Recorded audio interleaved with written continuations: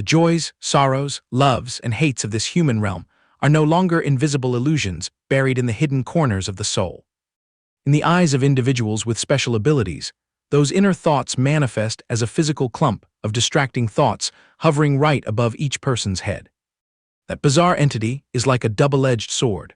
Whoever successfully tames it will hold in their hands superhuman power that transcends the boundaries of human thought.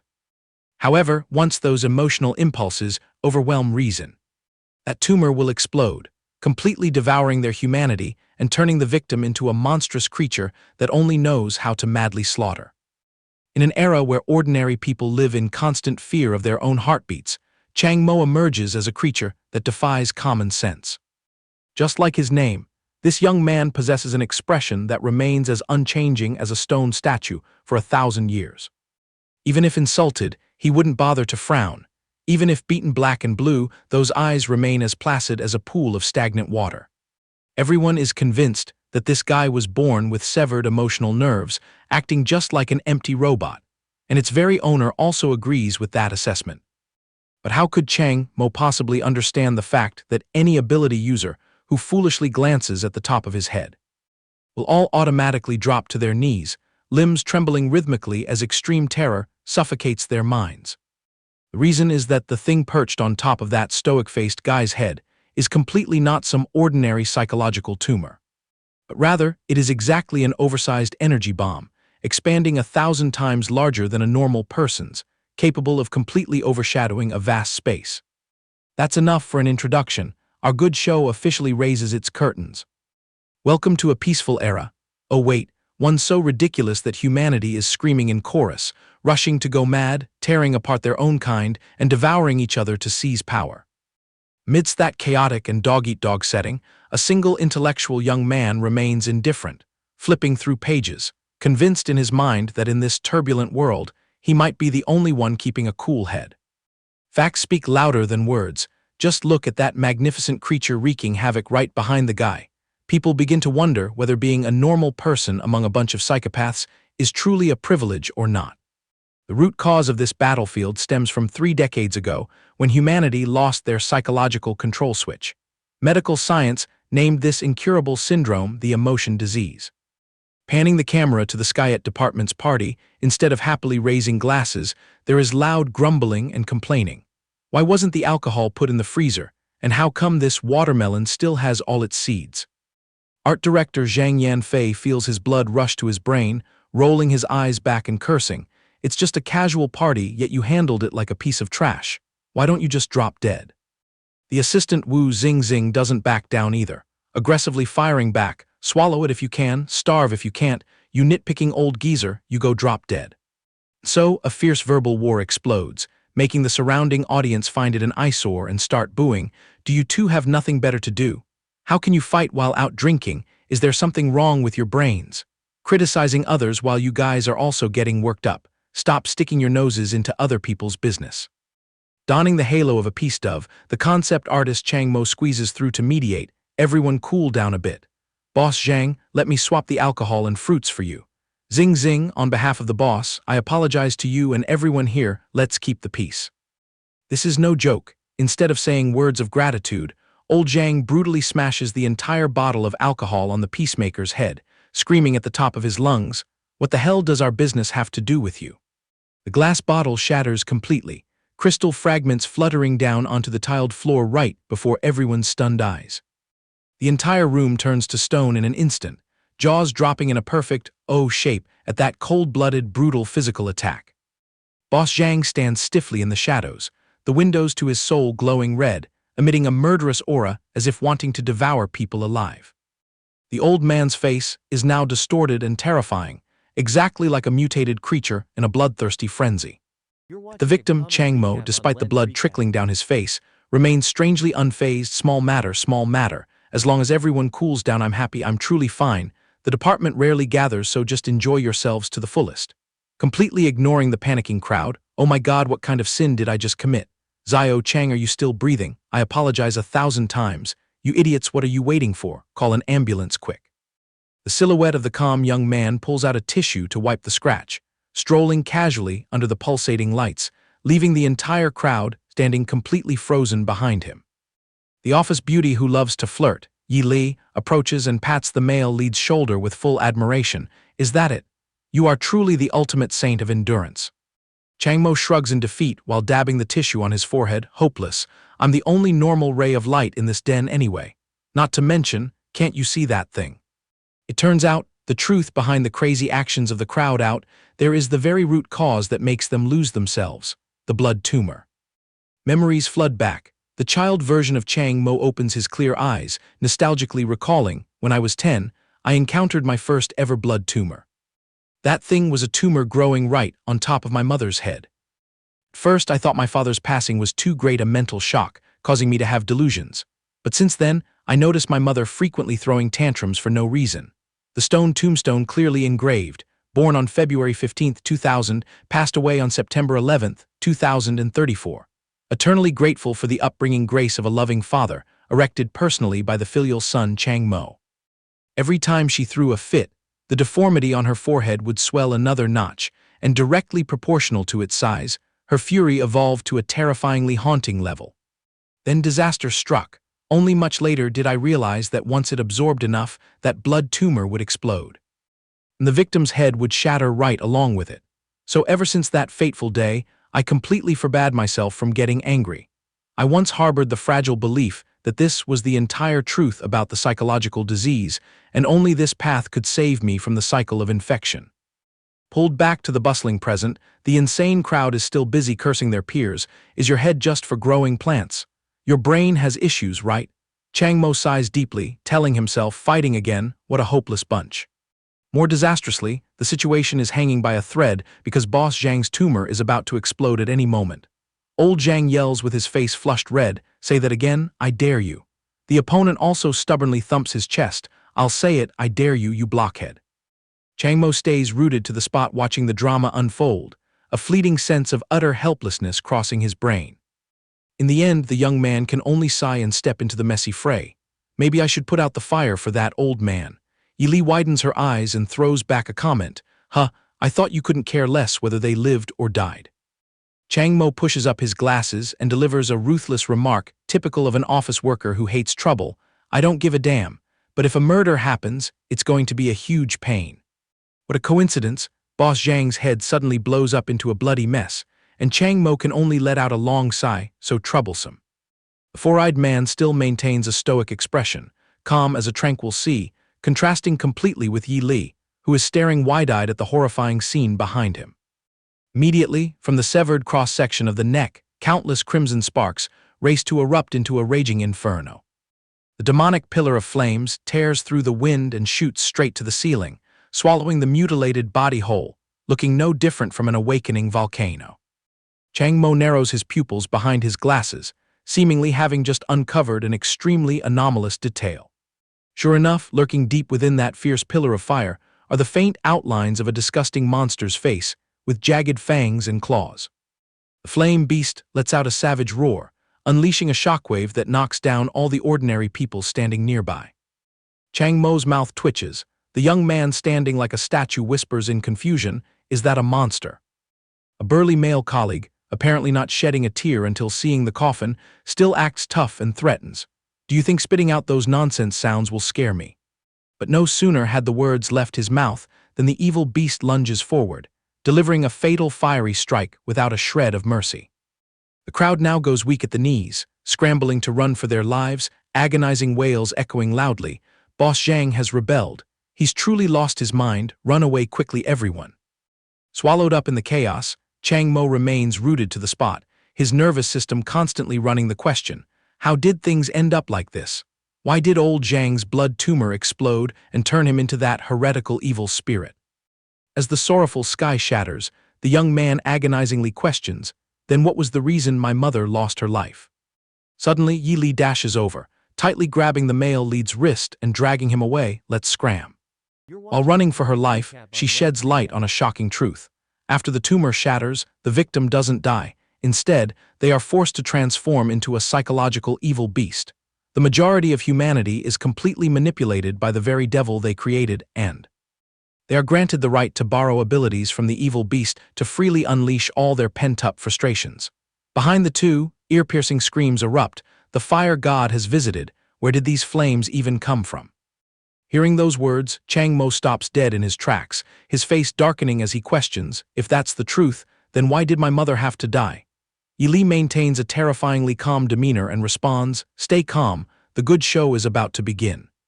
Boss Zhang has now evolved into a lava evil beast, stretching and roaring, showing off his destructive power amidst the glowing sea of flames. However, at the very moment of his most arrogant display, his entire blazing body suddenly shatters, crumbling into countless streams of murky liquid splashing in all directions. Old Zhang's headless corpse falls freely, slamming hard onto the freezing tiled floor, the situation concluding in a flash just like a bland comedy sketch. The surrounding crowd widens their eyes, constantly rubbing their foreheads unable to digest the situation. Hey, did you catch that? Hello, Boss Zhang's head just suddenly evaporated, and the fire went out completely too. Chang Mo frowns, discovering a blind spot. Are those people all blind?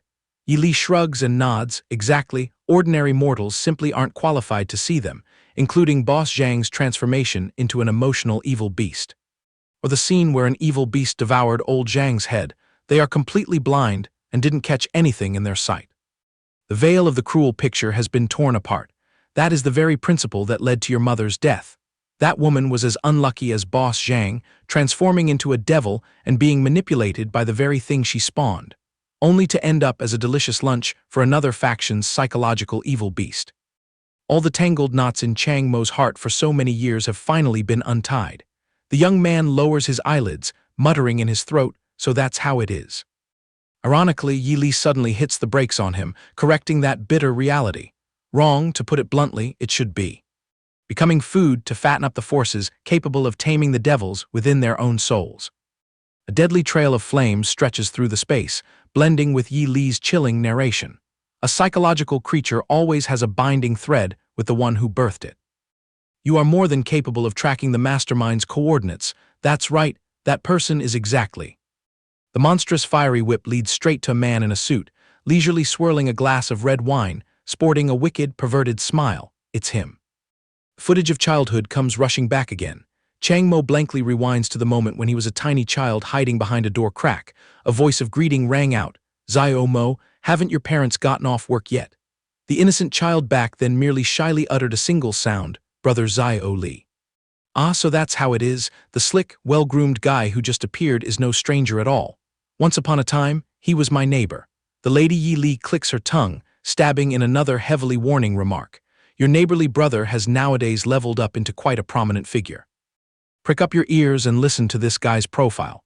In the light, he sits comfortably in the vice president's chair at Wei International, but lurking in the dark, he is an entity possessing enough intellect to herd his own evil beasts. Even more cunningly, Yi Li exposes the bastard's despicable schemes. He maliciously spread the rage pathogen, causing all of you to snap your psychological brakes and contract the incurable syndrome. He sits on the mountain watching the tigers fight, waiting for the prey to turn into evil beasts to then hunt and plunder their abilities. The process is, break the psychological barrier, infect on a large scale, force the transformation, then hunt. Glancing down at the chaotic tragedy below, the harsh truth has been unveiled from the very first second. Your entire group has walked right into his hunting reserve. The flock of colleagues below still hasn't woken up from the dream, completely unaware that Boss Zhang has lost his life. How did old Zhang end up like that? Or should we just dial the police first to be safe? But the bloodiest shock still lies ahead. Yi Li narrows her eyes, dropping bone-chilling syllables one by one. One more piece of information from my investigation. The hunting beast that kicked off his career back in the day was none other than your mother. Chang Mo's eyes widen, his pupils instantly shrinking at the devastating news. All the fragmented pieces finally converge into one place. Spot on, your mother suddenly flying into a rage was because he injected the wrath pathogen into her. Your mother perished because he unleashed his psychological evil beast to devour her. Your home was shattered, and everything originated from. Piercing through the glass wall, Yi Li's gaze locks onto the bastard leisurely blowing cigar smoke in the main hall. It's him. The surrounding space suddenly freezes. The man and woman stand motionless on the upper floor, casting their gazes down upon the villain's life-and-death arena. Unfortunately, instead of crying out for blood debts, Chang Mo nonchalantly points out the issue, so in conclusion, only those who degenerate into psychological evil beasts fall into his crosshairs, right? The ultimate goal is to hoard abilities. Yi Li blinks in confusion. Yes, that's right. The young man crosses his arms over his chest and concludes with a dry sentence as if reporting on work. Oh, I am permanently immune to the psychological disease, and there is absolutely no chance of me transforming into an evil beast. Therefore, I am not qualified to be his food. Chang Mo decisively turns on his heel and walks away lightly, ignoring Yi Li, who is loudly tailing him. Are you just going to leave like that, not going to settle the score? He murdered your mother. The young man pushes up his glasses and exhales with a lazy capitalist vibe. He uses superpowers to kill without blinking an eye. Why would I be foolish enough to throw my worthless life away? Besides, this whole thing was directed and acted out by you, who verified it. Admiring the male lead's heartless back, Yi Li smirks and whispers, what a cool head, but who asked you to harbor the delusional fantasy that you are still completely healthy, huh? Chang Mo's footsteps instantly freeze. The man turns his profile slightly, frowning as he demands, what do you mean? Yi Li tilts her chin up, her deep gaze locking onto the target. What I mean to say is. At that very split second, a gigantic, colossal dark evil beast covered in crimson pupils rises up imposingly right behind Chang Mo. You are the actual terminal stage patient. The second bucket of cold water is poured straight over his head. Liu Li's ultimate target right from the very beginning has always been you. The one he desires to see mutate the most is you. The prey he craves to devour the most. It can't be anyone else, it's still you. Speak of the devil and he appears. The freakish neighborly brother from the past suddenly pokes his face right next to Chang Mo's shoulder, flashing a spine-chilling smile. Oh Zio Ning, haven't seen you in a blink. The little kid from back then has grown up so much. He naturally throws an arm around the male lead's neck, acting like brothers who have been through life and death, completely ignoring the surrounding atmosphere that has become so awkward it's freezing over. Chang Mo still maintains his emotionless, stoic face, blandly tossing the guy's arm off. Unfortunately, you've got the wrong person. But how could the guy let go so easily?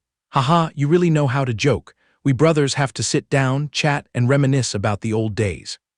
Pressing his mouth close to the young man's face, he smirks, showing a villainous smile, dropping tempting words heavily laced with challenge. It might be a bit thick-skinned, but I want to ask you for a favor. Would you mind blowing off a little steam from your head to liven things up? The moment the last syllable drops, he delivers a violent kick that sends Chang Mo flying an arm's length away. Chang Mo's body flies like a bird, grinding a long trail on the polished tiles, creating countless crisscrossing scratches right in the middle of the hall. The whole bunch of colleagues stares wide-eyed. What's going on? I don't know either. I accidentally looked away just now, but this guy just hit Zio Chang. The wave of workplace fury begins to boil. What the hell is happening here?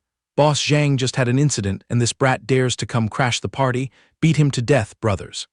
Yi Li rushes over to catch Chang Mo, frowning in concern. Are you okay? Despite clutching his agonizingly painful chest, the tough young man still grits his teeth to save face. I'm fine. Crossing his arms to admire his prey, Liu Li pouts in boredom. HMPH, even if I beat him to a pulp, this brat won't even flare up. It seems you belong to the type who doesn't care about your own life or death, if that's the case then. Acting like a nobleman, he raises his arm and snaps his fingers loudly, full of implication. Without missing a beat, countless demonic sparks suddenly flare up on the shoulders of the innocent colleagues standing nearby. The invisible blaze expands in the blink of an eye, roasting their lives, forcing the shadows to writhe in the billowing hellfire. The ordinary people, completely blind to the evil beasts, only see a screen of red fire and scramble to flee in all directions. What the hell is happening? There's a fire over there again. Stay away. It might be a gas leak. Hurry up and call the police. Standing arrogantly amidst the writhing sea of flames, the villain cackles and stabs right at the male lead's weak point. If your colleagues are battered and bruised, will you finally show your angry tail? Each of his words is like venom slithering into the ears. Chang Mo frowns gloomily as he listens to him ramble. To be frank, they normally treat you pretty well, don't they? The memory files of the kind office beauty flash through his brain. Oh my, you're only 18 years old. Entering the real world so early. Do you need this big sister to set you up with someone? I have a younger sister in college right now. If you don't mind, you two might just end up being a couple. She's only a little bit older than you. Haha, just kidding. Attached to that is the silhouette of the easygoing roommate waving and calling out, Hey Zio Chang, let's team up to sweep through lunch today. Along with the generous protection in the office. I already paid for it, you're still wet behind the ears starting work, no need to chip in. Who would have expected the tables to turn, swallowed up amidst the ruthless sea of flames devouring every human life? Only broken moans pleading for help remain echoing. Xiao Chang, quickly. Slicing through the chaotic scene, a single desperate scream echoes loudly, "Run." Unfortunately, what's done is done. Chang Mo blankly drops down onto the tiles, staring fixedly at the charred corpses of his colleagues scattered around the evil enemy. The villain wipes his mouth with a smug smile, mocking. "What's wrong? Everything has turned to ashes and you're still indifferent. Has your tolerance really reached this level?" Ignoring that facade, how could he be fooled so easily? Pointing straight at the giant mass of darkness overshadowing the young man, "But you can't fool me. The blood tumor containing your anger has expanded another notch." He smacks his lips relaxedly, just like playing a game of cat and mouse. "No need to rush, take it easy. I haven't even told this guy that I killed his mother too. Let's see how long you can hold out." A patch of darkness covers Chang Mo's face. The young man lowers his head, enduring in silence. The true nature behind that gleaming lens, a steely gaze flashes accompanied by a stream of thoughts. "I know full well that I am not nearly as calm as this outward appearance." A series of memories flash rapidly through his mind, from the noisy people, the colleagues who throw fits at the drop of a hat, to those who stir up trouble for no reason, and strangers who love to poke into others' business. His hands clench so tightly they blade, crushing his extreme fury. "I'm always craving to explode, even wanting to tear them into pieces." Even so, those hands slowly loosen. He tells himself, "But I don't do it." The reason is that he understands the root of everything. The emotion disease that makes ordinary people irritable is actually not intentional. The torment and regret after every fit of rage always trigger past images to flash in my mind. The figure of his gentle mother appears in the flashback. It's my mother's face. She was always crying in guilt after every time she couldn't control her anger. He binds himself with invisible chains, throwing away reason to drown in emotions. The only result gathered is regret.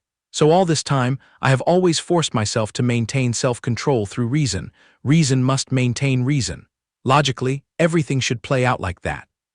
However, standing before the guy swaggering amidst the slaughtering flames, he asks himself, "But now, is it really still necessary for me to keep my reason?" The eyes behind the lenses shoot wide open, bloodshot veins popping up accompanied by a mad desire to turn into an angry monster and tear him apart to avenge my mother. A punch slams hard into the floor in helplessness, resolving it like that. Wouldn't it be great too? But why? Why? Chang Mo frowns and turns to ask the girl next to him, "Why haven't I transformed, yet even though I am extremely angry?" Ili throws back a cold and realistic tone. "If you transform, you will be killed." Ironically, our friend's logic veers into a different turning. He mutters, "If I don't transform, I won't be killed, so wouldn't it be better to just go mad and fight?"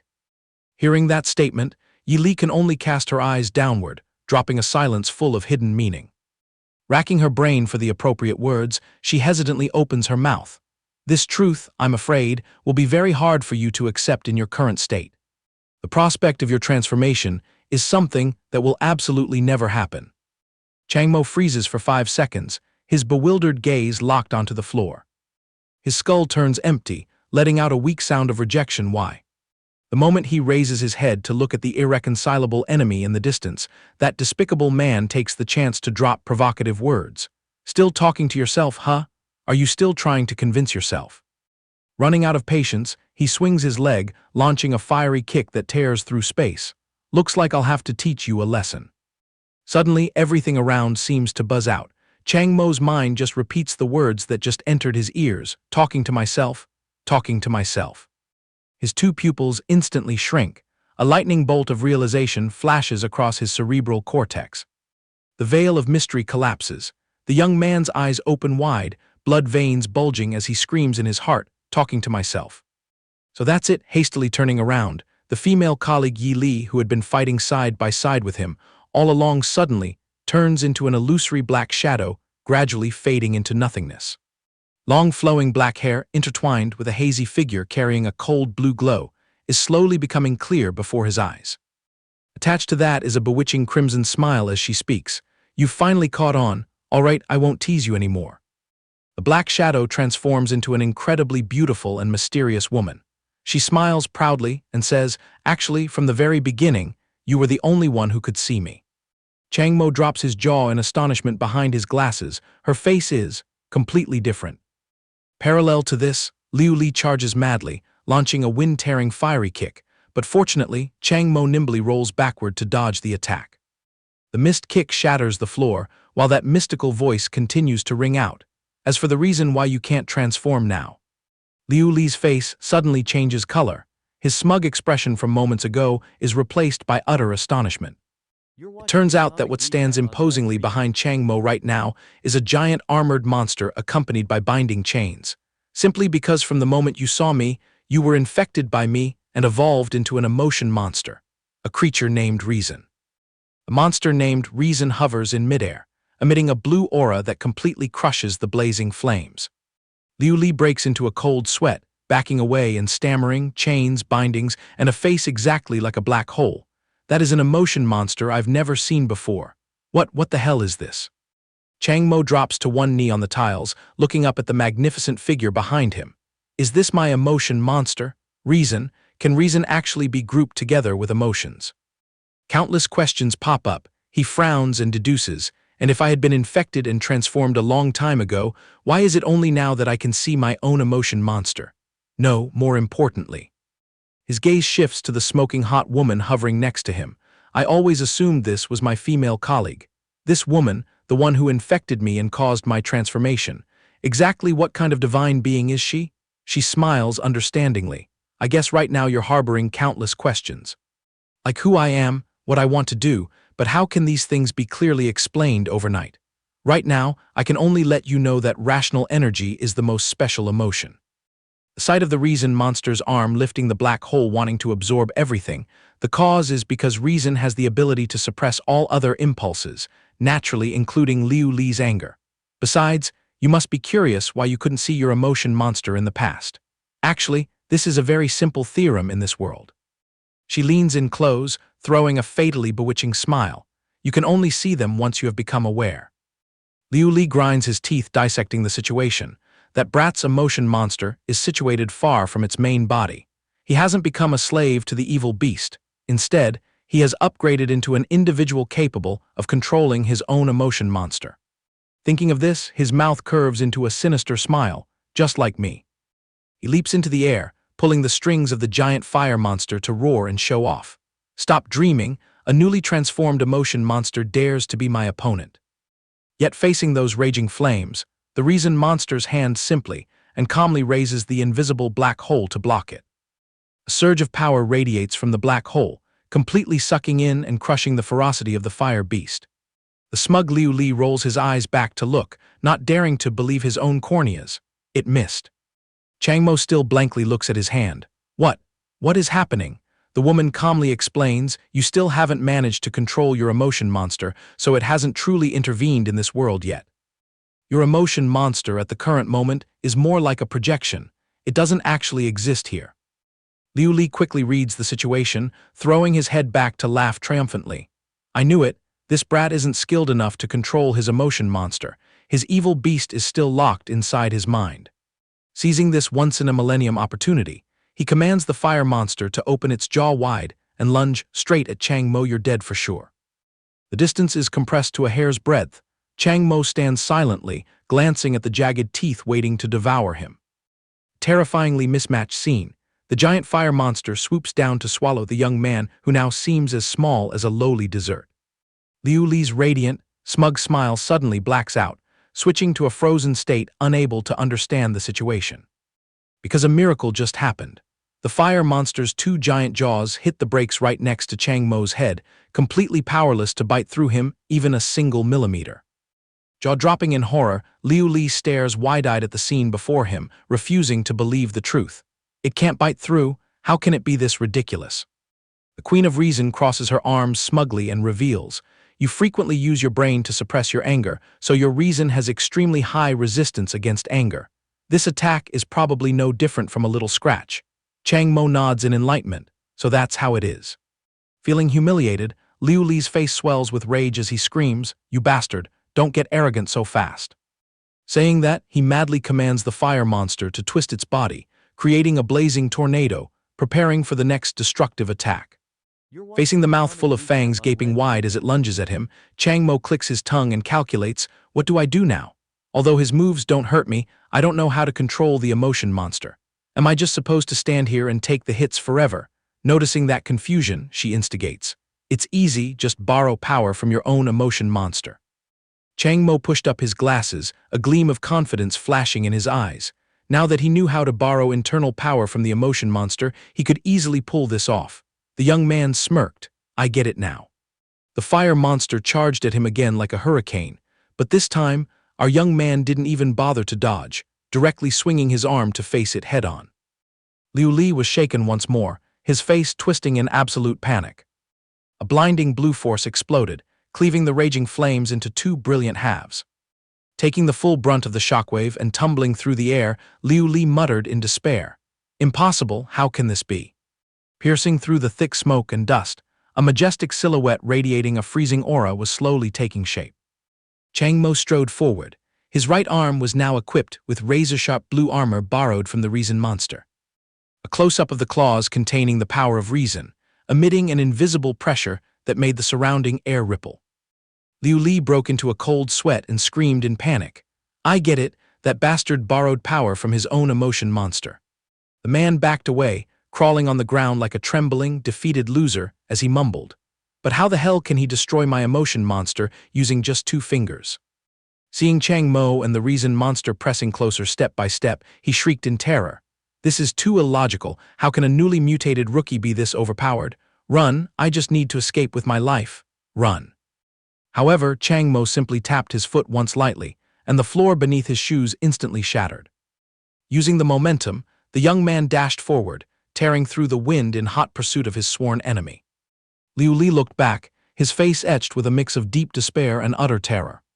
The entire hall was submerged in a sea of chaos as deafening crashes continuously echoed. It shattered, dashing recklessly like that. Are you in a rush to reincarnate? Watch out. While tailing him, Chang Mo wondered, didn't I already destroy his emotion monster? How is he still able to use the power of fire? The Queen of Reason flew alongside him and explained, an emotion monster doesn't die completely that easily. His evil beast just temporarily vanished from this world. Without warning, an escape route flooded with blinding white light automatically split open right before their eyes. The coward Liu Li ran for his life through the door, and Chang Mo followed closely on his heels without hesitation. The background beyond the door opened up into a vast, dead-silent corridor. And here it is, a panoramic shot of the world's most luxurious superyacht, named Emperor of the Sea. The current coordinates of this extravagant floating playground were drifting off the coast of Donghai City. The Queen of Reason spoke up to warn him. Oh hey, there's something I need to tell you. Chasing these emotional entities on this yacht is an incredibly risky game. Chang Mo frowned and asked, what's the reason? She quickly babbled out some well-known information. This world-renowned super cruise ship Emperor of the Sea sails across all oceans. Right now, it is anchored at Donghai, proudly sitting as a notorious entertainment hub for the people of Donghai City. Ever since the waters of Donghai became pitch black and covered in oil spills, Emperor of the Sea has been one of the rare yachts permitted to enter Donghai. Your Skyette Corporation is really something, pouring money into hosting an art department party right here. However, the dark side of this glamour is far gloomier. In reality, this floating kingdom is completely manipulated by the emotional entities. Images of gold coins clinking and dirty handshakes appeared. The emotional entities use this ship as a trading floor, bringing along countless shady services to cater to their sick pleasures. And hunting mortals is one of those prime entertainment sports. Therefore, taking action against an emotional entity right on this turf is no different from pulling a tiger's whiskers, provoking the masters of Emperor of the Sea not to mention that scumbag Liu Li is also a super VIP guest on this ship. Chang Mo asked how formidable the security team here was, and she rested her chin in her hand, pondering, how should I put this simply? In short, they just need to flick a pinky finger to squash you flat. Hearing those spine-chilling warnings, Chang Mo remained silent, lost in thought. Even so, tossing all common sense aside, the young man strode forward with ironclad resolve. In short, if I don't take his life now, I'm afraid there won't be a better chance, and I'm not strong enough to withstand his revenge either, right? The Queen of Reason smiled and nodded, exactly. The camera shifted to the VIP lounge area of Emperor of the Sea, which was currently displaying an utterly spine-tingling piece of art. A woman completely stripped of her skin. Proud voiceover echoed, "Please allow me to present this artistic masterpiece to you all." After this sorrowful young woman took her last breath, her flesh and skin were peeled away to expose her to the very marrow. But ironically, those bones bearing the symbol of death exude an eerie smile. It breathes a violent shock into the entire sculpture, and the most horrifying highlight is the crafting material. It was molded from a flesh and blood girl. This lady is no ordinary person either. She's the beloved daughter of a nation's prime minister.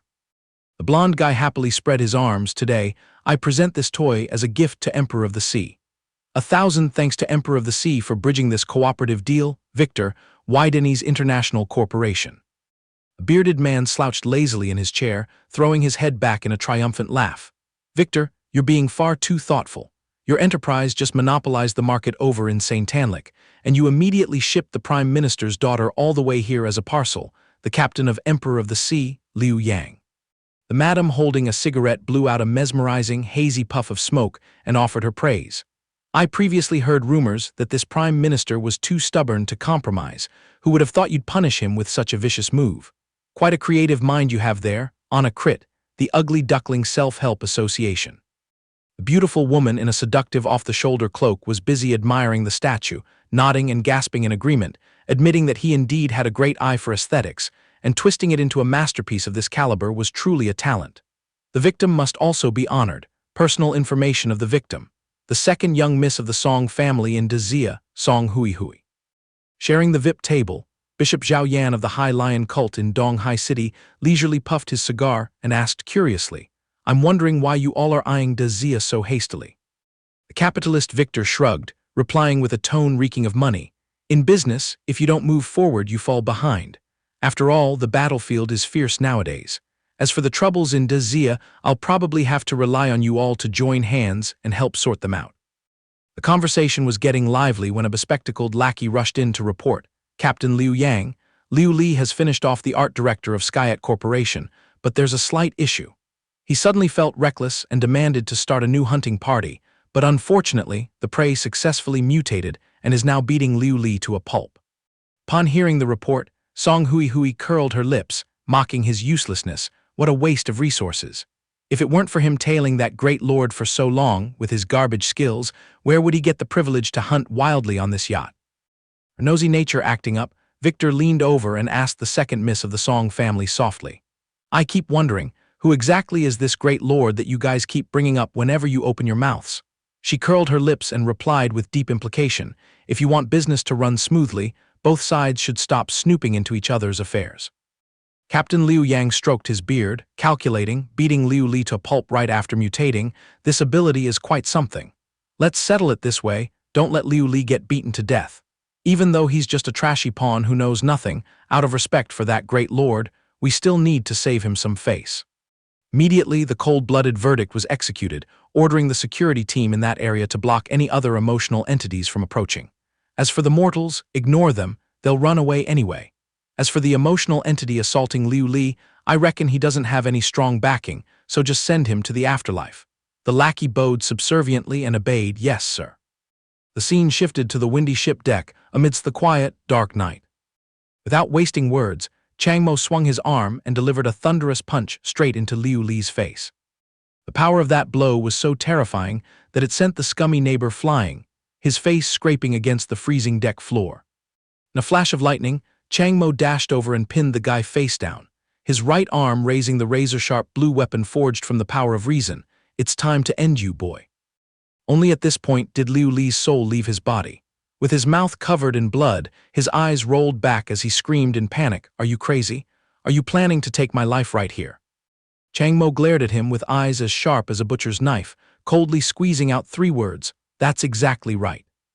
Smelling the scent of death lingering around, the coward frantically clasped his hands and begged, "Wait, I'm guilty, I was wrong. Spare my worthless life, and I'll do whatever you say." Ignoring the cheap whining, the blinding blue blade plunged straight down.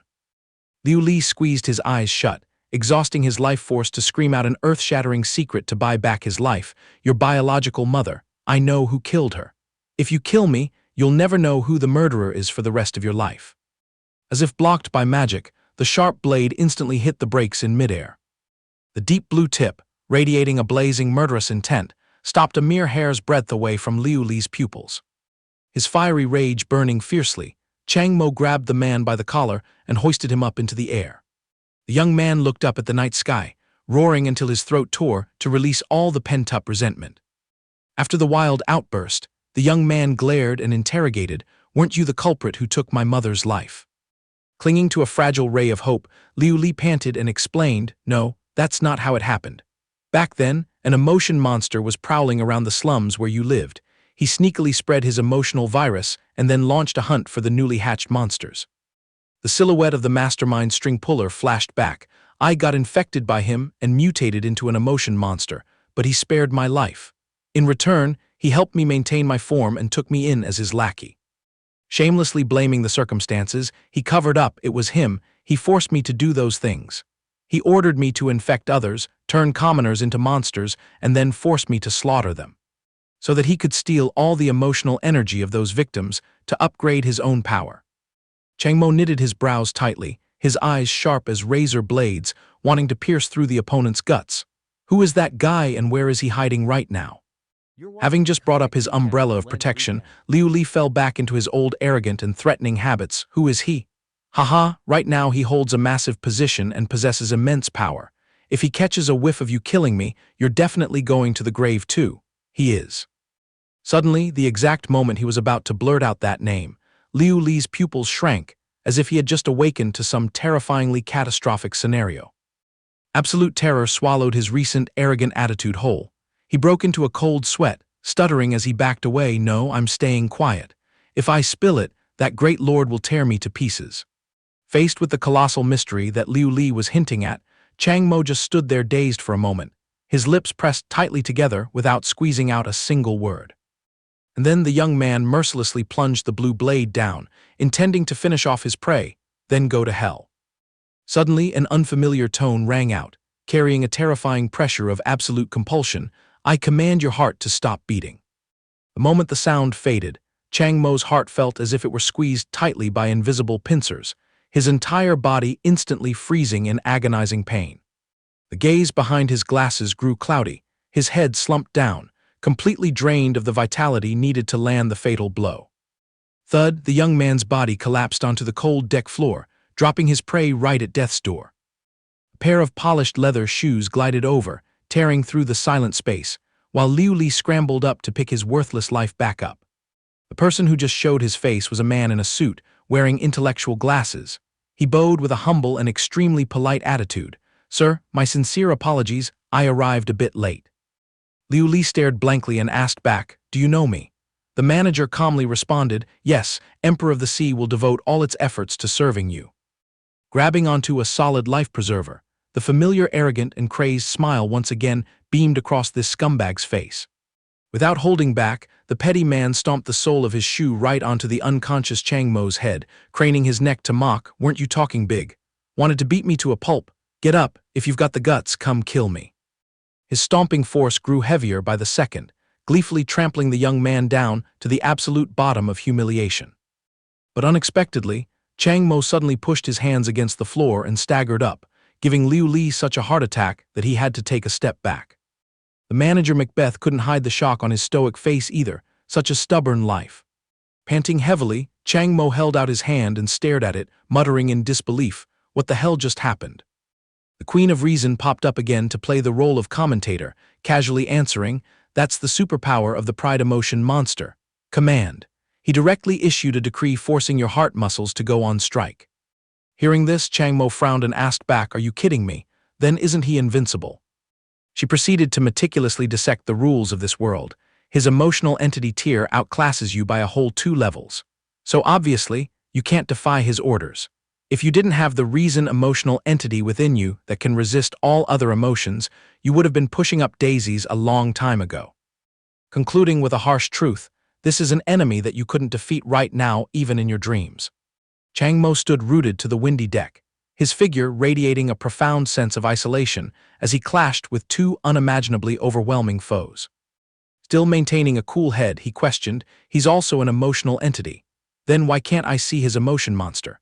The Queen of Reason stood beside him with crossed arms and replied, "His emotion monster is currently hiding deep within the realm of the mind, exactly like your situation. You can roughly understand the realm of the mind as the main layer of an emotion monster." Imparting more new knowledge, she continued, "Earlier, your emotion monster was stationed at the boundary between the realm of the mind and the real world. That's why people could see it.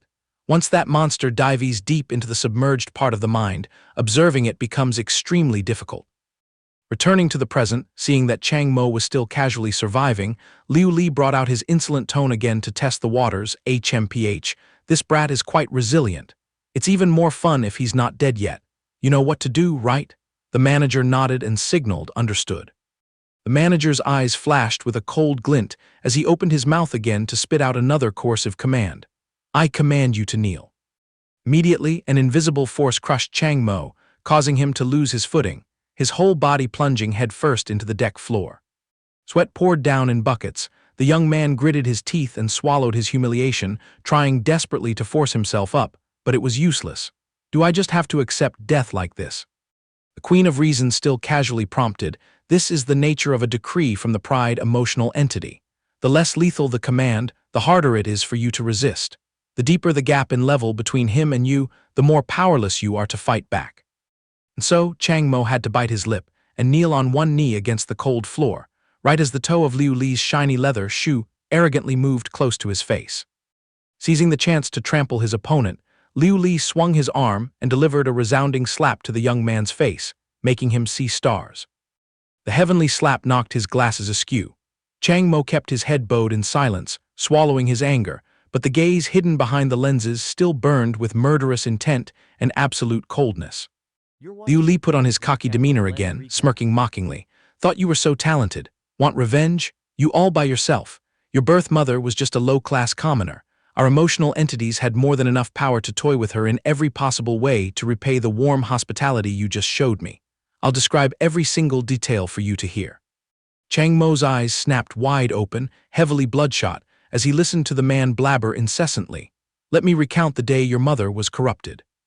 Rewinding the memory tape, the man recounted clearly, "I remember exactly the day your mother mutated. That was a rare day when she was sober and not manipulated by emotions. She took a basket to the market to buy ingredients for a grand meal to apologize to you for going crazy lately. Tomato beef stew, your favorite, wasn't it?" The vision of flesh and blood splattering everywhere came back. He smacked his lips. What a waste.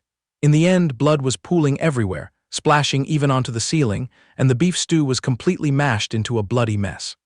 The cold-blooded and absurd truth was exposed. Honestly, your mother was just unlucky enough to be targeted all because of a casual remark from that great lord. How about we target that single mother next door as our next prey? Putting on a noble facade, the man brazenly explained, "Initially, I even yelled out an objection. Whatever you say, your mother was quite a decent person. Back when I was broke and drowning in debt, she often reached out to help, even bringing meals over for me." But his vicious nature took over, and he sneered wickedly, "However, after that, when your mother started going crazy, seeing you plummet from heaven to hell, suddenly I ended up really enjoying this hobby." He spread his arms and howled like a bloodthirsty psychopath. "That's the thrill of playing God, crushing the joy of living out of others. If I want her to turn into an emotion monster, she can't escape that fate. If I intend to make her a tasty prey, she is forced to go on the chopping block." Facing the cold-blooded murderer who killed his mother, Chang Mo reached up to the frame of his glasses, slowly drawing out the razor-sharp blue blade, getting ready to strike. Seeing the situation shift, the four-eyed manager immediately used his old trick, coldly shouting a command, "I command you to stand still as a statue." Chang Mo's body froze solid once again, stopped right in midair by that immutable command. The manager didn't let up, pressing him to the bitter end, "I command you to kneel and kowtow in apology." Under the terrifying pressure, Chang Mo was crushed forward, his knees and forehead slamming hard against the deck floor. The young man lay flat against the ground, completely helpless before this insurmountable gap in power. Having neatly handled the prey, the manager stepped back to yield the stage. "It's all done. For the rest, I want you to exact your revenge yourself." Liu Li rejoiced inwardly, "Understood, sir." Striking while the iron is hot, Liu Li tilted his head up and looked down scornfully at Chang Mo kneeling at his feet. "I'll leave you a path of survival, so you can be my hunting dog." A sick smile stretched across his face again. Bark woof woof twice, and you'll get to keep your dog life. He growled, threatening with eyes as sharp as a butcher's knife. Keep dragging this out and go to hell.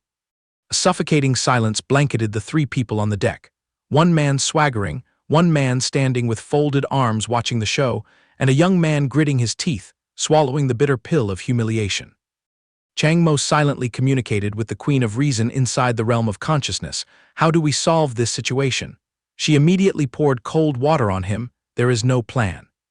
Glancing at the young man who had to kowtow in humiliation, the Queen of Reason smirked teasingly. I should be the one asking that question, shouldn't I? His brain started working at full capacity, and Chang Mo poured out a string of razor-sharp deductions. You turn me into an emotion monster, and you have enough power to hold me by the throat.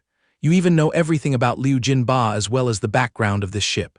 I bet you already foresaw this awkward predicament, didn't you? Just name your price. What is your condition? I'll oblige to everything.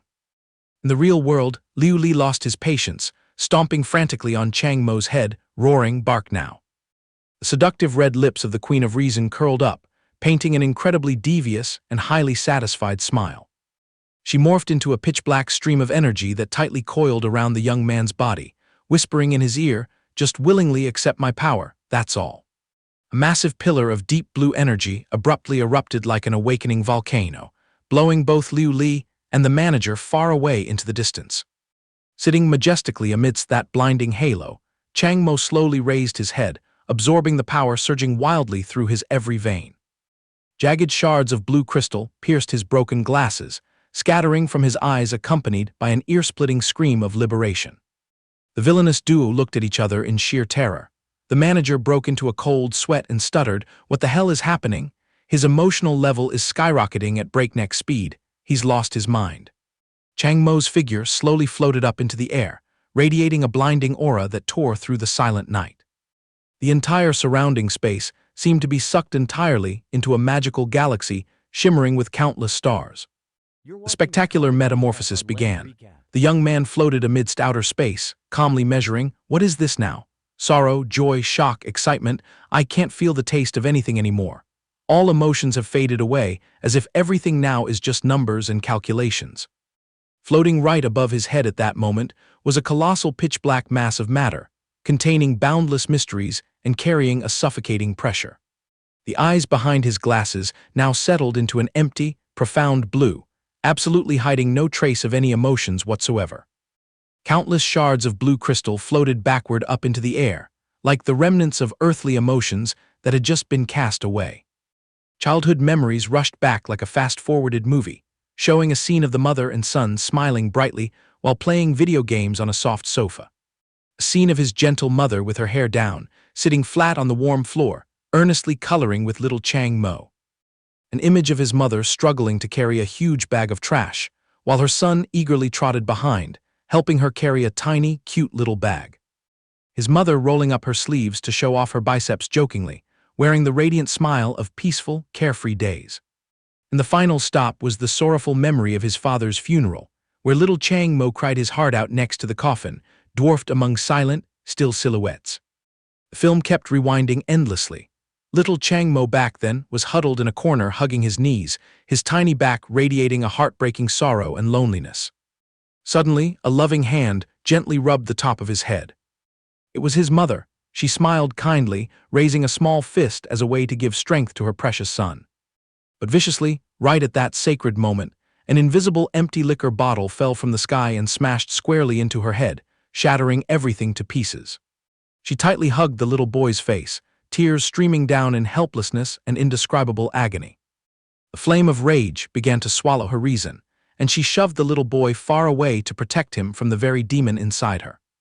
She swung a stick wildly, her face twisted in a deranged frenzy, completely losing control, ready to strike down the flesh and blood child she loved the most.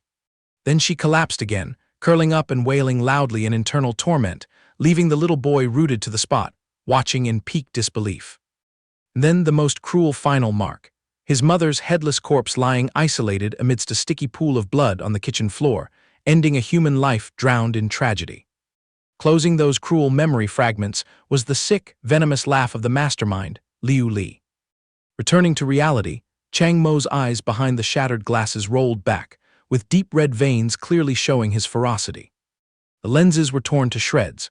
A breathtakingly magnificent golden eye cracked open amidst thousands of glittering shards, signaling a spectacular metamorphosis taking shape. Chang Mo drifted through the endless galaxy, blankly staring at his own two hands. The Queen of Reason floated right beside him, nodding in praise. Excellent. Your blood tumor earlier gathered the necessary amount of wrath. This served as the anchor to help you maintain your humanity within my immense power. Nevertheless, she strictly warned, engrave this in your heart. In life-or-death moments, you must let go of your reason. Only then can you unleash the might of reason. Otherwise, you will lose your brakes and degenerate into a true reason-emotion monster. A ghostly smile reigned over the Queen of Reason's lips again. Now, enjoy your sweet revenge. Returning to the real world, Chang Mo slowly raised his head high, his face obscured by a series of razor-sharp blue crystal shards. The shattered crystal fragments shot up into the sky, revealing a face as still as water, accompanied by glaring golden eyes containing the power to crush everything. The gigantic blue aura that had been exploding violently suddenly shrank, sucked completely backward into the young man's body. The space on the deck returned to a dead silence under the starry sky, as if the terrifying explosion just now was merely an illusion. Seeing this, Liu Li burst into a maniacal, mocking laugh. Haha, what kind of joke is this? His emotional power has plummeted to nothing, and I thought he was going to go Super Saiyan and do something terrifying. In stark contrast to that stupidity, the bespectacled manager was drenched in sweat, his eyes rolling back in terror. He stuttered in utmost horror, "No, you're dead wrong." It turned out his emotional power hadn't disappeared anywhere at all. The illusion of the colossal reason monster, covered in binding chains, was casting a shadow over the entire Emperor of the Sea ship. The manager trembled and concluded, it's just that the level of his emotional power. We don't possess the caliber to even sense it. An invisible pressure instantly flooded every nook and cranny of the ship. In the pulsing nightclub with flashing colored lights, the young men and women partying enthusiastically suddenly dropped to their knees simultaneously, collapsing all over the dance floor without knowing the cause. A young man braced his hands against the floor, looking up with a pale face full of panic. What kind of demonic power is this? At an expensive restaurant on the ship, a diner was sitting back, enjoying a leisurely dinner while admiring the glamorous city through the glass window. However, the beefsteak on his table was mashed to a pulp, along with the hand holding the knife and fork trembling violently. He broke into a cold sweat and muttered, "That's a world-class emotional entity, such a massive figure unleashing their power here. Are they trying to declare war on Emperor of the Sea?" Back in the VIP lounge, the high society crowd was still staring blankly out the window, whispering, "Is he looking to provoke the entire underworld faction backing Emperor of the Sea?" Casting their gaze outside, the powerful tycoons, including the captain, were all frozen, their faces turning grim as they stared intensely at the blinding golden light descending. Madame Anna Crit held a cigarette in her mouth and mumbled in disbelief, "World class." The capitalist Victor frowned and wondered, "Strange, is there another world-class figure on your territory today? Or did they come looking for trouble with us?" The woman from the Song family cast a sidelong glance and analyzed, "Could it be a comrade of that brat who just beat up Liu Li? I bet they came here for that respected great lord." Nevertheless, Captain Liu Yang stood with his hands behind his back, looking out at the open sea, calmly reassuring the crowd, "Don't panic, everyone. Regardless of who comes or what they're plotting, as long as they dare to lay a finger on Emperor of the Sea." The man turned his head, his eyes as sharp as knives promising a tragic end. "Even if it's a world-class faction, they will have to leave their lives behind here." Returning to the windy deck area under the starry sky, Chang Mo was still floating in the air, unleashing a terrifying pressure that froze the two men below. The scumbag Liu Li screamed in absolute panic, "His realm? We can't even probe it anymore. How the hell could there be such a ridiculous thing? Are you bullshitting me, relying on just that piece of trash?" The four-eyed manager also broke into a cold sweat, his teeth chattering, "I also wish it wasn't true, but that is the reality, sir.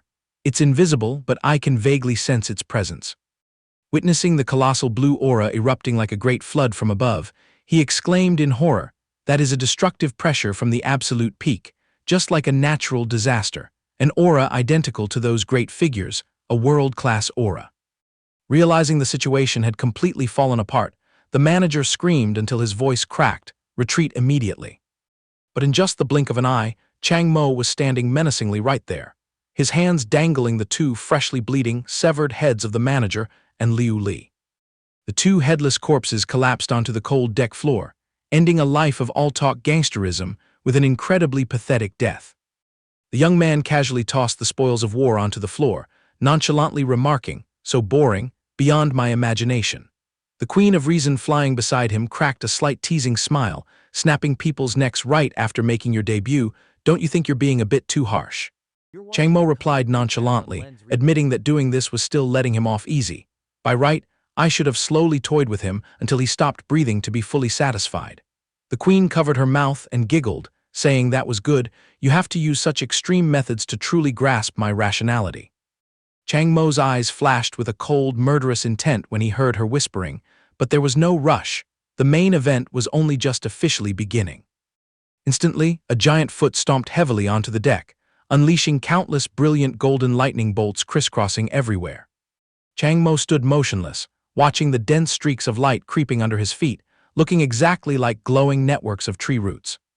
That golden root network swiftly slithered away, enveloping the entire massive structure of the Emperor of the Sea right before his eyes. From the deep core of the ship, a colossal golden-clad emotional monster bearing the appearance of a tree god sitting on a magnificent throne slowly emerged. Chang Mo looked up to admire that magnificent entity, muttering softly, "So this thing is." The Queen of Rationality surfaced again to clear things up. "Aren't you feeling a bit confused?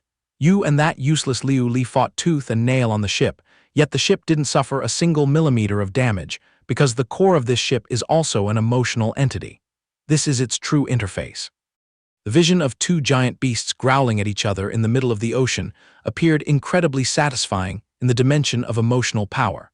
How much you can see depends on your ability, and it's only by temporarily borrowing my power that you can vaguely witness the true form of this world. Right below the throne, Captain Liu Yang stood with his arms spread wide in immense pride, loudly declaring, "This is the absolute power of the Emperor of the Sea." The bright golden beast began to emit blinding waves of energy, sweeping away all obstacles around it. The heavily bearded captain stared straight at Chang Mo, coldly handing down the sentence, "You arrogant brat bearing a world-class title who doesn't know his own limits, kneel down and accept your death." Like a ritual, he muttered an incantation. In this vast universe, wandering through strange lands, any offense must be paid for dearly.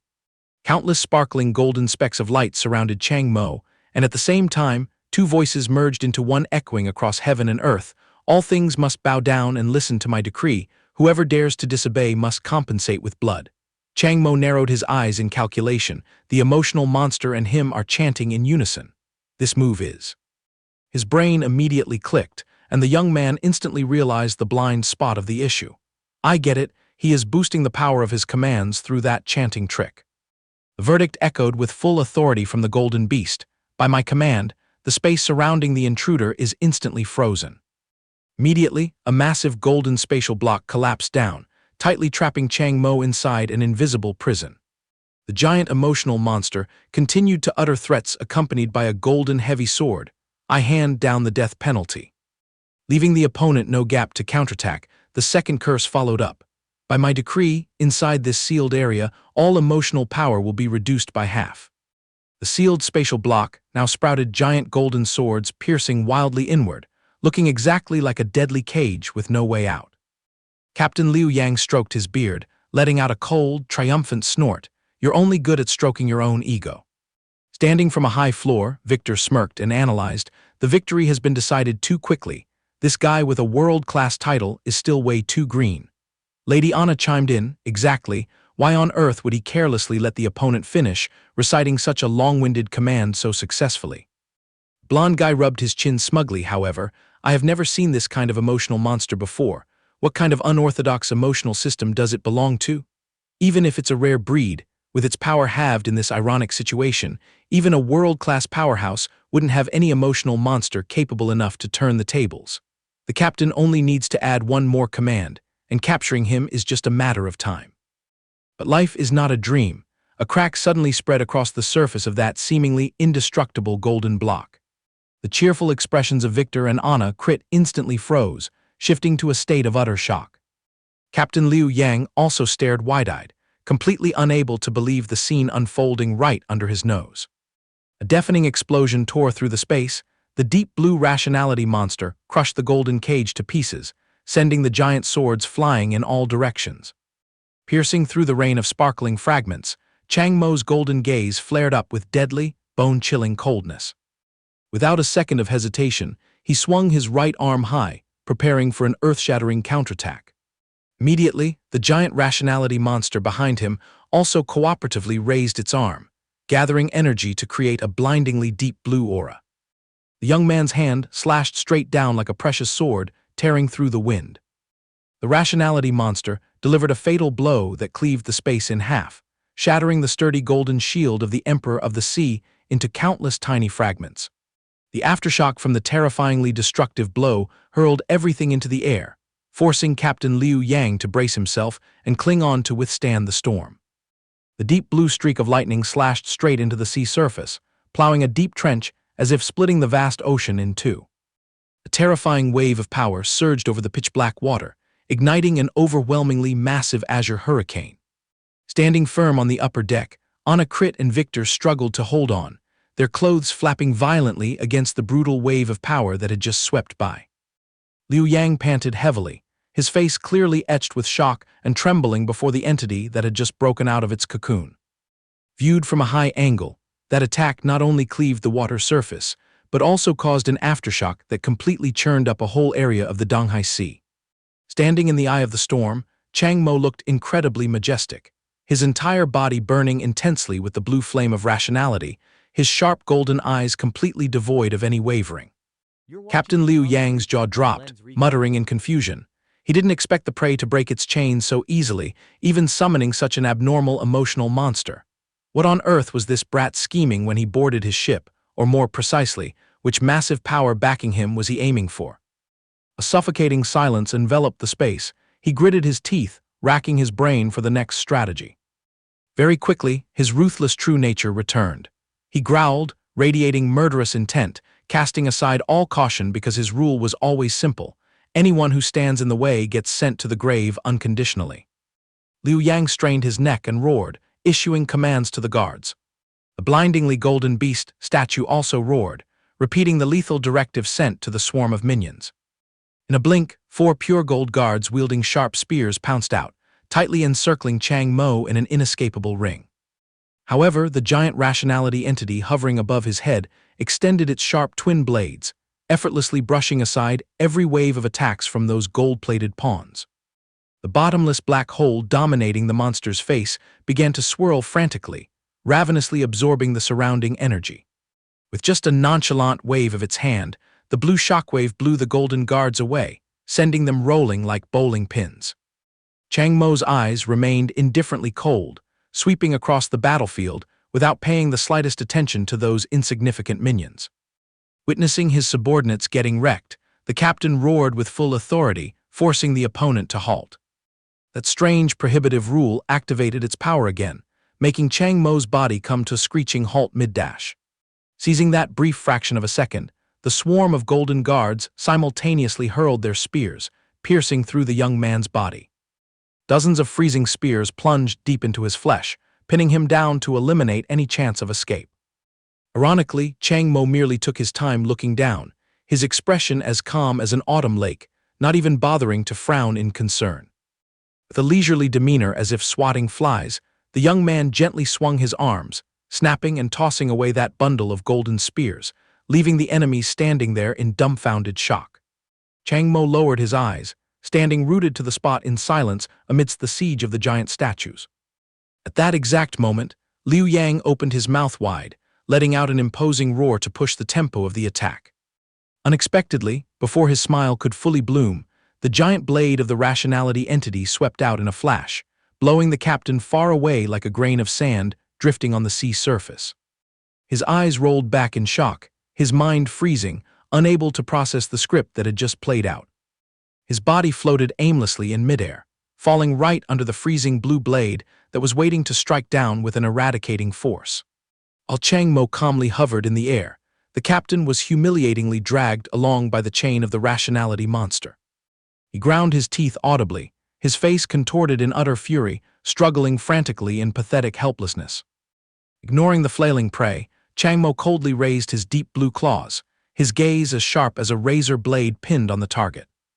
Pushed to the wall, Liu Yang frantically waved his arms and screamed, mobilizing countless golden spears darting forward relentlessly in an attempt to turn the tables. Even so, Chang Mo leisurely extended one hand forward, summoning the silent black hole to swallow every incoming weapon. A mindless golden guard charging headfirst was mercilessly crushed to a pulp by the monster's blue hand. Heaps of razor-sharp spears shared the same fate, sucked entirely clean by the starving black hole without even a speck of dust left behind. A majestic picture unfolded in the middle of the ocean. Chang Mo, like a god controlling a black hole, easily crushed the captain's golden defensive wall.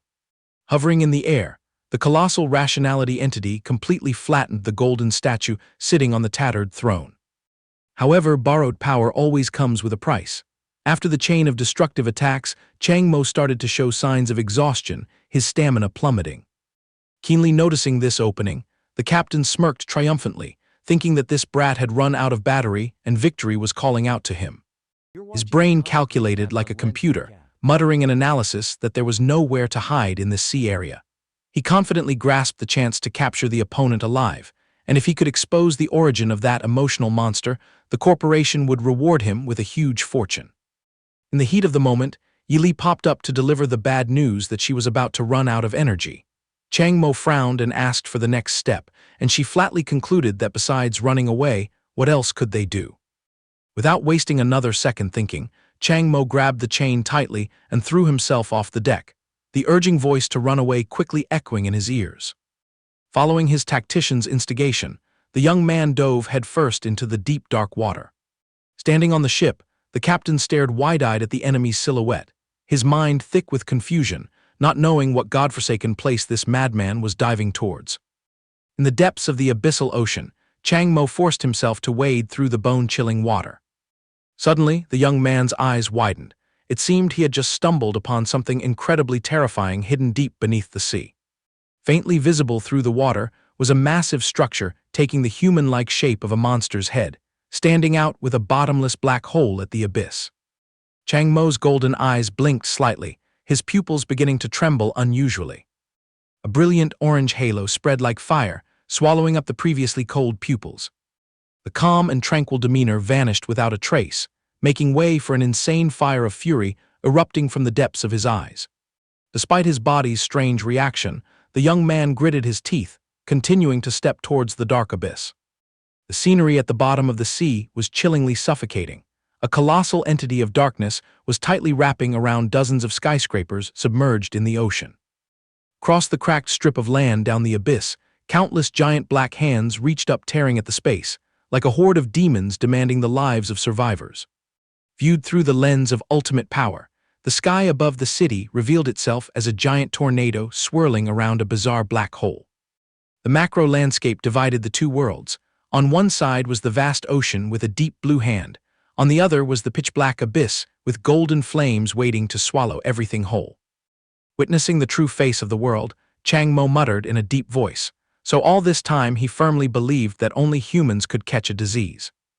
A drop of dark red blood oozed from the corner of his glowing golden eyes, but the truth is, a brain-piercing ache hit him, causing him to clutch his head and scream agonizingly in the vast space, painfully realizing the decay of this world, that not only humans, but also the sea, the city, the ground, or the sky, everything was diseased.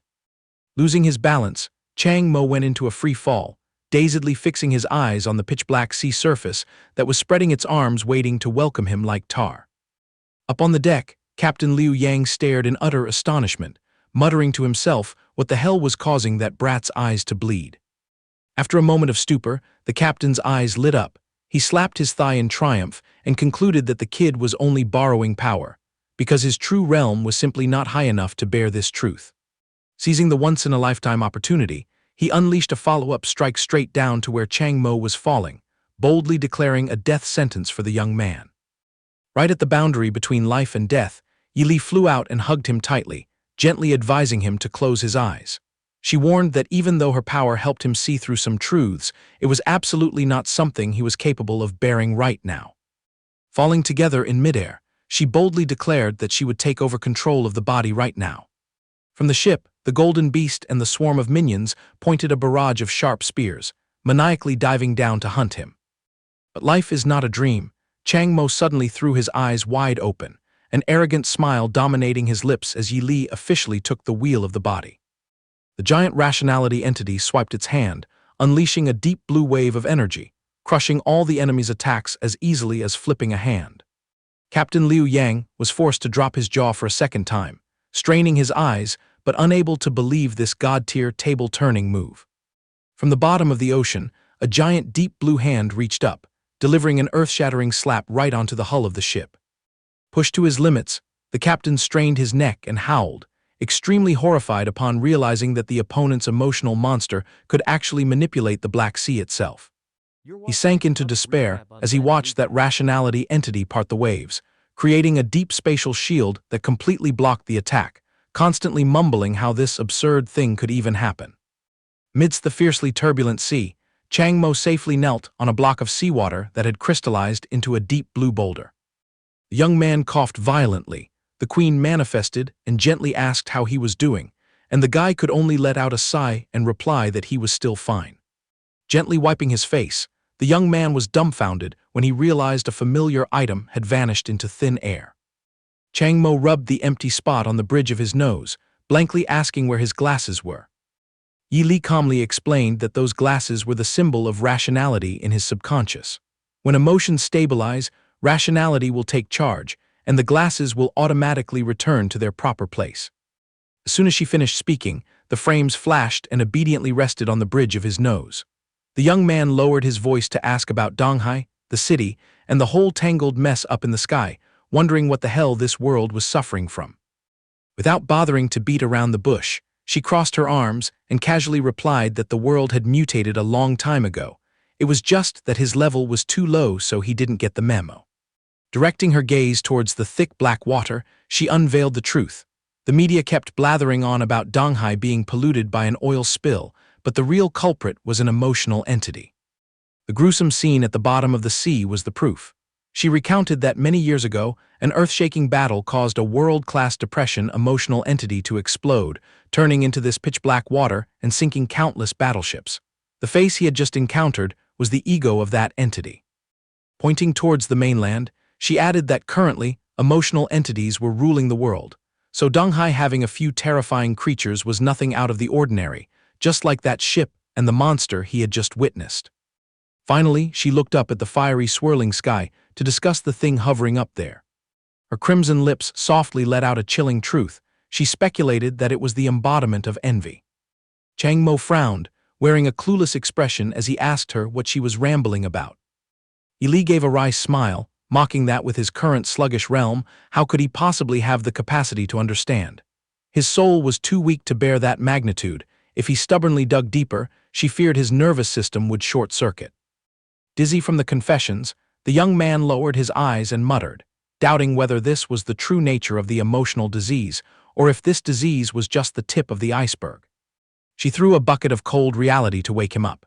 She told him that although she had saved his life, she also accidentally let him see the cruel truth of the world.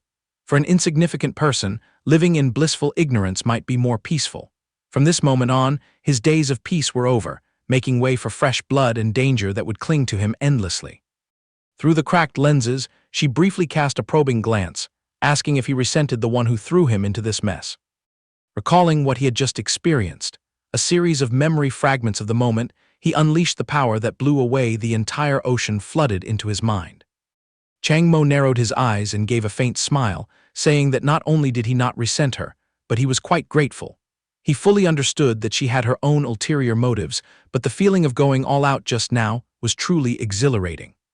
Kneeling on one knee on the tranquil water surface, the young man calmly compared it to a reboot of his life. After the profound heart-to-heart, Chang Mo switched to a serious tone, pressing for her true identity and the goal she was aiming for. Facing him, Yi Li lowered her deep blue eyes, blooming a rare, warm smile. Midst the void sparkling like the Milky Way, she slowly confided that she was just a wandering soul. For all those years, she drifted aimlessly around this city, without a single soul being able to see her, nor anyone to confide in as a companion. her silhouette shattered into hazy puzzle pieces. When rationality was worn down, her power faded along with it, taking away countless memories, causing her to completely forget her origins, only managing to salvage her name. She likened herself to a wild ember lacking firewood, sooner or later destined to fade into nothingness. Her deep blue eyes widened, glinting with a miraculous light as she mentioned the moment she bumped into him. Rewinding to that fateful day on the street, she accidentally bumped into the young man who was clumsily apologizing for being late. Chang Mo's backward glance opened a turning point in destiny. She sighed emotionally that after so many endless years, only he spoke up, was able to touch her, and was qualified to contain her rationality.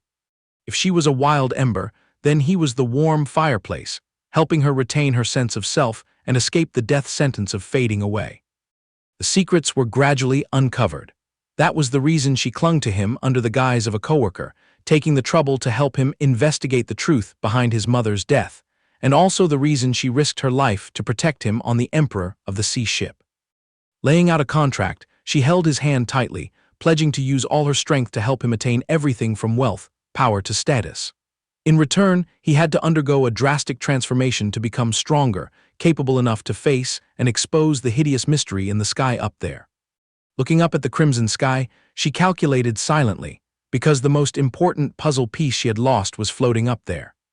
Pulling him back to the present, she smiled radiantly and suggested they get to know each other again, loudly declaring her name as Yi Li and announcing that today was also the day of her rebirth.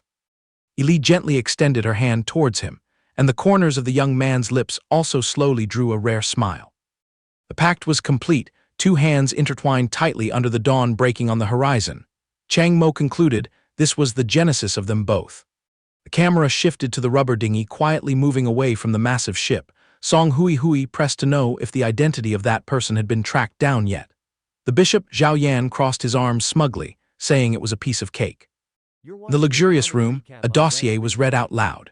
Chang Mo, 18 years old, a lowly painter at Sky Art Company in Donghai City, orphaned of his mother at the age of 10 due to the suspected murder by Liu Jinba. According to the company's medical records up to March this year, he still bore the label of an ordinary mortal. The second young miss of the Song family frowned and dismissed it, thinking this was far too absurd. Fighting hand-to-hand with the Emperor's ship proved that his level was at least world-class. Skyrocketing in power so rapidly in a few months like that was purely a fantasy. She continued to raise doubts about whether that guy's power was borrowed. The bishop nodded in agreement with this possibility. He recalled the scene where Chang Mo agonized over his eyes and analyzed further. When clashing with the captain, his eyes suddenly bled, most likely because he had accidentally looked up at the thing in the sky. If that was his authentic power, that painful incident wouldn't have occurred. She licked her lips with delight, finding this matter utterly intriguing. Being able to borrow such an overpowered strength capable of manipulating the Black Sea, the puppet master behind him was definitely no ordinary figure. Keeping her eyes glued to the dinghy growing smaller in the ocean, Song Hui stretched lazily, confirming that the captain had requested an investigation into this brat. She decided to put the captain's matters on hold to go for a stroll, using the excuse that she hadn't reached the world-class realm yet, so staying up late would ruin her flawless skin. Bishop Zhao Yan pushed his glasses, wondering if they were planning to just let that brat go. Song Hui smirked, painting a sinister smile. She was confident that with the Song family's power backing them in Great Xia, even if that brat sprouted wings, he couldn't escape, and the one bestowing power behind him would also be captured. Her smile reeking of greed was clearly exposed. She swore to seize this power to offer it up to their great lord. As dawn broke, Chang Mo and Yi Li appeared in the middle of a pristine forest. He asked her about their next move.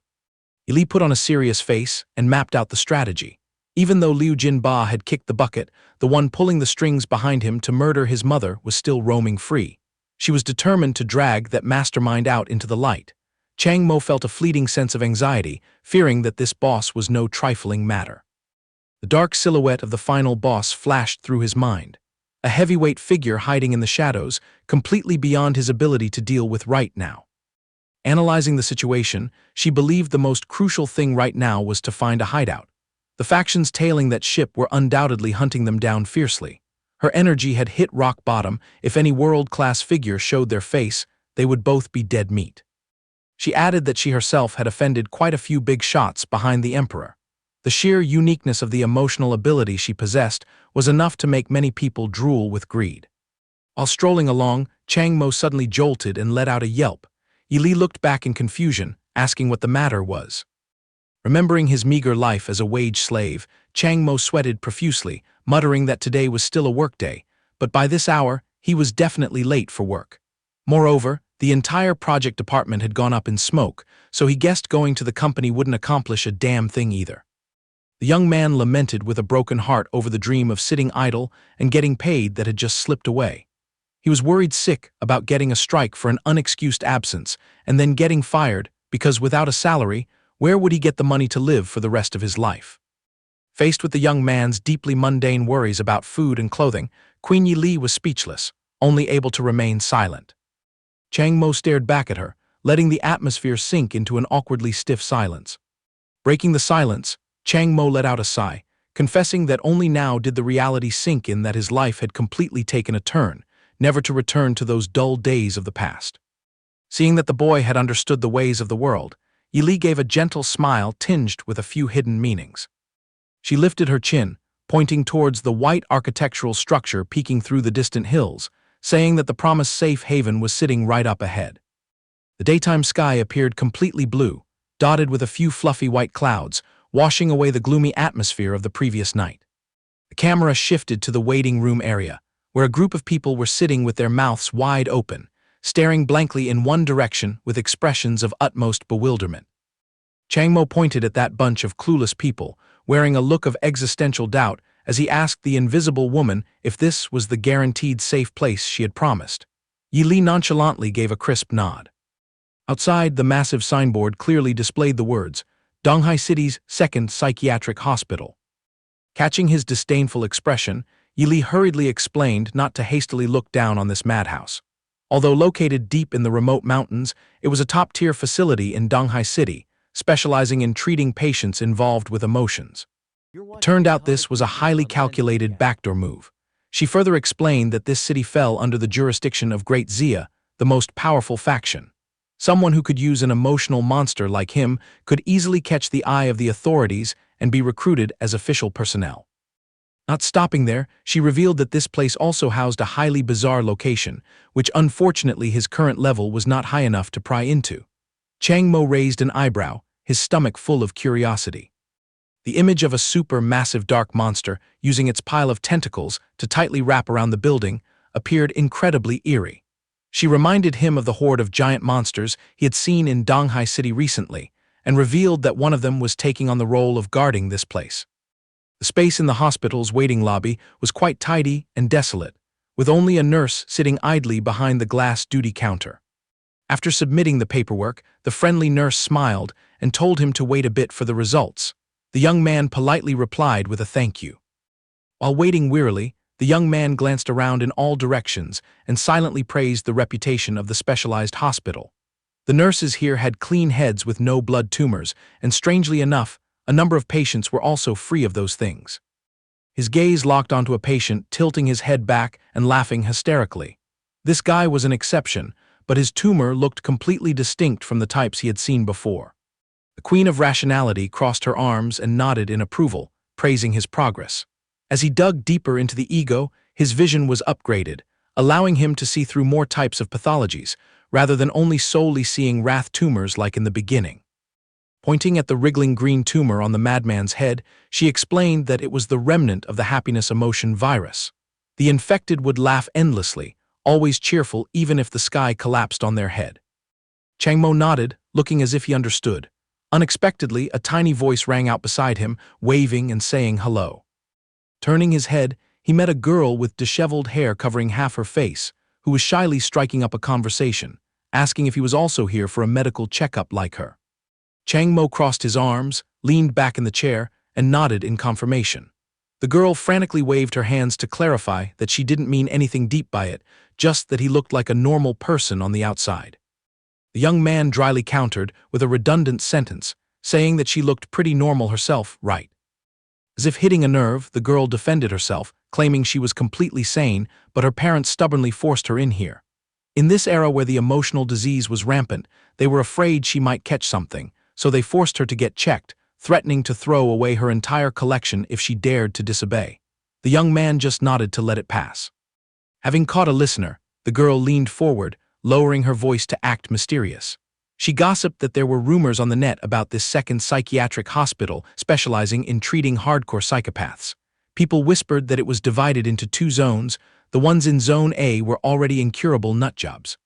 Images of ghosts screaming in iron chains appeared to illustrate her spooky story. The ones in Zone B were even more hideous, full of serial butchers who always had to be tightly chained. Hearing the part about dividing zones, Chang Mo mumbled and calculated, while Yili flew out to analyze. She theorized that Zone A was for those who were infected but not yet transformed, while Zone B was an incubator for fully evolved emotional entities. Hitting the nail on the head, the young man turned to grill the gossiping girl, asking why she was still stubbornly sitting here. She scratched her head in frustration, complaining about a reason that was both funny and sad. If she got kicked out by this hospital, she would have a perfect excuse to shove it in her family's face. The girl continued to frown and ramble, saying she would rather go to hospital number 1 where she'd have a chance of being admitted. Because in this place full of serial killer seeds, how could a normal person like her have the qualifications to be hospitalized? Right at that moment, the nurse walked out with a notice in hand, loudly calling Zhang Jiaqi's name and delivering the verdict that the two of them should hold hands and head over to number 1 psychiatric hospital for further examination. The patient Wang Bin next to them was still giggling uncontrollably, while the nurse gently reminded him to take his medication on time. Seeing this, the Zhang girl smugly nudged Chang Mo with her elbow, boasting that if even those seemingly lucid cases were kicked out, 2 normal people like them would definitely be sent packing home soon. Ironically, the nurse immediately called out the names of Chang Mo and Zhang Jiaqi, demanding they tag along with her to complete the admission procedures. Zhang Jiaqi was completely petrified, sweating profusely, her jaw so stiff she couldn't utter a single word. The two obediently trailed behind the nurse to head inside, but the Zhang girl's soul was still screaming for justice, unable to comprehend why life was so twisted. The nurse led them on a stroll around the campus, her mouth running non-stop to advertise that it had been ages since any patients voluntarily brought themselves here, and praised them for making an incredibly wise move by choosing number 2 hospital. She praised the facilities here as being top-notch, beating any 5-star hotel, with incredibly comfortable living conditions and 3 restaurant-standard meals served right to them, claiming her only fear was that they'd be too attached to leave once cured. Squeezing out a professional, artificial smile, Nurse Zhou Yang stroked the spirits of the 2 patients, telling them to just relax and rest easy while recovering in this place. Zhang Jiaqi was still stuck in a panicked mess, holding her face in despair, wondering why she was being thrown into a madhouse and if her brain had really deteriorated to that extent. Nurse Zhou Yang quickly threw out some philosophical comfort, saying that nowadays everyone has a bit of psychological trouble, and treating it early prevents future disasters, which makes perfect sense. On the opposite side, Yili floated right next to Chang Mo, whispering to ask if Jiaqi was an emotional entity, wondering why she couldn't spot the girl's monster, or if it was just hiding too well. The blunt young man concluded that it was simply because her ability wasn't strong enough to see it. Then he pivoted the conversation, asking if this hospital really only used blood tests to identify emotional entities. Yili added her reasoning, vaguely remembering that normal machinery couldn't observe emotional entities, but she was completely clueless about the specific evasion mechanism since she had never researched these devices. Chang Mo nodded, showing he had taken it in. The group trudged up to a building with towering concrete walls, looking as fortified as a military bunker. Perched on the wall was a security guard dressed entirely in black, looking down and scrutinizing the 3 of them with a glaring stare.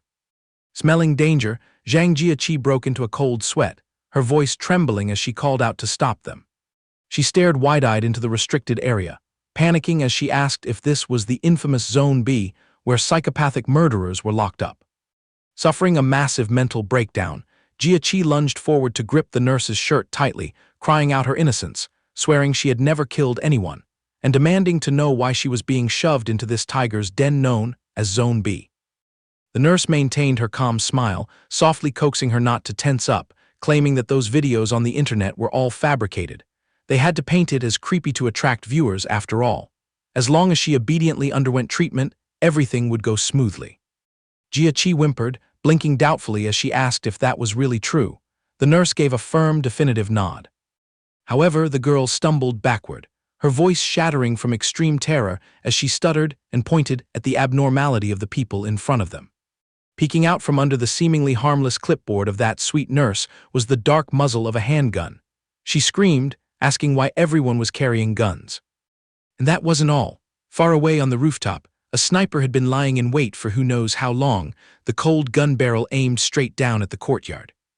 Through the sniper scope, the two sitting ducks, Chang Mo and Jia, were completely locked in the crosshairs, awaiting their death sentence. Chang Mo stood as still as a statue, while Yi hovered near his ear, quietly asking if those assassins could see that thing. Exactly as suspected, in the eyes of those with abilities, Zhang Jiaqi's head had been replaced by a slimy blue mass of eyeballs. That was undoubtedly her emotional monster. Ignoring the hideous monster, Chang Mo simply took the time to weigh his personal risks, wondering what miserable fate awaited those patients rejected by the authorities. The Queen of Reason coldly threw a wet blanket on him, declaring that they were guaranteed to be locked up, and anyone who acted rashly would be sent off right on the spot, so she advised him not to be impulsive. Above them, the sniper's muzzle remained tightly trained on them without wavering.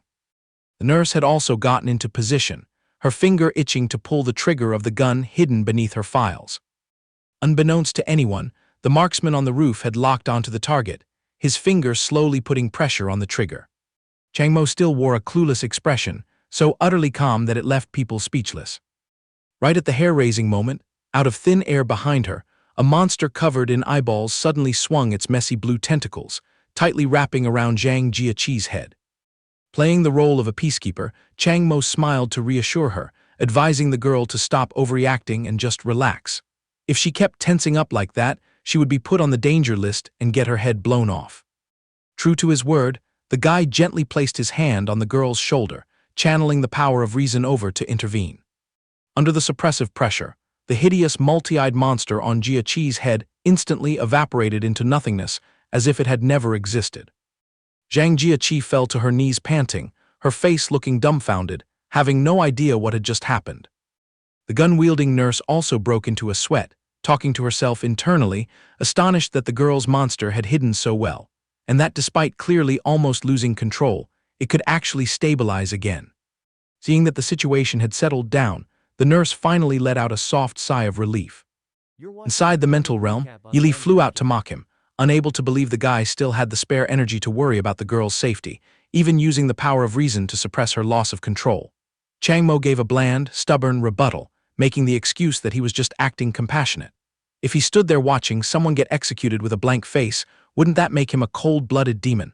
And the authorities wouldn't bother taking in cold-blooded folks anyway. Yi pursed her lips in contempt, immediately clapping back that there was no way he actually cared about the girl's life. But the joy was short-lived, as the female nurse suddenly brought the walkie-talkie close to her mouth, decisively giving the order to open fire. The sniper's muzzle immediately spewed fire, propelling the bullet to tear through the air, heading straight for the position of the man and woman in the courtyard. The bullet's trajectory grazed past Chang Mo's cheek, zooming straight to hit the poor girl Zhang Jiaqi right in the head. Taking a bullet in a flash, Jiaqi went limp and rolled onto the ground, completely losing consciousness. Chang Mo widened his eyes in utter astonishment, his whole body freezing as everything unfolded like a lightning strike. The Queen of Reason hovered nearby and gave a slight nudge. "Hey, act a little panicked, will you? Standing there like a statue will make people think you're a heartless, cold-blooded killer." Determined to stay in character to the end, the young man clumsily dropped to his knees next to Jiaqi, screaming internally, "This is absolute madness, another person logging out. How many loops has this script repeated? Why does it feel so familiar?" However, upon closer inspection, he noticed something off. "Wait, where's the blood? She hasn't ascended to heaven yet." Turns out they used a tranquilizer dart. Chang Mo silently shed his burden, and Yi leaned into his ear to praise him. "Not bad, though your reaction time is a bit of a turtle." Our male lead shyly scratched his head. "Sorry about that, I'll act deeper and faster next round." A team of medical staff popped out to load Jiaqi onto a stretcher, calling out their report. "Terribly sorry for the interruption, emotional entity of unknown origin fluctuating psychology, added to the red alert list." cargo received. Still sticking to the persona of a clueless bystander, Chang Mo stood up straight and asked curiously, "A red alert, huh? So where will this girl's fate drift to?" Nurse Zhou Yang flashed a gentle smile. "Well, we just need to take slightly better care of her. That gunshot just now didn't make your heart drop out, did it? You look as steady as a rock. How about I do an on-the-spot assessment for you right now, just a few multiple-choice questions?" Chang Mo maintained his stone-cold expression and nodded. "An assessment is an assessment. I'll play along." The nurse flipped through her documents, her eyes full of curiosity. "Did you really drag yourself to our hospital to seek an examination? This is truly a rare find. Give me a hint. What motivation drove you to step foot into a psychiatric hospital?" His brain running at full speed, Chang Mo slowly explained, "It sounds a bit surreal, but at first, I suddenly started seeing things that mortals can't see, like tumors growing on people's heads and bizarre monsters. After that, I realized I had the superpower of being invisible in the eyes of ordinary people." He secretly calculated. If he wanted to get a state payroll job, hiding his skills would be useless, so he might as well flaunt all his tricks to sell himself for a good price. If risks came, he would just have to thump his chest and bear them. Finishing his words, the guy's hand immediately radiated the mystical blue light of the power of reason. "I thought I was tripping, which is why I took the liberty to come here for a checkup. Do you see this glowing toy in my hand?"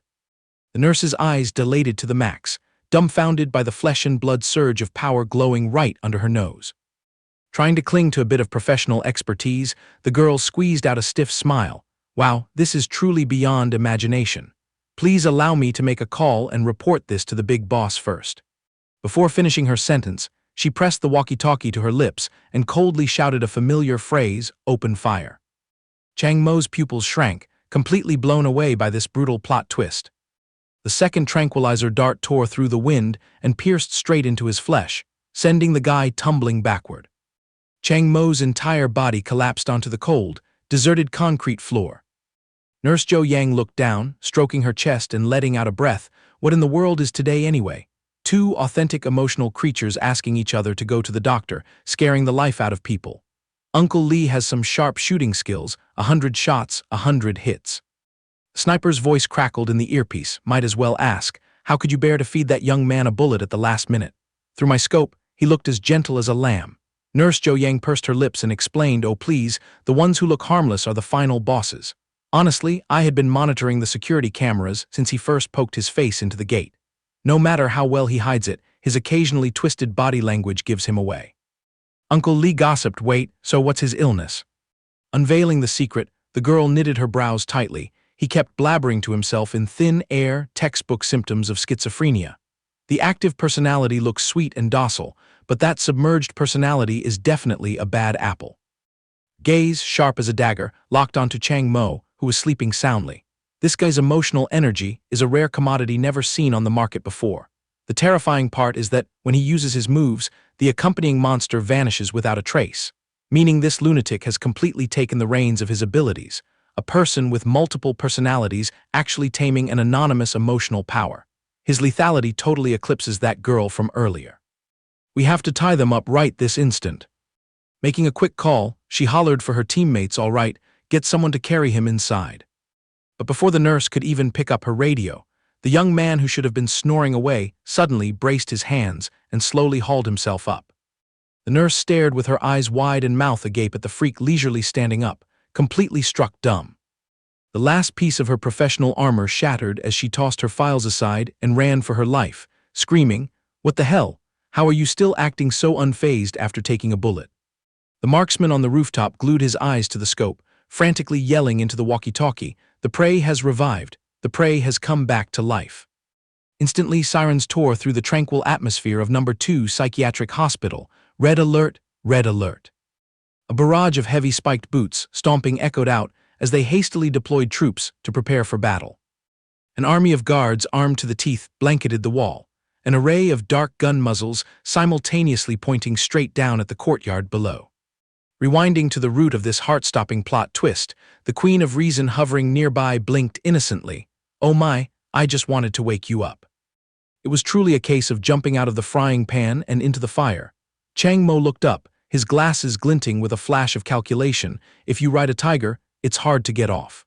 The male lead immediately dropped to the ground, raising his hands high into the sky. waving a white flag in the most cowardly manner. "Hey guys, please don't shoot. I surrender, I surrender." Nurse Jo Yang froze without blinking, scratching her head, completely clueless about what kind of play this lunatic was directing. The sniper peering through the scope was also rendered speechless by this incredibly clunky plot twist. The deep blue void silently drifted by like a tasteless comedy. Ultimately, Chang Mo docilely let himself be bound by a bunch of weirdly shaped chains, and only then did the nurse stroke her chest to release her burden. Thank heavens, the storm has finally passed. Nurse Jo Yang cheerfully grabbed the end of the chains, giving him a sweet lecture. "I admit you have a top-tier superpower, but this baby can gag any dark arts. Now you're just as basic as anyone else. I wrongly blamed you earlier, bro." Chang Mo glued his eyes to his tightly shackled hands, silently calculating, does this toy really seal all streams of emotion? However, why does it feel like there's an entire battery of boundless energy charging into my body from these chains? The Queen of Reason appeared with her hands clasped behind her back to enlighten him. "Oh, what's so shocking? You're just draining the spiritual energy dry from these chains." "Ah, so that's how it is." She continued her lecture. "The material used to forge these chains has been secretly infused with the emotion of reason since who knows when. It was created to suffocate other emotions. So, while it's a prison for everyone else, it's a bowl of super nutritious bird's nest soup just for you." The camera panned to a grand office mansion, bearing the sign for the East Sea City Emotion Management Bureau. At his working lair, Director Kuei Ming excitedly picked up the phone to claim credit. "Boss Song, I've sniffed out the guy you asked for. He just registered as an inpatient at number 2 hospital and is stationed in Zone B." On the other end of the line, the arrogant woman replied, "Ooh la la, number 2 hospital. That's your turf, just stay calm, Big Sister Song will personally come over to fetch the little bro." Having locked down the target, the hotline quickly clicked shut. Song Hui smirked as she scrutinized the pile of documents on her phone. "The script is flowing perfectly, isn't it? Chang Mo, wow, this little bro's looks are pretty smooth too." Striding into a pink room filled with creepy stuffed bunnies, she glared at the sinner who was half-dead suffering in a chair and smirked. "Let's take our time playing with each other before I suck your life force dry. Honestly, I'm dying to admire just how much that cute little face of yours will cry in despair and agony." Rewinding back to number 2 hospital, a burst of tragic screaming erupted. "Come on, don't give up. No, I'm out of energy. I really want to see. I am truly dying to see." Well, it turned out that the beauty Zhang Jiaqi had morphed into the eyeball monster, clinging tightly to Nurse Jo Yang and bawling from handsome boy withdrawal symptoms. "I truly yearn to know how that 8-pack Adonis takes a bath. Oh, please rein in your urges." Another frantic nurse rushed over wielding a syringe. "Sister Jo is about to meet her maker. Inject her quickly. Number 2 Psychiatric Hospital staff, Zio Lin." Nurse Jo Yang stubbornly stuck to the textbook. "Hold on, calm down. Let's give the patient a chance to use her own reason to tone down her behavior." But the monster was still thrashing like a fish out of water from her lustful thirst. "I'm so desperate I can't hold it in anymore. I just want a tiny peek. What law does admiring a male idol violate anyway?" Completely out of options, Nurse Jo Yang despairingly screamed out, "It's over, pump the drugs, hurry." Nurse Zio Lin clumsily gave a firm nod, "Yes, boss." As if possessed by demons, the girl somehow slipped on a banana peel and dropped the syringe filled with sleeping medicine right onto the floor. Right at this boiling point moment, the nurse decided to play a game of dropping her tools, leaving Chang Mo completely bereft of words. "Are you doing a comedy sketch? Dropping the syringe right now is no different from self-destruction. If she goes crazy, can you bear the consequences?" The clumsy girl frantically bowed her head to confess her sins. "Oh, I'm sorry, I didn't mean to, we're really doomed."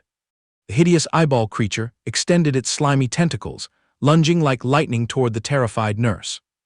Good heavens, a blonde female doctor as beautiful as a dream suddenly descended, pinning down the monster and shouting at the top of her lungs, "Calm down for me.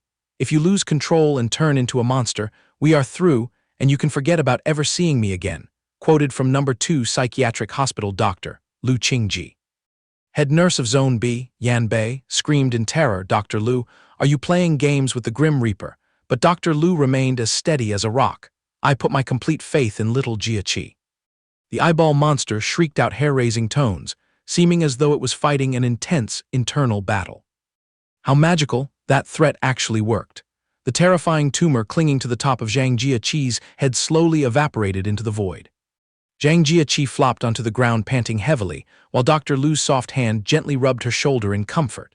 Dr. Lu gave a proud smile. Good girl, little Jiaqi, I knew perfectly well you could pull it off. Ignoring the group of nurses behind her who were muttering with gaping mouths, is it really that surreal? Dr. Lu stated bluntly, okay then, that's enough to understand the gist of the problem. Jiaqi's medical record was read aloud with hilariously tragic contents. Patient Zhang Jiaqi, suffering from male idol obsession syndrome. First outbreak occurred last month, caused by accidentally peeping on a male idol taking a bath, emotional ability diagnosed as clairvoyance, temporarily classified into the category of anonymous emotional entities factor 7, danger level roughly the size of a peppercorn. Chang Mo gave the girl a side-eye with a speechless expression. Wait, your parents threw you into a madhouse just because you peeped at a guy showering. Jiaqi shyly scratched her head and giggled, tee-hee, it's my fault my eyes light up whenever I see boys. Dr. Lu spun on her heels toward Chang Mo, opening the medical log. The next case is the quiet young man with a flat psychological state, admitted due to vision that pierces through the underworld and harboring a mysterious ability. Suspected of having multiple personality disorder, though the victim stubbornly denies it, claiming he just has a passion for stand-up comedy. Skimming further through the file about the young man's bizarre superpower, emotional energy is the trick of conjuring crystals from the palm of his hand and breathing blue fire and smoke, believed to be an anonymous emotional entity type 7. Current alert level at a medium threshold. Let me take a peek at the final part to see. Flashing a perfectly precise artificial smile, Dr. Lu patted him. Don't worry, your psychological state is very smooth. I bet you'll be kicked out of the hospital soon, however. From now until we expose your true ability, please put up with wearing chains. Thanks for your cooperation. Chang Mo responded with a dry yeah. Dr. Lu turned her back and walked away, mumbling about another medical case. Your turn now, buddy. Oh boy, you're still the ultimate troublemaker. Leaving Chang Mo sitting obediently like a puppy, hugging his knees on the bed with his hands tightly locked. Switching channels to the big guy lying in the next bed, a medical case named Chen Ju, no causing trouble, no side effects, and aside from his bloodbeat being a bit off, this guy looks as basic as an ordinary civilian. Even though that guy Chen Ju kept grinning foolishly, looking utterly innocent, Dr. Lu still concluded that his normality was the most abnormal thing of all. No ordinary person is this dense. HMPH. The female doctor lightly pushed up her glasses, letting out an exhausted breath. Temporarily tossing him into the basket of nameless emotional entities type 6, current warning level is approximately low. What a headache. Meanwhile, Chang Mo quietly scrutinized the fool in the next bed, muttering to himself, this guy might just be an intellectually defective emotional entity, or maybe being a retard counts as a type of emotion too. In stark contrast to the contemplative atmosphere, Zhang Jiaqi was jumping for joy as if she had hit the jackpot. Oh my god, this lady doesn't have schizophrenia, this lady has magic, and my superpower is peeping on six-pack guys showering. Oh, is this heaven on earth? Dr. Lu didn't hesitate to throw a bucket of ice water to extinguish that daydream. Little Jiaqi, tone down your delusions of grandeur. To put it bluntly, you people with special emotions are all just mental patients. Whoever has a big brain gets to keep their life. Whoever is green just gives up. Waving the blue-covered notebook, Dr. Lu lectured, furthermore, according to Article 4 of the Secret Management Act for Emotional Entities, the Great Xia Kingdom gave birth to the Emotion Management Bureau to lock up elements like you. This madhouse is a franchised facility of the Bureau, specializing in treating unstable emotional cases to guarantee you people don't go out and wreck this society. Chang Mo quickly retorted, so the emotion system players are forced to crawl into the government's cage. Dr. Lu gave a firm nod, absolutely correct. You must lie obediently for treatment, fool around on the streets, and you'll immediately eat a sentence from East Sea's laws. Abruptly changing her tone, Dr. Lu bared her teeth in a sinister, threatening smile. When the hounds of the East Sea City Emotion Management Bureau raid the nest, they won't pet you gently like we do. Keeping your life is a blessing from 7 generations of ancestors. By that time, I'll also throw my hands up and surrender. I won't be able to protect you, got it? The female doctor smoothed her hair and elegantly spun around. Whoever wants to hear more about the Emotional Entity Herding Manual can just go to the nurse's station for chat. The moment she finished, a nurse bolted over panting, Oh, Dr. Lu, there's an emergency case on the verge of dying, save us. Dr. Lu instantly dashed off at top speed. What's so urgent? Calm down, I'm coming right now. At this moment, the ward sank back into its familiar silence, punctuated by Jia Qi's loud guffaws echoing in their ears. Chang Mo flipped through the rule manual left on the bed, secretly whispering to the ghost Yi Li, "The state payroll job in East Sea you urged me to get into is at the Great Xia Kingdom's Emotion Management Bureau." The queen waved her hand, spot on. The young man turned the page and gasped in awe. Wow, the ecosystem of this gang is pretty massive. They even hatched an entire set of special care protocols for emotional entities. Text of Article 7 sat squarely in his sight. The Emotion Management Bureau holds the authority to herd emotional entities.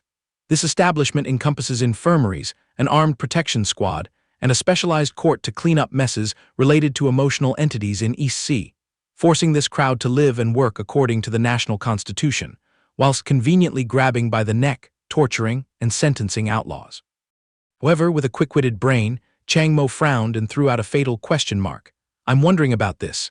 If they actually follow this pile of cumbersome rules to the letter and strictly forbid the emotion crowd from messing with East Sea's laws, then why is that animal Liu Li still strutting around town?" Li curled her lips into a sneer. "Oh please, theories always sound nice, but the submerged part of the iceberg always reeks of under-the-table deals. The fact that Liu Scum is still arrogantly roaming free guarantees he's backed by some big shot in the Emotion Management Bureau. As for how muddy this pond really is, nobody can measure it." Chang Mo pressed the issue to the very end. "How can you be so certain that Liu Scum killed my mother?" Yi Li leisurely spat out her words. "The detectives had him pinned ages ago, but suddenly the file was kicked over to an anonymous department, and that was that. That shady department, guess what, is none other than the East Sea Emotion Management Bureau."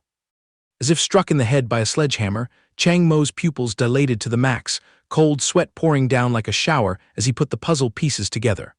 Hold on, the one backing that animal Liu is the top boss of the Emotion Management Bureau, and this madhouse is a branch of that exact damn bureau. Chang Mo sprawled out on the mattress, turning his face to question the wandering ghost in utter panic. "So the two of us are about to log out of the server." Li nonchalantly threw back an "I don't know I'm innocent" expression. "Oh right, wait, you're the one who called me here, so who's to blame?" The graceful ghost stretched and tossed out a heavily irresponsible explanation. "I have the memory of a goldfish, so I completely forgot the reason. Before I haunted you, I had already lost my memory. I just vaguely recall that even though this bet is a bit sour, you still have a chance to flip the table, which is why I urged you to drag yourself here. If you ride a tiger, you have to follow through," she concluded. "Anyway, since we've already pitched our tent here, the only thing we can do is suck the energy dry from these chains. For the rest, just put your faith in the version of me before I lost my memory."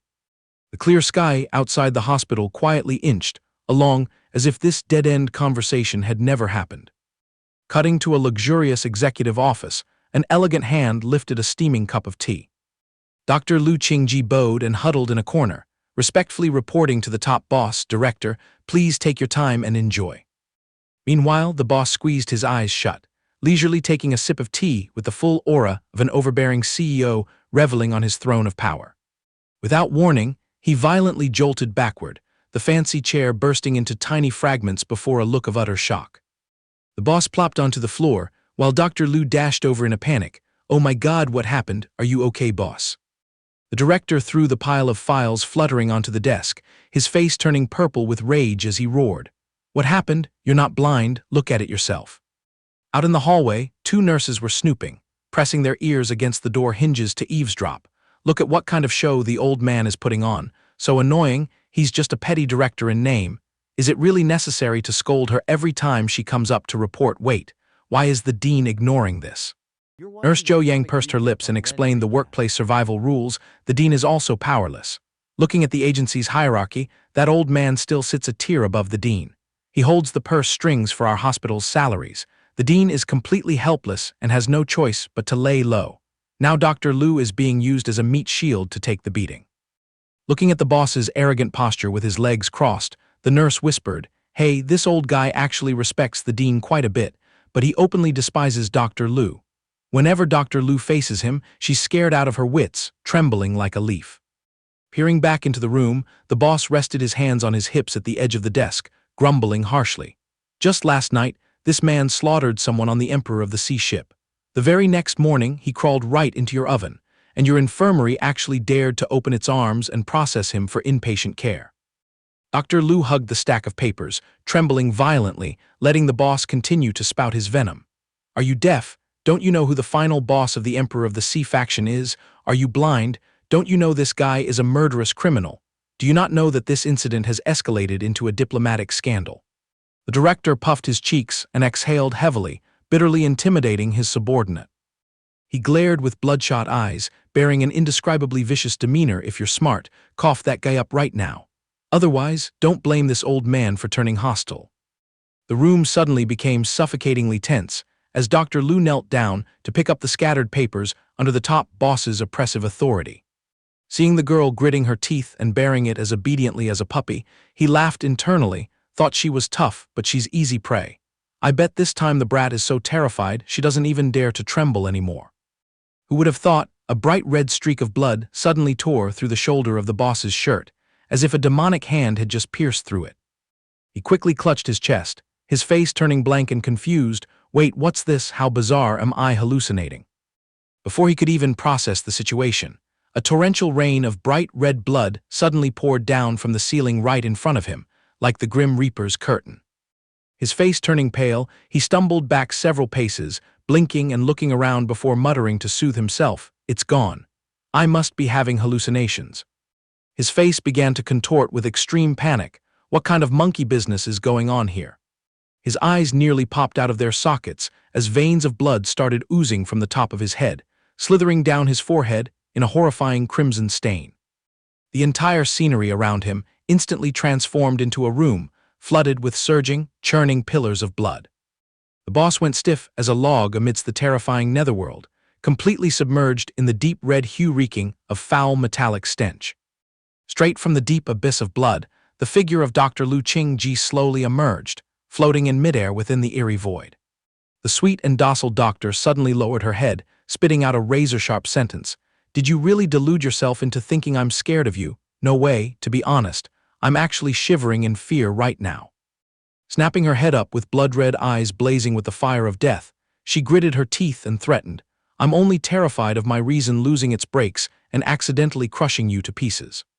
The moment she finished her sentence, a series of colossal pillars of blood erupted, besieging the director as if waiting to chew his bones and swallow him whole.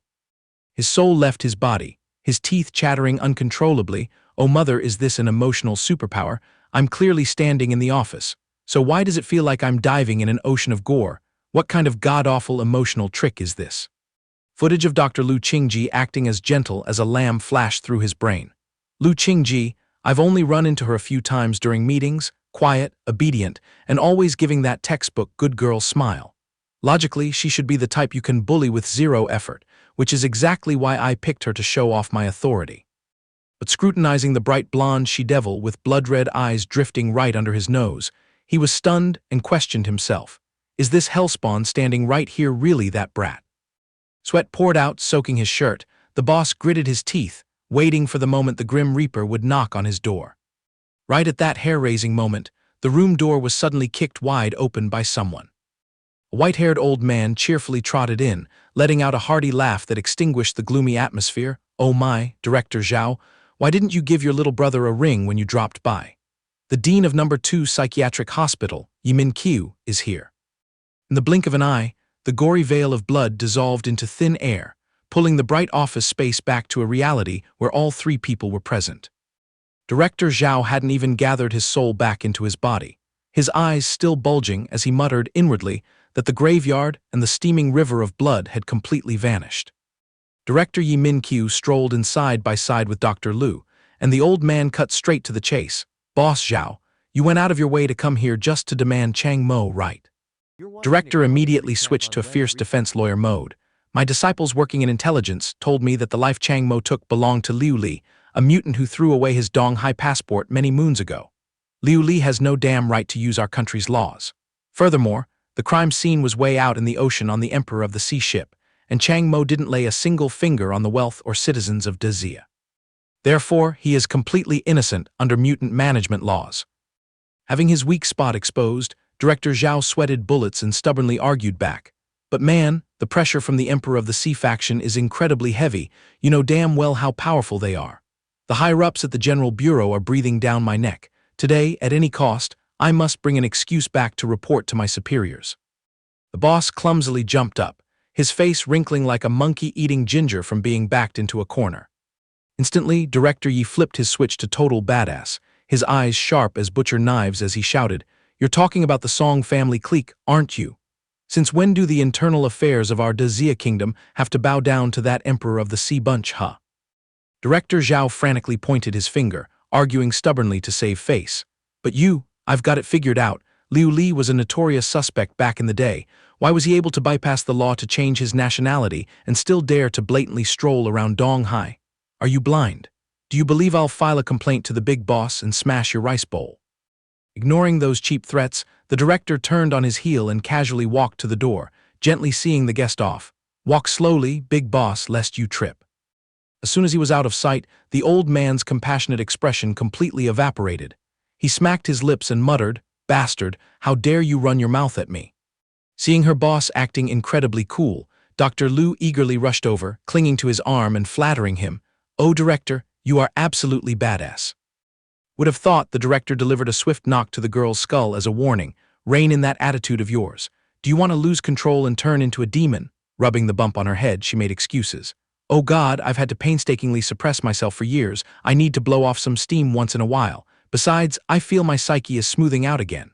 The old man kept a stone-cold face and scolded, "This is your death curve. Rein in your emotions, stop letting them run wild." Dr. Liu obediently nodded, "Yes, I know." Outside, the clear sky drifted by leisurely like a piece of Zen music. Getting back to business, Dr. Liu frowned to discuss the situation. "So, a world-class brawl has truly swept through the Emperor of the Sea Ship. Even the muddy waters of Donghai are boiling because of this drama. The mastermind behind this earth-shattering fight, could it really be Chang Mo? Maybe his destination was the Emperor of the Sea all along." The director scrutinized Chang Mo's resume, stroking his chin thoughtfully. "I don't know the details, but how could Chang Mo reach a world-class level? The documents clearly state that Chang Mo has been rooted in Donghai since he was a kid. He's also dragged out for annual checkups. The latest results were perfectly normal, so it absolutely cannot be him." Connecting all the intel, the old man dropped a shocking bomb. "In that case, the one pulling the strings behind the kid is 100% a world-class emotional entity backing him up." Dr. Liu darted a glaring look, pouring out a basket of questions. "Then, what is that world-class power behind him scheming? Are they so bored they'd poke the Emperor of the Sea just to save a rookie like Chang Mo? And if he has a heavy-hitting boss protecting him, why did he shove his head into our rundown second hospital?" Imagining the worst-case scenario, one of her pupils flashed a blood-red glint of danger. "Or maybe it's this, that boss's next piece of meat is our second hospital." Before her imagination could fly any further, she was gifted another head-cracking whack from the director to drag her back to reality. The old man hobbled to the corner of the wall, painfully picking up a withered potted plant and complaining, "Look at this, the seeds I left in your care are now in this dilapidated state. Shoving them in the corner, do you think I'm blind?" She gave a sheepish smile to cover it up. "Oh, director, let's get back to our professional script." The director caressed the dry, falling leaves, casually analyzing. "Don't worry, that world-class boss has no chance of wandering around the second hospital. If it even hovers around here, I'll pick up its signal instantly. But as for Chang Mo," in the blink of an eye, the old man did a massive 180. "HMPH, this brat Chang Mo definitely has some dark schemes. If I had known, I would have packed him up and handed him over earlier." This left Dr. Liu completely speechless. "I give up on you, sir." Through the old man's magic-sprinkled hands, the withered plant suddenly burst into lush green life. He deeply metaphorized, "Emotional mutants are just like plant sprouts. Some species develop robustly on their own without borrowing anything from anyone, but some require people to fertilize and water them, otherwise they'll wither and fail to take root." The old man's expression dropped significantly, feeling sympathy for the young man's tragic situation. This kid is too unlucky, orphaned from a young age and forced to work to the bone. Just as he saw a glimmer of goodness in life, he got stalked and hunted by that cursed emotional thing. By the way, that guy Liu Li is the exact culprit who sent his mother to the afterlife. The old man's gaze was as sharp as a razor blade, piercing straight through the heart of the mastermind pulling the strings. Coincidence? What coincidence? It's blatantly a carefully staged play. Underground gangs or evil cults love to target individuals with deep grudges like Chang Mo, offering a hand to untangle their enmities to force them to sell their lives as lackeys in exchange for loyalty. Admiring the now vibrantly green resurrected plant, the old man secretly hatched a plan to win over hearts. Chang Mo probably sneaked into the second hospital to carry out some mission. However, he is still a citizen of Donghai. We can't just throw him to the wolves. If he slips up, we must grab him by the collar and pull him onto the right path. At the exact same time, inside the grand and luxurious lair of the Donghai Emotion Management Bureau, Director Zhao angrily slammed his hand onto the keyboard, gritting his teeth and spitting out words. Damn it, who the hell is that bitch? There's no way the Emotion Management Bureau's network doesn't have her file. I should be able to dig it up instantly. He glued his straining eyes to the computer screen, his pupils suddenly contracting repeatedly from utter shock. Smack in the middle of the screen sat Dr. Lu Qingji's face, accompanied by a bright red line denying access. He mumbled like a madman rejecting reality. Is this a scam? How can a majestic and awe-inspiring director like me not have enough authority? While his brain was still jammed, the phone on the desk suddenly rang sharply, the screen flashing a familiar name, Sister Song. He hastily swiped the screen to answer, squeezing out the most flattering tone in the solar system. Oh, Ms. Song, this gig is a bit time-consuming and painful. Hey, don't finalize it just yet, I can handle it all. But the person on the other end seemed to flip the script, rendering him speechless. She what? Oh yes, I will obediently comply. I swear I will fully cooperate. The line went dead in a split second, tossing the director all alone into a sea of vile schemes and dirty tricks just waiting to be detonated.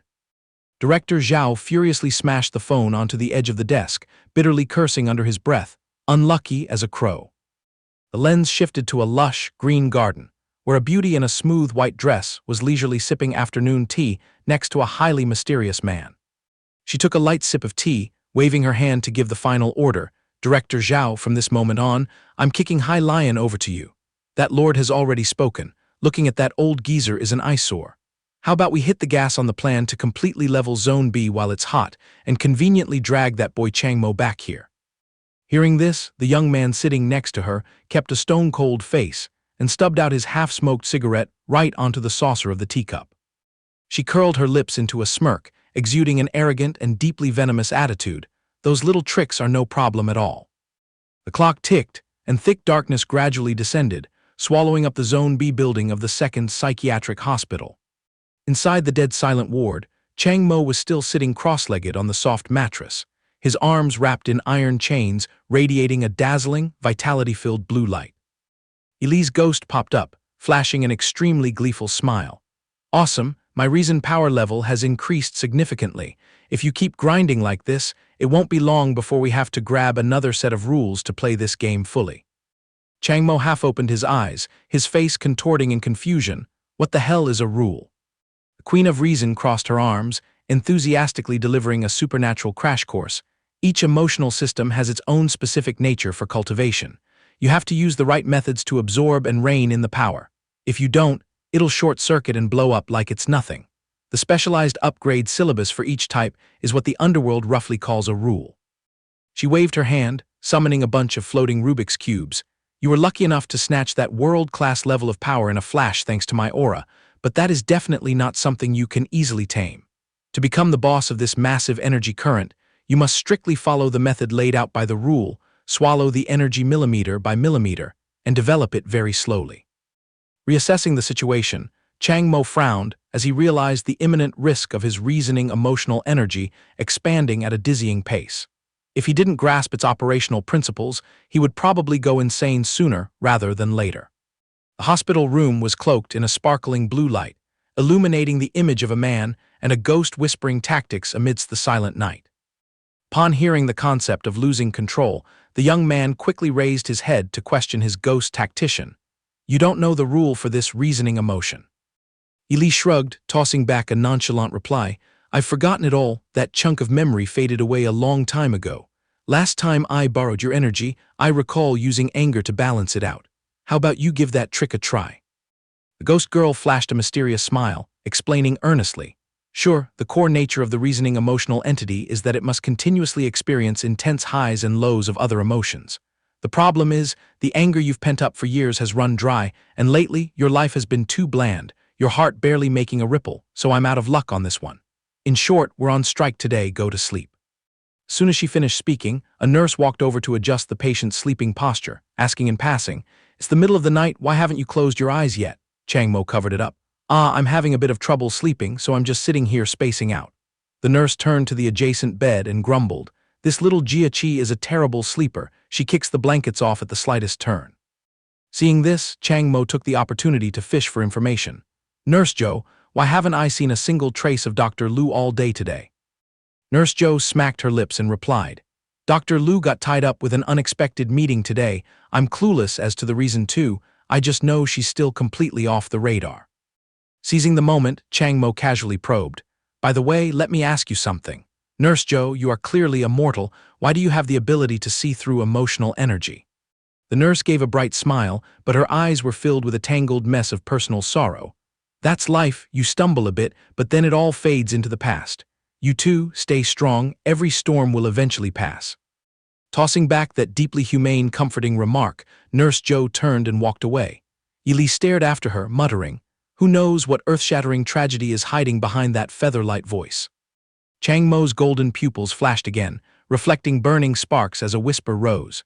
In this absurd world, just possessing eyes that can see the truth is already considered a superpower. Recalling the countless ordeals, Yili's voice echoed evenly in explanation. This ability depends on each person's constitution. For instance, when you borrowed my power, you could strip away the truth of this world. However, experience and luck are the two core elements. It's thanks to your mother's incident that you were lucky enough to catch a glimpse of a corner of the truth. Glued to Nurse Joe's back, the ghost concluded with a brutal truth. Therefore, if a mere mortal accidentally catches sight of emotional energy, it's highly likely their life has suffered a tragedy. Moreover, seeing too much while one is still too green, that very clarity is a karmic retribution crashing down on their head. Hearing those bitter words, Chang Mo could only remain dead silent, sinking into the realm of his own thoughts. Suddenly, Nurse Joe turned her head back, tossing a small item to the young man. Oh right, I took a look at your medical records. This is a gift for you. Catching the item quickly, Chang Mo stared blankly at the object in his hand. A necklace. Why are you suddenly giving me this? The silver necklace with a smooth, round pendant slowly emitted a soothing halo of light. Nurse Joe parted her lips in a smile. Don't underestimate it, it's not just normal jewelry. Look closely. Both Chang Mo and Yi Li went wide-eyed, staring blankly at the bizarre little toy that just revealed its inner secret. Nurse Joe smiled gently, pushing the tiny pendant toward Chang Mo. This is actually a mini flashlight. Although it's tiny, I hope it's enough to chase away some of the darkness surrounding you. Chang Mo smirked, politely taking it and returning the courtesy. Thank you so much, Nurse Joe. Far in the distance, Nurse Xiao Lin came rushing over breathlessly, while a colleague called out after her. Xiao Lin, did the uncle in bed 12 take his medicine? She answered in a clear, ringing voice. He swallowed it all. Yili's ghost drifted closer, dropping a teasing remark. Oh my, is your heart fluttering? Shed a tear yet? This nurse lady is actually pretty kind-hearted. Hearing that, Chang Mo could only let out a long sigh. The young man pinched the pendant between two fingers, ruthlessly nitpicking. Carrying this toy around, what use is it? Yili sneered and chimed in. Should I remind you that you are a reasoning emotional entity? At this rate, you'll lose control of everything sooner or later. Chang Mo threw back a bland "oh," as dull as dishwater. Right then, the young girl Zhang Jiaqi in the adjacent bed suddenly sat bolt upright, howling in terror. Chang Mo immediately turned toward her, showing a bit of care. Are you all right, miss? Zhang Jiaqi was sweating bullets, panting as she replied. It's nothing major, I just got hit by a nightmare. Would have thought, before her soul even fully returned to her body, a series of agonizing screams and groans began erupting noisily from the neighboring beds. Nurse Xiao Lin rushed over in a panic. What's the emergency? Why can't you people just go to sleep and let the world be at peace? The situation took a sudden turn. The ward's walls cracked open, and the ceiling collapsed, turning into a pitch-black sinkhole that violently sucked the unlucky nurse in. Peeking from behind his glasses, Chang Mo's eyes turned razor-sharp, as if he had just unmasked the disgusting reality laying bare before them. Zhang Jiaqi's jaw dropped, her soul flying out of her body in the face of the absurd phenomenon unfolding right before her eyes. Nurse Xiao Lin clawed desperately at the empty air, her voice cracking in despair as she screamed her colleague's name. Nurse Joe, save me. The nurse's body slammed down hard onto the freezing tiles, and the entire horrific illusion from just moments ago evaporated as if it had never existed. Chang Mo furrowed his brow, calculating, what the hell just swept through here? Scanning the completely wrecked room, he secretly assessed. It looks exactly like this entire space was just thrown into a blender. Nurse Zio Lin lay flat on the floor, trembling violently, her mouth mumbling Nurse Joe's name. At this very moment, Chang Mo's pupils dilated to the max, his eyes filled with sheer panic as his brain skimmed over a spine-chilling truth. The two nurses were thrown high into the sky by a nameless power, flung far apart in midair. Nurse Joe was sent free-falling into a bottomless abyss amidst the gut-wrenching screams of her colleague, Nurse Joe. The illusion gave way to reality. Nurse Zio Lin sprawled on the floor, her vacant eyes glued to the legs of a highly suspicious man. The clueless fool Chen Ju from the next bed was casually crawling around on the floor, his mouth letting out a series of savage laughs. Ha ha ha. Without warning, a grotesque tumor resembling 3 flaming eyes ripped through the top of his head and popped out, his laughter growing increasingly deafening and sickening. Queenie Lee materialized and let out a warning screech. Watch out, this is the happiness emotional entity and this guy has lost his brakes. Extreme euphoria has the power to crush everything. He's the culprit behind the racket just now. Chang Mo wrinkled his forehead. Are you bluffing? How can it be that overpowered? In a flash, a massive explosion of swirling fire swept through the ward, blowing all the furniture to pieces, while the terrified patients clutched their heads and lay dead still, taking the brunt of it. The aftershock from the aggressive blast knocked down all the walls, sending up a blinding cloud of dust that completely obscured their vision. Standing amidst the battlefield, Chang Mo remained as unfazed as a rock, while Zhang Jiaqi was shivering like a wet dog, shrinking back to hide tightly behind him. The hospital room had now turned into a pile of rubble. The deranged patients were all shedding their skin, transforming into a pack of flaming monsters, hovering and convulsing in agony. Nurse Zio Lin was drenched in sweat, her face drained of all color as she stuttered. All the patients, they've all lost control. I have to go call security. A barrage of ear-piercing gunshots tore through the darkness, firing continuously from outside and echoing in.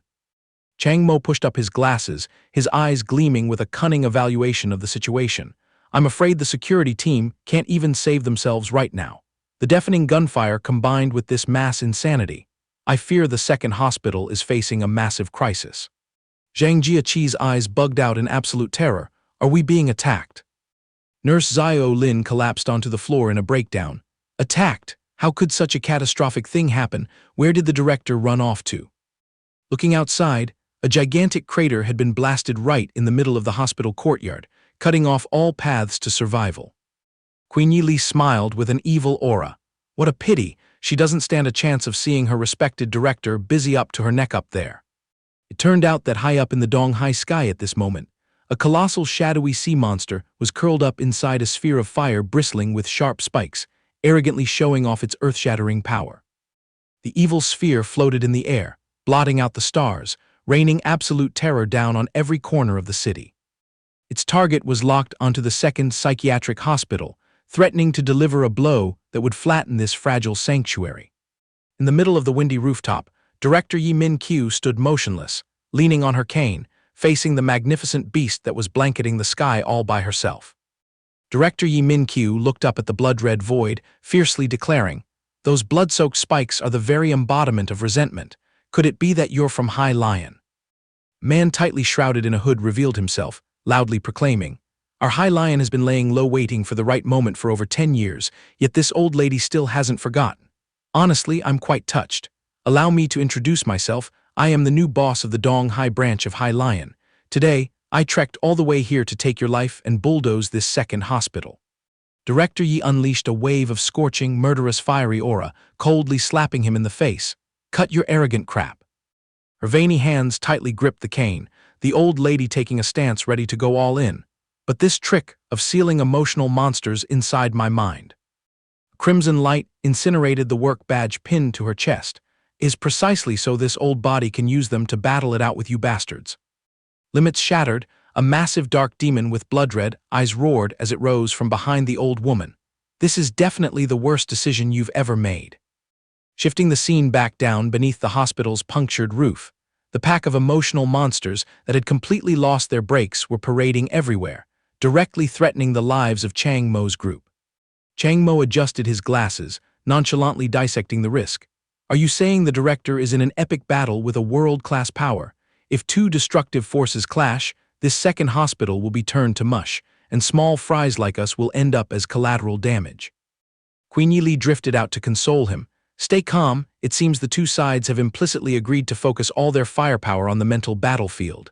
This incident won't touch us, but please note, I'm completely drained of power now. From here on out you have to fend for yourself. If you die, we all go down with you. Nurse Zio Lin, completely paranoid, whined and sobbed. Oh director, why haven't you come to save us yet? Where did this disaster come from? This makes absolutely no sense. The girl Zhang Jiaqi screamed to snap their guide back to her senses. Nurse, please pull yourself together. You have to find a way to calm them down. But it was a wasted effort. Nurse Zio Lin moaned in helplessness. Calm down? Impossible. They are beyond saving. The whole lot of them has gone mad. Their emotional energy will tear us to shreds. Right under their noses, the headless monster blazing with fire and the happiness monster were looming close like a pair of grim reapers. We're dead meat. Running into this impossible situation, the office worker Chang Mo could only let out a tired sigh. Desperate times call for desperate measures. Chang Mo had no choice but to roll up his sleeves. The young man gave a sharp yank, and the black iron chains locking his arms instantly shattered into tiny pieces. Without even a flinch, the guy leisurely strolled straight into the middle of the monster pack. The massive, razor-sharp reaching hand of the fool Chenju flew over, ready to tear its prey apart. Chang Mo, with a face as cold as stone, extended just one hand to accurately catch it, and pushed the head of the blazing happiness monster down with overwhelming force. The out-of-control Chenju immediately had his entire face smashed and rubbed against the freezing floor tiles, laid out flat like a squashed frog. Zhang Jiaqi's eyes bulged as big as bowls, her mouth stuttering in denial of the unbelievable maneuver she just witnessed. Nurse Zio Lin also popped her head up in a daze, frozen in shock at this seemingly effortless yet incredibly high-damage execution. The atmosphere snapped completely still. The tall, bespectacled young man stood casually admiring his flattened spoil of war on the floor, framed by the two girls in the background whose eyeballs were practically popping out. Chang Mo turned his neck and casually urged them on as if he had just finished taking out the trash. Stop sitting there looking like idiots, let's go. This made the two girls jump. Huh. Nurse Zio Lin stuttered her question. What? What did you just do? Meanwhile, Zhang Jiaqi's thirst for handsome guys completely crushed her fear, raising both fists and screaming, Chang Mo, you are too incredibly cool. The young man adjusted his glasses, coldly tossing back an emotionless remark. It's no big deal, just lent a hand to help him calm down. Nurse Zio Lin praised in awe. Your emotional power can actually soothe a rampaging emotional entity. That's absolutely miraculous. Li's ghost popped up again to supplement the survival course. The happiness emotional entity has the ability to break down all matter and is the biggest threat to you. Taking one hit from it and you'd be minced meat instantly. Dealing with him first was a smart move. Chang Mo questioned. Breaking down everything? That's absurd, doesn't that make him invincible? She shot back. However, emotional energy isn't physical matter. As long as you use your own power, you can completely block his attacks. But before he could finish digesting that knowledge, a massive fireball from the headless monster came barreling over. Yi Li frantically shrieked, Chang Mo, watch out. The fireball exploded spectacularly right in the center of the ward, the violent sea of fire blowing away all obstacles along with cries of resentment. As the smoke gradually cleared, Nurse Zio Lin and Zhang Jiaqi strained their eyes in panic toward where Chang Mo had just been swallowed up, stammering speechlessly. Chang Mo, how is that possible? Caught in the sweeping storm of the blast, Chang Mo and Nurse Zio Lin were thrown backward quite a distance onto the shattered floor tiles. The headless fire monster roared insanely again, aggressively spitting out a barrage of blazing sparks at the fragile group. Forced into a corner, all three frantically dodged, struggling to evade the deadly fireballs whizzing just past their heads. The flaming monster charged straight ahead, throwing a brutal punch, but Chang Mo managed to raise his forearm just in time to block that scorching strike. Feeling insulted, the evil beast grew even more bloodthirsty, continuously unleashing massive fireballs, determined to burn whoever stood in its way to ashes. The hellish rain of fire poured down mercilessly, as if wanting to turn the entire room into a giant incinerator. Taking the brunt of the meteor shower, Chang Mo still maintained his usual unfazed expression, looking up at the disaster raining down on his head. In a flash, countless deafening explosions swept through, sweeping the corner of the room into a blinding red sea of fire. Peeking through the thick layer of smoke, Chang Mo slowly swung his arm, using the power of reason to brush aside the brutal flames with incredible ease. He stood tall in the middle of the room, surrounded by sparkling fragments, while beneath his feet lay the flaming monster, knocked out cold and completely unconscious. Chang Mo calmly relaxed his arms, looking down at the squashed body on the floor as if he had just resolved a minor annoyance. Turning to the two girls shivering behind the hospital bed, he asked with full responsibility, "Are you two all right?" Zhang Jiaqi and Nurse Xiao Lin were still in shock, stammering their reply, "We're fine, that was amazing." Nurse Xiao Lin secretly admired him. Not only did he manage to stop the other emotional entities from losing control, but his defense is also terrifyingly strong. What kind of emotional entity is this guy anyway? Chang Mo let out a soft sigh, his handsome face rarely showing clear signs of exhaustion after that incredibly cumbersome handling. Suddenly, a geyser of murky water shot up from a crack in the ceiling of the floor below, making Jiaqi scream her lungs out in sheer terror. The sticky, pitch-black liquid dripped down from the edge of the upper floor, forming a dark swamp right in the middle of the walkway.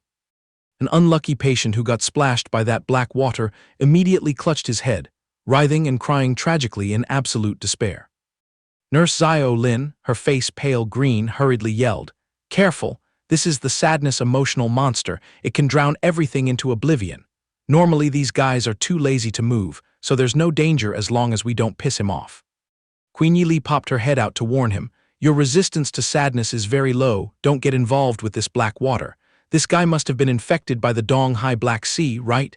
But he's still very weak, it's fine, let's bounce." Chang Mo nodded in agreement. At that exact cursed moment, Zhang Jiaqi looked left and right, her face devoid of any color as she groaned. "Oh no, we're totally screwed."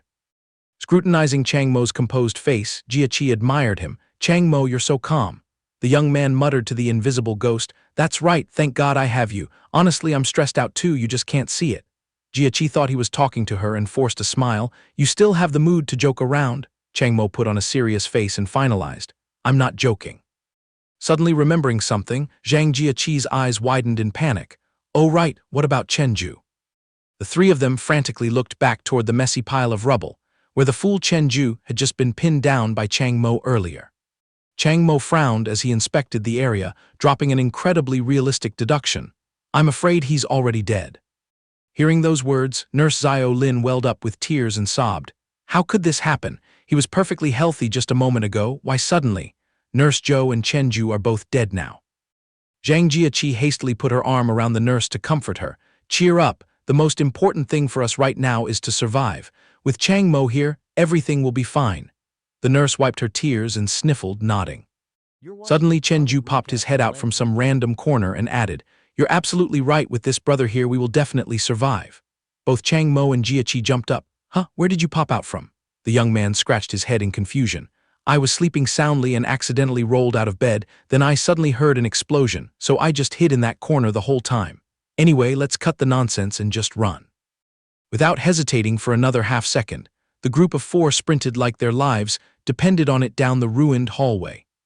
As they ran, Chang Mo looked back and asked Nurse Xiao Lin, "Do you have Dr. Lu's phone number?" The nurse, like grasping at a lifeline, hurriedly replied, "Oh, I do." But the moment she stared at the pitch-black screen, Xiao Lin groaned in heartbreak. "I can't make a call, there's no signal. This is impossible, how can this be happening?" Chang Mo pushed up his glasses, keenly analyzing the situation. This might be a signal jammer, and the gunfire has stopped too. The security forces have probably been wiped clean by the attackers. Meanwhile, the girl Zhang Jiaqi was panting heavily, resting her hands on her knees as she complained. "I can't take this anymore, I'm running out of breath. I can't run any further, let me rest for a bit." Chang Mo turned and asked, "Aren't you too tired?"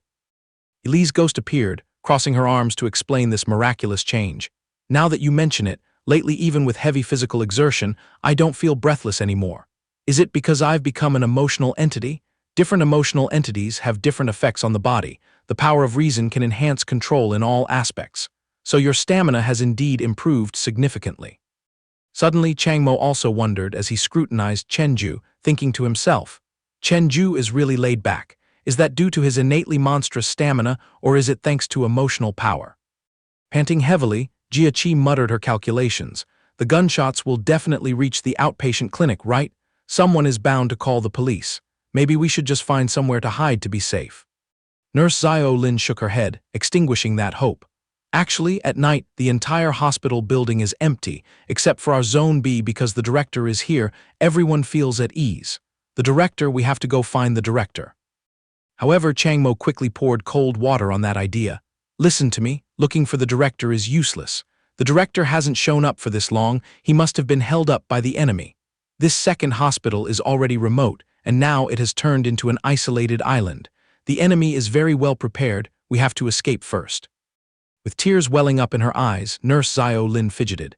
In the entirety of Zone B, the director is the only emotional entity, which is really unsafe. No, actually, Dr. Lu and our head nurse are also very powerful emotional entities. It's just that Dr. Lu happens to be away today. As if remembering something, the nurse's eyes lit up. Oh right, the head nurse. We still have the head nurse, she will definitely protect us. Chang Mo raised an eyebrow curiously. The head nurse? I don't often see that character around. Nurse Zio Lin eagerly continued. So it turns out Dr. Lu and the head nurse are both incredibly powerful emotional entities. Just how strong is she exactly? Before he could hear the rest of the story, the headless fire monster charged in from out of nowhere, launching a sneak attack at Chang Mo.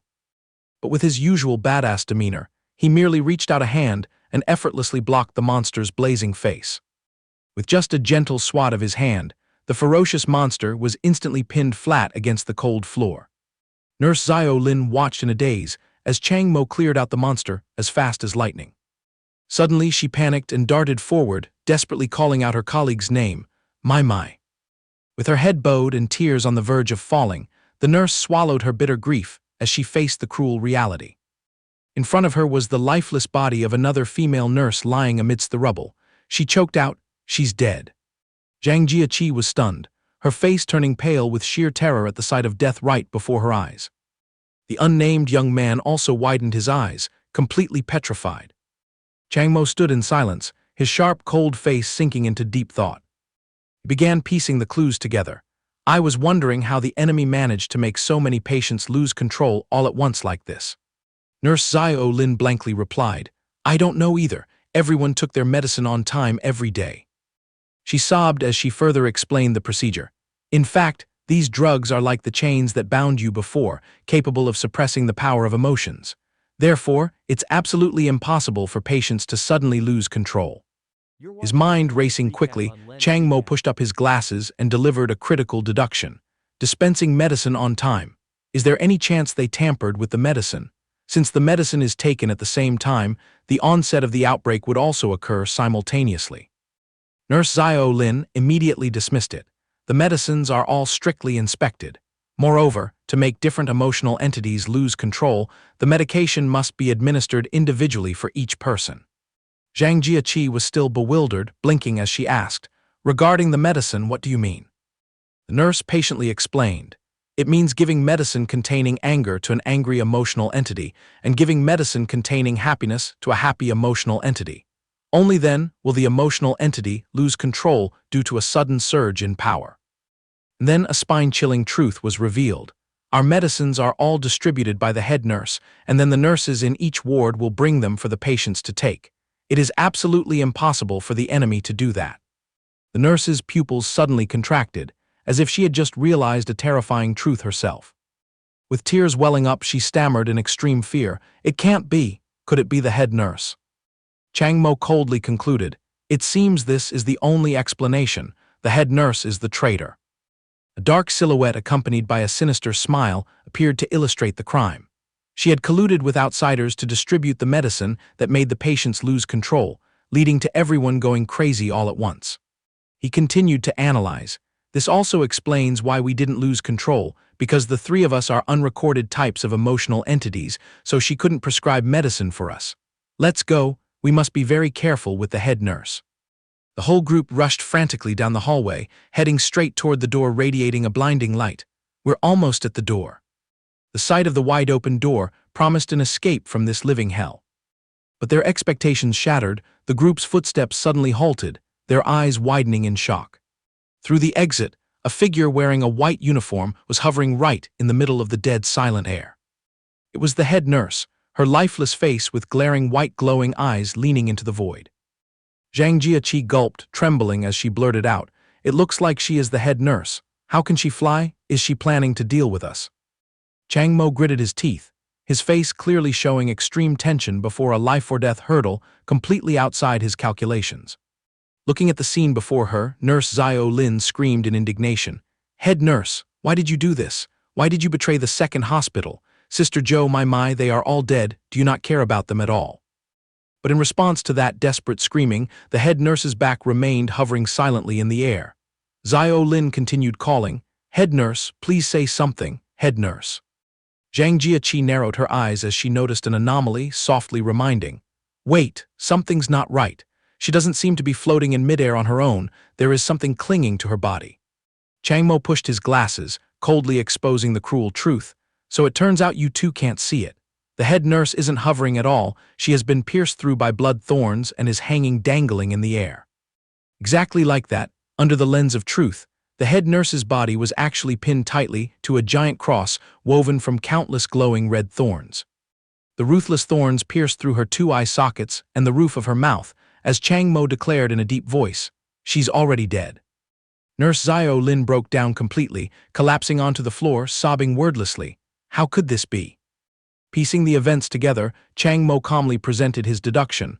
This was to silence her, right? While engrossed in his analysis, from the dark void above the steps, a giant shadow hand suddenly hung down right behind his back. The corner of Chang Mo's eye subtly glanced over, his sharp gaze through the glasses reflecting the image of the deadly danger lurking right beside him. At the same time, outside the building, countless dark silhouettes of uniformed people were parachuting in freefall from the vast night sky, forming a rain of assassins besieging the second hospital. The entire structure of the building was now densely enveloped by a giant glowing red network of blood thorns, turning this place into a cage with no way out. Sweeping his eyes over the terrifying scene before him, Chang Mo muttered, "This is." From the darkness, Director Zhao, his head fully covered by a cloak, smirked slyly, aiming straight at his prey. "Chang Mo, finally decided to show your face." Without saying a word, a barrage of razor-sharp blood thorns poured down like a shower of arrows toward Chang Mo, forcing him to duck into a defensive stance. The thorns struck deep into the tiled floor around him, forming a deadly encirclement, waiting to pierce their prey.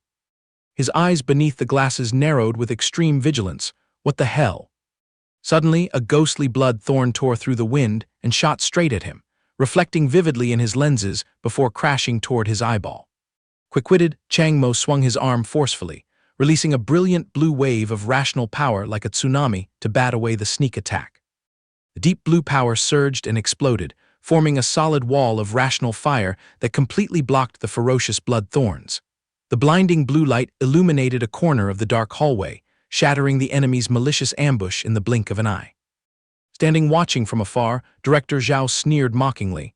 "Oh, this kid is just as mediocre as the rest. He panicked when faced with a surprise attack and used his abilities without thinking. And yet that lord actually demanded that I bring him back." However, while he was rambling on, his eyes suddenly widened, as if he had just discovered something off-script. The blue smoke and dust from the remnants of the explosion slowly dissipated into the silent space. Looking at the empty courtyard, he startled and blurted out, "Where did the guy vanish to?" He furrowed his brows bitterly, quickly realizing his opponent's trick. So that's it, they used the fire as bait to prepare an escape. Quite a fast reaction, but... His sleazy smile blossomed from ear to ear again as he whispered menacingly, "You won't be able to escape." Outside, the blue-uniformed minion assassins were still dangling in midair, tightly besieging the hospital's floors like an inescapable net. Returning to Chang Mo, he and his companions had now safely retreated, tucked away behind a hidden corner wall, panting non-stop. Nurse Xiao Lin patted her chest, panting heavily, and asked in confusion, "Chang Mo, what's wrong with you? Why did you suddenly pull us back?" Chang Mo's eyes stared intently at the faint light, emitting from the pendant in the murky darkness. Zhang Jiaqi narrowed her eyes to look closely, then gasped in terror. "I think I see it. Chang Mo, there are red thorns on your body." Nurse Xiao Lin was bewildered. "Red thorns? I don't see anything." Chang Mo remained calm and reassured them, "Don't worry, I'm fine." The Phantom Yi Li hovered, resting her chin on her hand, analyzing. "Jiaqi is pretty good, she can actually see the thorns.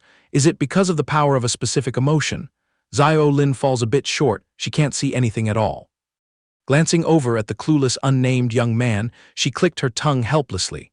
As for him, it's truly miraculous, even I don't understand what is going on with him anymore. Chang Mo brushed back his lapel full of sharp thorns, pulling his thoughts back to reality. Let's handle the current situation first. I have no idea where these thorns came from. As he spoke, he reached out and plucked a blood thorn out of the back of his hand, and after I pull it out, it disappears. Looking out the window, he frowned in assessment.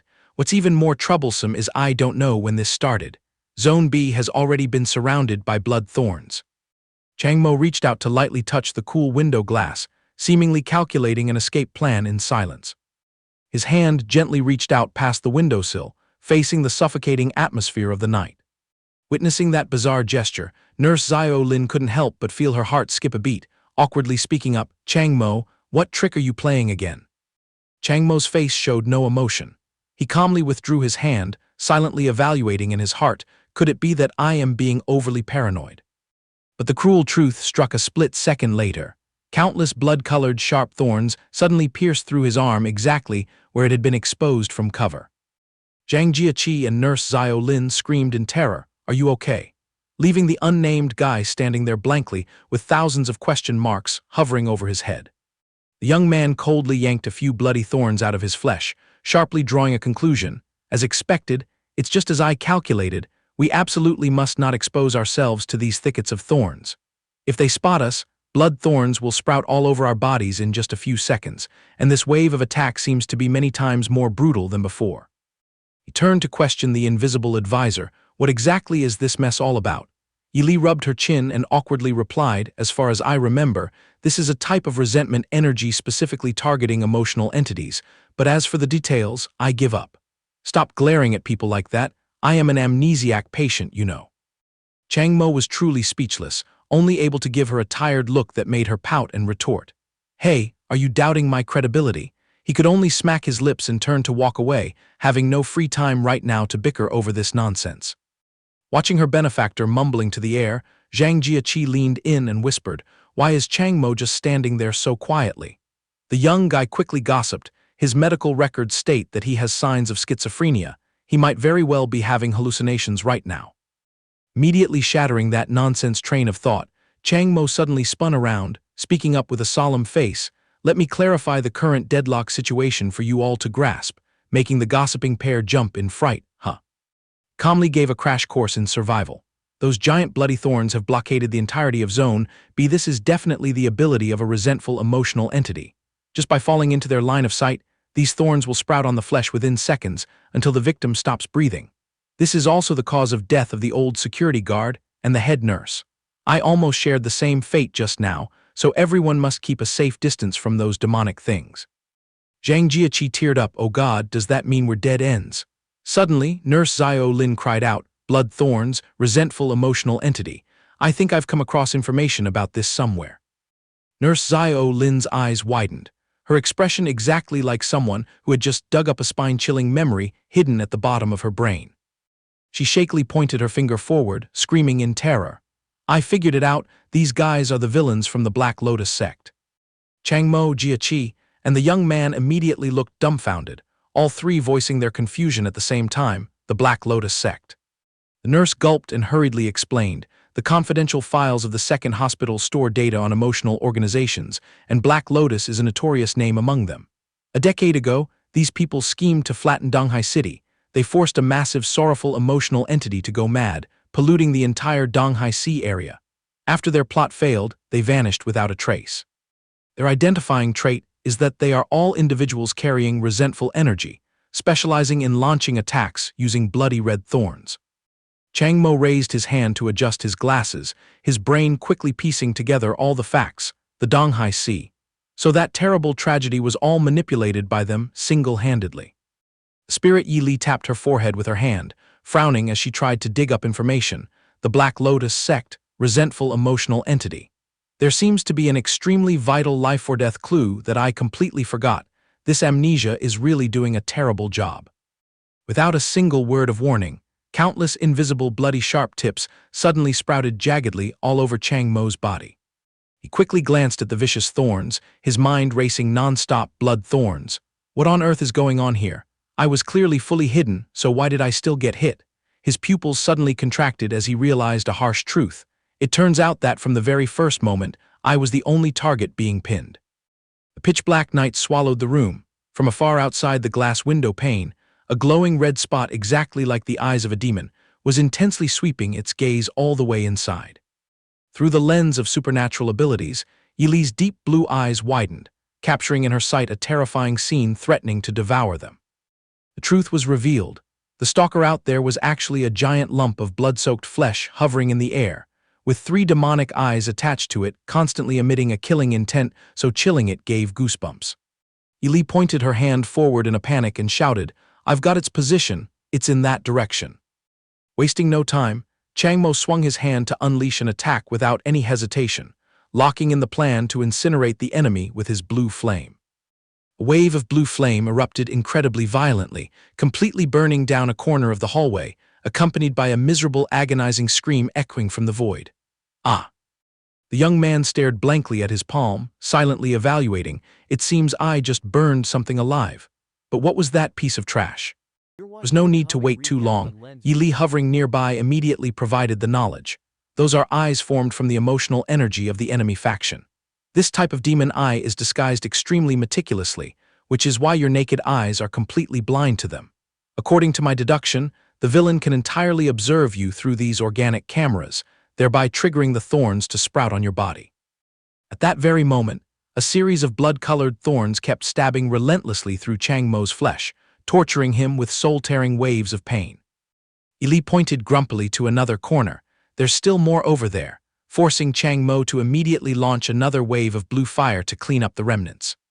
Nurse Xiao Lin tightly clutched her head in fear at the sight of the blazing blue fire, questioning loudly. "Chang Mo, what episode are you having again? Why on earth are you recklessly shooting fire everywhere?" She stared at the young man in panic, the fear of her teammate turning dark starting to rise. "Don't tell me even you have lost your mind too." Completely opposite to that slow mind, Zhang Jiaqi immediately spoke up in his defense. "You saw it wrong, clearly thorns are sprouting all over Chang Mo's body over there. He is fighting off the enemy." Chang Mo bit his lip tightly, stubbornly unleashing ferocious waves of blue fire to thoroughly incinerate the invisible eyeballs lurking around the area. The young man waved his hand and dashed into the middle of the exploding blue fire encirclement, acting as a living shield to protect the safety of the 2 women behind his back. The terrifying power from Chang Mo's move swept through every nook and cranny, entirely crushing the brick walls and glass windows in the vicinity. A giant shadow eyeball slowly closed its eyelid tightly, then vanished without leaving a single trace into the void. The wicked boss hiding in the darkness slightly curled the corners of his lips in an arrogant smile. "Truly surprising that you could detect my surveillance eyes and ears, but what a pity, I can produce baskets full of this kind." His pupils gleamed with a deadly red hue, piercing through the bamboo blind just like an elusive phantom. "Behold, this is the absolute authority of hatred. Go ahead and struggle, squirm, and run away." He cornered his prey to death with an extremely cold-blooded concluding remark. "But in the end, your ultimate destination is still just kneeling and begging for mercy." With his stamina completely drained, Chang Mo dropped his head to the ground, his breathing ragged and exhausted as he suffered the horrifying destructive power of the resentment toxin. The figure of the 4-eyed guy crashed heavily onto the freezing tiled floor, mingling with Jiaqi's tragic sobbing scream. Chang Mo. Outside the hospital grounds, the Black Lotus boss was still hovering in midair, looking incredibly cocky, leisurely savoring the taste of his own victory. In the desolate ruined room, Nurse Xiao Lin and Zhang Jiaqi collapsed to their knees on the floor, bawling their eyes out beside Chang Mo's body lying paralyzed on the ground. A bloody prospect was exposed. His entire body was now locked tight by countless blood-colored thorn roots piercing right through his clothes. Zhang Jiaqi choked back tears in a disheveled state, her mind in a panic as she pressed, "Who is it? Who on earth is the bastard driving us to our deaths like this?" The girl tore at her hair, screaming in utter despair, facing the disaster falling from the sky. "Who is it?" Amidst the tears welling in her eyes, her pupils suddenly shrank as she vaguely noticed a bizarre light flickering in the dark night. She slowly raised her tear-blurred face, blankly uttering a few vague words. "I just saw an enormous amount." The dark ceiling was suddenly filled with countless hovering red glowing spots. Jiaqi shakily raised her hand to point in fear, "Too many to count. They are all red eyeballs. The group of three kneeled slumped on the ground, their bodies trembling violently, staring wide-eyed at the ghostly creatures locking their gazes onto them. Every inch of space in the room was now completely occupied by thousands of bloody meat spheres, continuously emitting a killing intent that sent chills down people's spines. Even the area out on the balcony was dangling full of resentful stares. They formed a blockade fence, completely sealing off the poor patient's room. Right in this life-or-death situation hanging by a thread, Jia-Chi's eyes peeking through her disheveled hair suddenly widened to their limits, flashing with an extremely sharp and overwhelmingly rational light. Zhang Jia-Chi suddenly covered her head tightly with both hands, howling madly as her brain had to bear a heavy source of mental pressure that felt like it wanted to crush everything. Nurse Xiao Lin was scared out of her wits, hurriedly turning to vigorously shake her teammate's shoulders. Jia-Chi, are you okay? Don't tell me it's your turn to get hit by some hex. The female nurse widened her tear-filled eyes, internally denying this harsh reality. How could there be such nonsense? Chang Mo too, and Jia-Chi too, where on earth would those damned eyes come from? You guys are just having an episode, it's all just hallucinations. Absolutely so, there's no other way. Turning a deaf ear to the noisy chaos, Yili floating on the side slowly offered her assessment. It really is unexpected that Jia-Chi has the ability to see through these demon eyes. But human strength has its limits. This game is as good as over. Chang Mo remained lying face down on the tiled floor, his rational brain calmly dissecting the problem. These demon thorns have a very bizarre structure. They are completely harmless to everything around them, except for me myself. The floor tiles and fabrics are completely unfazed by their sharp points. If I wasn't suffering from flesh-tearing pain and full-body paralysis, I might have really believed this was just an optical illusion trick. He cast his eyes toward his invisible friend next to him, hoping for a lifeline. I am officially out of ideas. Do you have any brilliant hidden plan? Yili shrugged in total helplessness. I'm completely stuck. I swear I'm not lying. My meager bit of magic power was already entirely drained from that clash out at sea. Chang Mo narrowed his eyes and shot her an extremely sharp glare. But judging by your look, you seem to be very free and relaxed. How doesn't my little life have anything to do with your survival? The Queen of Rationality indifferently closed her eyes, her lips drawing a ghostly yet proudly tsundere smile. How could that be? If you meet your maker, I'll vanish with you too. But panicking won't salvage anything anyway. She gently placed her dark hand on his hair, her tone as soft as making a solemn vow.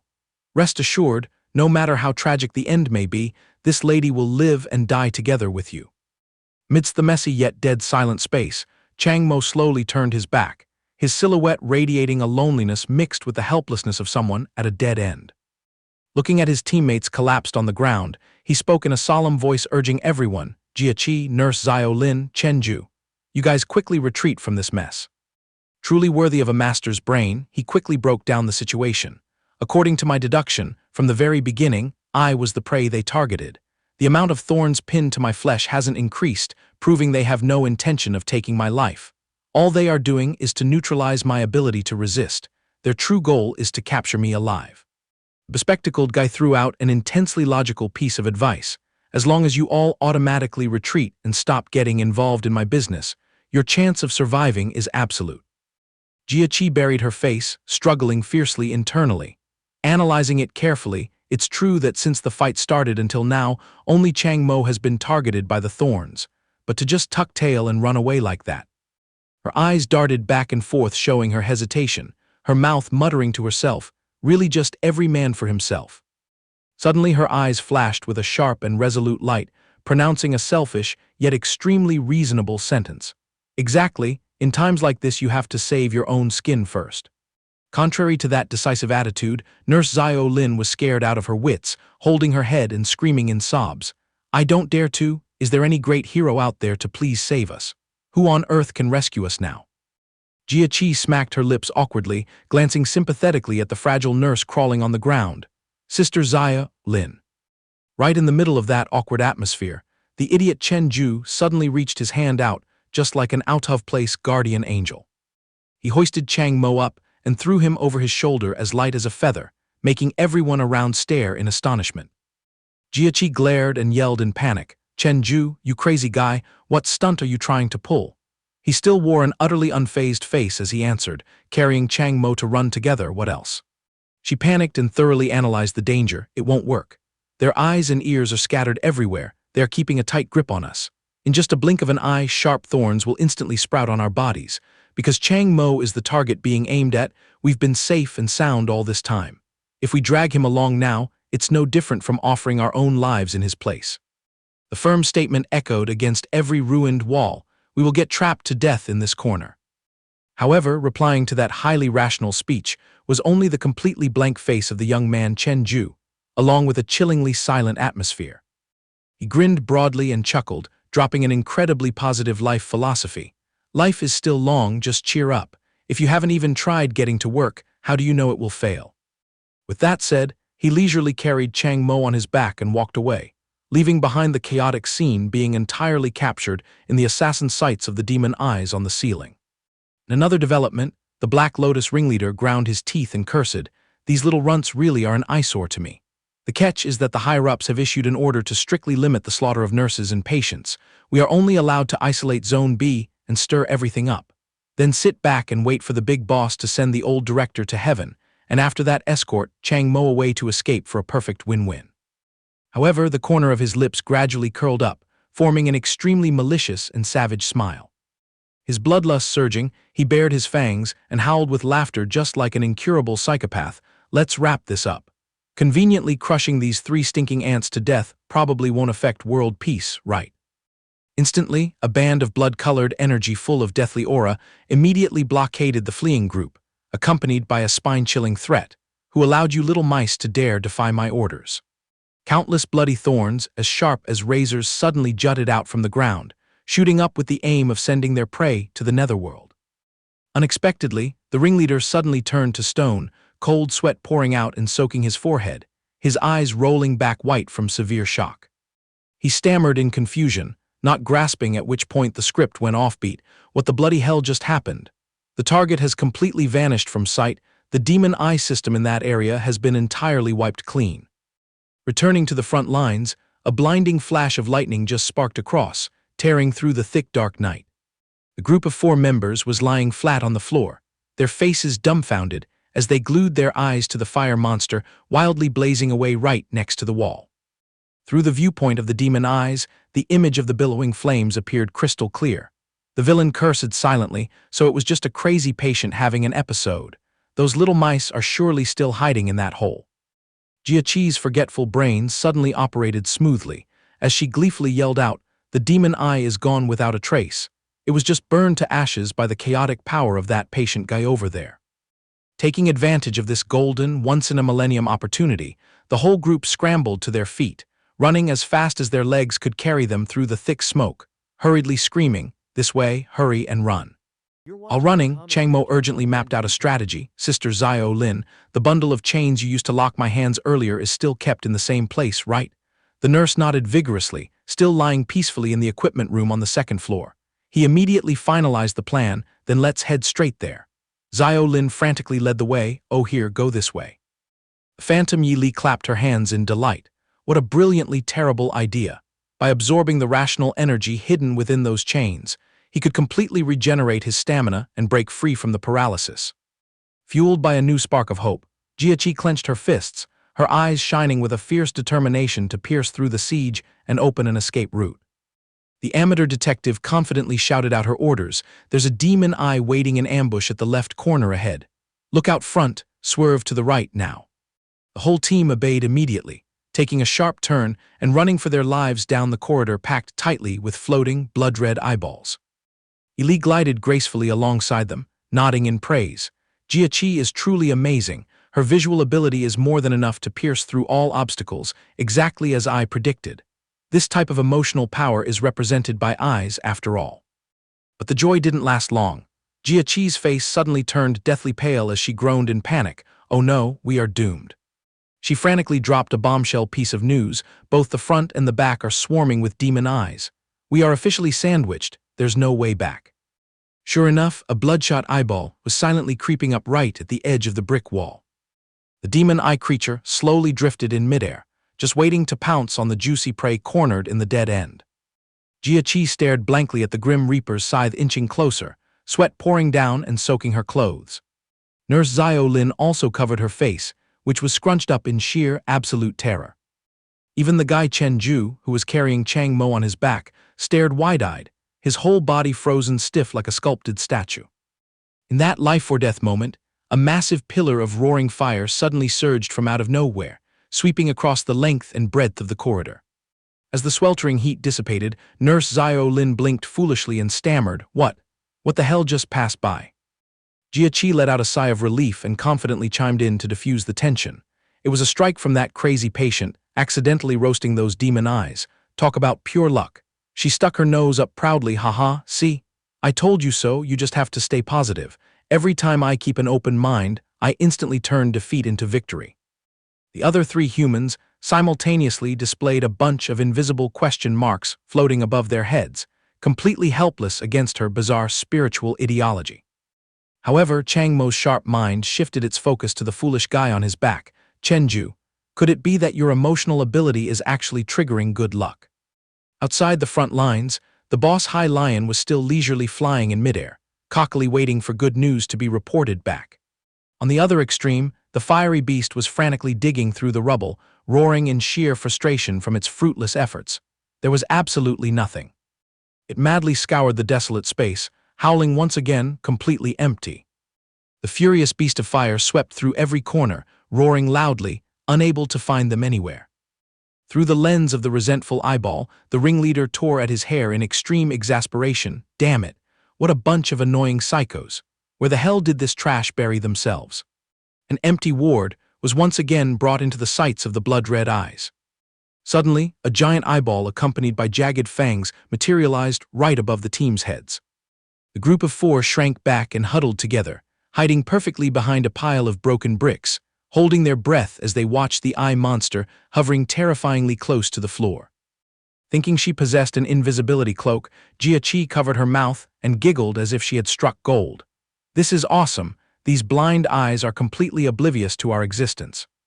Who would have thought, before she could even finish celebrating, the blood-red eyeball hovering near the ground suddenly hit the brakes, looking exactly as if it had just picked up the scent of something suspicious. Jia Qi's face turned pale with fear. She quickly clamped her hands over her mouth, screaming in silence. "Oh no, we're dead. It's turning its head. Quick, rack your brains for a way out."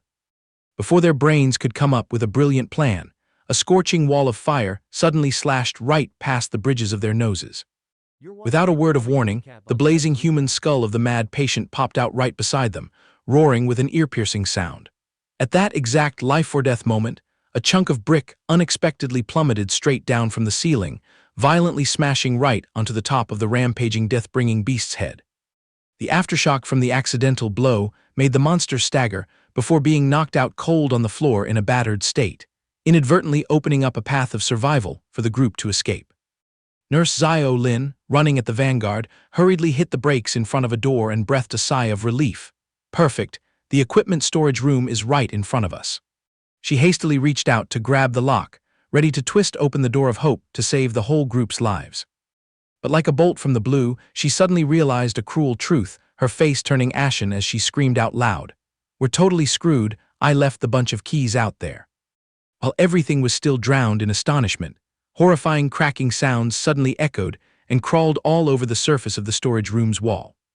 The thick iron door loudly collapsed onto the tiled floor, bringing down a shower of shattered cement that splattered everywhere before the awestruck eyes of all the members. The four people froze entirely for a good 10 seconds, staring wide-eyed at the surreal, ruined scene that had just unfolded right under their noses. The source of this event was Chang Mo silently unleashing a scorching stream of blue fire to recharge his power from the chains, simultaneously blasting away the obstacle in their path. The young man calmly half-closed his eyelids, which peeked out from behind his cracked glasses, focusing all his mental strength to manipulate the energy that had just been grafted into his body. His cold golden pupils suddenly widened, shooting out a blinding stream of rational power, enough to crush an entire realm of dark oblivion. A freezing aura tightly wrapped around the terrifyingly calm face of the office worker. Eli floated up, crossing her arms over her chest, a highly smug smile drawn on her lips. "Not bad. After being severely battered by resentment, your body can now house a significantly more abundant amount of rational power." Taking in the surreal sight completely, Nurse Xiao Lin muttered in utter astonishment, "This is too magical. Do you really have the ability to swallow the energy from those chains? In short, what kind of devilish emotional power do you hold? Chang Mo replied in a bland, indifferent tone, I'm as clueless as you are. What is the next move? Yi propped her chin on her hand, pretending to ponder, let me channel my inner thoughts first. Chang Mo narrowed his eyes and interrogated, assuming we successfully execute the mastermind, will the pile of thorns out there fade away with him? Yi stated firmly, of course they will. The young man probed deeper, in that case, what is the gap in combat level between me and that guy? Yi shrugged and threw a bucket of freezing cold water straight at him. It's a world of difference compared to the enemy. Even though that guy is still a long way from the world class, with your current level, you aren't qualified to go toe-to-toe with him. In this reality, the power limit of emotional entities is branched into 6 tiers. She began to outline a very vivid ranking system. Those petty patients at the bottom of the food chain are Tier 1, Liu Sha sits at Tier 2, that four-eyed guy on the train from before belongs to Tier 3. As for the boss hurting us right now, he is hovering at Tier 4, and the world-destroying power threshold is ranked at Tier 6. Yi didn't hesitate to strip bare the bitter truth, but to put it bluntly, you haven't even managed to crawl up to Tier 2 yet. The only reason you could easily make mincemeat out of Liu Sha was simply because your anger fire resistance stats are way too overpowered. Nevertheless, she threw him a lifeline as she pointed outside. But your luck hasn't run out yet. According to my observation, that mess of thorns wrapping around Zone B is the physical manifestation of his emotional entity, the convergence point of a massive energy source. That murderer has highly likely pumped up to 95% of his power into the defense system hovering around this area. She smirked, painting a highly tantalizing future. In a nutshell, his human shell right now is as frail as a thin sheet of paper. If you can ambush him from behind, the probability of you taking his life is completely well-founded. Chang Mo remained silent, gently pushing his glasses up, and pasted a scrutinizing, highly suspicious gaze onto her, making Yi falter and speak up. She pouted defensively and questioned, what's with this attitude? Why do you look as if you're treating my words like the wind passing by your ears? Chang Mo kept a stone-cold expression, clearly expressing his doubt, spot on. Because there is a sticking point that I've racked my brains over but still can't figure out. Do you remember blurting out that the director is busy battling a world-class villain? That implies you have a complete grasp of the director's situation, right? Li blanked out and blinked, huh? Well, that's true. Is there a problem? The young man calmly dissected the issue. This stems from the fact that you possess a very formidable position, which leads to your ability to perceive phenomena that mere mortals absolutely cannot see through. I'm not wrong, am I? She nodded in confirmation. Makes sense. Chang Mo immediately concluded, then something is definitely fishy here. Getting straight to the point, Chang Mo backed her into a corner. An entity holding supreme authority like you, why were you completely clueless about that patient about to go dark, as well as the fact that we were almost slaughtered by bloody thorns? Trivial matters like this, you should have sniffed them out from the tip of your nose, shouldn't you? Chang Mo let out a sigh, bringing down a highly lethal blow of doubt. Can I really entrust my life to your half-baked judgment skills? Faced with that naked suspicion, she merely sketched a bizarrely profound smile on her lips instead of offering an excuse. She languidly fluttered her arrogant fingers, laughing in praise. You really are sharp. Do you still remember the motto I once taught you? In this emotional realm, the ability to observe is a vital survival skill. To clear the meridians of her student, she continued lecturing. To sum it up, the higher a person's position is at the very peak, the deeper and wider their understanding of the world's origins becomes, which consequently means their vision will be far more encompassing. And perception, in the end, is just another form of seeing through things. She abruptly swerved the theory, however, in certain specific scenarios, the higher you sit, the narrower your vision becomes. Like when your eyes are covered by a veil. Chang Mo frowned and interrogated, what are you trying to insinuate? Yi smiled warmly to decode it, just let me give you an analogy and your mind will naturally light up right away. She pointed her finger into the air, sketching an extremely easy-to-understand illustration. Dinosaurs possess the power to crush insects, but they couldn't care less about a bug crawling awkwardly under the dry leaves right beneath their toenails. She analyzed the root cause of the weight class difference. Trivial matters like a patient having a meltdown or those petty, spiteful entities are, to me, so faint and insignificant that it's pathetic. If they don't blatantly jump right into my face, I am completely blind to their condition. As for why I could peer at the director, it's because that old man has reached the world-class power threshold, an existence so massive that I couldn't ignore it even if I wanted to. To portray it more authentically, Images of a wild beast's claw marks began to appear, like trees shaking violently, mixed with growls, scratch marks, or scents in the air. Dinosaurs can only sniff out the movements of their peers around them through traces like that. She threw out another massive piece of secret bait. Of course, those who reign at the world tier actually have a few specialized tricks up their sleeves to conduct a detailed radar sweep of everything within a specific radius. The director used this exact technique to set up the barrier protecting Hospital Number 2. However, she immediately deflated and let out a sigh. The only sad thing is that right now, my power has nearly evaporated entirely, and my memories are full of holes, so I can no longer use that overpowered ability. Chang Mo nodded as if he had just been enlightened. So that's how it is. I was dead certain you were hatching some scheme to harm me. Eli burst into a ringing laugh and patted her chest to reassure him. Calm down. I have personally scanned the resentful entity swarming Zone B, although I can't retrieve the functions of his moves. I immediately saw right through his combat level. Looking at Chang Mo zoning out like a statue, the girl Jia Qi let out a weary sigh, silently cursing in her heart. Why is Chang Mo marinating in his thoughts for so long? Sure enough, his schizophrenia has relapsed again. Chang Mo abruptly delivered a decisive ultimatum regarding their combat route. I have finalized the plan. The next target is to send the resentful entity hunting us down to the underworld, making the other 3 members jump in shock, Zhang Jiaqi widened her eyes to the max, her face turning deathly pale as terror surged. What the hell? We're going to kill him. The 4-eyed guy nonchalantly raised his hand to push up his glasses, spitting out a bland, concluding sentence. Bingo, the only way to keep our lives is to take that guy down. You guys just step back, I'll handle it. Nurse Xiao Lin scratched her head in thought, dear lord, Chang Mo's brain is truly short-circuiting. Ignoring the public opinion, he calmly gave out instructions. Jia Qi, can you use your emotional ability to scout out which hole that little rat is hiding in? Jia Qi, on the verge of tears, replied, let me try to push my limits and see. Jia Qi lowered her head, exhausting all her mental energy to open the radar and scan for the killer's hiding spot, his coordinates. Suddenly, her big round eyes bulged as a flash of enlightening light crossed her nervous system. She immediately sprang up like a spring, pointing her finger straight out and screaming to report the coordinates. I caught the signal. That guy is hiding in the security camera room. Switching the camera angle to the surveillance room, the boss High Lion was standing there panting heavily, his stamina severely depleted after a massive amount of demon eyes were vaporized. He ground his teeth in rage, growling and cursing. Damn it, what obscure corner did that bunch of trash eventually dive into? I've torn the whole area apart and still haven't seen a single shadow of them. But little did he know, Chang Mo, along with his blazing blue fire, had been looming ominously right behind the back of his neck for quite a while now. The wicked scumbag spun his head around in sheer panic, his facial expression completely distorted by utter terror upon discovering the king of hell waiting right behind him. With wind-tearing speed, the bespectacled young man swung his arm, encased in a layer of razor-sharp blue crystal, and lunged straight into battle. A streak of bright red fresh blood splattered, staining a patch of the pure white space inside the security room. The profoundly radiant blue sword of reason pierced right through the flesh of the ringleader's shoulder, soaked in the strong, foul stench of blood. The villain was in so much pain that his eyes rolled all the way back.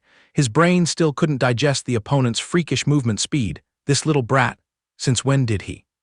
Chang Mo clicked his tongue softly in regret upon realizing that the fatal slash hadn't sent the target to the respawn screen. He dodged it, the blade missed his heart, so his dog life is still intact. In the blink of an eye, the criminal split his body into countless bloody thorny roots, tightly wrapping around Chang Mo's arm in an attempt to carve out a bloody escape route. The deep red roots tore through the air, shooting straight up into the ventilation shaft on the ceiling, slithering their way to a stealthy escape in a highly professional manner. Chang Mo looked up at the deserted ceiling and calmly threw out a comment reeking of research, transforming into bloody thorns to slip away. Does this kind of trick actually exist in this world? The eerie thorns hurriedly hid through the dark crevices of the hallway to shake off their pursuer. The boss High Lion gathered his form back together and collapsed onto the tiled floor, both hands tightly clutching his bleeding wound, looking incredibly miserable. Even so, unable to drop his arrogant upper-hand attitude, he gritted his teeth and hissed, "You little brat. Although I don't understand what kind of power you used to sniff out my hiding spot, I won't stoop so low as to fight you in close combat." He smirked and squeezed out an extremely venomous smile through the lens of the resentful eye. As long as you remain in my line of sight, I have plenty of fun tricks to slowly play you to death. Ignoring that, Chang Mo still resolutely charged forward with lightning speed, disregarding the fact that his flesh was continuously being punctured full of holes by countless bloody thorns. He clenched his jaw tight, his handsome face hidden behind his glasses showing zero change in expression despite gritting his teeth to endure the heartrending pain. A forceful stomp smashed straight into the glossy tiles, creating the perfect thrust for a wind-tearing sprint. Chang Mo dashed in a straight line down the breezy corridor, his silhouette looking just like a blinding blue arrow that had just left the bowstring. The villain on the other side laughed heartily in extreme delight. Grabbing your sandals to run at this point won't turn anything around. This time, I absolutely won't leave you any route to survive. A barrage of blood-red eyeballs was expelled by him, tearing through the air at a dizzying speed in an attempt to hunt down and completely exterminate the prey. To dodge the damage, Chang Mo leaned back and slid a long way across the smooth, tiled floor as a whole swarm of fleshy eyeballs rushed violently at the back of his neck. The Demon Eye Legion madly swarmed and completely clogged the pathway, cutting off every retreat for the four-eyed guy. Chang Mo gritted his teeth and forced himself up, exhausting and condensing his entire stream of blazing blue fire to unleash one final concluding strike. The young man sprang up high into the air, swinging his arm to slash out a continuous series of crescent-shaped blue fire waves, sweeping away every obstacle in his path. The furious stream of blue power completely pulverized the wall right in front of the boss's nose, making his heart skip a beat as he realized the King of Hell was already knocking at his door. The ringleader snapped awake, grinding his teeth in extreme panic. I was too careless earlier, completely forgetting that this little brat was crashing straight into the exact hole I am hiding in. He pointed his finger angrily and bellowed, "Are you delusional enough to think you've scared my guts out?" In the blink of an eye, a series of bright red blood thorns, as sharp as spikes, unexpectedly pierced through the ground, standing tall and imposing to block Chang Mo's path. The poor bespectacled young man was brutally pierced clean through by the hateful thorn bushes, inadvertently left hanging precariously in midair, looking terribly pitiful. More gruesomely, there was even a sharp thorny branch sticking right out of the corner of his mouth, dyed in a hair-raising shade of red. The perpetrator smirked in a triumphant smile, mocking that he deeply admired his opponent's sheer stubbornness, still twitching after eating a mouthful of blood thorns, however. He violently swung his arm, forcefully tugging the massive hateful thorn vine, and roared, "The fun show ends right here." Finishing his sentence, a massive barrage of thorn whips lashed out relentlessly, engulfing the dangling Chang Mo, accompanied by an invitation to fully enjoy the power of hatred. The ringleader High Lion burst into maniacal laughter, proudly explaining that with every whip strike that lands, the pain will stack up and the damage will freely multiply exponentially. He glared and roared viciously, scolding his opponent for not obediently surrendering his life from the start, only to now taste a fate worse than death. He promised to grant him a ticket to agony 100 times worse than a quick trip to the underworld. Chang Mo's entire body went stiff as he took the beating, dangling in the middle of the bright red thorn net like a marionette with its strings cut. The villain breathed a slight sigh of relief, calmly calculating the situation in his head, thinking that everything was finally settled since the opponent had taken enough fatal blows. True, his face was covered in a bloody mess, and his mouth was biting on a thorny branch, but the guy still maintained a totally unfazed demeanor as if he were just taking a walk in the park. The phantom Yi Li hovered closer, clicking her tongue and shaking her head in dismay, sighing over how pathetic he looked when that guy had barely used even a tenth of his power. However, right after that, the beautiful corners of her lips curled up into a highly mysterious smile, revealing a butt. Yi Li gleefully outlined a table-turning strategy, telling him to tightly wrap those chains around his body. Whenever he takes a hit, he should just suck the energy straight from them to heal himself. Hearing this, Chang Mo could only secretly admire her scheming mind. She didn't forget to pump up his spirit, asserting that he just needed to take a beating for a few more rounds, and his body would naturally generate antibodies against this hatred. Wrapping up, she playfully wished him happy hunting. Chang Mo's golden pupils suddenly lit up brilliantly, the sheer force so powerful that it smashed the crystals and the jagged blood thorns around his face to pieces. A massive blue fire shockwave abruptly surged forth, tearing completely through the hateful thorn cage that had been binding him this whole time. The boss High Lion jolted and whipped around, his eyeballs nearly popping out from being utterly shell-shocked by this godly table-turning move. Seizing the moment, Chang Mo imposingly landed one foot on the floor, enveloped in an aura of blazing blue fire, proving an incredibly powerful revival. The young man calmly reached out to push up his glasses, the deep blue crystal blade in his right hand radiating a suffocating pressure. The perpetrator broke into a drenching sweat, his bloodshot eyes opened to their limits, refusing to believe the devilish reality manifesting right in front of him. And then a fiercely explosive brawl officially kicked off, the sea of deep blue fire clashing with the mass of fresh red blood thorns, cleaving the quiet space of the hospital room in two. The boss clumsily stepped back to defend, howling in helpless bitterness, unable to comprehend what the hell was happening when that little brat's emotional energy bar hadn't dropped a single tick. The villain trembled violently upon discovering an even grimmer truth, which was that all of his moves were steadily becoming weaker, as if the opponent's thick skin was being continuously layered with extra armor. He ground his teeth in pure frustration, his face scrunching up to the point of deformation as his meticulously arranged script was now mashed into paste. Frantically waving his hands, he summoned 4 giant thorny tentacles shooting out in all directions, loudly barking at the brat that even though he didn't know what emotional trick the opponent was using, he wasn't foolish enough to dive headfirst into close combat. Flashing a scummy smile, he controlled the swarm of thorns to surround him from all sides, smugly declaring that he could run wherever he wanted and no one could stop him, then advised his opponent to just lie down obediently so he could slowly beat him to a pulp. Chang Mo was too lazy to waste his breath.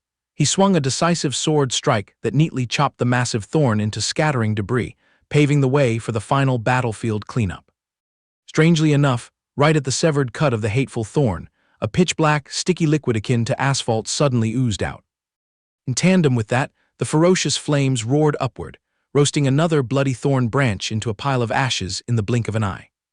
Gaping cracks immediately appeared in the surrounding space, causing the mass of thorns to gradually wither and vanish into thin air. The whole of Zone B suddenly turned into a chaotic hotpot, a chaotic mix of black puddles, blazing red fire, and razor-sharp deep blue sword slashes.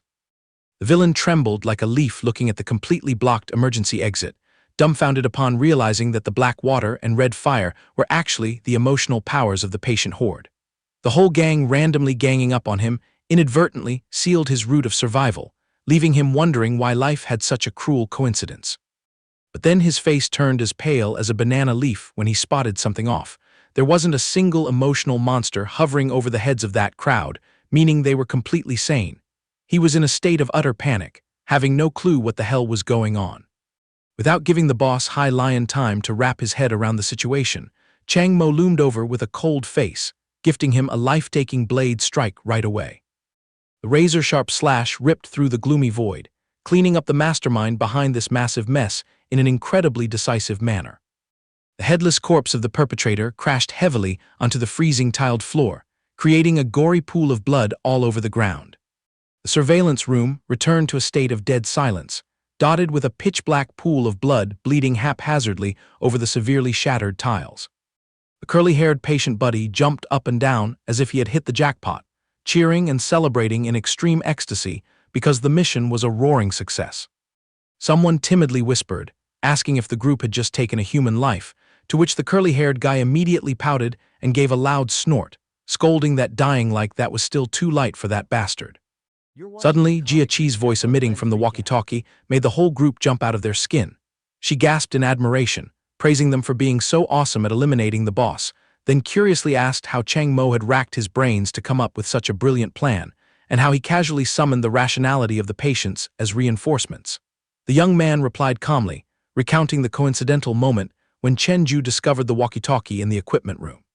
The sight of the young man, Chen Ju, looking utterly bewildered, staring at the messy battlefield of items in the equipment room, was the most vivid proof for the story. Chang Mo generously yielded all the credit to his female friend, asserting that the biggest merit belonged to the eagle-eyed commander, her. Hearing that, Jia Chi flicked her hair and smiled until her eyes turned into slits, delightfully accepting the sweet praise. Ring nearby, Yi Li crossed her arms and delivered a blunt verdict that this group was purely lucky. That guy remained stubborn until his death and refused to pool his power together. If he had unleashed his full potential, all of them would be having tea with the king of hell by now. She clicked her tongue and philosophized further, truly the type who would rather drop dead than reveal his trump card. The curly-haired guy, still looking clueless, hurriedly urged Chang Mo to finalize their next move. Chang Mo sharply assessed the situation, announcing that the bloody thorns outside were falling apart, so he hastily told the gang to regroup and make a quick getaway, as the good show wasn't over yet. He guessed the director was still busy throwing hands with the enemy faction outside, and chances were the remnants were still swarming around here. Jia Qi shrieked in terror upon hearing the part about enemies, frantically asking which nook or cranny they should sneak into now. What a blessing, Nurse Xiao Lin joyfully waved her phone to announce the good news. Because the network of hospital number 2 had been jammed earlier, everywhere she dialed before was dead silent. She pulled out a map and pointed at it, clearly explaining that now they simply needed to get the hell out of the hospital's dead zone and everything would be peachy. Chang Mo nodded in agreement, locking in the decision to call Dr. Lu immediately. The fact that the enemy ambushed exactly when Dr. Lu was away is clearly a bad omen, so the key is to wait for this savior to return to stand a chance of tearing through the siege.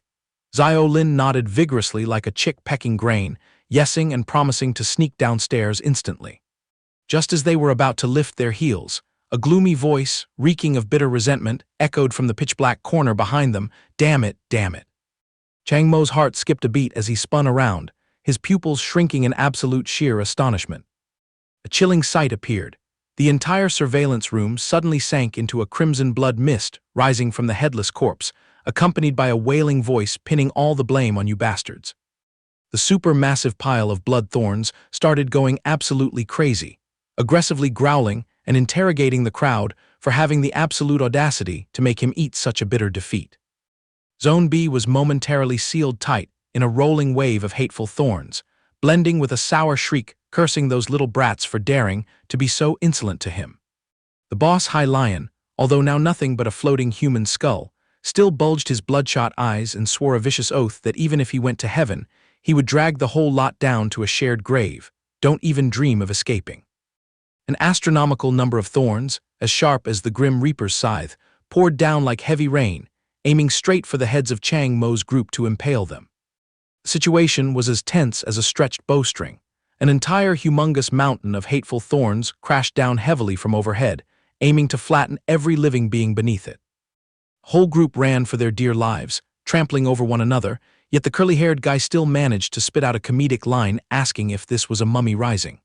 A person next to him covered their face and bawled their eyes out, whining that they were totally screwed, making the curly-haired guy lose his temper and yell at them to shut their trap right away.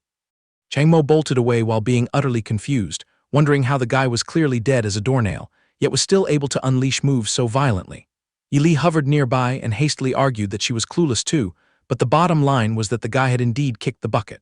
This was definitely a hidden trick of the hateful emotional entity. He was burning his last drop of blood for a final strike, so she advised him not to be foolish enough to fight back directly. Chang Mo ran like a bat out of hell, sprinting back to the room where Nurse Xiao Lin and Zhang Jiaqi were standing by on standby.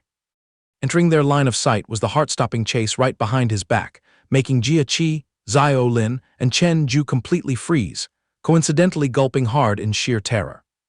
Chang Mo panicked and screamed his lungs out, urging the group to stop standing there like idiots and make a run for it. Zhang Jiaqi burst into tears out of fear, while the patient guy was still cluelessly questioning if they hadn't already sent that guy to his maker. The bespectacled young man cut it short, saying there was no time to explain, they just needed to bolt first. The writhing pile of blood-red thorns wove into a deadly cage, sealing off every possible escape route for the whole group.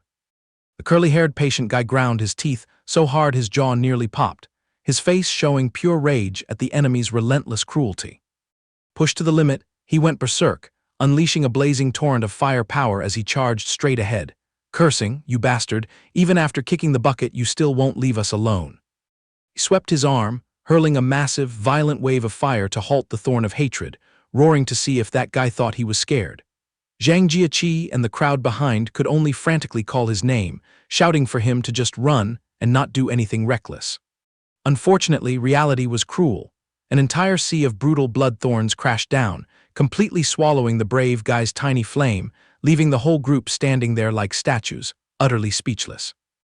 The brave patient from earlier was now covered in a foul-smelling, pitch-black liquid, his face blank as he whispered in overwhelming despair, "Why is life so unfair?" His body was completely devoured by the monster of sorrow's murky black swamp. He collapsed in the hospital lobby, weeping so bitterly it pierced the soul. A massive spider web made of blood thorns slammed down onto the hospital lobby, just like a violent hurricane. Seeing things go south, the courageous patient frantically waved for the group to run, saying the enemies were here and he couldn't carry the whole team anymore. Nurse Xiao Lin panted like a bellows and collapsed from exhaustion, whining that she was done for, her legs had expired, and she couldn't drag them any further. Seeing this, Zhang Jiaqi yelled out to encourage her, begging her to hold on just a little bit longer. Li hovered nearby, nagging and rushing Chang Mo, telling him time was money so he shouldn't waste it standing there. The ultimate goal was to grab that little nurse's phone. Losing it meant their chances of survival would plummet. Chang Mo nodded firmly as he ran for his life, ignoring Zhang Jiaqi, who was still frantically calling out to Xiao Lin from behind. As luck would have it, Xiao Lin's heel suddenly caught on a rock on the floor, making her stumble and lose her balance. And so, both the nurse and Zhang Jiaqi fell flat on their faces onto the floor, only able to hold each other and scream as they left themselves to fate. Without any mercy, a whole hill of bright red thorns shaped like the Grim Reaper's scythe suddenly smashed down right on top of Xiao Lin's head. The group standing on the outside stared in sheer terror, screaming Xiao Lin's name at the top of their lungs. Li shrieked in panic with a highly pragmatic tone, "If she bites the dust right now, the phone goes with her. Hurry up and dive in to save her." Without a second thought, Chang Mo used every last ounce of his strength to dash straight into the death trap, leaving behind the bewildered shouts of his teammates calling his name. Xiao Lin lay sprawled on the ground in a daze, tears welling up as she whimpered in terror, constantly mumbling the refrain that she didn't want to end up in a grave this early. Her tear-streaked face looked up at the sky in sheer despair, begging Chang Mo to please do a good deed and save her fragile little life. His friend Chen Ju frantically reached out to pull his brother's shirt back, trying to stop him by saying charging in would just be a waste. Chen Ju continued to yell heartbreakingly, advising him not to throw his life away so pointlessly. Through Xiao Lin's tear-blurred eyes, the figure of Chang Mo rushing over with open arms appeared as radiant as a true savior. A memory reel of those days of endless hard work and mounting pressure flashed vividly through the poor nurse's mind like lightning. Then she squeezed her eyes shut, let go and surrendered to fate, lying quietly as she waited for the Grim Reaper to take her away. But luckily, Chang Mo dashed in just in time, unleashing his full power of reason to smash those sharp blood thorns to pieces, pulling her up to her feet in the process. He stretched out his right arm, which was blazing with blue flames, straight ahead in a perfectly flawless posture. The bespectacled young man gritted his teeth and braced himself to bear the heavy pressure, all just to shield the pitiful nurse. While lying flat on the floor, Xiao Lin hastily reached out to offer the phone, screaming for Chang Mo to grab the lifeline and run away quickly. Tearing up, she shouted like a heroine, telling him to just leave her behind, just remember to call Dr. Lu to come back here and exact blood vengeance for them. Midst the shaking space, two hands reached out and touched, and the precious treasure known as the mobile phone was slowly passed into Chang Mo's hands. Surprisingly, instead of abandoning her to save himself, Chang Mo swiftly wrapped his arm tightly around the nurse's waist, and they leaped backward together to dodge the fatal blow. The entire corridor collapsed into ruins in an instant amidst Chang Mo's furious sea of blue flames and deafening explosions. He stood tall as a meat shield, loudly urging everyone to pack up and leave immediately. He would play the chain-binding game to stall the guy, while the others just needed to slip away fast and holler for the doctor to come to the rescue. He snapped loudly once again, urging the group standing there like idiots to move their feet faster. Getting the signal, Zhang Jiaqi, Xiao Lin, and Chen Ju hastily scrambled and sprinted like the wind toward the emergency exit. In the blink of an eye, Chang Mo was tightly wrapped in the blazing red sea of hatred thorns, just like a cocoon sending off the dead. Engulfed in the middle of the thorn storm, Li crossed her arms and raised an eyebrow to mock him. "Do you think you're starring in a Hero Saves the Beauty movie? This clown show will get both of you killed one day." Chang Mo shrugged lightly, dropping a lame excuse, "My bad, I got a little too carried away." Li kept her arms crossed, smirking wickedly as she spat out some philosophy. "Brilliant, this is exactly how an entity of rational emotion should look. If you live too soberly, how can you master a cool head? If you're so tough, try inhaling the entire power of those chains in one breath. Chang Mo felt a bit intimidated upon hearing this, muttering back, if I play it that big, what if I lose my mind completely? She threw him a challenging wink accompanied by a devious smile. If you don't dive in and try it yourself, God only knows what the consequences will be. Chang Mo let out a sigh of compliance, spreading his arms wide to activate his power burst mode, saying, let's do this. He shut his eyes tightly, channeling deep meditative energy to drain that massive energy reservoir dry. In an instant, a blinding halo of blue fire exploded around his body, shattering the iron chains that had been wrapping around him this whole time. Viewed from the roof of the second hospital, a massive, brilliantly blue pillar of light shot straight up into the clouds, vividly illuminating the pitch-black night sky. On a remote cliff deep in the forest, two shadowy figures stood in dead silence, watching that spectacular fireworks display. Anna Krieg's eyes widened in shock as the blood-thorn web vanished without a trace. She doubtfully wondered if that was Chang Mo's emotional monster, and how that skinny guy could harbor such terrifying power. Bishop Zhao Yan next to her just shook his head nonchalantly and stated, only God and the guy inside know the truth about this situation. The Black Lotus minion, wearing a bright red mask, frantically pleaded and begged, the wind has changed direction, bosses. Please draw your swords and lend a hand quickly. Before he finished whining, the lackey added more fuel to the fire. Lord Zhao's business isn't completely settled yet. One misstep and all our efforts will be washed down the drain. The noble lady in the white dress lazily exhaled smoke, flatly refusing. How would that look? The signed contract clearly states she only handles world-class targets, and she disdains bothering with those trivial little things. The grimacing disciple groveled a bit more. Please, sir, throw down that terrifying skill to seal off this area. Don't let a single soul slip out. The lady waved her lighter-holding hand, outright refusing. Isn't that just making me do grunt work? I'll pass. We'll stick strictly to what's written on paper. This left the subordinate choking on his words, unsure of what to say. The elegant lady leisurely flicked her lighter to light a cigarette, calmly reassuring the panicking boy. Why are you getting all worked up like a headless chicken? She smirked disdainfully and pointed toward the hospital. Our group has already set up camp right at the death gate of Zone B. If that lot shows their faces, we'll grab every single one of them by the neck. Even if they grow wings, they won't escape. In another development, under the bright moonlight in the dead of night, Chang Mo's group was running for their lives through the gloomy, remote forest. As she ran like the wind, Nurse Xiao Lin asked while trembling uncontrollably, "Oh my God, it's pitch black out here. How are we supposed to hide? We should have looped around to the main gate to get out properly." Zhang Jiaqi immediately shot back, "Go to the main gate just to hand over our lives. What if that gang is sitting there waiting? Our only play right now is to duck deep into the mountains to take refuge." The naive Chen Ju scratched his head and came up with a terrible idea, saying, "Our crew has a guy with inner strength who can smash everything to bits in one hit, right? Why not just punch a damn hole in the wall and slip through quickly?" Zhang Jiaqi completely ignored that silly idea, turning to ask about the situation. "Hey Xiao Lin, check if the phone has any signal bars yet." The nurse looked dejectedly at the black screen, shaking her head to report it was still dead. Suddenly the phone flickered with a faint light, making Xiao Lin cheer with joy. "Hold on, the device is acting weird, guys." But the joy was short-lived, as the operator's monotonous robotic voice echoed out, extinguishing all hope. "The number you are calling cannot be reached at the moment." Xiao Lin clutched her forehead in total collapse. Why does God love playing jokes so much? This boring chorus keeps playing on a loop, making a person go completely speechless, not knowing what else to say. Chenju patted her shoulder to encourage her with positive thinking. "Just keep pressing to call enthusiastically. Whatever happens will happen. What is there to fear?" The nurse glared wide-eyed at her hospital bed neighbor, as if looking at a strange creature dropped from Mars. Zhang Jiaqi also chimed in with a joke. "Exactly, with the god of bad luck Chenju here, the ancestors will somehow steer the wheel to bless us anyway." The catch was, from the far-off hospital area, several earth-shattering explosions echoed over, making their eardrums vibrate violently. Those massive, bright red blood-thorn stakes crazily rushed over again, clashing and sparking against the blue stream of air that was cleaving through the sky. Chang Mo's figure was swallowed right in the middle of a mystical spiritual realm, overflowing with twinkling bright stars just like the Milky Way.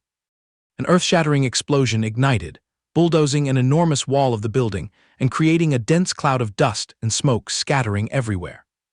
The grand view was immersed in a scene of devastation, as the blue wave pillar completely overpowered the blazing red flames. The Black Lotus boss rolled his eyes back, screaming his lungs out in excruciating agony as his body was scorched by the blue fire of reason, leaving him only able to curse the scumbags. The sky above the roof of Zone B suddenly shook incessantly with a series of piercing sounds as the giant thorns intertwined and retreated. On this side, the blue banner of reason still proudly stood its ground against the spiked sphere of hatred that was swelling up like a balloon. The eyes behind Chang Mo's glasses narrowed in deep thought, his brain calculating rapidly to lock in the crucial final move. The razor-sharp blade of reason swung a downward slash again, ripping to shreds the tanky defensive armor of the hatred thorn. The villain ground his teeth to the bone amidst the bright red thorn pit, his face scrunched up, revealing extreme bitterness and incurable frenzy. Several lethal slashes of blue fire rained down continuously, chopping the pile of sharp thorns into falling debris like dropping figs. The frantic shockwave wind of reason swept away the ruined battlefield, utterly crushing the halo of hatred. Suddenly, the roof exploded violently with a bang, sweeping a dense plume of dust straight into the blue sky. Chang Mo stood tall and swung his hand, which was ablaze with blue fire, aiming precisely at the Black Lotus boss's face. He slightly curved his lips into a faint smile, gathering absolutely everything in his rational energy tank to go all out on this final strike. The pile of blue chains surrounding the boss suddenly cracked and shattered, evaporating completely without leaving a trace. Eli frantically flew over to intercept, urging him to hit the brakes right away. Even though he had swallowed the power of the chains whole and had poison resistance, his level was still a head and a half lower than that guy. Going one-on-one like this would end up getting his skull crushed. Chang Mo frowned and retorted, "Then how am I supposed to fight now?" The Phantom Girl hurriedly offered a strategy. "There is still one more play here. Try using the power of reason to strike directly into his brain, just like that psychological manipulation trick on the patients earlier." It turned out Yi Li had seen right through this guy's Achilles heel. Fundamentally, he had been in the grave for ages and was now merely lingering as a ghost running on a cheap engine of hatred. If by chance a seed of reason could be planted in his head, his whole empire of power might collapse in a single note. Seizing the once-in-a-lifetime opportunity, she shrieked and urged him to lay his cards on the table. "Brother, fish out his moldy rationality right now." Without a hint of hesitation, Chang Mo pushed off the ground, launching himself into the sky, and then dove headfirst straight into the core of the giant blood-thorn sphere. He tensed his muscles to break through the air that was as hot as a furnace, proudly extending his arm blazing with blue fire forward. The Black Lotus boss rolled back his eyes, which were as red as fresh blood, roaring madly as he tried to devour anyone daring enough to throw a wrench in the works. Turning a deaf ear to all risks, Chang Mo twisted and weaved through the barrage of fresh red thorns flying at him to get close to the target. The surrounding sky suddenly darkened as thousands of resentment thorns swarmed in, tightly binding the entire space just like a natural coffin. But from the very depths of the murky darkness, the blue spark of reason continued to stubbornly burn bright without fading. The blood thorns went crazy and squeezed tightly together, forming a bright red, perfectly round ball that was so oppressive it was suffocating. The top boss suddenly let out an extremely pitiful howl as he smelled the Grim Reaper hovering right by the back of his neck. Chang Mo's hand sliced a sharp path through the blood-red branches, flying straight at the awful guy's face. In a flash, he grabbed the Black Lotus boss's face with one hand, pumping a current of reason straight into his brain lobe. The cool blue fire immediately spilled out to embrace those bloodshot eyes, completely washing away the accumulated hatred that had been festering for ages. The smoldering resentment in his pupils gradually faded, giving way to a milky white gaze that bore a tranquility so eerie it caused goosebumps. The mask and pointy hat slipped off his head and fell to the ground with a thud, exposing the dull, blank face of the evildoer after his ego was rebooted. Floating in the stark white space, he babbled as if singing a lullaby. "What the hell is going on? How many springtimes has it been since I last tasted this serenity? Freed from the yoke of hatred, I've finally salvaged my true personality." His eyes were completely stripped of their bloodthirsty red color, leaving only a peaceful look exactly like an autumn lake with no breeze. A belated tear gently rolled out of his eye socket, washing away all the foul air of sin he had hidden away for so long. He let out a shrill laugh and then sobbed continuously in belated remorse. Haha, so that's how it is, that's the script. The higher-ups ultimately didn't just ignore us. Moments before evaporating from the world, he whispered in a remarkably pious manner, the gods really didn't turn a blind eye to us, and then gently offered an apology to the guy.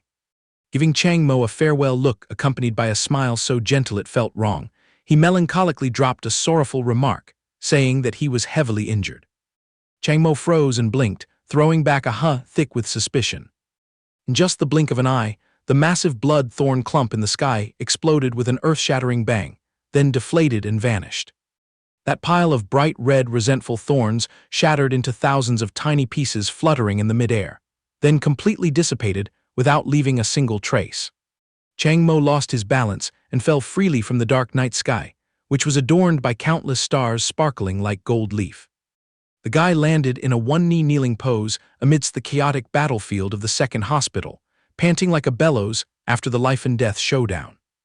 He silently dropped his head, closing his exhausted eyes to breathe in a bit of the peaceful air, more precious than gold, that he had just reclaimed.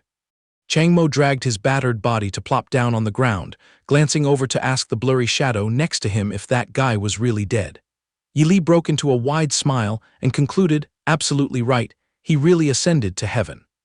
He knitted his brows in deep thought for a moment, feeling that the guy's dying words before meeting his maker sounded somewhat off.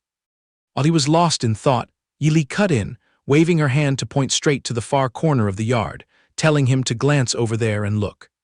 A bright red sphere covered in razor-sharp, bristling thorns, popping out of nowhere, was hovering in the middle of the empty wasteland. Chang Mo curiously stared at that bizarre lump and asked what it was. Yi Li crossed her arms and seriously lectured, that is his hatred energy core, making the guy blankly parrot back, energy core. She blinked, reminding him of the past, forgot everything already. Back then, that guy Liu Sha took your boss's life solely for the purpose of devouring this core. When you crushed Liu Sha and the bespectacled guy on the train, they also hoarded this item in their bellies. It's just that you lacked the time to collect them back then. She pointed at the blazing sphere, diagnosing that this was where all of his emotional essence had gathered. Unfortunately, you don't harbor any hatred toward that monstrosity. Otherwise, letting your beast of reason swallow it would make your power skyrocket like taking a miracle elixir. Then you could freely borrow more strength from our horde of monsters. Chang Mo nodded firmly, showing that he had grasped it. However, he suddenly bent forward, peering down at his two palms radiating blue fire, and frowned to ask why his internal energy battery was so enduring lately. Why hasn't it plummeted and died out yet? The ghost girl Yi Li widened her green eyes in terror, darting over closely to examine his health condition. Her pupils shrank to the extreme when she caught the pulse of a horrifying phenomenon wreaking havoc inside the other's veins. Seeing the bright blue pillar of fire behind his back slowly morphing into a bottomless cosmic black hole, she panicked and screamed, "You're doomed. You are about to lose control." The four-eyed young man stared blankly and blinked, tossing back a clueless huh, as bland as water. The very next second, a bright blue crystal block, as sharp as a razor, suddenly exploded and pierced through his left eye in an incredibly gruesome manner. Chang Mo nonchalantly swiped his hand over his face that was slowly turning into crystal, curiously asking, "Did I really go crazy? So what do we do now?" Yi Li furiously stomped her feet and scolded, "Please stop acting so calm. If you have fear, annoyance, or mixed feelings of joy and sorrow, let them out. Try your best to dig up those thrilling, impulsive memories from the past." The young man blinked again and muttered, counting out each word evenly like reciting a template essay. Panic, outrage, ecstasy, sorrow. Suddenly turning his head away, Chang Mo stared wide-eyed at the bright red halo in the sky, stammering to ask, "What the hell is that burden?" Yi Li's green eyes immediately shone blindingly, reflecting a demonic, glittering golden streak of light shining straight down from the top of the sky. Witnessing that magic trick, the girl dropped her eyelids in utter defeat, letting out a long sigh as she muttered to herself, "He has officially given up his own autonomy." She furrowed her brow, trying hard to dig through her subconscious, dreaming that if she could recall the magic manual, she might still be able to salvage this round. But unluckily, that part of her memory had now been wiped completely clean. The girl slumped and drifted, murmuring bitterly, "I am completely powerless to put a brake on his loss of control now," incidentally letting out an exhausted, unjustified breath. Smacking her lips to make a decision, she raised her beautiful face with a proud look, determined to throw caution to the wind for one round. The silver lining is that lately having a late-night chat companion means it's at least a bit less lonely and boring. Hovering lethargically closer to his solitary shadow amidst the desolate ruins, she gently dropped a deeply emotional farewell. Chang Mo, the two of us have reached the final stop. Streaks of soothing blue flames suddenly carpeted the entire space, dancing like brushstrokes to form shimmering, glowing lines against the lonely night sky. Yili's beauty suddenly beamed blindingly, her eyes overflowing with a rare, profound tenderness, her gaze firmly locked onto that distant essence core. She reached her slender arm toward the crimson emotional core, pumping a blue aura to gently soothe and embrace the sphere. Immediately, the pile of burning blue threads coiled tightly around the resentment thorn sphere, washing away all the accumulated grime and frustration trapped inside. Suddenly, Yili's figure had her chest blasted by a terrifying backlash wave, causing her ethereal form to glitch and fragment continuously. She stared wide-eyed at her hands in utter astonishment, her lips moving as she refused to believe her sight. That's a lie, how on earth could this be? Or am I just seeing things while sleepwalking? Impossible, it's 100% real, even if it's just a tiny piece. Out of nowhere, she rejoiced and yelled out, aiming straight at the emotional core that was slowly being dyed jade green, boasting proudly, "This one is definitely my power." Turning her face back, she screamed herself hoarse, trying to pull the petrifying guy back to his senses. "Chang Mo, wake up from your dream. We're saved. Do you notice that pale blue energy source out there? That's my gear. As long as I retrieve that energy source, I'll definitely regain some memories and maybe even find the secret manual to save your little life." Chang Mo stared blankly at his hands, where countless razor-sharp blue crystal shards were competing to tear through his flesh and protrude out. The foolish guy cast his eyes toward the floating ball of resentment thorns in the distance, slightly knitting his brow and grumbling, "How weird. Why is a tiny bit of my spiritual power clinging to that giant pile of hateful emotions?" Swallowing the pain back inside, he struggled to drag his ton-heavy footsteps forward, his mind spinning with tons of questions. Does my background actually have anything to do with that Black Lotus society? Watching his back from behind, Yili's ocean-deep eyes flashed with determination. I'll uncover the truth of this matter very soon. Chang Mo slowly reached out his blood-stained hand forward, muttering with a burning desire, "My past." The moment his blue crystal-encrusted finger narrowly touched the blood-red thorn sphere, he murmured to himself, "What exactly is its true shape?" Right at the moment of impact, a blinding ray of light abruptly exploded amidst the desolate ruins, swallowing both of their silhouettes whole. The magnificent band of light tossed away the pitch-black darkness, sweeping across the entirety of Zone B in the second hospital. Everything fell into a chilling state of silence, leaving only mystical blue specks of light fluttering and floating around. As the supernatural wave gradually calmed down, Chang Mo's dumbfounded appearance and Yili's pensive face, filled with deep thoughts, slowly revealed themselves. From the profound depths of the dream realm, a long line of figures in black robes prostrated along the fiery corridor, competing to shout in full reverence, "Long live the cult leader, long live the cult leader, long live the cult leader." Perched on a solemn high altar right in front of a massive iron gate, a woman donning a black robe leisurely waved her hand, signaling the crowd to shut their mouths. The clear yet icy voice of the woman whose face was concealed echoed throughout the space. "I founded the Black Lotus cult to save all sentient beings, but that much is still a drop in the bucket to pull this world back to sanity. We need to launch another operation." Peeking from behind the sheer veil, Yili's deep gaze appeared razor-sharp, accompanied by a ruthlessly scented verdict. "That is to level the entire city of Donghai." Taking it all in, Chang Mo was stunned to realize that two colossal forms were charging and clashing fiercely right on the ceiling of the main hall. The young man pushed up his glasses, his heart jumping like a spring. What on earth is this? Is Yili actually the final boss who built that creepy Black Lotus evil cult the other day? The puzzle pieces from the little nurse's whispers suddenly rushed back sharply. Plus, Sister Zio Lin once blabbered that, more than a decade ago, it was those people who schemed to wipe out Donghai, and they were also the ones who let that giant tumor of sorrow break loose, painting the entire Donghai beach pitch black. Piles of dark clues were ultimately pieced together into a hair-raising truth. It turned out the one who wanted to flatten Donghai a decade ago was none other than Yili. She was the culprit behind the contamination of this entire sea area. Just what kind of deity is she after all, and what scheme is she plotting here? Abruptly, the tiled floor beneath his shoe heels cracked like a spider web, yanking Chang Mo back to reality, extinguishing that agonizing mess of flashbacks. An infinite number of razor-sharp blue crystal blocks rained down profusely from the high sky, shining brilliantly exactly like a meteor shower full of demonic aura. Chang Mo widened his eyes, waking up behind his cracked glasses, panting heavily as he mumbled, I managed to find my way back." Serene energy erupted violently, causing massive blue crystal boulders to jut out in all directions, tightly wrapping around every inch of his flesh. Slipping and losing his footing, Chang Mo's body, frozen stiff like an ice cube, fell face first onto the freezing, cracked ground of Zone B. Ili glided lightly to his side, softly bending down to pour soothing words into his ear. "Loosen up a bit. I just remembered a few things, and I also got the trick to salvage this life of yours here."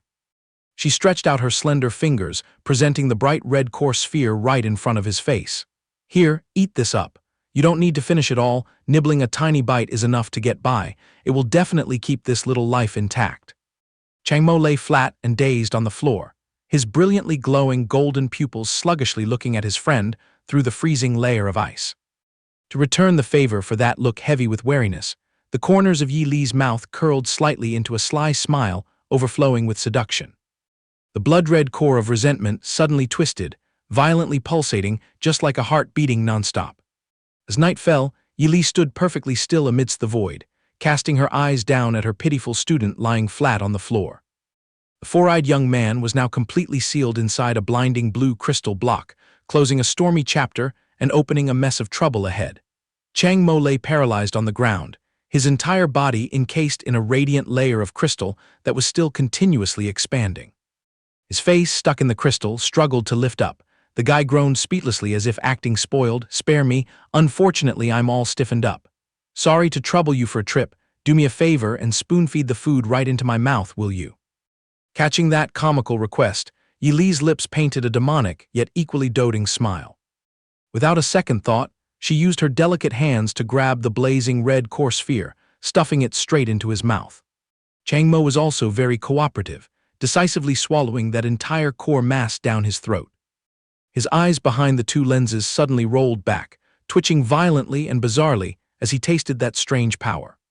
His body immediately lost its weight, floating up and then nosediving in a free fall down into the stark white space of the subconscious realm. Streaks of fresh blood suddenly spewed profusely from Chang Mo's forehead and flesh, while he threw his head back and let out mournful roars. Skyrocketing fury exploded, dragging along an infinite number of bright red resentment thorns, ruthlessly piercing through the blue crystal layer. And the ordeal wasn't over.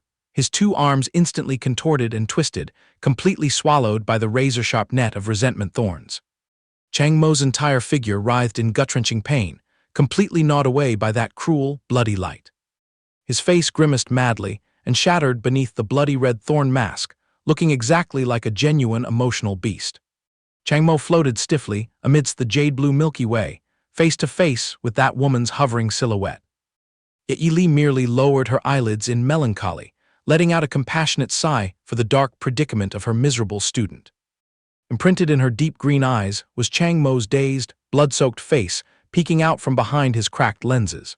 Without any warning, a colossal blue pillar of light blazed fiercely from within his body, blasting away and grinding the resentment thorns into dust. The four-eyed guy's body plummeted headfirst amidst the brightly lit midair, where shimmering crystal shards were idly drifting around. Thud, his body landed on one knee, dropping straight onto the freezing, shattered tiled floor of Zone B in the second hospital.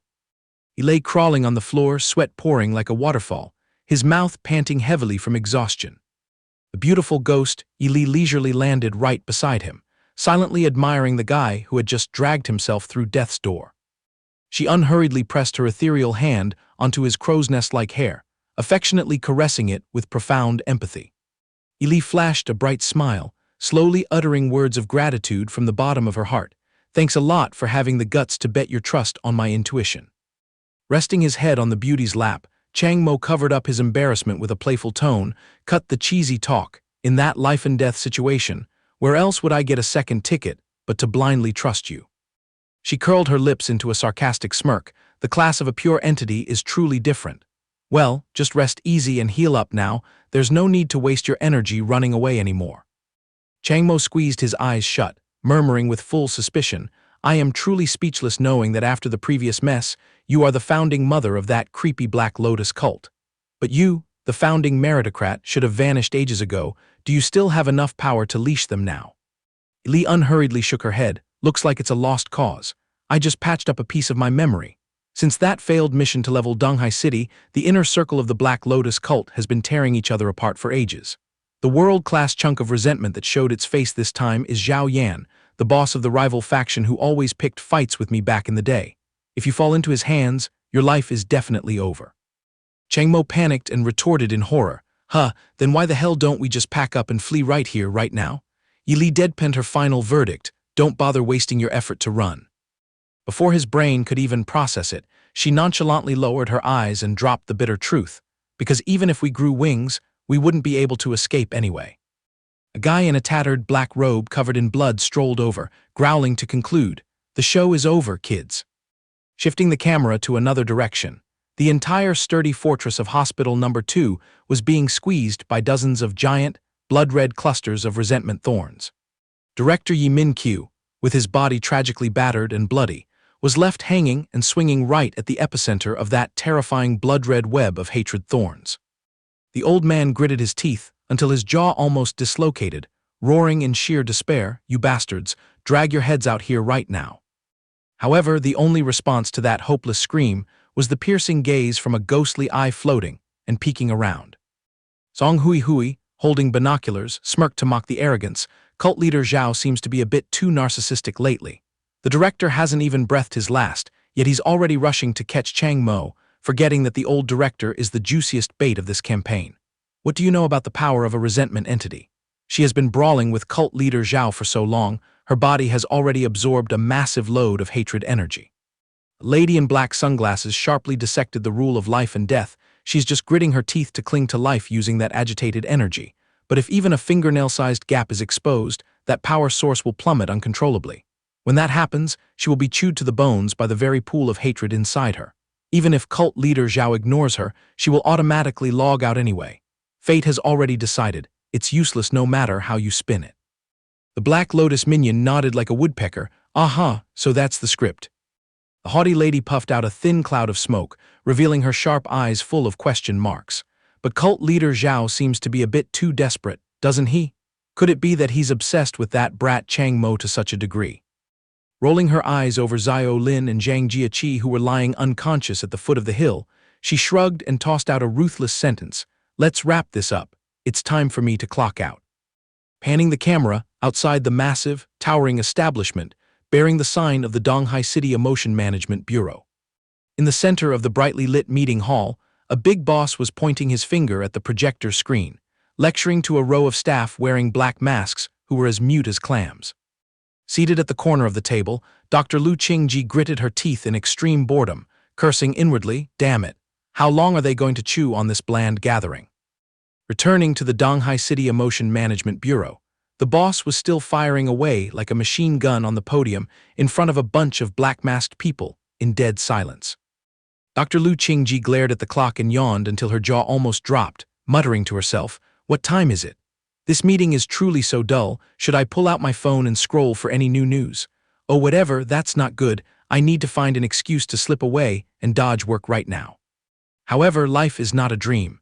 The boss suddenly bulged his eyes and roared, echoing through the hall, "Dr. Lu, this is a secret organization meeting. Please put that mobile phone away immediately."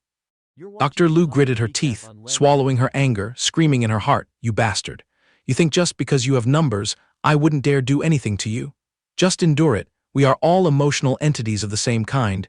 Don't you have any stamina or tolerance to shut down this utterly bland meeting?" Pushed past her limit of endurance for even one more second, she slammed both hands on the table and stood up abruptly. The boss turned pale and yelled after her, "Dr. Lu, where do you think you're going?"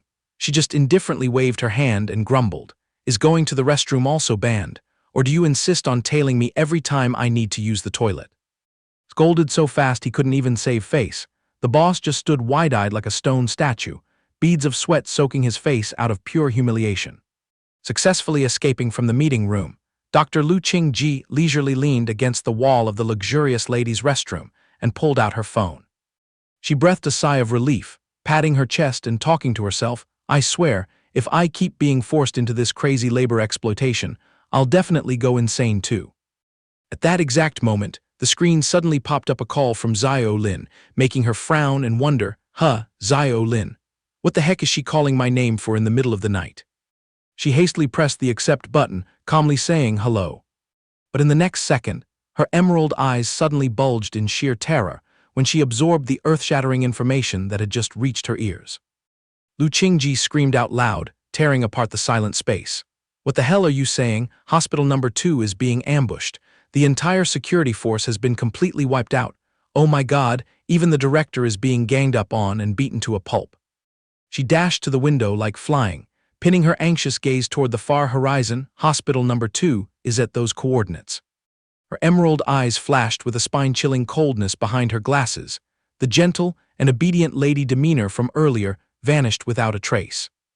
Right outside the window, the night sky of Donghai City suddenly twisted eerily before the abnormal fluctuation of energy. Without hesitation, Dr. Lu immediately released the valve of her massive emotional power, splitting the space and broadcasting it across the whole city. The fierce wave of emotion shot forward rapidly, heading straight for the isolated establishment in the mountains of Hospital number 2. From the depths of her consciousness, a giant dark wolf covered in glowing red spikes abruptly lunged upward and roared, overwhelming the sky. Lu Qingji narrowed her eyes looking into the distance, letting out a sigh of relief. The director's emotion monster is still holding its ground, so the situation probably hasn't completely gone to hell yet.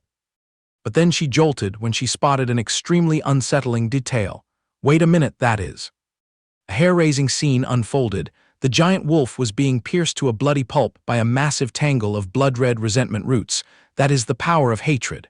The director, he's about to lose his grip. With murderous intent surging to the sky, Dr. Lu Qingji's eyes instantly turned blood-red, furiously roaring, "You bastards." With an ear-splitting crash, she decisively built up momentum and smashed right through the glass window of the high-rise office building. Back in the meeting room, the big boss and the masked underlings jumped up and down, completely chaotic. What the hell is happening? Is there a bombing right in our headquarters? The big boss sweated profusely, all color draining from his face, trembling as he muttered, "We're really screwed." He frantically ran for his life, out of the room to check out the intense situation. To his surprise, what immediately struck his eyes was an entire section of the ladies' restroom wall blown into a deep crater, amidst the horrified scream of a nurse lingering nearby. Oh no, the ladies' restroom just blew up. The director of the Emotion Management Bureau widened his eyes in disbelief, his jaw dropping, standing frozen in place, speechless, unable to force out a single word. Outside, illuminating the entire Milky Way, was the silhouette of Dr. Lu Qingji spreading her giant blood-red wings, shooting off at a wind-tearing speed, charging straight toward Hospital number 2 to rescue her comrades. The blinding blood-colored wings sliced through the Donghai night, carrying Dr. Lu Qingji forward like a streak of red lightning. At the same time, outside the magnificent skyscraper hanging the sign of the Donghai City branch of Sky Entertainment. A blond guy leisurely puffed a cigar by the glass wall, narrowing his eyes in curiosity. Who has the guts to whip out their superpower to show off this wildly? He gulped down a sip of his beverage, fixing his eyes on the fiery streak of light. That direction is heading straight for Hospital number 2. Could it be there's a raid targeting Hospital number 2? Not good. It's 100% sure that something extremely abnormal is happening at Hospital number 2. His face changed color in a snap as he caught the scent of the violent aura erupting from the dark wolf being pierced by 1,000 thorns. That is the resentment entity of the Black Lotus cult. They really ambushed Hospital number 2. Back outside the massive luxury skyscraper, belonging to the Donghai branch of the Inspur Group. A middle-aged man with a goatee thoughtfully leaned back against the window glass, letting out a long sigh. Yet another strange emotion entity popped up that I haven't crossed paths with before. Lately, this land of Donghai has birthed far too many bizarre events. Right below on the glamorous, bustling street corner, the crowd cluelessly craned their necks to the sky, buzzing with chatter, staring wide-eyed at the giant blood-red streak of light splitting the space as it flew past. Somehow, a young man in a suit suddenly went weak in the knees and collapsed to the ground, causing his wife next to him to scream in panic, "Oh, my dear husband, what's wrong with you?" Hiding in a dark room, a patient frantically clutched his head and shrieked because of the heavy mental pressure radiating from the glowing red streak that just brushed past the window. Catching the breeze by the bridge railing while admiring the luxurious city, a young girl with a guitar stared blankly after the brilliantly glowing blood-red streak, spanning across the starry night sky like a ribbon of fire. She haughtily let out a cold snort full of arrogance and then spun on her heels to leave.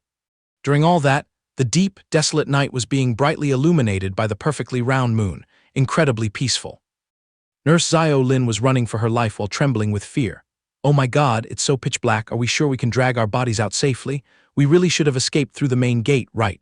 Zhang Jiaqi instantly fired back. "Go through the main gate to deliver our lives? Of course not. What if the enemy is camping for an ambush there? Our only way to survive right now is to sneak deep into the mountains." Zio Lin whined. "I hope so." "Oh, by the way, Zhang Jiaqi, did you get to peek at what you wanted to see? Can you check what happened to Chang Mo's fate?" Zhang Jiaqi nodded. "Oh sure, let me see." Without hesitation, Zhang Jiaqi clenched both her fists, squeezed her eyes shut, and frowned, draining her mental energy to use clairvoyance on the situation. Through the lens of clairvoyance, she screamed in sheer terror, "Oh, it's totally ruined, Chang Mo. He is about to be snatched away." A hair-raising scene revealed itself, as the entire space was dyed a bloody red, overflowing like fresh blood spreading everywhere.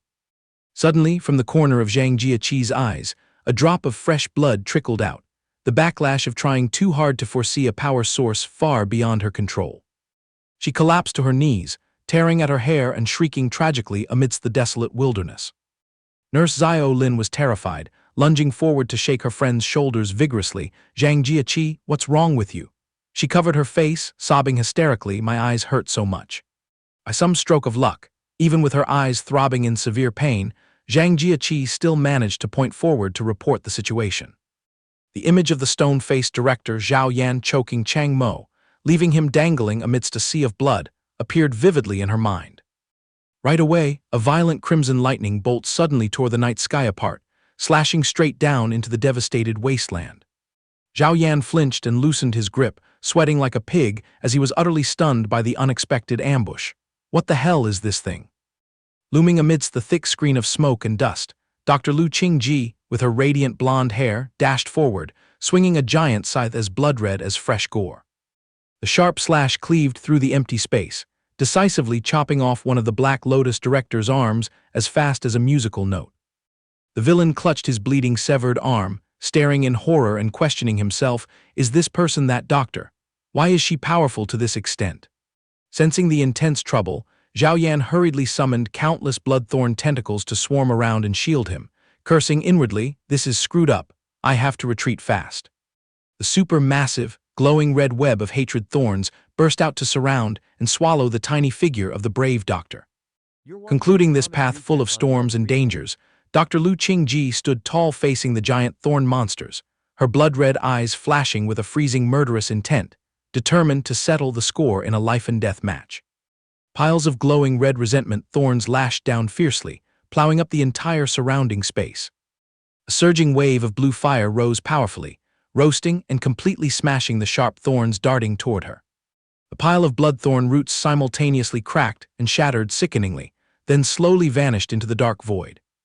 Dr. Lu Qingji hovered midair, vigorously swinging her giant blood-red scythe to split open Zhao Yan's defensive barrier. Director Zhao Yan sweated profusely, his face contorted in terror. Impossible. Did this space turn out to be a type of bounded field? Lu Qingji lightly pushed her glass's frame, her bloodshot eyes pinning a sharp glare, resolute and blazing with a murderous intent that would send shivers down one's spine. Without messing around, she stomped her foot heavily on the ground, unleashing a ferocious hurricane of blood-colored energy. Dr. Lu smoothly somersaulted midair, masterfully twirling her giant scythe to clear all obstacles in her path. Zhao Yan bit his lip and endured the blows, stumbling backward before his opponent's terrifying and soul-shattering power. An entire colossal wall of blood-red resentment thorns collapsed, completely burying the small silhouette of the courageous doctor. Yet Lu Qingji slightly tilted her emotionless face up, her emerald eyes abruptly gleaming with determination. The giant scythe gracefully painted several gorgeous blood-colored slashes, tearing right through the realm of darkness. The entire massive network of hatred thorns was slashed to mush in the blink of an eye, crumbling to pieces amidst a sea of dense dust and smoke. Zhao Yan's heart skipped a beat as he whipped his head back, sweating buckets because he couldn't believe his own eyes. Right at that moment, a wall of brilliant sapphire light abruptly erected, instantly blocking all the erupting blood thorns. The villain shrieked in euphoric triumph when he saw that his bounded field was temporarily functioning flawlessly. But the joy was short-lived. The sapphire streak of light spread like a broken dam, completely swallowing the gloomy light of hatred. Dr. Lu Qingji haughtily hovered right in front of the blue wall of reason that was slowly regenerating. Zhao Yan bulged both his eyes in utter panic, gritting his teeth and muttering, "Is this world being repaired? If this drags on, we'll have no way to escape." The villain pathetically clung to his bleeding severed arm, roaring in frustration and fury, "You bastards, aren't you going to save your director?" Lu Qingji was too lazy to open her mouth to talk. Her icy face just continued aiming a highly lethal gaze at the enemy. She pursed her lips, going all out to release a pool of emotional energy that completely crushed the surrounding space. A godlike swing of the giant scythe, decisively smashing the sapphire light wall into pieces, tearing the void apart. A horrific shockwave swept through the hospital lobby, sweeping away all the furniture and bringing down a solid corner wall. The sapphire flames and the ashes from the explosion all vanished, leaving only Chang Mo floating amidst the starry Milky Way, to the girl's utter astonishment. With wind-tearing speed, Lu Qingji dashed over and locked her arms around the waist of director Yi Min-kyu, who was plunging headfirst through the air, screaming loudly, "Director." The old man Yi Min-kyu, with his body covered in bleeding wounds, smiled tiredly and gasped, "Please try to be patient a little bit." Spreading out her magnificent blood-colored wings, Dr. Lu valiantly carried both the director and Chang Mo, zooming away into the distance, successfully escaping the burning cauldron of blood thorns. The entire panorama of the Psychiatric Hospital No. 2 estate was now in tatters, sinking into destruction under the quiet starry night sky. Landing safely on the grassy patch in the middle of the wild forest, the three of them, battered and exhausted, sat down on the ground trying to catch their rapid, heavy breaths. Dr. Lu Qingji clenched her phone, cursing furiously in sheer helplessness. "Damn it. Why are the people at the Emotion Management Bureau so sluggish and slow?" The director lay on his stomach, weakly waving it off. "Qingji, don't waste your effort, I am out of strength." Smelling death approaching, the old man smiled peacefully and mumbled, "At this moment, my heart feels very tranquil. Just as the books say, only when they are about to die can humans truly cast off the imprisonment of emotions." Faced with that heartbreaking scene, Dr. Lu buried her face and sobbed bitterly, her whole body trembling as she cried and cursed, "Evil scums, utter trash." Her eyes quickly reddened, raging with towering murderous intent. She gritted out each word filled with hatred. "I will send him to the afterlife, along with the whole gang backing him up. And that garbage Black Lotus cult too, I swear I will chop them all into pieces." Standing rooted to the spot watching from behind, Chang Mo and the ghost Yi Li could only stay silent, letting the suffocating silence envelop them. The night sky pressing down on Donghai City at this moment oozed a blood-red color reeking of hatred, threatening to devour everything. In another corner of the forest, Nurse Zhao Lin turned her neck to look at Zhang Jiaqi, Chen Ju, and the patient who was hugging his skull and shivering, then opened her mouth to question with full suspicion. Zhang Jiaqi's face was drained of blood, clutching her head and shuddering with a terrified shriek, truly gruesome. "I clearly smell her desire to swallow them alive, even though the distance between us is tens of thousands of miles." Lu Qingji stood alone amidst the junkyard, her eyes ablaze as she roared frantically to vent her clogged anger. "I will pull out those bastards by the roots. I will definitely wipe them all out." In the end, she hugged her tear-drenched face, crying tragically amidst the torment and powerlessness before the passing of the respected director. Director Yi Min-kyu sluggishly dropped his eyelids, gasping his final words with his weak remaining breath. "Please restrain yourself, bury your emotions down. Don't let all my life's dedication be poured down the drain. Come a little closer." Dr. Lu Qingji, her face smeared with tears, choked out loudly, "Director, you have plenty of strength to live on, you will survive this disaster."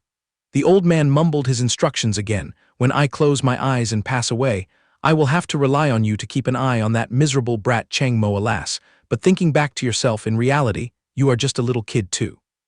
Qingji sobbed until she lost her voice, shaking her head vigorously and crying, "No, that's impossible." The old man forced out a distorted smile to give his final advice, "Qingji, the long road ahead." The director's pale face powerlessly dropped the bitter words of farewell. You have to shoulder the burden and walk on by yourself."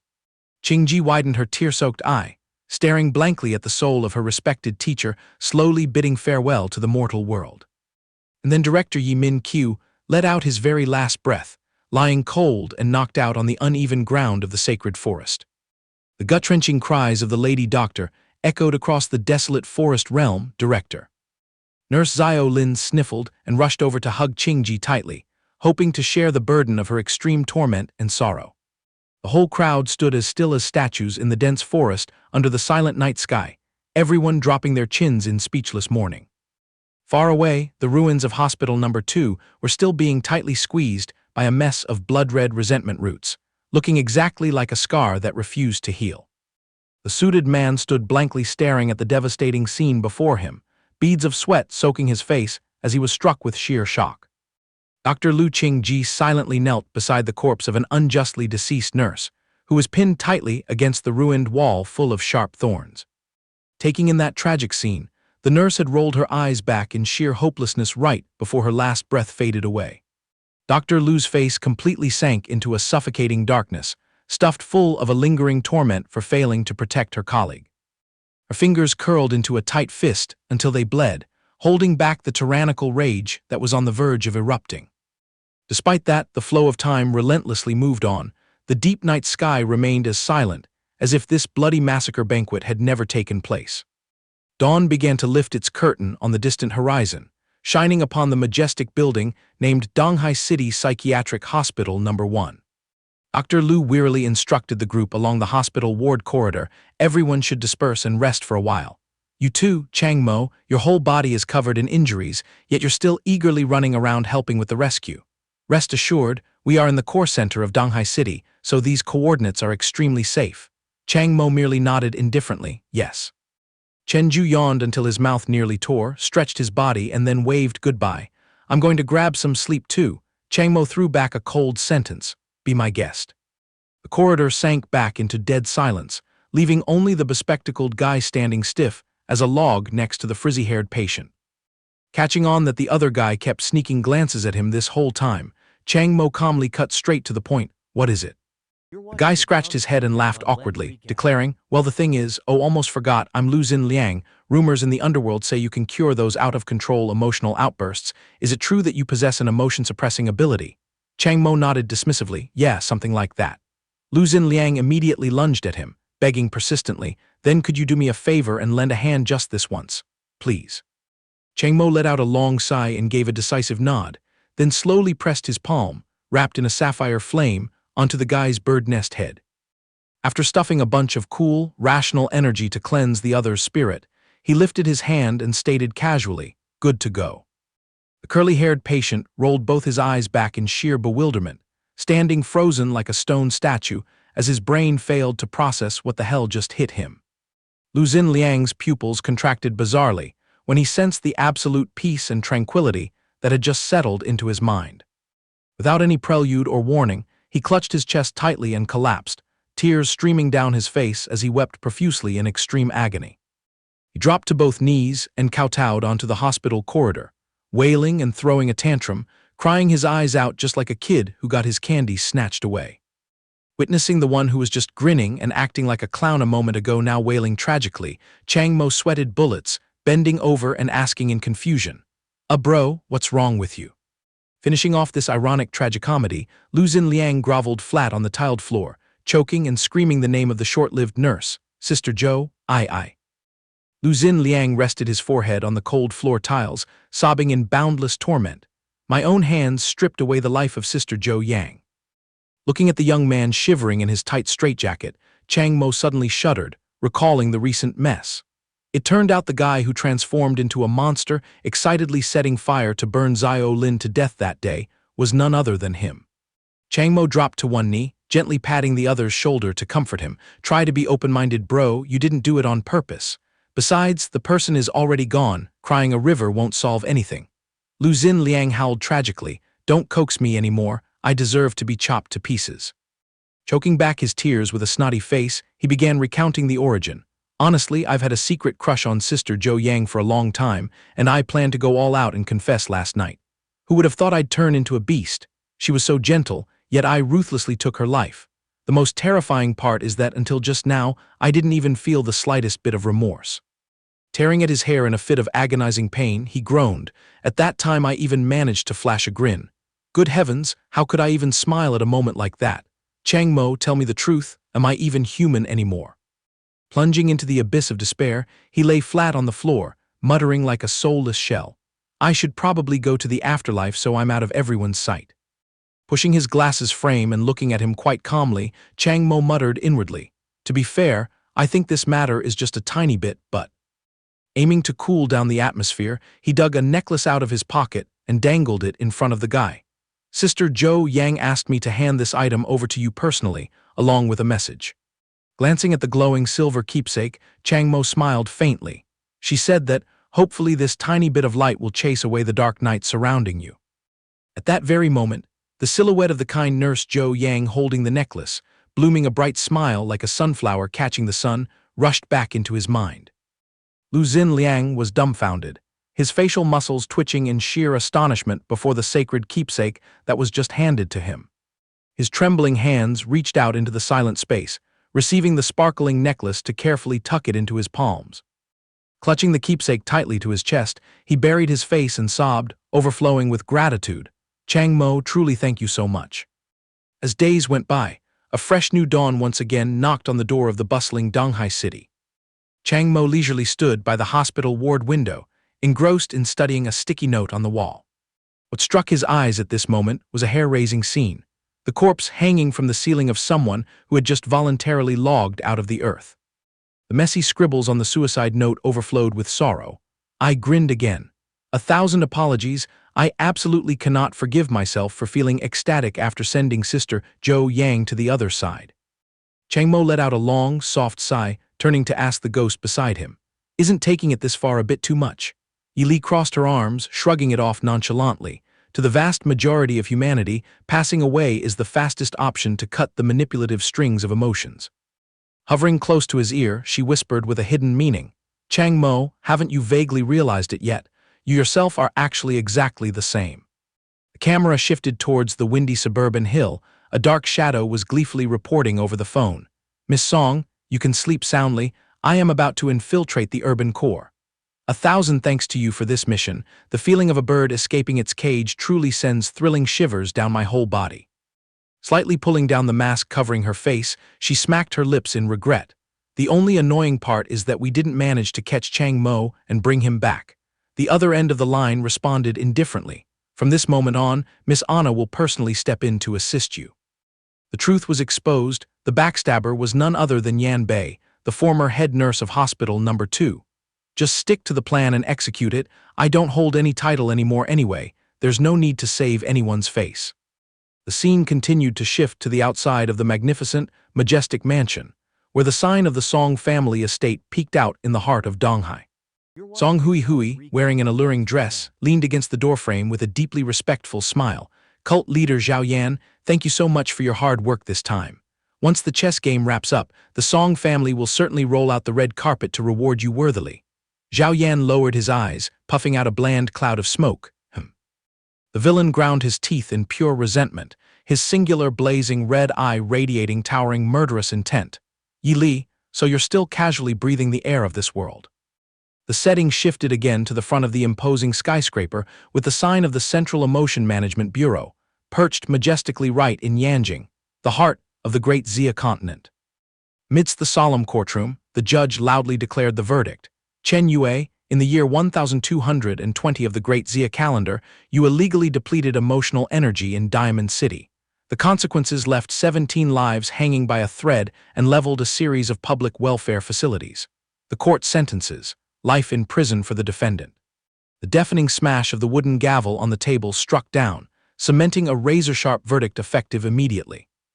Branch director of the Tianjin Commercial Port, a direct subordinate of the Sky Inter Entertainment Group, slammed the table in a raging fit.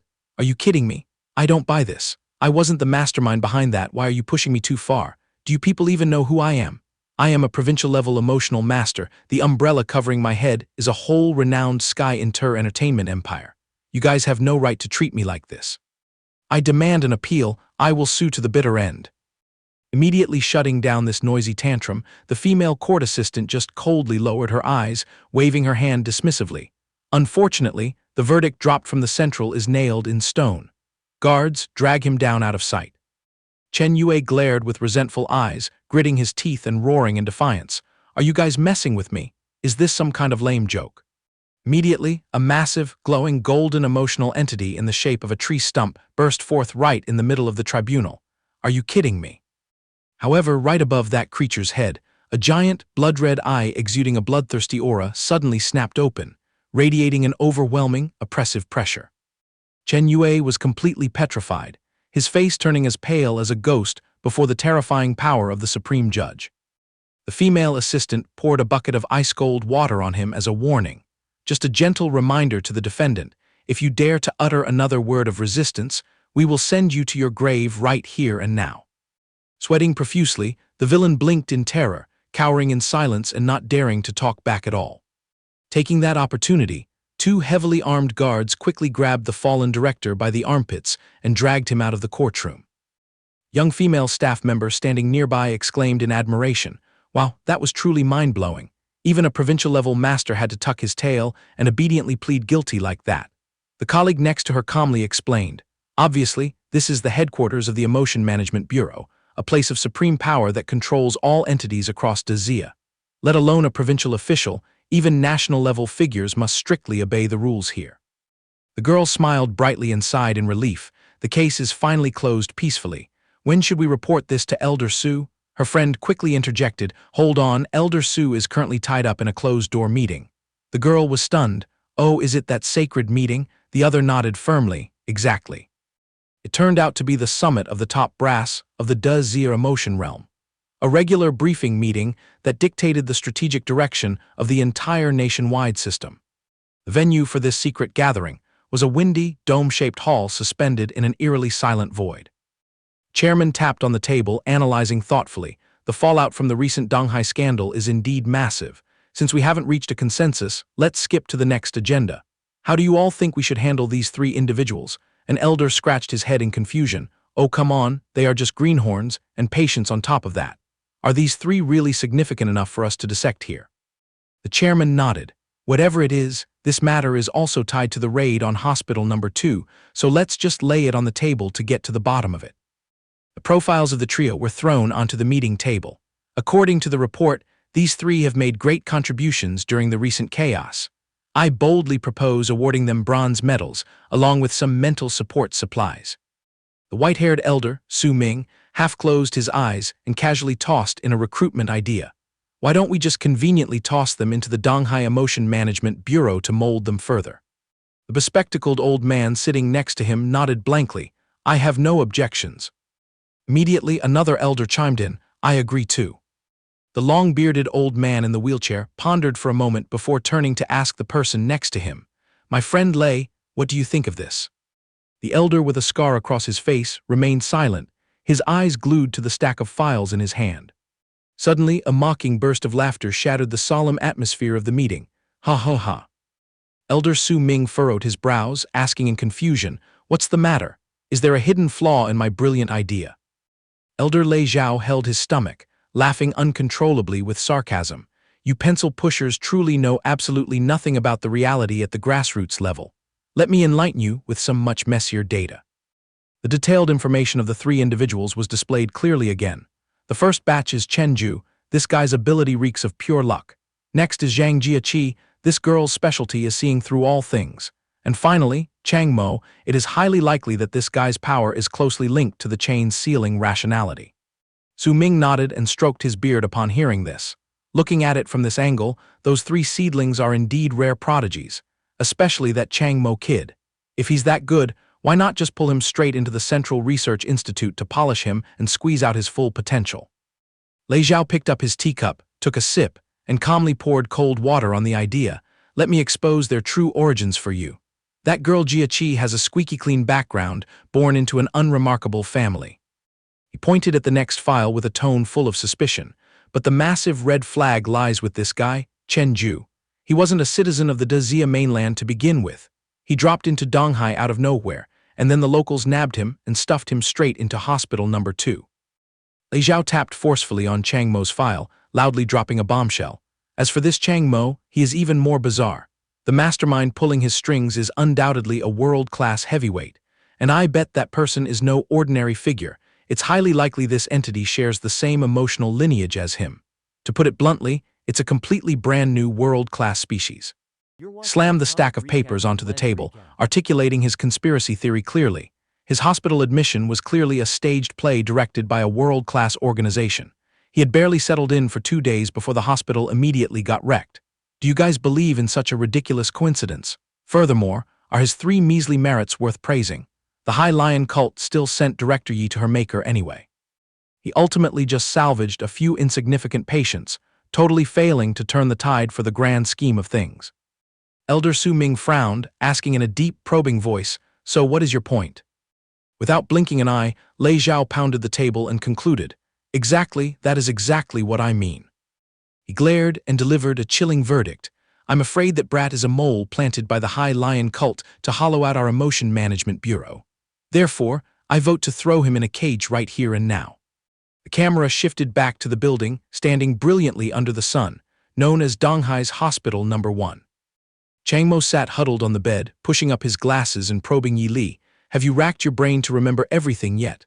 Why on earth did you create the High Lion cult back then, and why did you want to flatten this land of Donghai?"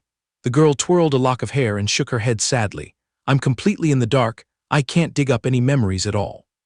Recalling the scene where Zhao Yan choked Chang Mo and screamed for her, he remarked, "It seems Zhao Yan misses you a lot."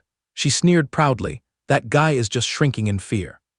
Chang Mo narrowed his eyes and interrogated, "So ever since then, that cult lackey had already seen through your overwhelming power?" The floating ghost let out a long sigh as she remembered the kid from the past. "I guess so. Over a decade ago, he was just a brat. He has evolved into an entity of hatred, constantly on the verge of exploding. I never expected that after 10 years, things would get messed up to this extent." Hearing that, Chang Mo could only remain silent, pushing up his glasses and frowning as he calculated their next moves.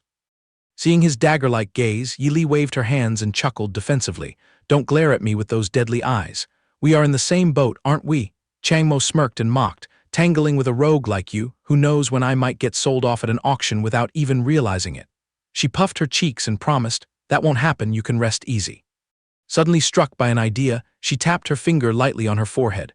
"Oh, but my brain just clicked on something extremely important." Chang Mo widened his eyes and raised an eyebrow, waiting for the punchline. She flashed an eerie grin and dropped a shocking line. "Aren't we two planning to grab our pants and run for our lives right now?" Ending this hilariously ironic scene, the building of Hospital No. 1 still stood tall under the bright yellow sun, implicitly foreshadowing a stormy path full of troubles waiting for the rational young man ahead. Yi Li crossed her arms and smirked, tilting her head to look at the guy sitting blankly on the bed. "Are we two really not going to bolt right this second?" Chang Mo was dumbfounded and raised an eyebrow, showing extreme skepticism. To extinguish his doubts, she put on a serious face and explained, "I just dug up the original motive of this plan. The reason I sneaked into Hospital No. 2 back then was because of the former director there." Yi Li stepped back a bit, reminiscing about the past. "I remember bumping into her a few times and knowing her temperament quite well. With your battered state at that time, if you sneaked into Hospital No. 2, she would definitely protect you with her life to the very end." However, she sighed in frustration. "But now she's dead, and I don't dare to put my trust in anyone else anymore. Nobody can guess how the big shots of Dazia will butcher you. The best strategy right now is to flee." Chang Mo pushed up his glasses, secretly half believing and half doubting. Would that old lady really sacrifice herself to save me? Was she actually that kind-hearted? The problem is, if we don't join the Dazia government, what dark corner can we even hide in now? Yi Li rubbed her chin, plotting a devious scheme. What about the High Lion cult? Even though Zhao Yan is sitting in the cult leader's chair now, there must still be a few loyal subordinates willing to sacrifice themselves for me inside, right? The guy pouted dismissively after hearing this. That doesn't sound trustworthy in the slightest.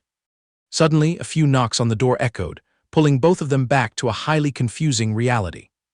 Chang Mo curiously reached out to crack the door open, seeing if there was any shady business waiting for him. Looming right in front of him was Dr. Lu Qingji with a gentle, radiant smile. "Dr. Lu," she asked with concern, "Chang Mo, how is your body feeling lately?" Midst the room filled with warm sunlight, The doctor leisurely walked to the table to pour some water for the patient. She sighed with deep admiration. I really couldn't tell. At first, I thought you were just an ordinary civilian who would have expected you to save so many lives in this recent tragedy. On behalf of the entire hospital number 2, thank you sincerely. Chang Mo scratched his head awkwardly and replied modestly, You are flattering me too much, doctor. I didn't expect things to reach this point either. The whole room sank into an unusual silence as the female doctor placed 2 steaming cups of tea on the table. She suddenly spoke softly, By the way. Her voice deepened, hitting straight to the point. What the hell actually happened on the Emperor cruise ship at sea? And what is the deal with the connection between you and that world-class entity backing you up? Behind his glasses, Chang Mo's eyes widened in sheer astonishment at this sharp plot twist. Before his brain could process it, Dr. Lu's hand lunged forward, violently gripping his throat.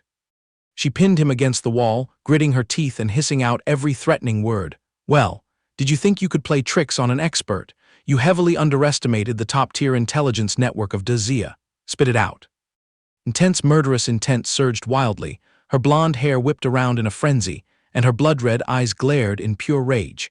Who exactly is the world-class figure protecting you from the shadows? All color drained from Chang Mo's face. Suffocating and struggling, he desperately clawed at his opponent's steel-like arm, trying to find a loophole to escape. Within his mind, Chang Mo frantically asked his strategist, What do we do now? Should I expose you? Yili panicked and waved her hands to block him. No, absolutely not. Just play dumb and act completely innocent for me. He grumbled back, But what if she snaps my neck? Technically, I'm being falsely accused. Yili glared at him with a warning. Chang Mo, engrave this in your heart. If I die, you are going down to the grave with me. Don't forget that years ago, I was the great demon king who planned to level this entire Donghai. If the government catches my scent, they will chop me into mincemeat. Chang Mo stayed dead silent, pushing up his glasses while crying internally over the irresponsible behavior of his fake strategist. Back to reality, Dr. Lu's grip grew increasingly violent, strangling the poor guy's throat. Chang Mo's entire body was lifted into the air. He could only wheeze with extreme grievance, Dr. Lu. Enduring the pain, he gasped for air and played dumb, asking back, A world-class opponent? What on earth is that? Suddenly, Dr. Lu's emerald eyes narrowed, scrutinizing him closely through his glasses. Her eyes abruptly turned blood-red, filled with utmost murderous intent at his fake defense. Completely ignoring his cheap excuses, she instantly summoned a giant bloody scythe, pinning it straight into the ground to lock him to the floor. How much longer do you plan to keep acting? Including this tragic and intense confrontation, Lu Qingji threw a stack of crime scene photos scattered right in front of him, growling out her verdict. After taking out Liu Sa, you immediately sparked a world-class showdown with the captain on the Emperor. There was no shortage of heavyweights on that luxurious cruise ship. Did you genuinely delude yourself into thinking you could blindfold the entire Emotion Management Bureau of Dazia? Dr. Lu pressed her face close, reeking of killing intent with her blood-red eyes roaring. Spit it out right now. Who is the world-class umbrella protecting you? The ghost Yi Li hastily whispered, baring her teeth. Just endure it a little longer, she's probably just testing your limits. Chang Mo kept a calm face, thinking to himself, No need to worry, I've got the upper hand. The guy continued to shamelessly make up excuses, looking totally innocent about the events on the Emperor. I honestly thought it was just an absurd dream. When I groggily woke up on the beach, I just walked straight to this hospital number 1. Rejecting all justifications, she slammed the handle of the scythe against the floor as a warning. Cut the crap. Lu Qingji aggressively exposed the logical flaw. Crawling from the coast to hospital number 1, you claim you walked. That distance is nearly 30 kilometers, yet not a single security camera around Donghai caught a glimpse of you.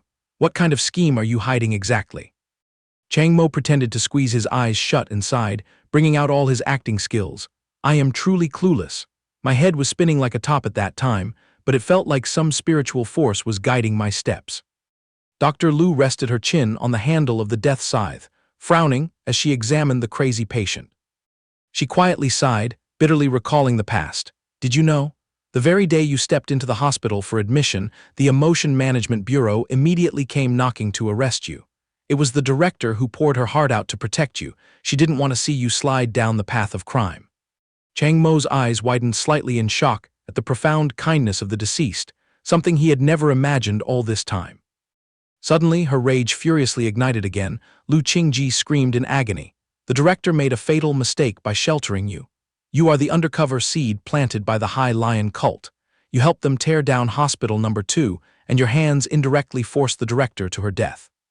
Unable to rein in her surging fury, she swung the massive scythe into the air and slashed it down mercilessly. Go to hell. Chang Mo spread his arms wide, lying flat on the floor, accepting the finishing blow coming down on his head. A flaming scythe stabbed into the floor just a few millimeters away from the tip of his nose, triggering an earthquake that terrifyingly cracked the ground open. Chang Mo sweated bullets, mentally assessing, this woman really intended to take my life. She's been completely swallowed by her emotion monster, losing all her rationality. Yi Li also panicked, popping her head out to warn him, watch out. This doctor's power is absolutely overpowered, far surpassing everyone you've clashed with. We must quickly find a way to drag her rationality back. The bespectacled young man gritted his teeth, plotting to turn the tables. There's no other way, I'll just have to play an all-or-nothing game. Unleash the blue flame to blind her, then seize the moment to get into close combat and inject rational energy straight into her brain. No sooner said than done. He flicked his hand, intending to unleash his move and reverse the situation instantly. However, Chang Mo's face suddenly paled in horror as he realized an anomaly. Weird, did the blue flame completely misfire? His eyes rolled back as he stared at the bizarre stream of energy leaking from his palm. Wait, what on earth is this crap I just discharged? Jelly. Before his brain could process it, the silhouette of Lu Qingji, with eyes as red as blood, flipped over and swung the scythe down for a second strike. Chang Mo's eyes reflected the image of the Grim Reaper rushing toward him at lightning speed, cold sweat breaking out and soaking his shirt. He hopelessly raised both arms to cover his head, in defense, against the brutal attack. A giant blood-colored slash, blazing fiercely, ripped through the desolate space of the hospital lobby. Suddenly, a surge of rational energy erupted violently, erecting a solid steel shield that protected him safely. Chang Mo's hand gradually relaxed, completely dissolving into the murky, dark red liquid puddle on the floor. Dr. Lu Qingji panted heavily, exhausted after draining her stamina for that critical strike. She leaned on the handle of her scythe, pinning Chang Mo down in a slimy, pitch-black puddle, her chest heaving continuously. Her golden hair hung down limply, revealing a face drenched in sweat and a murderous aura that had yet to dissipate. Despite being suppressed by the enemy, Chang Mo secretly breathed a sigh of relief, knowing that his counter-strategy was slowly taking effect. Looking from above, the black puddle mixing with the bright red blood thorns on the floor suddenly twisted and swelled, forming the shape of a giant, eerie rose.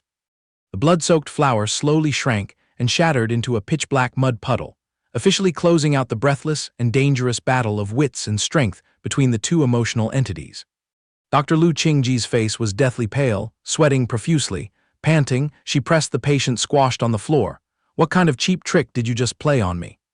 Chang Mo remained sprawled on the ground, replying nonchalantly, it just helped you pull back the chunk of rationality you dropped.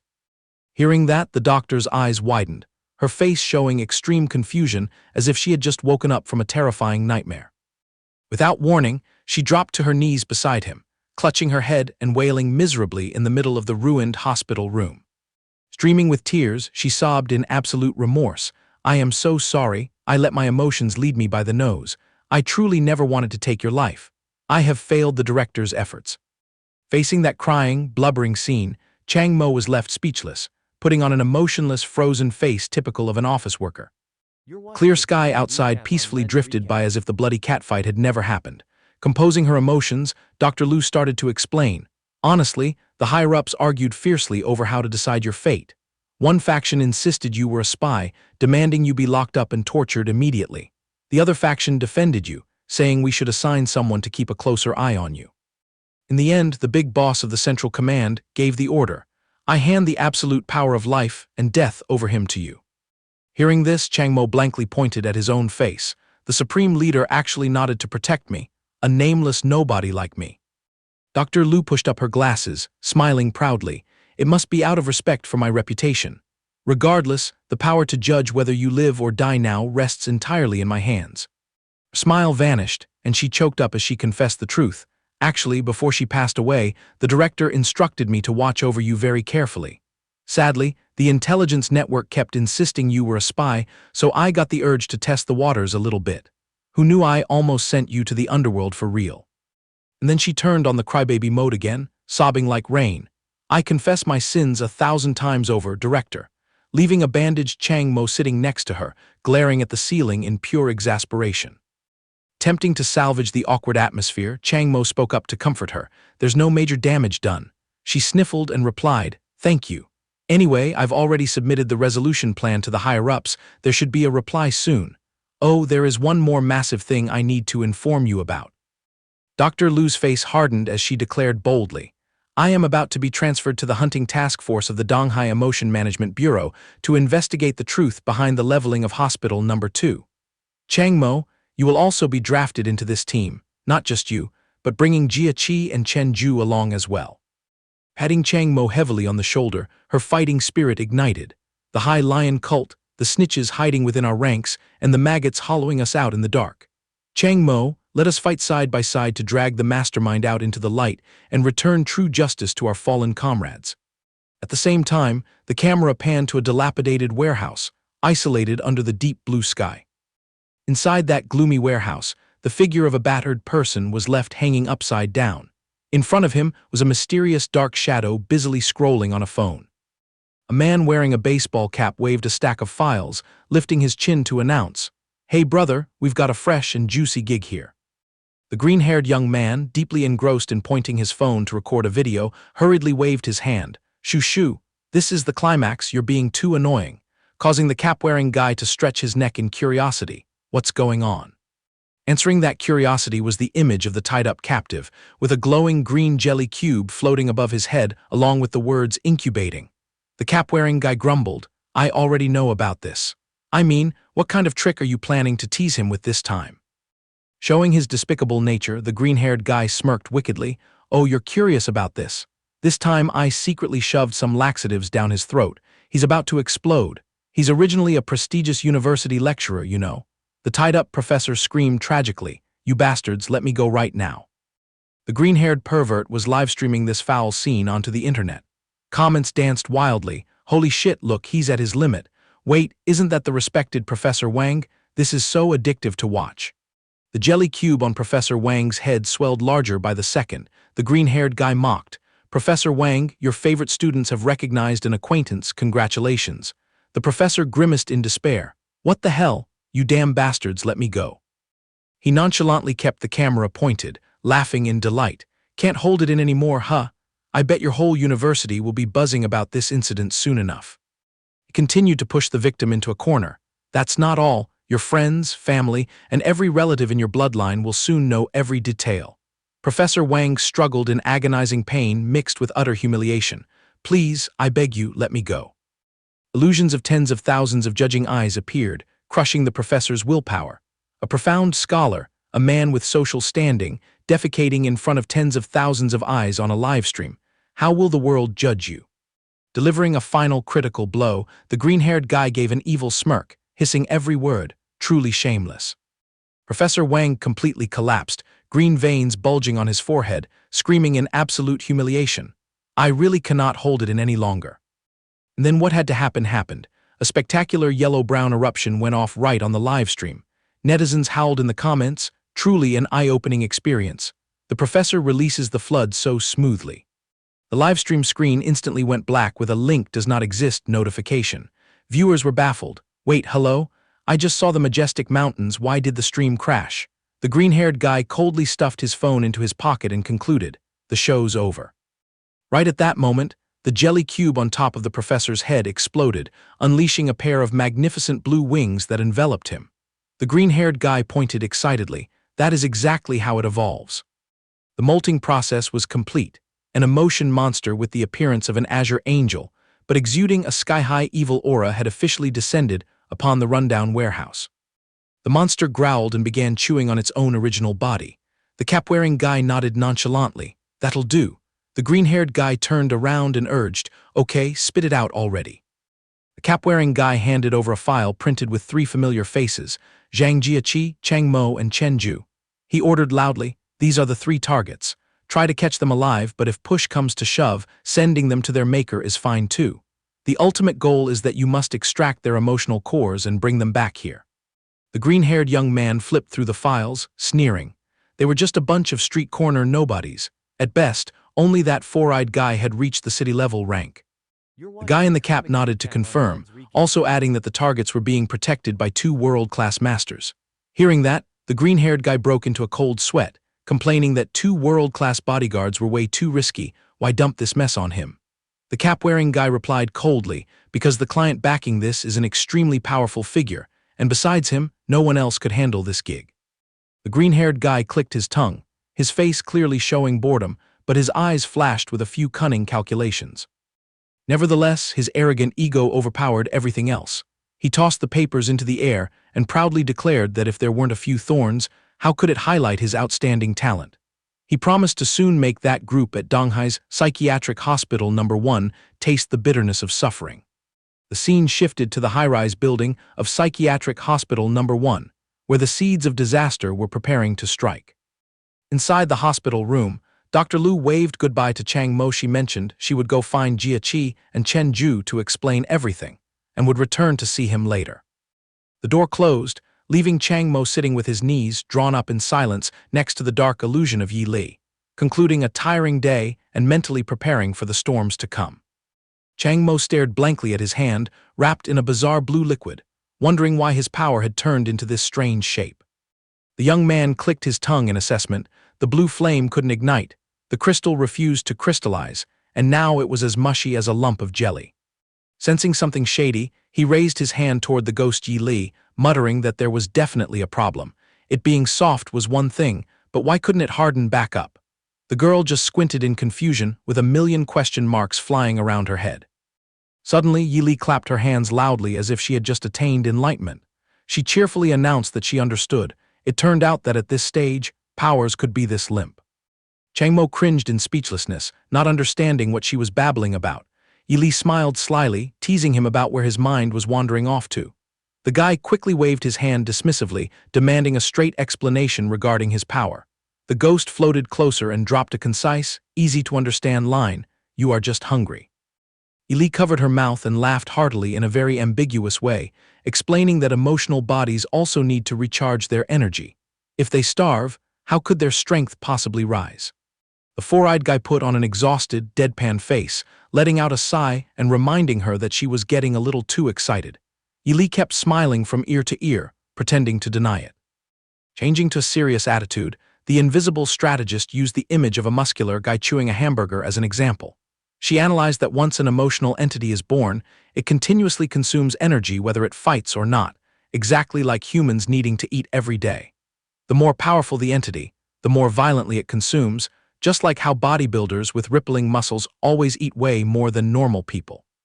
Pointing at the void, Yi Li went straight to the point. For your case, that pile of restraining chains at Hospital No. 2 back then was precisely the food source to recharge your emotional energy. To prove it, she recalled the scene of Chang Mo erupting with power during the final battle at Hospital No. 2. At that time, you almost went insane because you swallowed too much rational energy, but thanks to self-balancing, you successfully leveled up. Now that you've risen to become a stronger entity, the amount of food you consume daily will surely double. Hearing that, Chang Mo crossed his arms and calculated, so it turns out that I just need to devour all the rational energy stuck in those chains and my power will recover. The floating ghost replied, in theory, yes, but putting it into practice is a miserable ordeal. The guy frowned, asking for the reason. Yi Li held up a finger, clearly explaining the hard truth. In this era where rationality is as rare as autumn leaves, hunting for this type of energy is extremely arduous, not to mention your stomach is much larger now than before. Back then, one chain could sustain you for 2 months if you didn't fight, but now, you'd be lucky to last 3 weeks. She illustrated with the haunting image of her own shattered body as a warning. The most disastrous thing is that if you go hungry for too long, at best, your power will decline and become unusable. At worst, you will gradually lose your consciousness and vanish into thin air exactly like me right now. Yi Li gave a bitter smile, reminding Chang Mo that it was precisely due to starving for emotional energy that she ended up in such a miserable state. The room fell into silence. Chang Mo sat blankly on the hospital bed, staring intently at the blurry silhouette of his strategist. The bespectacled guy sighed pessimistically, retorting that if a master like her starved to death from lack of energy, what made her think he could do any better? Yi Li awkwardly covered it up, claiming her appetite was way bigger than his, and besides, by clinging to him like this, at least her memories wouldn't be wiped out. Chang Mo lowered his head in thought, his brain processing continuously. He didn't expect that leveling up would bring such a massive burden. The law of survival in this place was truly too cruel. He imagined himself as a little bunny surrounded by a pack of wild beasts. In this world teeming with lurking dangers, if he didn't make himself stronger, there would be no way to keep himself alive. Sadly, his rumbling stomach pulled him back to harsh reality. He wanted to get stronger, but without energy to consume, his soul would shatter just like Yi Li's. Either way was a dead end, caught in a dilemma, but for now, the priority still had to be finding a way to restore his power. Just as his brain was about to burst from calculations, the door creaked open softly. A small figure with twin braids slowly stepped into the patch of light. Chang Mo darted a glance over, his eyes behind the lenses flashing with bewilderment mixed with extreme wariness. His gaze slid down to the stranger's slender legs wrapped in alluring black stockings, then stopped at the blood-red thorn floating right beside her. Chang Mo's pupils instantly contracted in horror, alarm bells screaming in his head. The Black Lotus cult had found him, and yet Miss Yi Li had somehow forgotten to trigger the warning. Without wasting a second, the office youth sprang up like a coiled spring, bracing himself for a desperate fight to the death. Who could have guessed that the purple-haired lowly girl in a gothic black lace dress would unhurriedly lower herself, gracefully dropping to one knee on the polished tile floor. The stranger bowed her head deeply and reported with the utmost reverence that she, a subordinate, had come to escort the young master back. The entire room abruptly sank into peak awkwardness. Chang Mo still stood tensed on the bed, goggling at the bizarre creature prostrating on the floor. The bespectacled young man looked as if a giant question mark had smacked him on the head, completely clueless in the face of this utterly strange script. Chang Mo stammered, repeating the two words, "young master," to verify. The lowly girl lifted her adorable face, nodding obediently with a crisp bob confirming it. Suddenly, she blinked, then shrieked a sound of sheer ecstasy, completely ignoring the fact that Chang Mo had yet to grasp whatever complicated roundabout awaited him ahead. Chang Mo and the purple-haired lowly just stared blankly at each other, both awkwardly mumbling a few flustered sounds. The girl remained sprawled on the floor, her big, round, innocent eyes gazing up at the bespectacled young man. Without a word of explanation, Chang Mo launched himself straight from the bed onto the floor with a heavy thud, frozen, and at a loss for words. He slowly crouched down, straining his eyes to scrutinize the strange creature lying prostrate under the streak of sunlight. The girl abruptly flushed with coy embarrassment, holding up a heart-shaped box of biscuits scattering love crumbs everywhere. She offered it as a greeting gift, cookies she had kneaded with her own hands, hoping the young master would approve. Receiving the biscuit box brimming with love, Chang Mo kept his baffled expression, while the ghostly form of Yi Li hovering nearby was also perking up her ears, eagerly eavesdropping. Chang Mo slumped down on the edge of the bed, furrowing his brow as he interrogated her on what exactly that title, young master, she had been babbling about really meant. The girl eagerly replied that it meant he would sit upon the cult master's throne of their group. The image of a bald-headed, gleaming Black Lotus boss flashed through his mind. So before closing his eyes for good, Elder Liu had managed to send word back to the organization. She explained that that short, bald old man had hailed him as the ray of hope to dissolve their hatred, the long-awaited savior they had been yearning for. That was why she, representing all the brothers and sisters, had come here to beseech him to return and lead. Chang Mo brooded, piecing everything together. So that guy had identified Yi Li's power, which was why he apologized for injuring him. But he also wondered how on earth that old man had managed to send intelligence out. Perhaps it was a special privilege of a hatred emotion entity. Yi Li spread her arms and puffed out her chest proudly, smugly saying that the old guy must have guessed he was her successor. She gloated, "See, I told you there were still a few loyal henchmen around." Chang Mo immediately doused her with a bucket of ice water, retorting with the question of just how many people that everyone she had just invoked actually constituted. The purple-haired lowly casually raised her fingers to count, reporting that including herself, there were merely 4 souls who had received Elder Liu's message. The young man froze, speechless, muttering back, 4 people. So only 4 individuals voted me in as the Black Lotus cult master. The lowly girl closed her eyes in a proud smile to salvage the situation, boasting that their 4 still managed a whole bunch of believers. Chang Mo rapidly pressed further. How many is a bunch? What percentage of the forces does that make? The lowly girl blinked dejectedly and confessed, Around 30%, sir. Having exposed the bitter truth, Chang Mo clicked his tongue in analysis. Then what use is that? Where did the other 70% go? Not to mention the current cult master Zhao certainly won't sit idly by while you rebel. The young man cautiously raised a hand, putting forth a defensive argument. Moreover, on what basis should he trust that she wasn't an assassin sent by that very cult master to take his life? Upon hearing such harsh words, the purple-haired lowly collapsed completely, dropping prostrate onto the cold tile floor. Her two clenched fists trembling, she sobbed pitifully, recounting how she had braved death just to track down his whereabouts. She pouted resentfully, saying she had even brought cookies kneaded by her own hands right to his lips. Did he even understand how much heart and soul she had poured into baking them? She lifted her face, streaked with tears, whimpering and choking with grievance. After enduring so many storms, you still refuse to place your trust in me. Faced with this wailing and sobbing spectacle, even a hardened young man like Chang Mo could only blink, utterly baffled.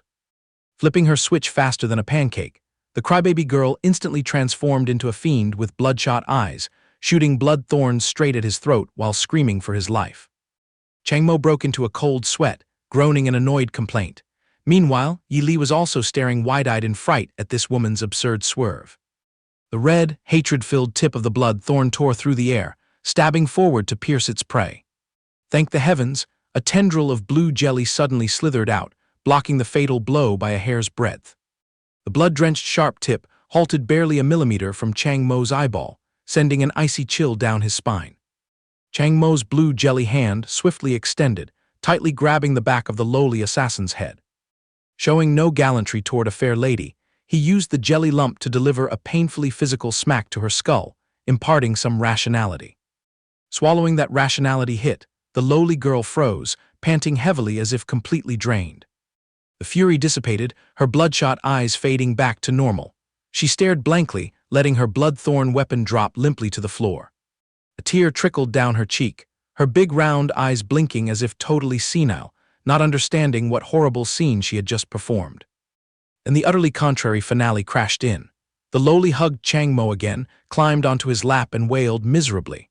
Right at that moment, Mother Yi Li swooped in, catching them red-handed, witnessing the ambiguous scene with a face blazing with murderous intent, looking ready to devour both alive. The lowly girl clung to him tightly, sobbing her heart out. It had been so long since she had last tasted this feeling, a heart free from hatred or disgust toward anything. She affirmed that Elder Liu's judgment was spot on, that he was truly the love they had been desperately waiting for, the savior of their lives. Chang Mo stood stiff as a log, groaning inwardly that today was truly unlucky. He had nearly capsized in a ditch twice. Just then Dr. Lu Qingji, leading the entourage of Zhang Jiaqi and Chen Ju, strode down the hallway, merrily suggesting they go back to find Chang Mo. The long, silent hospital corridor stretched out before the trio. In the hospital room, the lowly girl was still clinging to the young man like a limpet, earnestly expressing her sincerity. She confided that she knew full well cult master Zhao wanted to use him to extract intel about the former cult master, but she swore her group would stand by him through life and death.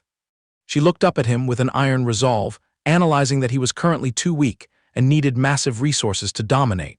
Her group was ready to rally and handle the shady matters he could not conveniently touch, including the deep intelligence network the Black Lotus cult had painstakingly built over many years. She pleaded earnestly for him to take pity and lead them. Finding it agreeable, the ghostly Yi Li hovered nearby with a calculating cold smile, urging that the little girl made sense. If he remained alone and isolated, he would never rise, better to just nod and accept. Chang Mo pushed up his glasses, calculating the pros and cons. Admittedly, having ready-made lackeys would be quite comfortable, and he could take this chance to dig into Yi Li's mysterious past. However, the young man suddenly broke into a cold sweat thinking of the worst-case scenario. What if the lady doctor discovered he was consorting with the Black Lotus cult? Then it was game over. Chang Mo's face suddenly hardened as he imagined his own life ending in utter tragedy. Snapping back to reality, he frantically glanced toward the hallway, muttering under his breath that this was not good. Dr. Lu was coming back. He had to get rid of this girl fast. He flusteredly pushed the lowly girl toward the door, urging her to scram quickly.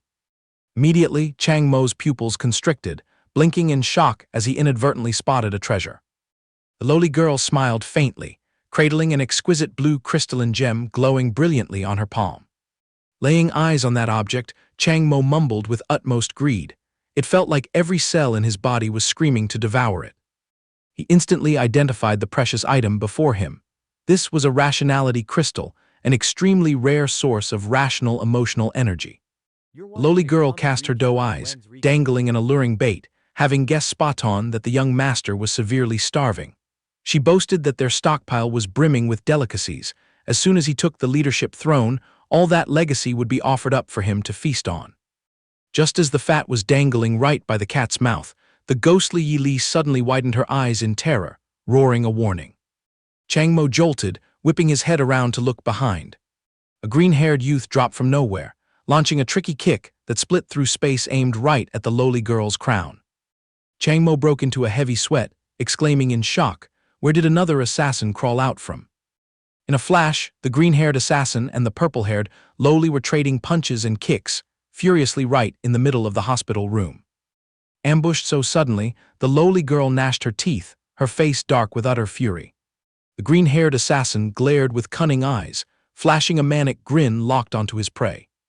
Chang Mo stood at the sidelines, biting his lip helplessly, bitterly thinking that his power hadn't recovered yet, and now this bitter pill hit him right when the oil was boiling. Yi Li hastily turned her head, panic-stricken as she delivered the dire news. "Chang Mo, Dr. Lu is at the door." Without a moment's hesitation, Chang Mo threw up his hands, yelling himself hoarse like a genuine victim, calling for Dr. Lu to come save his life. His desperate cry made both the green-haired assassin and the lowly girl's hearts skip a beat as they spun to look. Out in the hallway, Dr. Lu Qingji and the squad of Zhang Jiaqi and Chen Ju were sprinting toward the room. Catching the cry for help, Dr. Lu's eyes instantly flared a blazing red, radiating bone-chilling killing intent. Chang Mo frantically waved his hand, shooing the purple-haired lowly, desperately urging her to vanish immediately.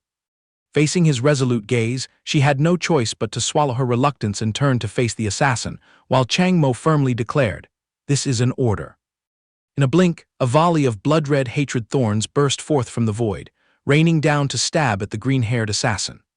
The assassin acrobatically tumbled to evade, his hand gripping a sharp, blood-stained dagger poised to counter. With a thunderous boom, the hospital room wall shattered into pieces. Dr. Lu Qingji, majestic and imposing, stormed in, swinging a giant death scythe that sliced through the air. The blood-colored, frenzied slash rent the room apart, grinding everything into flying dust. Dr. Lu stood firm on the ground, her golden hair billowing wildly, her razor-sharp eyes scanning around, hunting for her target. Mid the wreckage, Chang Mo scrambled to his feet, looking around in bewilderment before mumbling. That guy vanished into thin air. Chang Mo urgently asked the ghostly Yi Li what the hell was going on. She snapped back peevishly that she was trying her best to see. Yi Li's emerald eyes widened in disbelief.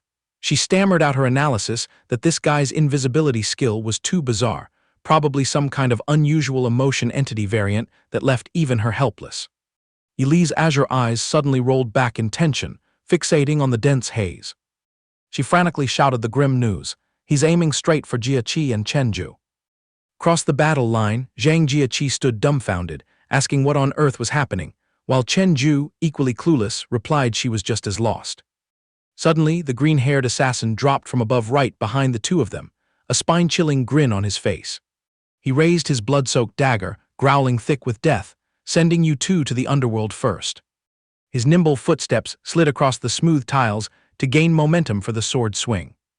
The razor-sharp slash tore through the air toward them, making Jiaqi and Chen Ju yelp in panic and tumble to the ground, dodging in a clumsy mess. Unexpectedly, the assassin suddenly halted, eyes rolling white, sweat pouring like a waterfall from sheer shock at a script-flipping event. It turned out this man was Chen Zun, a class A wanted criminal of the great Daxia continent. He was notorious for a laundry list of crimes, from murder, unlawful imprisonment, and torture to kidnapping and illegal use of emotional powers under countless disguises. His countless underworld aliases were scattered everywhere. The demonic magician, smoke chewer, the error maker, but the most resonant moniker of all was still the #1 assassin of the Daxia kingdom. He had orchestrated numerous blatant assassinations and kidnappings targeting officials and celebrities. More terrifyingly, some cases happened in sealed rooms, victims vanishing without a single trace despite being surrounded by layers of bodyguards. The Donghai Emotion Management Bureau had once deployed all forces under a world-class expert to lay a trap for him. Yet even though ambushed, he still leisurely escaped without a single scratch. Returning to reality inside the car speeding along the road, Dr. Lu Qingji, hands on the steering wheel, continued the narrative. And yet that guy is only at the city level. Jia, sitting in the back seat, stared wide-eyed in horror, asking, "Sister Qingji, is the city level really that terrifying?" Dr. Lu calmly turned the wheel while patiently disseminating knowledge. Up to this point, the world of emotion entities is divided into 6 distinct ranks. She clearly explained each level.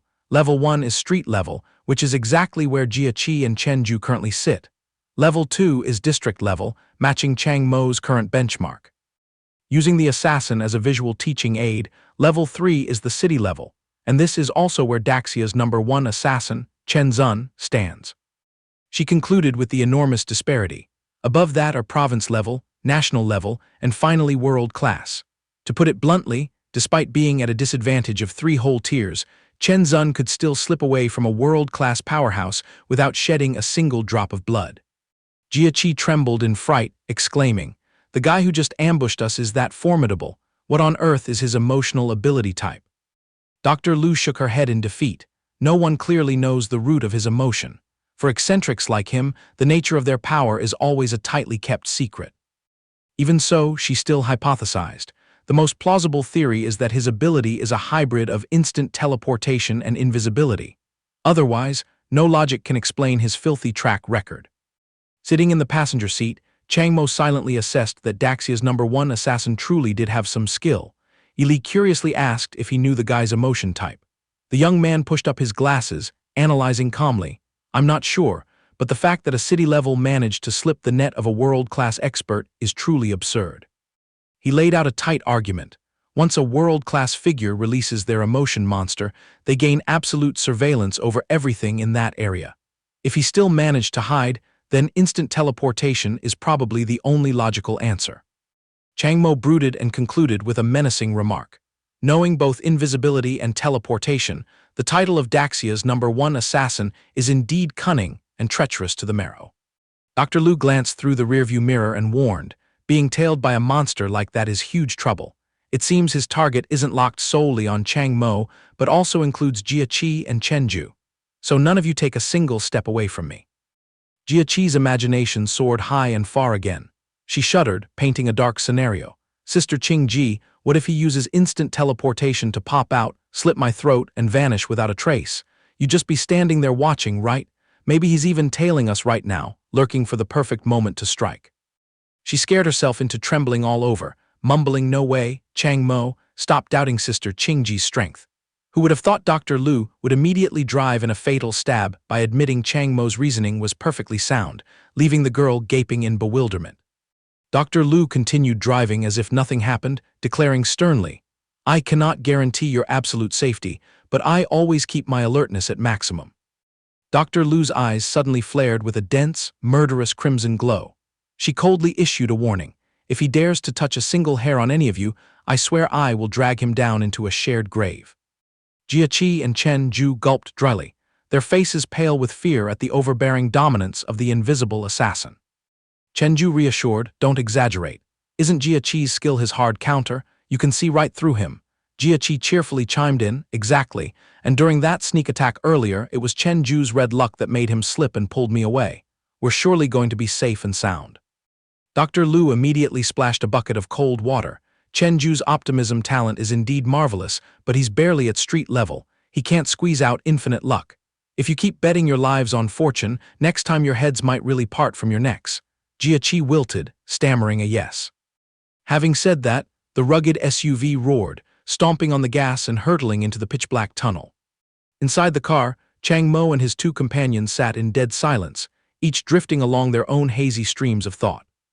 The camera cut to a bustling intersection in the heart of the city, where crowds jostled back and forth, everyone's head topped with dangling emotion tumors of various colors. Jia glued her eyes to the car window, her jaw dropping in shock as she cried out, "Why are there so many tumors?" Dr. Lu nonchalantly explained, "You mean those lumps on their heads? In today's society, it's rare for anyone not to carry a tumor on their head. Nearly everyone is infected with the emotion virus to some degree. People inside the hospital are a bit better off, but out on the streets like this, it's hard to avoid. An image of a caring nurse handing a medicine pack to a man with a bright red tumor appeared. Our hospital once launched a campaign for home visits and regular medication distribution. But the catch is, even if the medicine shrinks the tumor a bit, after a while they just swell right back up. Chang Mo probed curiously, so what about emotion entities like us who have undergone transformation? Do tumors grow on us? Dr. Lu shook her head and concluded, generally, no. She meticulously clarified the issue. However, if you wallow in a single type of emotion for too long and also catch the virus of that specific emotion, there's still a risk of growing a corresponding tumor. But it seems no matter how big that tumor swells, it can't spawn a second emotion monster. At least I've never seen such a precedent. Hearing this, Chang Mo pushed up his glasses, silently realizing why his own tumor, though grotesquely swollen before, never underwent a transformation. Observing the bustling crowds, Dr. Lu continued the story. In these troubled times, soothing the emotions of the populace is a tough puzzle for the authorities. She pointed out the government's solution. That's why the state partners with companies to pacify the public through short videos, novels, games, and social media. Although everyone is more or less infected and carrying tumors big and small, occasionally losing emotional control, as long as they absorb enough other emotions to balance it out and prevent the tumor from exploding, it's basically smooth sailing. But life isn't a dream. She furrowed her brow and emphasized. The harsh reality is that there are swarms of criminal emotion entities deliberately spreading their viruses into the community to incite ordinary people to lose their minds and turn into monsters. Jia Qi stared blankly in confusion, asking, why would they act so cruelly? Dr. Lu answered with just two ice-cold words, for food. A scene of monsters tearing apart their own kind appeared, exposing the law of the jungle. If an emotion entity wants to advance, it must devour a compatible amount of energy. Thus, they sow the seeds of disease, infecting innocent people to force them into becoming monsters of the same type. Afterward, they hunt and devour that energy source, leeching it to increase their own power. Dr. Lu subtly glanced through the rearview mirror, hinting that Chang Mo had probably already tasted this brutal game firsthand. The image of the blood-soaked assassin slaughtering victims emerged. Emotion entities operating in the shadows are almost forced onto this path if they want to grow stronger, including that #1 assassin, Chen Zun. That's his trick for climbing to the city level. If we can't catch him, there are probably people dying unjustly every single day without us even knowing. She summed up the organization's mission. That's also why our hospital opens its arms to admit patients who have undergone transformation. On one hand, to keep you people in check, preventing you from wreaking havoc on society. On the other hand, to stop you from degenerating into cold-blooded killing machines just for the sake of chasing power and authority. The car turned into an underground ramp. Chang Mo quietly remarked that they were about to enter a tunnel, and Dr. Lu nodded in confirmation. Under the dim lights of the tunnel, Jia Qi curiously asked where they were all heading. Dr. Lu announced sonorously, straight to the Donghai City Emotion Management Bureau. Upon hearing that name, the gaze Chang Mo hid behind his glasses glinted with a sharp, wary gleam. Without beating around the bush, he cut straight to the chase. I want to know, on the day hospital #2 was leveled, who exactly summoned you to that meeting. Dr. Lu narrowed her eyes, a flash of blazing red murderous light streaking through. It was precisely the director of the Donghai City Emotion Management Bureau. That earth-shattering conclusion made both Jia Qi and Chen Ju in the back seat jolt, their eyes widening in shock. Dr. Lu curled her lips into a faint, cold smile. It seems everyone has vaguely figured it out. Yep, the Donghai director is highly likely to be in cahoots with the Black Lotus cult. I even suspect he personally shelled out the money to hire Daxia's #1 assassin to take our lives. Jia Qi broke into a heavy sweat, shrieking in panic. Oh my God, so going to the Emotion Management Bureau now is basically walking right into the lion's den to hand over our lives, isn't it? She repeated in despair, walking straight to our deaths. A close-up of Dr. Lu's blood-red eyes blazed through the rearview mirror. She uttered each word with utter arrogance. That depends on whether they have what it takes to take our lives. Sensing the danger about to erupt, Chang Mo sitting right beside her could only clutch his forehead, sweat pouring like rain. He wailed inwardly, we're screwed. Is Dr. Lu about to snap her emotional cable again? Settled in the car, Chang Mo broke out in a cold sweat as he recalculated the power gap. She was originally a world-class emotion entity, while the three of us combined aren't even a drop in the bucket. Let alone the fact that this old body of mine still hasn't recovered its bitten-off strength. The four-wheeler finally came to a halt in front of the massive Emotion Management Bureau headquarters, lying silent under the brilliant blue sky. The camera cut straight into the big boss's office. Director was sitting with his 10 fingers interlocked, face taut as a drumhead in front of the computer screen. He was scratching his head in frustration to the point of almost going bald, his face wrinkled like a dried date under the crushing pressure. Footage from the past flooded back. The director had once nervously interrogated that woman Song Hui Hui. Miss Song, the Black Lotus cult running amok at Donghai Mental Hospital No. 2, was it you pulling the strings? She simply raised her teacup calmly, uttering words light as a feather, absolutely spot on. The director's eyes bulged wide as cymbals. He snapped, "Have you lost your mind? Colluding with the Black Lotus cult to ambush Hospital No. 2, sending the hospital director straight to heaven. Is your Song family planning to overthrow the dynasty or something?" That Song woman still serenely sipped her tea, uttering arrogant words with a mocking tone. "Director, cool your jets. Have some tea to warm your stomach first." The director, his blood boiling, shot to his feet, banging the table furiously, flatly refusing that sarcastic calming tea. Not yet vented enough, he swung his hand, smashing the teacup to smithereens on the floor, shouting, "Tea my foot. The big bosses at the Central Bureau won't let your power-abusing antics slide." He jabbed a finger straight at her face, threatening, "You, your entire Song family, and that Black Lotus cult, all of you will pay dearly." That Miss Song still kept a sneer on her lips, calmly sipping her tea. "Director hit the nail on the head there, but you've conveniently forgotten one tiny, crucial detail." She dropped words sharp as a razor, rubbing salt into his wound. "The Central Emotion Management Bureau has also turned its back on you. Don't forget who it was that invited Dr. Lu to that fateful meeting. My dear sir, you've been sitting in the same criminal boat with us for quite some time now." The director broke into a cold sweat, choked but still stubbornly arguing. Ridiculous. That meeting was solely about dissecting treatment methods for emotional disorder cases in Donghai.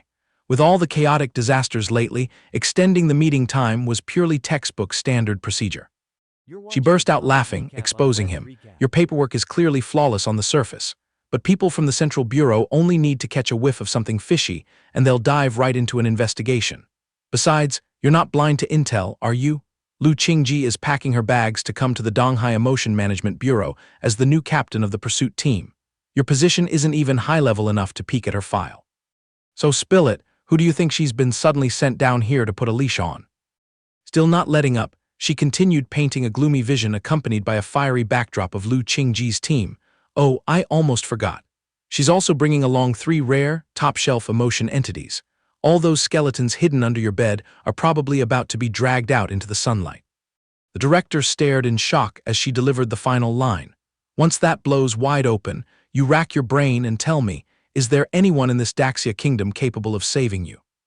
His 2 hands clenched so hard the veins bulged grotesquely, officially cornered with no way out.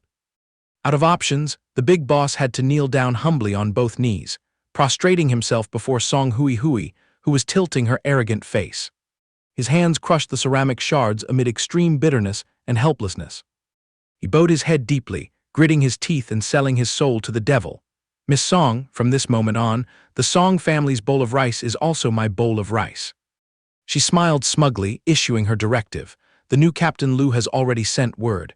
You know how to wipe your mouth clean, don't you? If you dare double-cross us, you won't even have a grave to lie in." He obediently nodded. "I understand perfectly." Cutting back to the present, the desk phone rang shrilly, yanking director out of his web of despicable schemes. He stretched out a trembling finger to press the answer button. The voice on the other end reported, "Boss, Dr. Lu and her delegation have landed safely."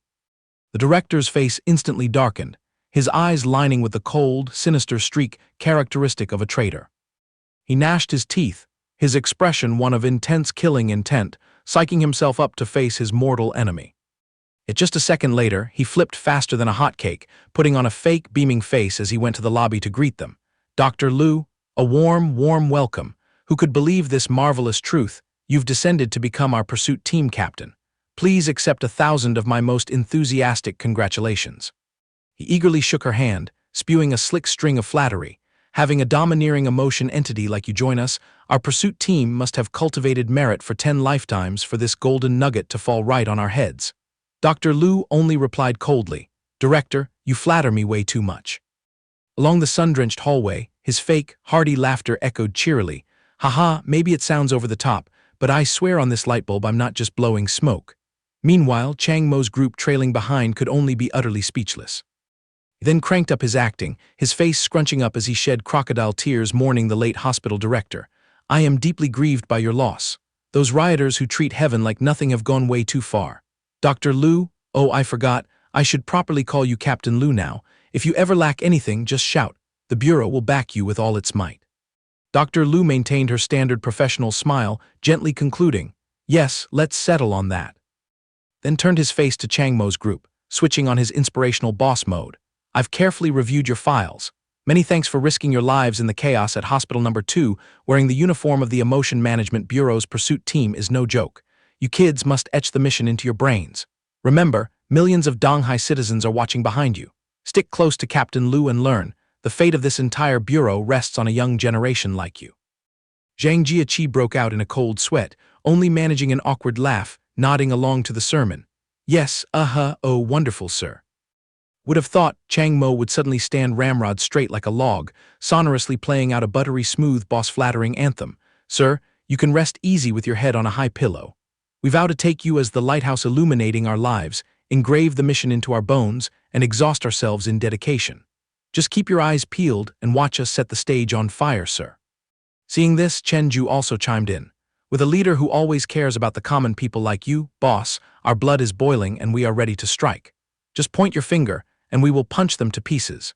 We guarantee victory wherever we go," leaving Chang Mo and Zhang Jieqi standing nearby absolutely speechless. Dr. Lu gave a slight forced smile, while Chief laughed heartily and smugly, "Ha ha ha, absolutely top-notch. Captain Lu's soldiers are indeed all outstanding talents. Xiao Zhang, go process the onboarding for Captain Lu and her team right away. Once done, escort Captain Lu straight to the pursuit team's office." The assistant replied loudly, "Understood, boss." The chief concluded, "Everyone, I have to run to a meeting now, let's chat later." The whole group chimed in to see him off. "We wouldn't dare get in your way, boss." The whole group stood waiting for the elevator as the chief's silhouette faded at the end of the corridor. As he dragged his feet away, he silently calculated his dirty schemes. "Chang Mo is the burden specifically named by Song Hui Hui. I have no energy to bring more trouble upon myself." Recalling Chen Ju's smooth bootlicking, he suddenly thought of bribery. "But this kid Chen Ju seems easy to train, maybe I should try recruiting him as a minion." The camera panned inside the ascending elevator, where Zhang Jieqi sweated profusely and whispered, "Sister Qingji, earlier there was a moment I mistakenly thought you were going to tear old Chief into 100 pieces right on the spot." The doctor replied in a low voice, "I really wanted to, but I tried my best to hold it in." Dr. Lu's face hardened, exuding an iron-willed resilience, her eyes flashing with a cold glint. She knew perfectly well that she was not allowed to lose control of her emotions right now. Moreover, our target is not just that Thorn Chief, but the entire Black Lotus cult acting as his foundation. Who knows, there might be even bigger shots backing them up. She had to drag every single one of them out into the light. That was the most proper way to pay tribute to the director's spirit.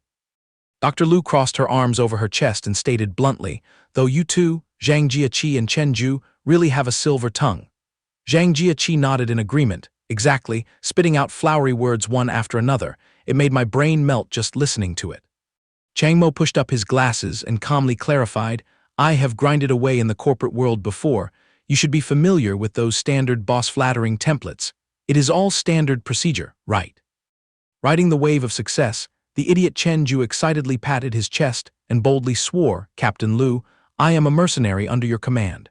The ancestors taught us that a great general cannot have trashy soldiers. How could I bear to let you lose face?" Zhang Jieqi stood behind him, speechless, cursing inwardly, so delusional, yet he could still brag like that. To think this guy could hone his bootlicking skills to such a masterful level. Meanwhile, Chang Mo seriously analyzed such peak professionalism. "I need to grab a notebook and learn from this right away." As for Dr. Lu, she blushed with delight. She knew full well the kid was just brown-nosing, but it still sounded pretty sweet. At the same time, the frame shifted to a dilapidated, ruined warehouse baking under the glaring sun. Inside the warehouse, the guy wearing a hat held a stack of documents and asked, jaw-dropping, "Did you really miss?" The blue-haired assassin sitting imperiously on the sofa grumbled in frustration. Damn right. The other side has someone who uses mind-reading abilities. It is exactly that brat Zhang Jieqi listed in the files. The assassin raised his voice to give orders, while the hat-wearing guy flipped through Zhang Jieqi's background file. Can you send a message to our mole over there to steal this brat's file and bring it back to me?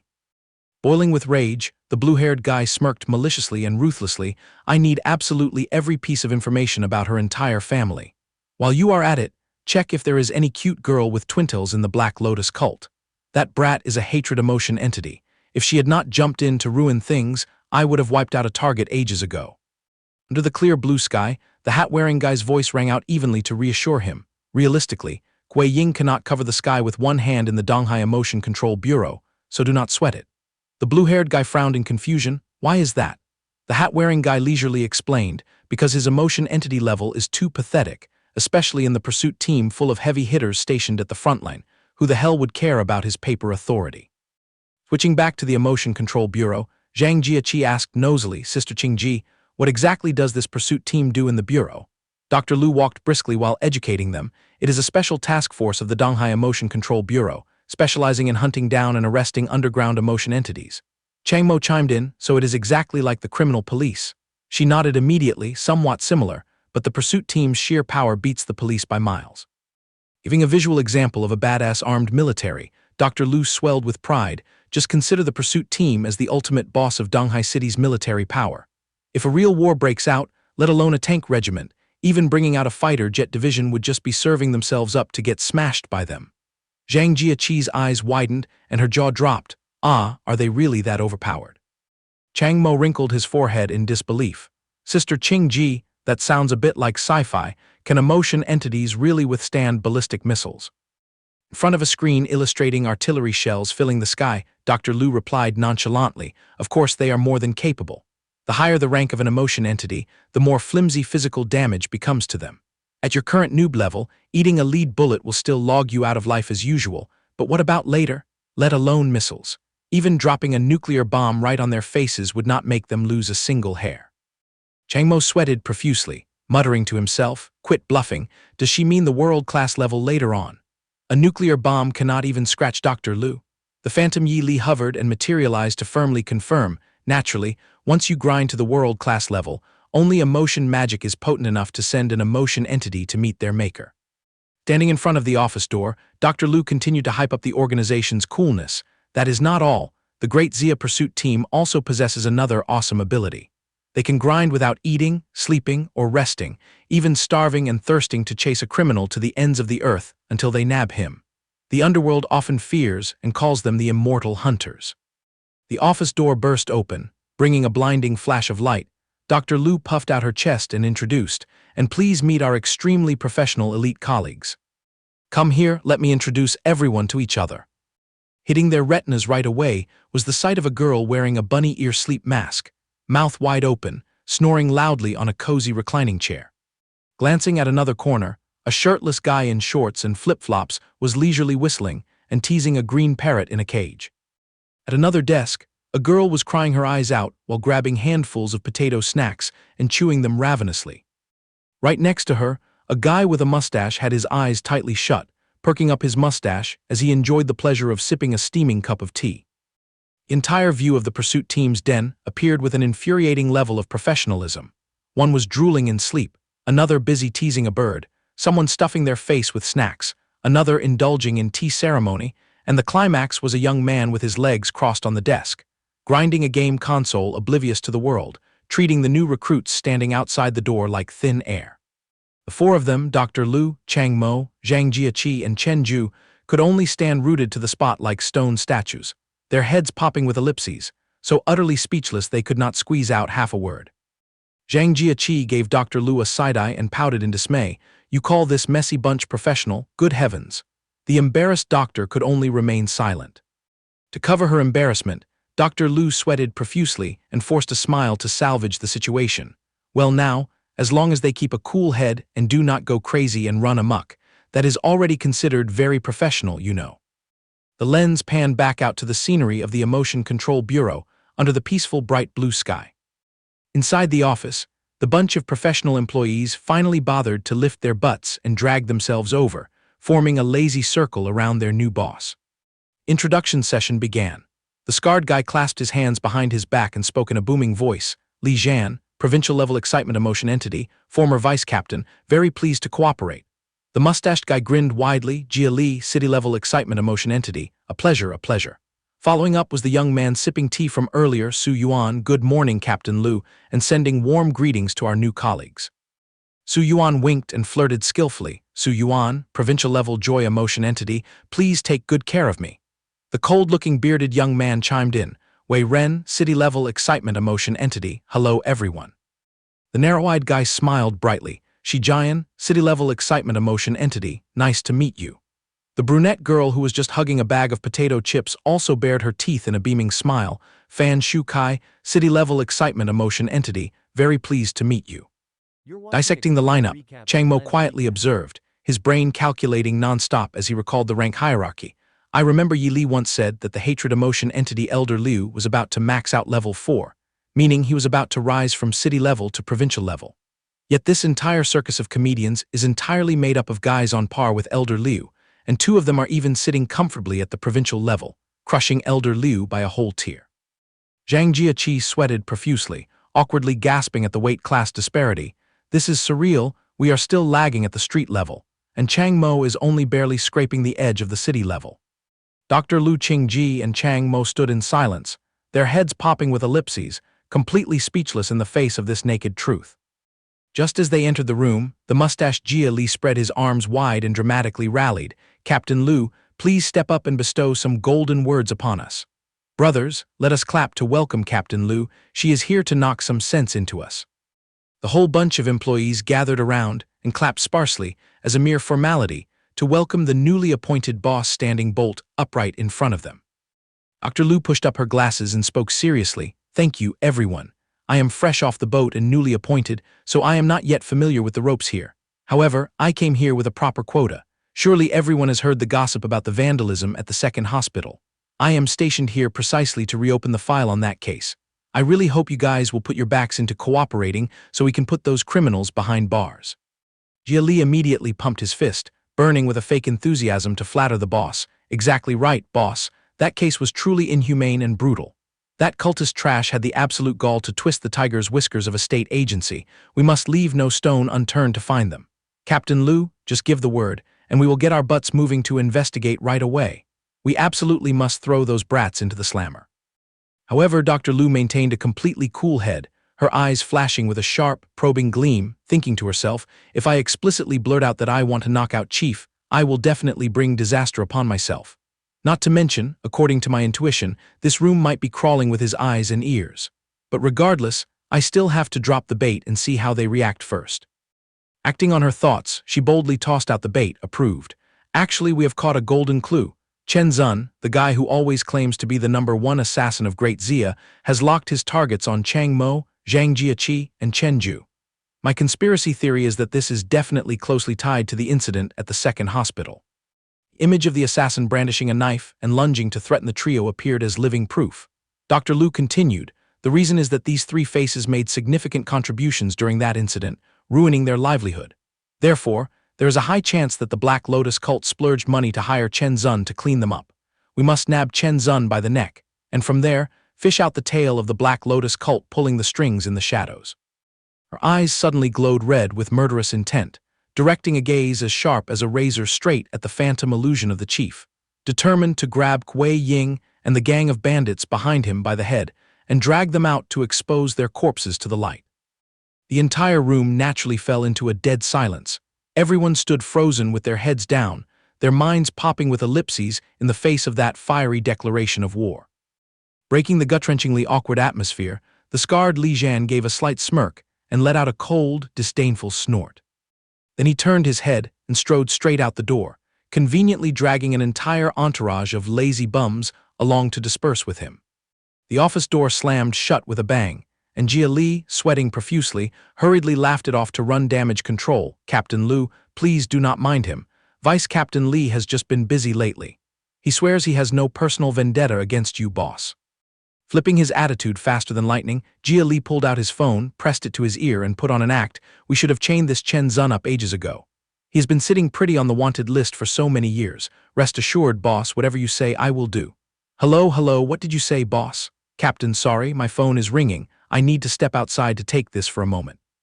The bearded young man Wei Ren pointed his finger straight at his face and shouted, Jia Li, cut the acting. You are absolutely the #1 brown-noser, but the moment things get real and we need to grab our blades for battle, you vanish without a trace. Wei Ren's blood boiled as he strained his neck to curse at him. Keep acting. It is exactly because of useless freeloaders like you that this case has been shelved from the very beginning. If this trend continues, the entire pursuit team will rot from the inside out. Playing the role of a peacekeeper, the girl Su Yuan smiled with crinkled eyes to soothe the tension. Oh my, why so tense? Everyone, cool down a bit. If you get hot-blooded so easily, one day you will snap a nerve and lose control. Watching you guys clash every day is actually quite entertaining. No, I am not allowed to indulge in this fun too much. Taking the opportunity, Fan Shukai raised her hand to volunteer. Captain, please assign this mission to me. I swear I am not like that windbag Jia Li. I guarantee I will complete it perfectly. Jia Li, furious in the background, snapped back. Where did you get the nerve to call me a procrastinator, You are clearly just a struggling street-level procrastination entity. Quit your bullshit and stop whitewashing yourself into a city-level hyperactive entity, lady. Fan Shukai broke into a cold sweat, laughing awkwardly at being exposed for her trashy label as a street-level procrastination entity. Meanwhile, Jia Li continued to expose her. That stack of files old she asked you to do last month. You pickled them until they got moldy for a whole month. And in the end, old she still had to do it all by himself. Chang Mo's group stood watching the civil war, only able to shake their heads in dismay. Fan Shukai tearfully argued stubbornly, Oh, for F***'s sake, you old geezer, why did you tear off my mask? I was just scheming to score some elegance points with the new captain. See, I was not wrong, the Emotion Control Bureau is about to collapse, and it is all because of lazy bums like you who cannot accomplish anything. Wei Ren, why did you drag me into this battlefield too? Li Jian waved his hand wearily and walked away without looking back, and the rest of the bunch also took turns slipping away. I am out of words, this is so damn comical. Captain, I am afraid I am about to snap and lose control. Anyway, it is almost time to clock out. I am going to drag my butt home first. Captain, I am dipping out to work too. Give me a holler when there is action. Leaving the four of them, Lu Qingji, Chang Mo, Zhang Jiaqi, and Chen Ju, standing isolated like statues, once again their heads popping with ellipses at the so-called total dedication of the pursuit team. Far in the distance, Jia Li and Wei Ren were still pointing fingers at each other, bickering fiercely. Jia Li defended himself, this is human nature, do you even understand the philosophy of life? Wei Ren yelled angrily, stop making excuses, just because it has always been like this. Does that mean it is the gospel truth? You clearly do not understand a single thing. Ignoring the affairs of the world, Zhang Jiaqi had adapted to the corporate work culture with lightning speed, sitting there surfing the net and binge-watching dramas enthusiastically before screaming, good heavens, why did the plot twist like this? Hurry up and release the next episode. Chang Mo sat next to her, still calmly typing away clack-clack on his keyboard. Zhang Jiaqi curiously peeked over and asked, Chang Mo, why is your face as stiff as a rock? Are you not eager to see what happens next? The bland, nerdy youth dropped a single sentence, I am. The helpless girl muttered, you are way too excessively calm. Fan Shukai stretched languidly, refreshingly enjoying the laid-back work life. The new boss is the absolute best. This is the true standard of daily corporate life. Li Jian, sitting nearby, immediately threw cold water on her. You practically do not do anything different from your usual days, got it? The entire view of the pursuit team's office peacefully drifted back to its old orbit, as quiet as if the task-assigning storm had never swept through. Naturally, Chang Mo still sat holed up in front of his computer screen, pushing up his glasses in deep thought, maintaining his cold demeanor, his head popping with ellipses, silently melting into this hilariously absurd corporate life. Earlier, in Lu Qingji's office, she scratched her head in frustration, bitterly realizing she had just been played terribly. At that exact moment, the chief was speaking loudly on the podium of Glory. Donghai City is one of the lifebloods of Great Xia. To deal with the increasingly rampant emotion disasters and punish the criminals who dare to twist the tiger's whiskers of justice, we have decided to expand the manpower of the pursuit team. Grand restructuring chart appeared. The pursuit team, which used to be just a handful, would now be demolished and rebuilt into 3 separate squads, including Pursuit Squads 1, 2, and 3. I will pass out flyers to recruit more righteous emotion entities to join our big family, contributing to maintaining the peace of Donghai. His hypocritical rallying cry echoed throughout the hall via the TV screen. I eagerly hope everyone will stand shoulder to shoulder. Let us raise our shields together to protect the emotional safe zone for Donghai City. Dr. Lu rested her chin on her hand, sighing tiredly as she explained, just this morning, Wei Ying sneakily carved the old pursuit team into 3 pieces.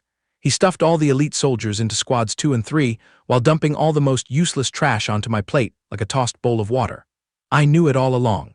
No wonder my team cannot even scrape up a single national-level emotion entity. Recalling the comedy-loving faces of her employees, she started to feel paranoid. Could it be that Wei Ying has planted spies in this squad? With his nature, maybe this entire gang are his minions thrown in to act as dead weights to hinder me. Chang Mo pushed up his glasses, analyzing thoughtfully, so it turns out these guys are just the rejects of the pursuit team. That proves the true strength of the pursuit team is even more terrifying than I imagined. But are they really Wei Ying's stool pigeons? It feels more like they are just a bunch of troublemakers who are inherently goofy by nature. Dr. Lu crossed her arms and laid down the directive. With this ragged formation, taking down Chen Zun in a short time is just a pipe dream. Therefore, until he is thrown into a cage, none of you are allowed to show your faces outside the bureau. The outside world is very stormy right now. Zhang Jieqi sat next to her, her face twisting. Oh my, are we really under house arrest here? The doctor closed her eyes and smiled to soothe them. Calm down. This building is armed to the teeth. You do not have to worry about lacking food or clothes. Tons of agents treat this bureau as their hotel. Just consider it as having saved a bunch of rent money. Chang Mo frowned and retorted, is staying cooped up in the bureau absolutely safe? You cannot act as our bodyguard 24/7, right? Dr. Lu immediately patted her chest and promised, this bureau is permanently garrisoned by another world-class boss. And let me assure you, that world-class individual is absolutely not on Wei Ying's payroll. Paint a realistic picture. The terrifying image of a giant fortress wrapped tightly by an emotion monster appeared. The entire emotion control bureau is permanently enveloped within that person's emotion monster territory. Even if Chen Zun manages to break in and launch a surprise attack, he would only have enough power to boil at most one of you alive before being ground into dust himself. He is not stupid enough to undertake such a disastrously losing venture. Dr. Lu boldly concluded, therefore, your top priority now is to grind and upgrade your emotion power, especially for the 3 of you in the mystery class. Upgrading your abilities will serve as the trump card in the operation to nab Chen Zun. She pointed her finger at Zhang Jieqi to assign roles. Zhang Jieqi, your ability is intelligence clairvoyance. If you level up, who knows, you might be able to pinpoint the exact corner where Chen Zun is hiding. Turning to the idiot Chen Ju, she continued, and Chen Ju, if you upgrade your power, who could predict it, you might just step right on his face the moment he sets foot out the door. Zhang Jieqi frowned in curiosity, so how do we grind levels? Dr. Lu raised her index finger to explain, you and Chen Ju are currently only budding at level 1, equivalent to the street class. Once you guys have unlocked basic emotion control skills, you can slowly learn to indulge those bizarre cravings. As a result, your emotion power bar will automatically tick up. But as she shifted her eyes to Chang Mo, she sighed apprehensively. However, Chang Mo's case is a bit trickier. At your current level, the power has started consuming energy to maintain itself daily. You have to stuff specific emotion resources into your belly every day, otherwise there is a risk of suffering a severe drop in performance. Tape rewound to the time Lu Qingji was reading the report, the investigator's image appearing clearly. I have scrutinized Zhao Lin's report regarding the rampage at the second hospital. It seems he possesses the ability to drain the reserved energy inside those suppression chains. In essence, those suppression chains act as his specialized resource tanks. Dr. Lu turned serious as she recalled the big boss's instructions, but I must alert you, that report has been stamped top secret. Even Wei Ying does not have the clearance to peek at it. The higher-ups, including me, have carefully scrutinized these findings and unanimously agreed that we must cover up the true nature of his ability. We must absolutely not let the outside world know that he consumes the power of the suppression chains. Because of that, she had to sigh wearily, so I have to fabricate another camouflage scenario to request suppression chains for him. An excuse like preventing a loss of control, for example. But a problem arises, the chief frowned apprehensively. The catch is, suppression chains are priceless premium goods. Taking them out just to stabilize a scrub emotion entity at his level is truly an infinite waste. So there is no guarantee Wei Ying will nod and approve this request. After hearing this, Chang Mo could only drop a bland remark. I grasped the situation. Back to reality, Chang Mo glued his eyes to the blue crystal in his hand, screaming inwardly, speaking of which, my stomach has started rumbling a medley again. Those rationality crystals that the hatred girl smashed for me are completely insufficient. Turn to question the invisible strategist, so how should I handle this now? Should I try indulging my bizarre emotion, just like how Zhang Jieqi and the others are doing? The infuriated Yi Li shouted right in his face, "Hey, I am more than capable of guiding you on what to do. Why on earth would you go consult that bunch?" Chang Mo nonchalantly fired back an infinitely harsh reason, "Because you are the mastermind of that cult. What do I have to let me sleep soundly trusting you? I am extremely paranoid that you will stab me in the back." Upon hearing this, Yi Li could only be struck dumb. Dr. Lu still patiently explained further, "Chang Mo, you have already stepped into phase 2. The risk of snapping and losing control is steadily increasing. Since you are currently starving without a single drop of emotion energy to recharge, you should start by finding your own rule." Zhang Jieqi curiously interrupted, "What the heck is a rule?" Dr. Lu replied, "You can roughly understand it as a disciplinary principle used by emotion entities to self-restrain their own emotions." She explained the survival mechanism. The higher the level of an emotion entity, the easier they are thrown off the orbit of control. Therefore, one must force oneself to strictly adhere to certain behavioral standards, or to put it bluntly, continuously repeating a few specific actions every day. Only by doing so can one maintain a cool head. This nifty mechanism is exactly what we call a rule. She gave a visual example. Usually, the actions enforced by the rule completely contradict your own natural instincts. For instance, if you are a joy emotion entity, you must force out a way to make yourself depressed and sad. As for which action is most tailor-made for you, what brings results and suits you personally, you will have to drag your butt and slowly experience it yourself. The space in the room suddenly sank into a suffocating silence, each person sitting blankly in a corner, their eyes glued to the computer screens. Chang Mo screamed silently in his heart, "So this is how the mechanism works, but how am I supposed to manage now?" Right next to him, Zhang Jieqi just had her mouth gaping in stun, an absolute ellipsis as she stared blankly at the computer. Zhang Jieqi's eyes suddenly flashed with a radiant light as she joyfully urged nonstop, "Hurry up and give me the next episode." A series of giant invisible eyeballs abruptly appeared surrounding her. Chang Mo, standing behind, mentally calculated, so it turns out binge-watching a few thriller movies actually helps increase Zhang Jieqi's emotion power. Witnessing a whole bunch of employees gluing their eyes to their computers in the middle of office hours, this working atmosphere truly exuded an infinitely professional vibe. He then turned to inquire of the pink-haired friend beside him, "Chen Jun, do you think this trick actually works?" Chen Jun, eyes unblinking at the screen, gave a slight shrug and answered flatly, "Who knows, we will cross that bridge when we get there, I suppose." At the same time, the bespectacled young man pondered endlessly. Is watching these long series really considered adhering to the principle of rationality? The invisible Yi Li immediately jumped in to explain thoroughly. Obviously it is. As long as it evokes other irrational emotions, it will support you in maintaining rationality at a safe level. Despite that, Chang Mo still harbored a much more practical concern. He frowned and lamented to himself, "The core problem is where am I supposed to mine rationality resources right now? That pile of crystals the hatred girl smashed for me is completely insufficient." Staring at the piece of paper that clearly displayed the words, "Here is my phone number, contact me quickly," the young man kept hesitating, should I call that girl and be thick-skinned enough to ask her to supply some more rationality crystals? However, his caution immediately crushed that thought. He told himself, "It is way too dangerous. This is not like rushing downstairs to grab a lunchbox. If my relationship with the black-red cult is exposed, or worse, if I get ambushed by Chen Zun, it would be no different from signing my own death warrant." Stuck at a dead end, he could only sigh heavily, "Am I really out of ways to secure rationality resources?"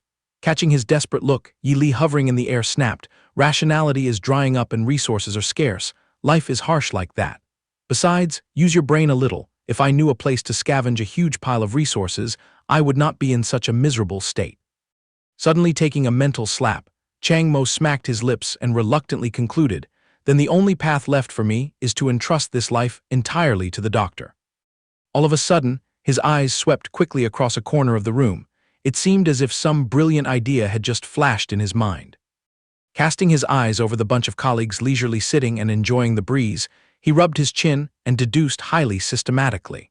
These people are all emotion entities, their levels leaving mine in the dust, so their daily consumption quota must be a colossal figure. They need to load up on way more resources than I do. And so, with the flame of hope newly lit, Chang Mo gleefully calculated, I must be thick-skinned enough to go beg for some experience. Not to mention, just look at their appearances, strangely unhurried, not doing any work at all, they must surely possess a super-solid resource supply connection. Midst the silent darkness, the sound of a soft sigh echoed faintly across the space.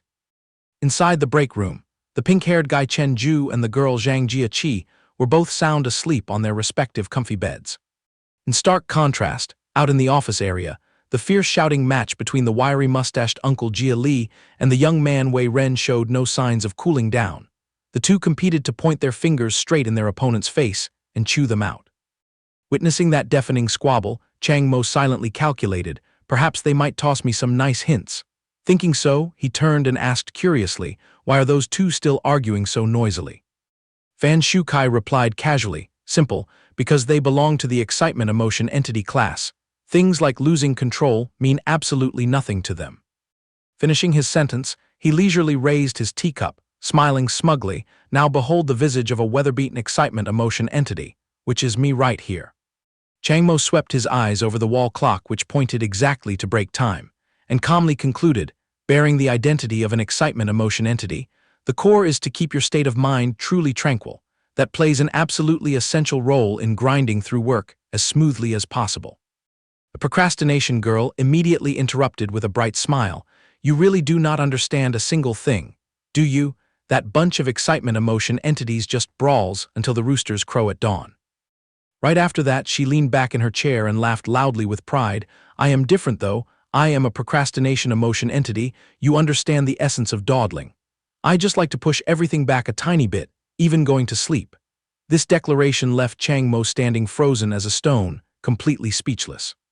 Seeing that things were getting a bit out of hand, the bespectacled guy decided to cut to the chase. If I may ask you two seniors, what tricks do you use to meet your daily emotional resource quota? Hitting the right note, the procrastination girl waved her pen and replied cheerfully, you found the right master. I'm packed with experience to handle this issue flawlessly. Chang Mo's eyes immediately lit up. Really? That would be amazing. However, the girl squinted and threw out a heart-piercing piece of advice. If you just stubbornly refuse to upgrade to stage 2, you won't have to worry about the daily resource top-up for the rest of your life. Am I right? Chang Mo was completely dumbfounded. His brain felt like it was grinding through 1,000 differential equations just to digest that outrageously clunky logic. Girl continued to eagerly preach her truth of living a sluggish life. See, as long as I stay at the street level, I just need to indulge my personal emotions a little bit every day, living a comfortable life without fearing any lurking dangers. Just sit around doing nothing and let life take its course. What's the point of rushing? If you're too bored to work today, leave it for tomorrow. Still feeling lazy tomorrow, then just push it to the day after, problem solved. As soon as she finished speaking, the girl spread her arms wide like an enlightened master. What on earth could be a more top-tier lifestyle in this world than this? The speech left the guy opposite her completely speechless once again. The muscular guy had to speak up to smooth things over. She's an anomaly. A procrastination emotional entity is extremely rare and hard to find. Rare things are always valuable, plus her support for teammates is incredibly smooth, so the team must always have her. As for dime a dozen emotional entities like us, trying to live such a mindless, drifting life is probably harder than ascending to heaven. Chang Mo nodded in agreement, senior. With your sky-high level, the daily resource top-up quota must be an astronomical figure, right? The guy simply concluded, absolutely spot on. He slowly analyzed further. Frankly speaking, the Bureau funnels us an emotional resource allowance every month, but the catch is that this source can at best only cover about 70% of our daily consumption. Pausing for a few seconds, he looked serious and stated the bottom line. For the shortfall, you have no choice but to rely on yourself and grind for it by exchanging merit points. Chang Mo buried his head in furious note-taking, then looked up and wondered, so is this merit exchange thing similar to performance bonuses in outside companies? The muscular guy immediately snapped his fingers. You nailed it. The young man continued out of curiosity. Then do we get pressured with evaluation quotas and stuff? Because from what I've observed so far, everyone seems very relaxed with their work. Suddenly, the procrastination girl jolted, dropping the notebook she was holding, and the atmosphere in the whole room unconsciously froze for a beat. Inside a quiet room bathed in sunlight, the young man Chang Mo was sitting hunched up on the corner of the bed. Right in front of him was his friend Jia Qi, sporting a messy bedhead like a bird's nest. The girl squinted anxiously at her friend, timidly speaking up to ask, "So to sum it up, is this the price to pay when an emotional entity is cut off from their specialized emotional food source?" Chang Mo put on a very calm demeanor and replied, bracing himself to prove he was still perfectly fine, "But everything is still under control. I'll just lie down for a bit and I'll be fit as a fiddle again. Thank you very much, Jia Qi."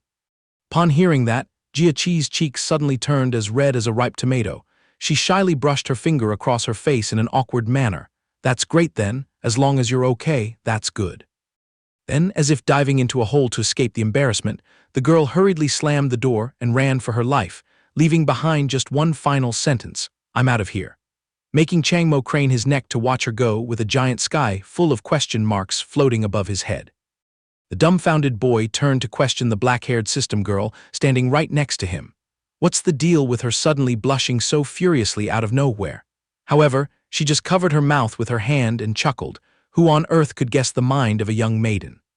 Chang Mo remained staring blankly like a wooden statue, his brain seemingly out of battery, going on strike and refusing to process this mindlessly romantic situation any further. Just a second later, completely disregarding his image, the guy face-planted straight onto the floor and gloriously logged out. The unfortunate youth writhed and rolled around on the floor, miserably twisting his broken body, trying to slip his hand into his pants pocket, digging frantically in search of something. After struggling for ages, he managed to pull out a piece of tissue paper as crumpled as pickled mustard greens, harboring inside a teeny-tiny blue crystal fragment that looked utterly pathetic. With trembling hands that carried the deep, meticulous calculating nature of a penniless debtor, Chang Mo used a needle to carefully separate a crystal crumb so minuscule that even bacteria would get sick of looking at it. He stuck his tongue out, gently dropping that super-microscopic crystal crumb onto the tip of his tongue, just like he was savoring some rare delicacy. Having gulped down the soul-saving bait, the young man lay sprawled out on the floor with his arms and legs spread, half closing his eyes to enjoy the paper-thin bit of energy that had just been pumped in, completely ignoring the rest of the world. A short while later, Chang Mo finally recovered enough HP to stagger up, leaning his hunched back against the corner of the bed and letting out an exhausted exhale. The black-haired girl took in the entire scene and clicked her tongue in admiration. That's top tier indeed. At the most wasteful rate, that crystal would only last a day or two at best. How the hell did you manage to drag it out to the third day and still have this leftover bit? At this rate, you might end up having to sniff this dust for a few more days. But playing this game isn't sustainable. All right, just drop the idea of using your powers altogether. I see you can't even manage to lift your butt and stand up properly right now. Chang Mo pushed up his glasses, looking like a professor analyzing the situation with extreme philosophy, going by the bureau chief's statement. The biggest thorn is that I'm completely empty-handed when it comes to merit points. Without that, I can't even dream of approaching the exchange hall to snag a suppression chain. The catch is, without the chain, I'll just have to starve, and with a growling stomach, where would I get the strength to unleash any moves? And if I can't unleash moves, how do I earn merit points? Makes perfect sense, doesn't it? It's blatantly a dark, vicious cycle with no way out. System Girl spread her arms in defeat. All right, no matter how deep and treacherous your schemes are, reality will just slap you silly. I'm also drained of brain juice. At this rate, the two of us might just perish from starving and growing mold, but let's look at it from a brighter perspective. If we can drag ourselves through this food depletion tribulation, the fasting exercise will elevate your emotional power-reigning skills to a whole new level. Haven't you noticed that your control has been much smoother and more precise lately? Finding it pleasing to the ear, Chang Mo lightly flicked a trace of green energy onto his hand and nodded in profound satisfaction. I swear that's spot on. Although there's no way to freeze the energy, its pathways are completely slippery smooth. Wait a minute, why the hell did I just burn my power to test this nonsense? Karma came quickly. As soon as his energy hit rock bottom, the young man tumbled to the floor for the second time that day, lying sprawled next to the battered piece of paper. On the paper that wrapped the crystal earlier, a line of text was clearly stamped, 241568911425, that's my number, contact me quickly. In a split second, Chang Mo's brain raced, rewinding to the figure of the fiery woman in black lingerie who had boldly declared her name. Our faction hoards a super-massive, gigantic reserve. He let out an extremely desolate sigh, seemingly torn apart inside between throwing away his dignity to beg for a sponsor. In the end, Chang Mo had to swallow his pride and stuff his ego into a corner of the closet, his bony hands slowly smoothing out that paper of grace, stashing it carefully as a protective talisman for when he ran out of capital. The camera panned to a majestic agency skyscraper, the title card for the next day popping up amidst a clamor of demanding voices. Dr. Liu, the transaction of necessities is strictly settled based on merit points. That Chang Mo guy just got his feet wet joining the pursuit team. His merit account is a fat 0, round as a duck egg right now. Inside the spacious meeting room, a man strained his neck and shouted, "The suppression chain is an invaluable resource. How can we just toss it to him randomly like that?" Immediately, the female doctor cut him off and clapped back. Chang Mo had already achieved brilliant combat merits even before he set foot in the bureau, didn't he? The blonde Dr. Liu flared up and retorted, glaring fiercely to protect her subordinate. Throughout the incident at the second hospital, the bigwigs of the Round Table Conference already stamped a certification of his skills and tossed him a bronze medal, didn't they? Has that item depreciated so much that it can't even be exchanged for a single suppression chain? A man on the other side of the battle line pointed straight at Dr. Liu's face and yelled his rebuttal. You can keep the reason why he snagged that medal to yourself. Besides, a bottom feeder like him having the audacity to open his mouth and beg for a suppression chain just to show off and keep himself stable, doesn't that sound too ridiculous? Getting her tail stepped on, Dr. Liu lowered her head, clenching her teeth to hold back her anger, while the other guy continued to foam at the mouth with sarcastic remarks. Captain Liu, I've told you time and again that you can call my name when you're tight on cash, but that insurance package doesn't include babying your subordinates and throwing assets out the window, you know. The dam breaking, Captain Liu slammed the table with a crash and shot up, radiating billowing dark aura and roaring. What kind of garbage are you babbling about? The entire meeting room jumped out of their skins, looking at the captain who was fuming from the head. The other man was also terrified, but still tried to pad out some authority. Captain Liu, even if you have reached the world-class level, don't you dare think you can sit on the discipline of the pursuit team. Pushed into a corner after Captain Liu's fierce interrogation, the guy from earlier hastily threw a smokescreen and fled for his life. Well, I'm stuck with a meeting schedule, I'm out of here. Boss had barely slipped out the door when two female colleagues huddled their heads together to gossip. I swear I never expected our new captain to have reached the world-class tier. How much firewood did she have to burn to climb up to that level, my god? Just thinking about the resource consumption of the world-class tier sends shivers down my spine. And then she's also saddled with this Chang Mo guy. Do you ladies catch a whiff that he's a toy boy kept by Captain Liu? The muscular guardian boss pouted and chimed in, dragging along at the city level and already putting on airs to use a suppression chain. That chain, oh mother of God, just thinking about the price makes my guts churn. His comment made the girls let their imaginations run wild even more, a domineering female CEO doting on the little darling of her life, perhaps. The boss gave up and concluded, shut your mouths and stop acting like comedians. Besides, you ladies are being way louder than regulations allow. Catching those words in his ears, the youth wearing a hoodie with his knees hugged in the corner of the room suddenly stuck out his lip and mockingly roared, "Humph, I've been complaining forever. This bureau is rotten from the roots." His shocking statement made the entire office uniformly shoot sharp glares at the guy who would create bad karma at the drop of a hat, pushing the atmosphere into an awkwardly silent low note. However, ignoring the noisy, troublesome drama, Chang Mo quietly stuffed his hands into his pockets and leisurely dragged himself back to his workstation. The hoodie guy was determined to cling on like a leech, straining his neck and shouting after his back, tucking your tail and sneaking away won't solve a damn thing. If you crave something, then lift your butt up, go complete missions, and grind for merit points. Specializing in clinging to women's skirts, are you even worthy of being called a man? The brown-haired female friend panicked and spoke up to intervene. Hey, rein your mouth in for a sec. What if he runs straight out and snitches to Captain Liu, then we're screwed. Unfortunately, the other guy kept beating his chest arrogantly, as if I'd be scared of him. My conscience is completely clean, okay. Amidst that, the bird's nest-haired Jia Qi kept staring intently at her friend's emaciated figure, timidly calling out with a restless look, "Chang Mo." She muttered to the pink-haired youth next to her, "Chen Jun, are we really just going to watch with wide eyes and not speak up to defend Chang Mo? Everyone is misunderstanding things way too far. The situation isn't like that at all. Chen Jun coolly dodged the bullet. Oh, of course, then you break the ice first. Jia Qi immediately shrank back and stammered, I'm too scared, and I don't even know how to counter them anyway. The girl lowered her eyes and took a step back, her heart seemingly erupting into a fierce battle with her own timidity. Suddenly, Jia Qi clenched her fists tightly, blazing with momentum as she pumped herself up. But at the very least, I can step up and comfort Chang Mo, right?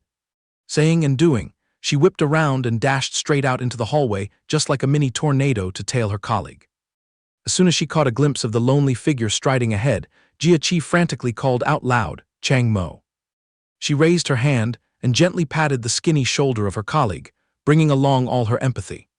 Tragically, the exact moment he was touched, Chang Mo's eyes went wide, and he sluggishly turned his face back to look at her.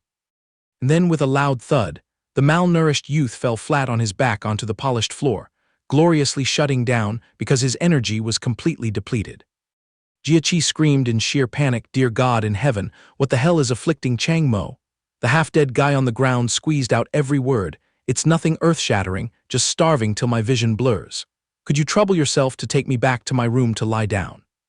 After the incident, the camera angle shifted back to the office. Jia Qi was crossing her arms, deep in thought in front of her computer screen. The terrifying memories from earlier came rushing back, as she rewound the scene of her struggling to support her friend down to the medical room. His hands were cold as ice, even emitting some faint, dying green energy sparks that made her feel endlessly guilty. Chang Mo's hands were intertwined, resting on the keyboard, gritting his teeth to experience the hunger for power tearing at his core. Jia Qi tiptoed over to strike up a conversation with the brown-haired girl who was stretching to relax. Senior Fan, I have a question. Suppose someone digs up the whereabouts of Chen Zun and collars him. About how many merit points would they pocket? Senior Fan rubbed her chin, making a wild guess. It must be a massive pile, right? Oh, absolutely, a super gigantic number. We're talking about a long string of zeros. Jia Qi hurriedly asked, would it be more than enough to buy a suppression chain outright, sister? The older girl immediately teased her, oh wow, are you planning to hunt for a chain to bring back and offer to Chang Mo? You've fallen for him, haven't you? The girl, blushing furiously, waved her hands frantically. Nonsense, just give me the final price. Senior Fan concluded with certainty, more than enough to cross the bridge. That credible verdict made Jia Qi's eyes spark with a sky full of hope. With towering determination, the girl immediately threw out her pleading move. Since that's the case, could Senior Fan toss me Chen Zun's profile file? I plan to scrutinize it thoroughly for a bit. Time just kept flying by. The glaring evening shadows fell, dyeing the entire majestic agency building in a blazing red. The older girl grabbed her bag, cheerfully waving goodbye, wrapping up my shift, folks, I'm off the clock.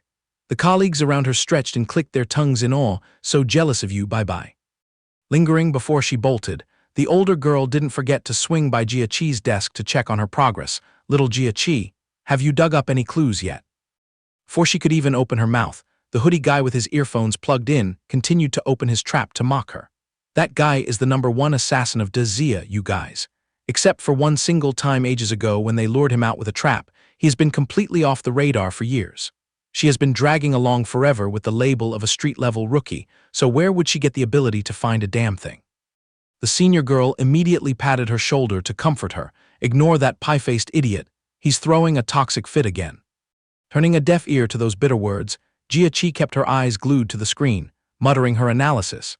This Chen Zun guy has actually executed countless lockroom murders that seemed impossible. Good lord, even TV show screenwriters wouldn't dare spawn a script as crazy as this.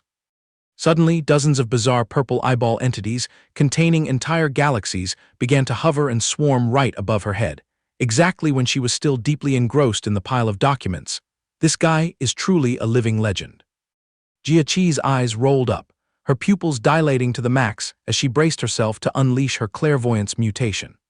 Piercing through the spatial prism, the figure of a purple-haired man leisurely sitting and swiping on a tablet in the middle of a dilapidated building suddenly appeared clearly in every detail. The girl immediately jolted, frantically broadcasting the news to the whole office. I think I've tracked down Chen Zun's coordinates. Everyone, it looks like he's camping out at an abandoned factory complex. The laid-back atmosphere of the office evaporated in a heartbeat. The entire crowd of civil and military officials turned their heads in unison, glaring at the intern girl with expressions of sheer disbelief. The hoodie guy Chen Jun's jaw dropped. Half believing and half doubting, he blurted out, "Are you scamming us?" The mustachioed uncle raised his teacup and smirked sarcastically. "Look at that. The rookie has outstanding talent, not like some empty-headed fools who are only good at flapping their lips and shooting the breeze." Hit right in the sore spot, Chen Jun got so embarrassed he went crazy, straining his neck to argue stubbornly. Who can verify if she's bullshitting or not? Only she knows the details. Does she actually see a damn thing? Jia Qi tightly clenched her hands, her eyes welling up with tears full of grievance as she spoke up to justify herself. "I clearly witnessed it with my own eyes." At that exact moment, Captain Lu burst through the door, bringing along a towering aura of suppression, and coldly asked, "Why is there such an uproar?" causing all the rowdy members to immediately cower and bow to greet their boss. Senior Fan joyfully raised her hand high to report the achievement on behalf of her junior, reporting to Captain Lu, "Little Jia Qi just utilized her emotional power and nabbed Chen Zun's hideout. Currently the guy is hiding in a deserted factory area." Just faintly hearing the name of the notorious villain, Captain Lu's eyes immediately lit up with astonishment, blended with an extremely focused composure. Chen Jun still stubbornly dropped ruining remarks. "Well, what problem does that solve? Even assuming you really saw the guy, this land of Donghai is practically swimming in deserted factories. Can you be absolutely sure to pinpoint the exact location?" Senior Fan hurriedly defended, "Then we just proceed to comb through every area. What's the issue?" Unexpectedly, the guy immediately slapped back with sarcasm, "Oh please, by the time you lot fish it out, he'd have flown high and run far ages ago." Not bothering to care about those bitter words, Jia Qi slowly closed her eyes, letting herself fall deep into the clairvoyant spatial zone in order to scout out a few more traces. The little girl's pupils suddenly flashed with the light of her ability, then concentrating all her focus, she softly spoke, "It seems, I just saw him once again." Midst the illusory space, the purple-haired guy was striding out of the factory. She recounted everything in detail. "That guy is heading out, and way out there, a towering structure appeared with some characters attached to the top." Having just grasped the core clue, the little girl cheered loudly. "The text says Wild International." The burly male colleague hurriedly clacked away on his keyboard to look up the info. "Wait, let me check the map. You're absolutely right, there really is an abandoned factory area around there. There's a high chance that Chen Zun is hiding there."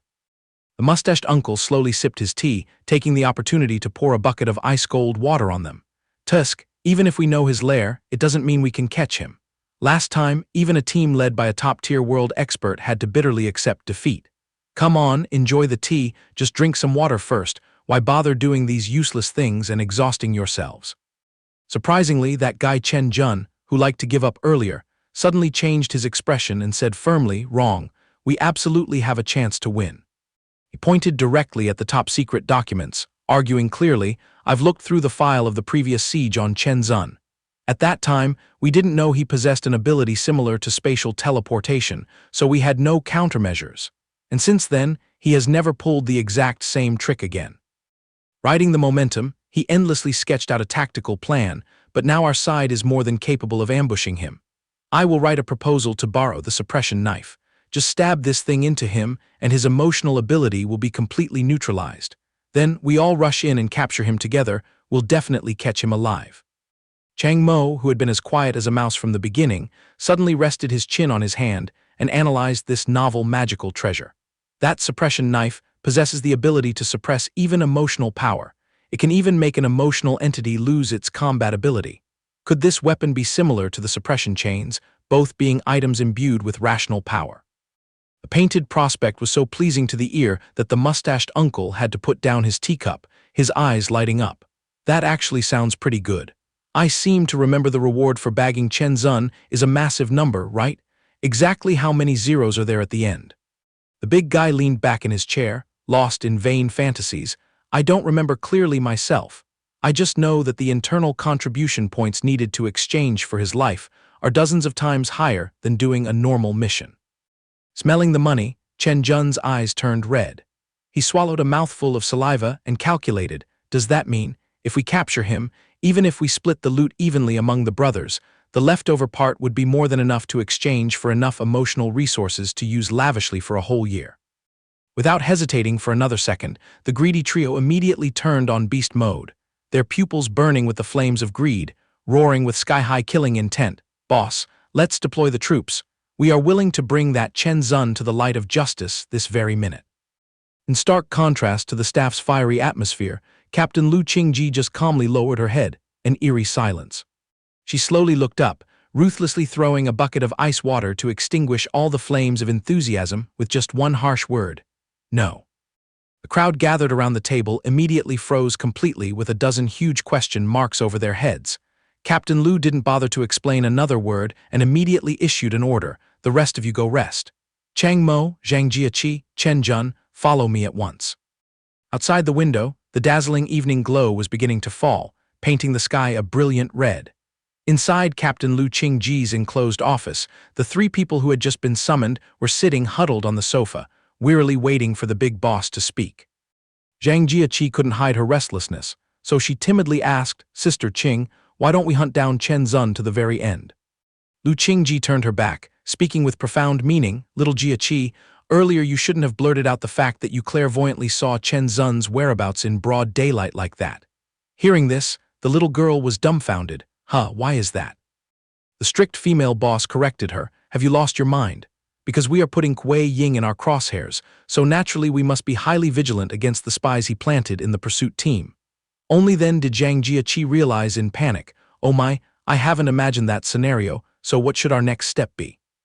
Lu Qingji paused for a few seconds to make the surrounding space more mysterious, then gave the verdict: "For now, we should just calmly stay put and do nothing." The flow of time quietly passed by. In the blink of an eye, everything had sunk into the silent night, adorned by the faint moonlight shining down. Tearing through the quietness of the room, Zhang Jiaqi unleashed her clairvoyance once again and quickly reported, "I just saw it. Chen Zun is still holing up in that abandoned factory. He hasn't moved at all." Captain Lu frowned, her mind working at full capacity. "Chen Zun is still staying put. Assuming the director's stool pigeons are lurking in our team, the news would certainly have been leaked to him, and Chen Zun should have fled far away a long time ago." She cast her gaze over the naive faces of her subordinates out there and thought to herself, "So does this mean that none of those people were planted by director? Or do the villains simply not care about this matter?" As her bloodlust rushed to her head, the image of herself wildly swinging the suppression knife to slaughter appeared vividly. Maybe I should just grab that knife and charge straight into that dilapidated warehouse. But I have to be a little gentle. I absolutely won't accidentally take his life, so I can dig out the real mastermind pulling the strings behind him. However, sanity pulled her back to reality when she glued her eyes to the tangled map of the factory area. It's no good. Zhang Jiaqi doesn't have the ability to monitor Chen Zun 24/7. Even if I dash over there right now, I'm afraid I wouldn't even be able to determine which corner he's hiding in, and what if he luckily escapes? She calculated in her head, through Director's mouth, he's more than capable of grasping the limits of Zhang Jiaqi's ability. By then, he will definitely hide in a blind spot without any identifying marks. If that scenario happens, I'm afraid our side can forget about ever laying a finger on him for the rest of our lives. Lu Qingji scratched her head in frustration, pacing back and forth while muttering, "This is so annoying. All in all, how should I solve this mess? I'd rather just strike and finish him off to get it over with. Just flattening that abandoned factory to the ground will settle everything." Amid her skyrocketing fiery temper, her eyes burning with killing intent suddenly flashed with a bold thought. "There's no need to be so complicated. I'll go confront Kuei Ying directly. If that old man is stubborn and refuses to confess, I'll send him to the underworld right away, quick and clean." Actions going hand in hand with words, the fiercely burning emotional energy enveloped the female boss's body, transforming her into a living pillar of fire, making the employees sitting on the sofa turn pale with fear. In that critical moment, our guy Chang Mo reluctantly swung his hand, preparing to unleash his speechless move to put out the fire. The boy silently condensed, a stream of soothing blue power right on his palm. A blink of an eye later, Chang Mo decisively flicked his hand, throwing that jade-green energy ribbon straight at the boss who was burning with rage. The stream of power landed exactly on the top of Captain Lu's head, just like a bucket of freezing water poured straight down to extinguish the furious rage. Thanks to the emergency cooling, her eyes narrowed, and her mind gradually returned to its original clear state. She scratched her head with an awkward smile, covering up the incident with a clumsy excuse, "Sorry about that. My emotions got a little out of sync just now." The entire space fell into an extremely suffocating silence. At the same time, Little Zhang Jiaqi was scared stiff, clutching her head and huddling in the hidden corner behind the sofa.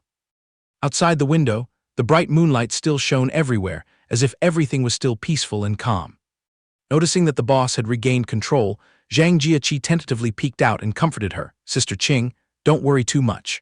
Although I don't have the ability to monitor Chen Zun everywhere at all times, my intuition tells me that as long as I get a bit closer to him, I will pick up his signal more easily. Who knows, if I get close enough, I might be more than capable of tracking him continuously." Hearing that, Captain Lu immediately rejected the idea. "Absolutely not. You are not allowed to step out of the bureau. Your constitution is too weak. If you get ambushed while I'm busy dealing with him, you'll be holding a certain death in your hands. There is no way I'll let you rush into such a dangerous place." Chang Mo fell silent for a moment, gently adjusting his glasses as if harboring an extremely crazy move. He slowly spoke up to dispel the stagnant atmosphere. "In my opinion, we can totally drag all the brothers in the team to participate in this mission." Zhang Jiaqi widened her eyes in astonishment and exclaimed, "Huh, why is that? Aren't you afraid of spies?" But Chang Mo just casually replied, "Exactly. Why bother? That matter doesn't mean anything in the first place anyway." The boy looked up at the ceiling and analyzed clearly. "Once we set foot in the Emotional Body Management Bureau, if Wei Ying is truly the opposition, our side is definitely in his crosshairs one way or another. The hallway camera system and a bunch of other surveillance machines, how can we fend off that mess?" Zhang Jiaqi cupped her face in sheer panic. "Don't joke around. Could it be that this office is also bugged with hidden cameras and listening devices?" Making Chang Mo shrug indifferently. "God only knows." Despite that, he kindled a bit of hope, "But Yi Li has already scanned it thoroughly for me. The room we are sitting in is definitely absolutely safe." Captain Lu rubbed her chin in contemplation. "Although I agree that worrying about internal information leaks is superfluous, but if we drag them into it, what if they stir up trouble and ruin the siege mission?" Chang Mo calmly dropped a sharp, flawless argument. "If so, our side will have even more grounds to grab them and see who the mole is. That's just perfect, isn't it?" He lightly flicked his glasses, his astute eyes reading the villain's psychology. "Plus, even if this mission goes completely south, we have no reason to panic fearing that Chen Zun will vanish without a trace, because we ourselves are his prey. No matter how much he beats around the bush, he will eventually proactively come knocking on our door anyway." Heading down to the formation, he pointed straight at the sketched map. "When we enter the formation, Sister Qing will shoulder the responsibility of escorting Zhang Jiaqi. Once you step up to protect her, even if offered candy, Chen Zun won't dare to rashly assassinate her. Zhang Jiaqi will use her clairvoyance to lock down his whereabouts. Next, upon getting the cue, our trio of city-level excited emotional bodies will carry suppression knives and rush in to capture the target. Those three guys can grind for a whole week without a wink of sleep. This profession is practically tailor-made for them." Chang Mo raised 3 fingers, proudly revealing, just through this single mission, our side will reap at least 3 major objectives. He clearly pointed out each point. Point 1, by cornering Chen Zun, we will force him to expose more tricks about his true abilities. Point 2, our side will clearly grasp the operating mechanism and the absolute limit of Zhang Jiaqi's clairvoyant power. Point 3, we will clarify black and white to see who inside is playing a double game and who is completely innocent. Pausing for a few seconds, the desk-bound guy gave a faintly pragmatic smile. "And there's one more minor detail, which is creating an opportunity for the whole team to swallow that massive amount of contribution points. What weapon in this world tightens brotherhood better than a thick, fat bonus?" Chang Mo's highly logical and scheming rhetoric made both Captain Lu and little Zhang Jiaqi widen their eyes, staring at him as if observing an alien. Seeing the duo frozen stiff, Chang Mo immediately asked, "Is there something wrong?" Captain Lu praised in awe, "Chang Mo, you are unbelievably awesome. You can peel apart a mess into extremely transparent slices. To be honest, I think you're more suited for this captain's seat than I am." Because she confessed in boundless relief, just a few minutes ago, I still felt like I was adrift in a maze surrounded by tens of thousands of diverging paths, and in my head, there was absolutely no direction as to where the real way out was. The most sincere praises filled the room, but right after hearing your reasoning, the path ahead suddenly became unusually bright. "Thank you so much, Chang Mo, you truly are an outstanding talent." The young man Chang Mo calmly responded, "I was able to shine solely because you gave me wings, Sister Qing. And of course, part of it is also due to my innate sharpness." Right at that moment, the pink-haired guy Fan Kai threw out an extremely groundbreaking idea. I propose that all brothers participating in the fight must wear personal cameras to stream live footage back to the system. That way, we have more than enough power to manage them every second and minute to expose the mole. Rest assured, I've personally built an incredibly strictly secured server right in the data bureau. Oh right, if anyone is afraid of being reverse-tracked, I'm more than capable of wiping out those hidden cameras. Zhang Jiaqi rolled her eyes up in admiration. Wow, you're adept at those gadgets too. The guy immediately winked, acting mysterious. Don't let this facade fool you, in fact, I'm a genuine scientific researcher. Awesome, right? I totally admire you. Captain Lu crossed her arms, contemplating. This guy also bears the label of a scientist. What kind of background does he actually have, good lord? But with this tool, the problem is solved. Excellent, I'll proceed with the paperwork to withdraw the suppression knives this very minute. We will weigh anchor right away. Let's go hunt Chen Zun's head. Seizing the moment, the tiny hidden camera gadgets emitting cyan light were scattered on the desk. The lens pointed towards the collective working hall. Chen Zun, wearing a hoodie, continued his eternal chorus of grumbling. Why have the boss and those people been gone for so long? The old colleague also chimed in, adding salt and pepper. Exactly, why have they been gone so long? What do you reckon they're pulling behind our backs? Poked in the right spot, Chen Zun's face turned red with anger, mocking in a resentful voice, do you even need to ask? They must have gone hunting for Chen Zun and ditched us. We aren't in her inner circle, so there's no way she'll spit out that fat slice of contribution pie for us. That's why I keep yapping that this management bureau is rotten from the inside out. While he was letting loose his rant, the uncle suddenly broke into a cold sweat, signaling a subtle warning, you better shut your trap. Yet he still tilted his chin up, ready for a fight. What? Did I say anything wrong? It wasn't until a freezing gust of air shot straight up his spine that the hoodie guy popped his eyes out, his body turning stiff as stone when he discovered the blazing, killing intent pointed at the back of his neck. Captain Lu, accompanied by Chang Mo and Zhang Jiaqi, had been looming right behind him since who knows when, carrying the oppressive aura of those holding the power of life and death in their hands. The female boss stood with both hands on her hips, her bullet-like gaze piercing straight into the glib subordinate who specialized in stirring up trouble, making the surrounding space freeze below zero. Chen Zun sweated profusely, his teeth chattering like castanets as he hopelessly called out her name, Captain Lu. Not bothering to throw a sarcastic remark, Lu Qingji stepped forward one beat, issuing a command in an icy tone, all brothers, hand over all your mobile devices right here to me.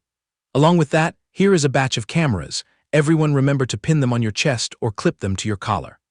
The guy in the hoodie immediately jumped up like a cat on hot bricks, flailing his limbs and throwing a tantrum. Captain Lu, you've already stripped us of our phones, and now you're forcing us to wear surveillance cameras 24/7.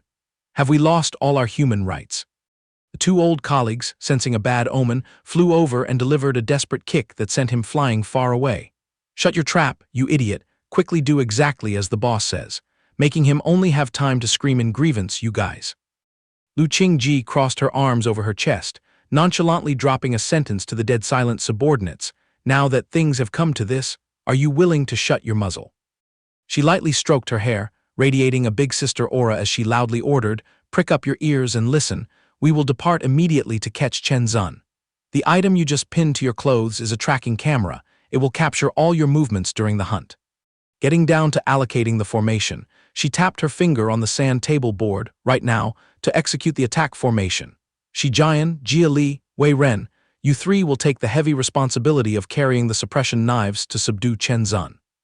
The ink mark slid across the board. She continued, Zhang Jiaqi will step back to do the reconnaissance task on his movements around the factory area. She will continuously provide his coordinates to you trio immediately. Chang Mo and I will take the job of protecting Zhang Jiaqi.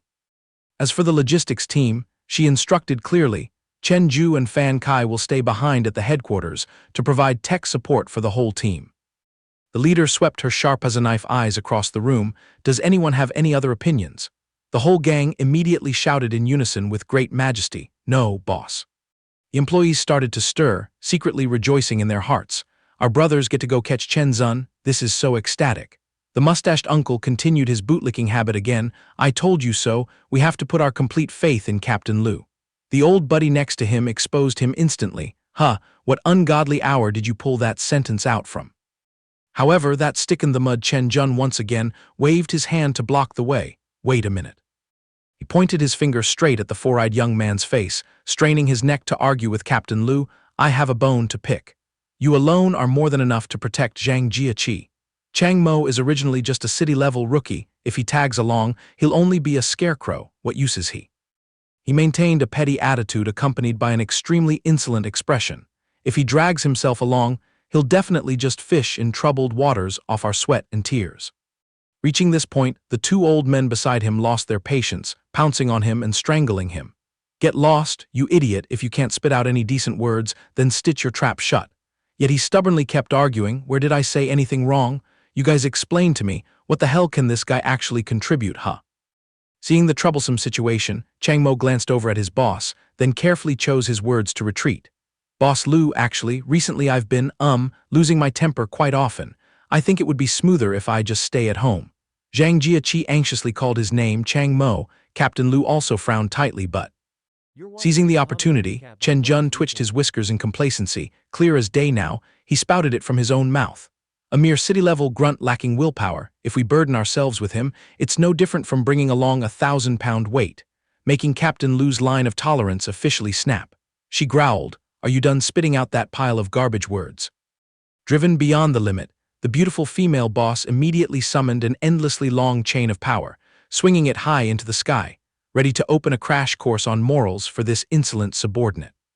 The two old colleagues frantically pinned down Chen Jun, who was gaping in horror, sweating like a pig before the boss's storm of fury. However, instead of whipping the chain straight into that punk's face, Captain Lu turned around and shoved it into the bespectacled boy's hands. Chang Mo, catch this. Chang Mo's eyes went wide behind his glasses, completely stunned by the gift-giving scene that seemed to fall from the sky. The boy stared blankly at the gleaming treasure in his palm, his mind incessantly screaming in absolute shock. This demonic thing is the suppression chain. Chang Mo asked in confusion, Captain Lu, what's this? She responded indifferently, it's the suppression chain exclusively issued to me by the higher-ups. Its purpose is to restrain my emotions. You just take it and use it for now. The boy stammered, but cutting off his sentence, the generous captain waved her hand. No problem at all. Whenever you grind enough contribution points, returning it to me won't be too late. You know what? Never mind, just take it and use it. No need to return it and make things complicated. How could a small fry like Chang Mo have the guts to completely swallow such an expensive treasure? He lightly adjusted his glasses to probe. Doing it like this seems a bit wrong, doesn't it, boss?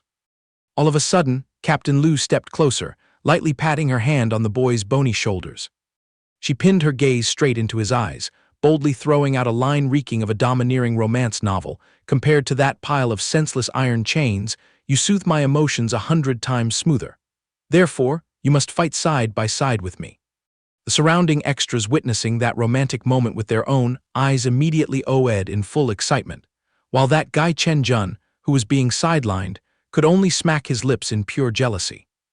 In another development, little Zhang Jieqi and the pink-haired guy broke into a cold sweat, muttering inwardly, I'm afraid the whole bunch has been completely brainwashed. Brushing off the cheering and gossiping, Captain Lu returned to the grind, concluding loudly, right now, does anyone have any more questions? No, boss, then let's depart. The whole group scrambled to pack their gear. At the same time, Chang Mo's phantom system girl hovered right next to him with a basket of gigantic question marks floating over her head. The system girl kept flying around in circles asking, why does your face look so pale? A rational power entity actually knows how to be sad. Amidst the pitch-black, dead silent night, the lens panned to a hidden figure's mobile screen. An anonymous message had just landed at the timestamp 2212, carrying the content. The prey seems to be the Falcon. Director Kuei Ying, with a face marked by time, was gluing his eyes to the text, his expression so calm that not even a trace of fluctuation could be pried out. The old man turned and walked towards the panoramic glass window, casting his gaze to admire the brilliantly lit city streets, then picked up the phone and called, Greetings, dear Madam President. Beneath the thick night sky, the desolate factory area loomed like a deadly and bone-chillingly cold bunker. Deep inside the factory area, a sweating underling probed, Boss, what's our plan for the next step? The purple-haired guy Chen Zun lounged on the reclining chair, giving a faint, cunning smirk. Do I really need to hold your hand and tell you what to do? Chen Zun's eyes flared with a purple aura reeking of demonic evil. He muttered to himself in delight, wouldn't this be just too perfect? Right at that moment, an expensive SUV was tearing through the wind, speeding along the deserted highway, its nose pointed straight toward the abandoned factory area. Inside the cabin, Captain Lu, perched in the passenger seat, gave a report. "Everything is still peaceful. I haven't detected any tracking devices attached to our brothers' cars at all." The mustached old man steering the wheel cheerfully replied, so smooth. The old uncle briefly glanced through the rearview mirror to comfort the little girl Zhang Jiaqi, who was huddled in the back seat. "Don't panic. Boss Lu is a powerhouse standing at the peak of the world. Just by letting her emotional beast jump out, you won't have to worry about losing a single hair." Zhang Jiaqi curiously leaned forward. "Oh my, is that true?" Captain Lu hastily corrected him to avoid misunderstanding. "My emotional pet is a bit bizarre. If I let it loose in such a narrow distance, I'm afraid Zhang Jiaqi and Chang Mo would kick the bucket even earlier than Chen Zun," making the uncle break into a cold sweat. "Wait, seriously." While the old man sitting in the adjacent seat waved his hand with a dry smile, "Calm down, brothers. Boss Lu is in the world tier after all. Even if she left that monster at home, she's more than capable of protecting the whole group safe and sound." The mustached uncle resumed his glib bootlicking habit. "Thank goodness Captain Lu is taking care of us brothers in this hunting mission. Heading into tomorrow, should our whole team party somewhere to celebrate the victory and conveniently use it as an excuse to wash the mud off the two newbies?" The female boss coldly cut him off. "Wait until this is finished before planning those games." Sneaking into that lively atmosphere, the system girl whispered in Chang Mo's ear, "These people seem a bit too carefree, aren't they, or are they being overly subjective?" Amidst the colleagues still noisily chatting, "How about we book a table at the old master's place?" Chang Mo calmly answered, "Through my lens, this collective is currently in an absolutely safe zone." System girl crossed her arms and reasoned in an arrogant tone, "This doctor lady is very tough. Speaking of this land of Donghai, a world-class boss being more than capable of finishing her off in a life-or-death battle is practically a pipe dream. I just can't believe the villains have the capability to summon 3 world-peak experts just to besiege you. If they truly held such a terrifying force in their hands, why didn't they expose it during the sweep at Hospital Number 2 recently?" She hovered in midair, continuing to assert, "One more point, this is the core area of Donghai. If a world-class powerhouse makes a mess here, other top dogs of the same level would definitely sniff it out instantly. I've pumped it into your head before, the waters of Donghai are bottomless. 3 world-level big shots are terrifying indeed, but to harbor the dream of flattening this Donghai land of Great Xia, I'm afraid they still aren't in that league yet." She lightly shrugged and concluded with a complacent look, "Therefore, under her sheltering wings, I simply can't imagine how you could possibly bring disaster upon yourself anymore." Chang Mo also had to nod and sigh in awe. Is this lady really that terrifying? At that exact moment, the car turned onto a road without a single soul. The uncle driver raised his voice, tearing through the train of thought. Past the intersection ahead, we'll encounter the abandoned factory. The people in the car were still boisterously teasing each other. "I'm a regular of that old master owner, you know. Out there, we brothers will get a little discount. Stop bragging so much, Grandpa, he lowers the price for whoever comes." Suddenly, the armored beast zoomed past a guy wearing a dark cloak, standing dead still like an evil spirit by the side of the road. Having just caught the bone-chillingly cold aura, Captain Lu frowned, heightening her vigilance and gluing her eyes to the car window. Swallowed by the sallow light of the street lamp, the appearance of the suspicious guy peeking out from behind the ash-colored hood gradually revealed its true form. Captain Lu's eyes opened to their widest, her pupils contracting from a shock that couldn't be described in words. That heavily cloaked freak possessed angular facial features and a mustache that couldn't be more familiar. That bastard wasn't anyone unfamiliar, it was precisely Zhao Yan. Not bothering to think even for a moment, the female boss's eyes flared up with the blood-red color of demons, ready to vent at a colossal source of power. In the blink of an eye, the windshield shattered, and Lu Qingji transformed into a bright red streak of lightning, flying straight out of the speeding car. She roared in extreme rage, "Zhao Yan!" launching a brutal strike that smashed right down onto the asphalt road, spawning an explosion that lit up a whole corner of the sky, tearing through the desolate veil of night. The screeching brake made the SUV shake violently. All the passengers inside were tumbled and piled on top of each other. On the outside, the executioner Zhao Yan shot a freezing glare through his glasses, using all his might to chop straight down with the giant life-reaping scythe. Without a single flinch of fear, Captain Lu swung her spear of power, charging up to block the entirety of his blood-red preemptive strike, carrying a terrifying destructive force. She twirled her spear, rushing into the combat zone overflowing with turbulent energy, roaring a threat. You have nowhere to run. Yet his scythe-like treasure slashed a path tearing through space, flying straight towards the car, causing the crowd stuck inside to frantically kick the doors open and leap out to seek refuge. Right when touching the ground safely, the guy in the hoodie flusteredly yelled while struggling to get up. What kind of god of plague just descended upon us? Eli's voice suddenly rang out in resentment. That stupid doctor has already touched Zhao Yan's nerve. Chang Mo gently pushed his glasses up. Was this a coincidence? Wrong, it was absolutely absurd. But how did the villains figure out our deployment here? The hunting plan for Chen Zun was only finalized at the 11th hour, and barely a few people inside knew about it. Furthermore, the team's personal belongings were confiscated before the briefing. They didn't have a single loophole to leak the information out. While busy deducing, he cast his gaze over the group of subordinates struggling to get up, wondering if someone had used some dark arts to sell out their brothers, or had those big shots read our moves through some other loophole. Whatever, now is not the time to care about this nonsense. He decisively turned to the coercive Chen Jun. The situation is hanging by a thread. I suggest we turn back immediately, which made the guy widen his eyes in shock and gloat. The guy in the hoodie bristled like a porcupine as if it were obvious, lifting his chin to retort, cut the crap, the hunt goes on as usual. That Chen Zun is just roaming around this city. Once he's in our sights, I alone am enough to send him to his maker. A low-level district grunt like you doesn't know shit. If you're pissing your pants, then scram back home. He arrogantly looked back to rally the brothers behind him. What do you guys think of what I just said? The muscular duo immediately chimed in, their eyes burning with the blinding fire of greed. We got your back. Let's carry this mission through to the end. Chang Mo sweated profusely, secretly cursing the blindness of human nature. We're screwed. Right now the only thing inside their skulls is the bounty points. At that exact moment, a bizarre fleet of drones shot out beams of blue light, zooming in to surround the entire battlefield. They instantly focused their lights, projecting a massive three-dimensional hologram right onto the wall of the abandoned warehouse, leaving everyone stunned. The hologram displayed the figures of a middle-aged couple with their limbs chained and mouths gagged, struggling frantically in extreme panic. Chang Mo frowned in confusion, his brain working in overdrive. What kind of trick is this? Drones, a holographic illusion in captives? Who on earth is this couple? On the other side, the little girl Jia Qi stood frozen like a statue, her eyes wide with terror to the point of being speechless. She trembled, crying out the names of the two frail figures in that illusory frame, Mom, Dad. Chang Mo was startled, glancing over at his pitiful colleague who was sinking into this psychological attack. Jia Qi's face right now was pale and shattered, looking like a soulless corpse. Chang Mo's eyes flashed with sharpness behind his lenses, a bad premonition striking him. Seizing the opening, Chen Zun emerged from the void, slashing his blood-red dagger straight across Jia Qi's flesh, making her let out a heart-wrenching scream of agony.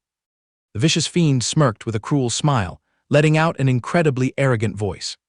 Jia Qi flailed and tumbled backward, dark red blood splattering through the air under the freezing night sky. On her small arm, sharp, blood-stained spikes pierced through her flesh in an utterly brutal manner. Chang Mo panicked and rushed over to support his desperately crying friend. A bone-deep pain struck him, making him shocked and wondering, could this be the power of wrath? He stared in horror at the sinister weapon that had just grazed him, realizing it was pumped full of resentful energy. Wasting not a single moment, Chen Zun turned into a phantom and dashed forward, swinging his dagger straight at the muscular duo who were burning with red fighting spirit. The three burly men with bulging muscles, boiling with excited spirit, roared in unison and threw their punches in a valiant charge. However, the mustached guy suddenly widened his eyes in an O shape and shouted in astonishment, "Huh, did that guy just evaporate?" Jia Qi stood on the sidelines, screaming in terror to warn them, "Brother, he's right behind you." The unlucky man frantically turned his head, but the Grim Reaper's scythe was already at his neck, giving him no chance to dodge. With ghost-like agility, Chen Zun glided like lightning, leisurely weaving through and knocking them out one by one before they could even regain their senses. Another muscular guy roared like a maniac because the assassin suddenly closed in, locking him tight from behind. Instantly, a heaven-shaking blow slammed straight into the ground, smashing the bricks beneath their feet into flying debris. Chen Zun curled his lips, dropping a stinging, sarcastic remark. "Oh my, truly worthy of the excitement emotion body, your running speed is blazing fast." He leisurely pulled a remote control from his pocket, then wickedly pressed the activation button. A green spark immediately flared up, violently shocking the miserable couple held as hostages. Jia-Chi watched that brutal scene with her heart breaking into pieces, sobbing pitifully, "Mom, Dad." The little girl's eye sockets were soaked in tears, her choking resentment on the verge of an unprecedentedly fierce explosion. The killer bared his teeth in a sinister smile, extremely smug as he lectured. "Little kid, your reaction is too slow. Are your eyes open now? If you know what's good for you, sit still like a statue and keep your mouth shut for me." He casually stood behind the colleague whose chest had just been pierced, loudly provoking, "Open your eyes wide and enjoy the show as I slaughter your dear friends."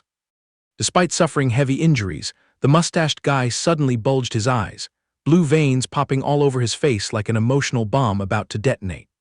However, dozens of crimson spikes had already pierced his body from all directions, blending with Chen Zun's wildly arrogant laughter. Captain Lu frantically turned to ask Chang Mo, "That guy turned invisible again. Can you spot which corner he's hiding in?" At the same time, the system girl hastily replied, "Wait a sec, I'm scanning the radar." The system girl suddenly widened her eyes, screaming in alarm, "Watch out, he's right on your left." Just as Chang Mo turned his head, he was horrified to find that Chen Zun had pressed the flaming short dagger against his chest since who knows when, accompanied by a smile brimming with evil intent. Jia-Chi cried a river of tears in despair as she witnessed her friend being stabbed and sent flying far away, Chang Mo. He half-closed his eyes in contempt at Chang Mo, speaking blandly, "What's the rush to reincarnate, kid?" The result was Chang Mo collapsing onto the ground, his body riddled with sharp spikes before his pitiful friend's utterly helpless eyes. Chen Zun locked onto his new target, growling a sinister laugh full of murderous intent. "Ta-da, now it's your turn on the chopping block." On the fragile boundary of death, the muscular guy suddenly leaped out as a meat shield, blocking Chen Zun's path to save Jia-Chi from the fatal scythe. His face contorted with rage, his eyes sparking with emotional energy hitting its peak, ready to explode. He pulled the little girl tightly into his arms, risking his life to unleash all his power to take the enemy's lethal strike head-on. In an instant from that majestic aura, a giant emotional monster phantom, blood-red like a yaksha demon, slowly manifested.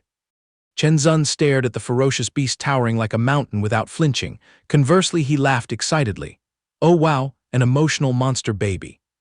The fiery red beast swung its guardian arm to smash everything, forcing the assassin to bounce into the air to dodge the thunderous strike. The evil beast looked up to the sky and let out a soul-shaking roar, making the entire space feel like it was about to shatter. Shi-Jian, in the form of a giant monster, loudly roared to comfort Jia-Chi. "Don't be afraid, we will use our cheap lives to protect you." Even so, the girl only knew how to sniffle and sob, calling her friend's name, "Chang Mo, Chang Mo." Chen Jun hid in the distance, letting out a sigh of relief, thinking to himself, "Thank goodness, old she has covered for Jia-Chi. That resentment dagger contains a terrifying amount of emotion, but our side is the excitement type. This defense line is more than enough to hold." However, when his eyes swept over Chang Mo's motionless corpse on the ground, he clicked his tongue. "But that brat has already reported to hell. Whatever, I told him not to meddle, but he loved being nosy, he brought it upon himself." Nevertheless, Chen Jun suddenly gripped the weapon box tightly with a determined look.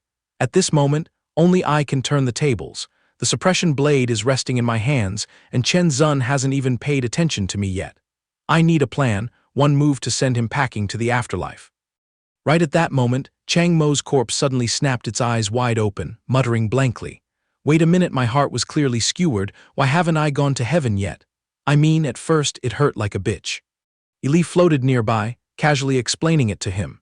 "You just leveled up, honey, these petty physical damages can't send you away anymore. That guy has to stab you a few more times in a combo for you to maybe drop dead. Of course, it's also thanks to your rational emotion constitution, which is inherently tanky." Chang Mo still scratched his head in confusion, but that pile of resentful energy in that toy barely made a dent. "Honestly, I found it even weaker than old Liu's slap at clinic number 2. Li immediately shook her head to correct him.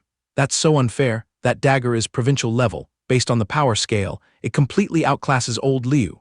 The catch is you just evolved into your second form and ground a whole basket of magic resistance against wrath. That's why you felt it was light as a feather."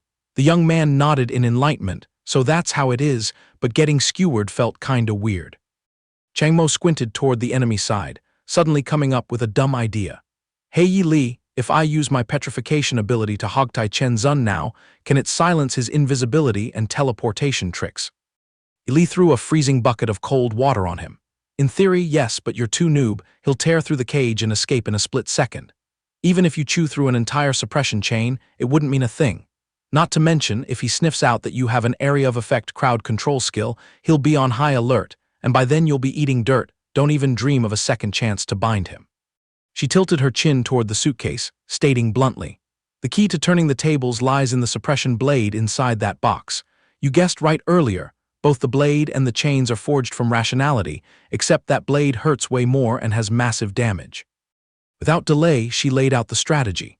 Go touch that blade, suck every last drop of its energy dry, then use your newly upgraded power to grab Chen Zun by the neck for me. Chang Mo winked at Chen Zun, who was acting sneaky near the box, wondering, "You think he'll just obediently hand it over to me?" Yi Li sneered, "If he's too stingy to cough it up, we'll switch to the physical type, punch him once and snatch it." The guardian emotional beast slammed a heavy punch like 1,000 tons, turning the surrounding bricks and tiles into mush. Even so, Chen Zun still agilely twisted and dodged past it, taking a stance to wait for the moment to strike back. Shi Jian roared majestically, using his tanky body as a flawless meat shield to cover little Jia Qi, who was trembling beneath him. His burly arms constantly had to take the brunt of energy slashes, as sharp as razors from Chen Zun. Chen Zun sneakily glanced back at the fierce battle, beads of sweat soaking his shirt. He ground his teeth, realizing that the once-in-a-lifetime opportunity to rise to power had knocked on his door. In another development, Chang Mo was still playing a floating corpse, lying flat and motionless on the ground. He stealthily lifted a finger, secretly gathering his azure stone inner energy, ready to let it loose. The chaotic battlefield was clearly divided into two extremes. Over here, they were beating each other bloody, while over there, the sneaky duo was secretly eyeing the divine suitcase. Chen Zun secretly rejoiced, placing his hand on the latch, stealthily popping open the life-saving suitcase. Cruelly, the moment the lid opened, his face instantly turned as green as a banana leaf, his eyes wide with shock. Resting inside the box was the suppression blade, radiating a spooky, captivatingly beautiful azure light. Chang Mo, lying flat on the ground, cast a side glance, staring intently at every single hair and pore of his colleague. A burst of azure killing intent suddenly erupted, radiating a blinding halo that tore through the dark night. Chen Zun trembled like a wet dog as he reached out, eager to snatch the invaluable divine sword. Bam! An energy slash as sharp as water zipped past his face, tearing through the cold air. The hoodie guy's hand froze midair, just a hair's breadth away from the wooden box. The azure sword trail swept past, completely brushing away the opportunistic guy's scheme to steal the item. Suddenly, an unfamiliar hand, quick as lightning, decisively grabbed the hilt of the suppression blade. Chen Zun looked up in sheer terror, beads of sweat profusely breaking out on his forehead. Chang Mo, lying on the other side, also frowned in tension at this spectacular plot twist. The one who stole the flag was none other than Chen Zun, standing arrogantly tall, completely extinguishing the hoodie guy's morale. Looked down at the guy with half an eye, dropping sarcastic mockery. "Did you kid think fooling me was that easy? Hiding in a corner hugging a suitcase, huh? Oh my, so this is the legendary suppression blade. Did you guys thoughtfully bring it all the way here to gift it to me?" Immediately, the emotional beast roared in bitterness, landing a powerful punch straight at his head. "You bastard." But Chen Zun simply flicked his trophy blade, delivering a fatal slash that made the wild beast howl in pain. Shi Jian cried out tragically as the emotional monster's body was crushed and melted piece by piece by the wave of rationality. Chen Zun threw his head back and laughed maniacally, raising the flaming short dagger, ready to chant the closing act. "It's all over now, darlings." He leaped high into the sky, hurling the Grim Reaper's scythe straight at Chang Mo, who was exposing his back to act as a meat shield for poor little Jia Qi far below. Chen Zun's fiery red slash plunged down, but suddenly tripped over a rock midway, smashing right into Chang Mo's steel-hard azure stone shield. Seeing his signature move blocked, he didn't fret at all but even smirked wildly. "Oh, it didn't cut through, whatever, no problem." Instantly, he pierced the razor-sharp azure hilt of the suppression blade straight into Chang Mo's shoulder, making blood gush like a stream. The blade punctured his scrawny scholar's body, painting a gruesomely tragic picture. Chen Zun mercilessly yanked the blade out, causing crimson blood to erupt like a geyser midair. The fatal stab drilled through Chang Mo's shoulder, as if trying to choke out his last glimmer of survival. And so, Chang Mo staggered and collapsed onto the stone floor, while the culprit gleefully stepped back to observe.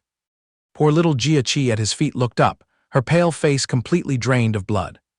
Chang Mo faced the sky, his eyes dull and lifeless as if his soul had faded away.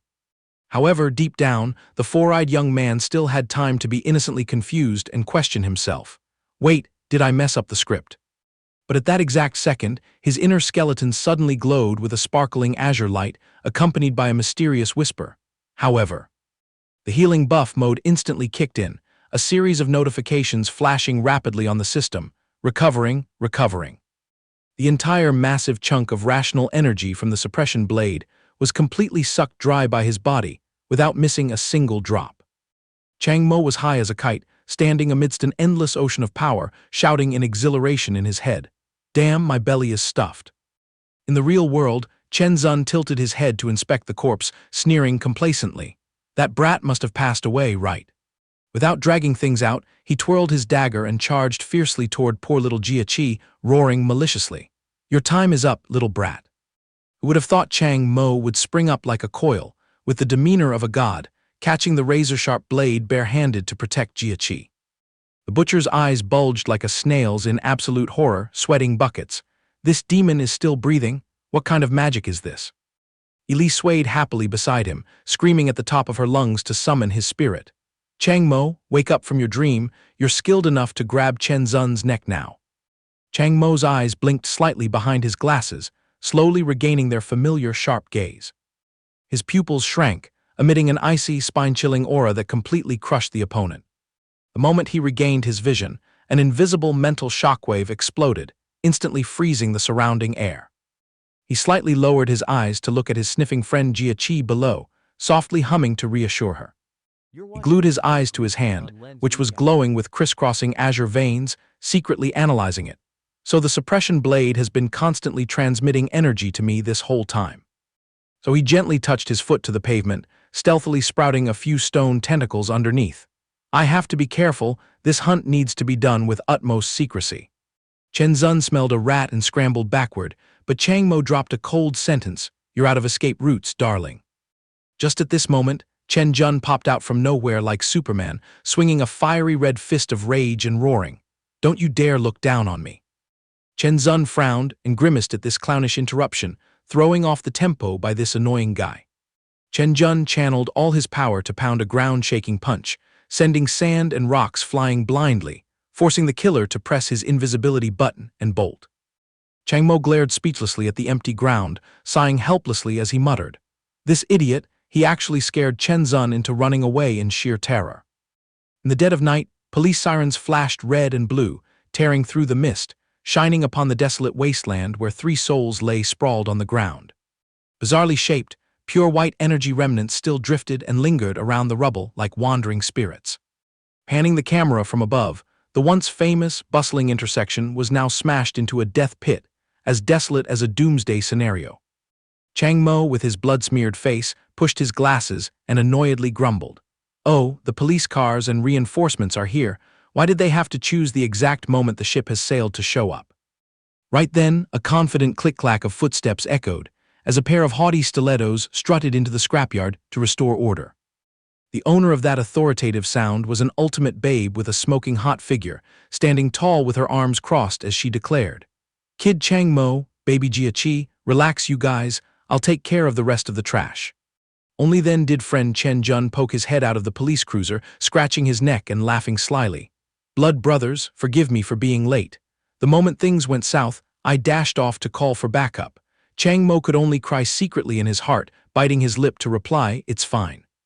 Completely ignoring the lackeys, the woman stepped to the front line, standing proudly alone to confront the butcher Chen Zun amidst the flashing lights. Chen Zun narrowed his eyes in wariness, growling out 2 words, Su Yuan. Sister Su Yuan smiled sarcastically, lifting her chin to reply sharply, The #1 assassin of De Zia, so you actually know my precious name. Chen Zun curled his lips, mocking her arrogantly. Of course, the beloved daughter of the Jingyi Entertainment conglomerate's tycoon. The joy emotion, that's one of the few abilities from your headquarters that caught my eye. Why wouldn't I remember it? Seeing the enemy suddenly praise her, Su Yuan widened her eyes a bit in surprise, mixed with a hint of delight. A split second later, a blinding explosion of energy erupted, sweeping the seaport clean and leveling the entire battlefield. The catch was Chang Mo was still rooted to the spot, his face as blank as a middle-aged uncle gossiping at the market. Bathing in the glaring halo, Chen Zun emerged safely and smirked. "Stop playing around trying to ambush me with joy, little lady, it's useless." He turned his back, getting ready to slip away, still trying to squeeze out a few trashy lines to salvage his honor. "Let's pull the curtains here today, shall we? Su Yuan, don't be delusional thinking I'm afraid to touch you because I don't want to offend your old man. I hope you still sleep soundly tonight after this." Then to polish his escape, he soared straight into the night sky, loudly proclaiming, "Pass a message to your buddies at the bureau, the road is still long, take your time and enjoy the game." The butcher's silhouette vanished into the dense space, leaving behind only the faint afterimage of a fugitive. The police squad swiftly scattered to clean up the battlefield. Su Yuan frantically looked over to check. "Oh my, baby Chang Mo, are you okay? You're all covered in red." But the tough guy simply replied calmly, "I'm fine." Even though he had just crawled back from death's door, Chang Mo still had the free time to frown and be nosy. "Is there any trouble over at Captain Lu's side?" Su Yuan grinned from ear to ear, waving her hand to reassure him very confidently. "Cast your worries aside, kid, Captain Lu has already cleaned up the trash over there too." But life is not a dream. The camera panned to another corner of the metropolis under the full moon, where crimson lightning bolts were tearing the night apart. There was no such thing as a peaceful resolution over there. Instead, there was a blood-red energy orb tumbling and swallowing the skyscrapers whole. Looking from the sky, that fiery sphere revealed itself to be an emotional nuclear bomb threatening to wipe the city off the map. Sitting right at the navel of that spiritual explosion was a bloodshot figure, her long hair wildly dancing in the storm. The rioting energy condensed into a giant demon arm covered in spikes, strangling everything in sight. Unfortunately for whichever villain was unlucky enough to take the brunt of this fiery wrath, a man was beaten and sent tumbling up to Cloud 9 in an extremely tragic manner. It was the middle-aged geezer with glasses and a sleazy mustache, his face swollen and bloody, gritting his teeth to endure the brutal chain of torture. Before the victim could even grab a mat for landing, a fiery red pillar of energy slammed straight down from the sky like a laser beam, pinning the uncle face down on the stone floor mercilessly. And the director of that bloody blockbuster was none other than Captain Lu. She ground her teeth till her jaw almost popped, her eyes burning with the ultimate fire of blood vengeance, roaring over and over again. "You bastard, you bastard, you bastard." Standing amidst the glowing aura of murderous intent, Captain Lu threw dozens of thorny vines to tie up her prey, screaming like a maniac. "You murderer who harmed the director, how dare you? I'll send you away, I'll tear you to pieces." Her expression right now was impeccably terrifying, her glasses reflecting the crimson hue of an irreconcilable blood feud. However, a tiny speck of rationality suddenly sprouted.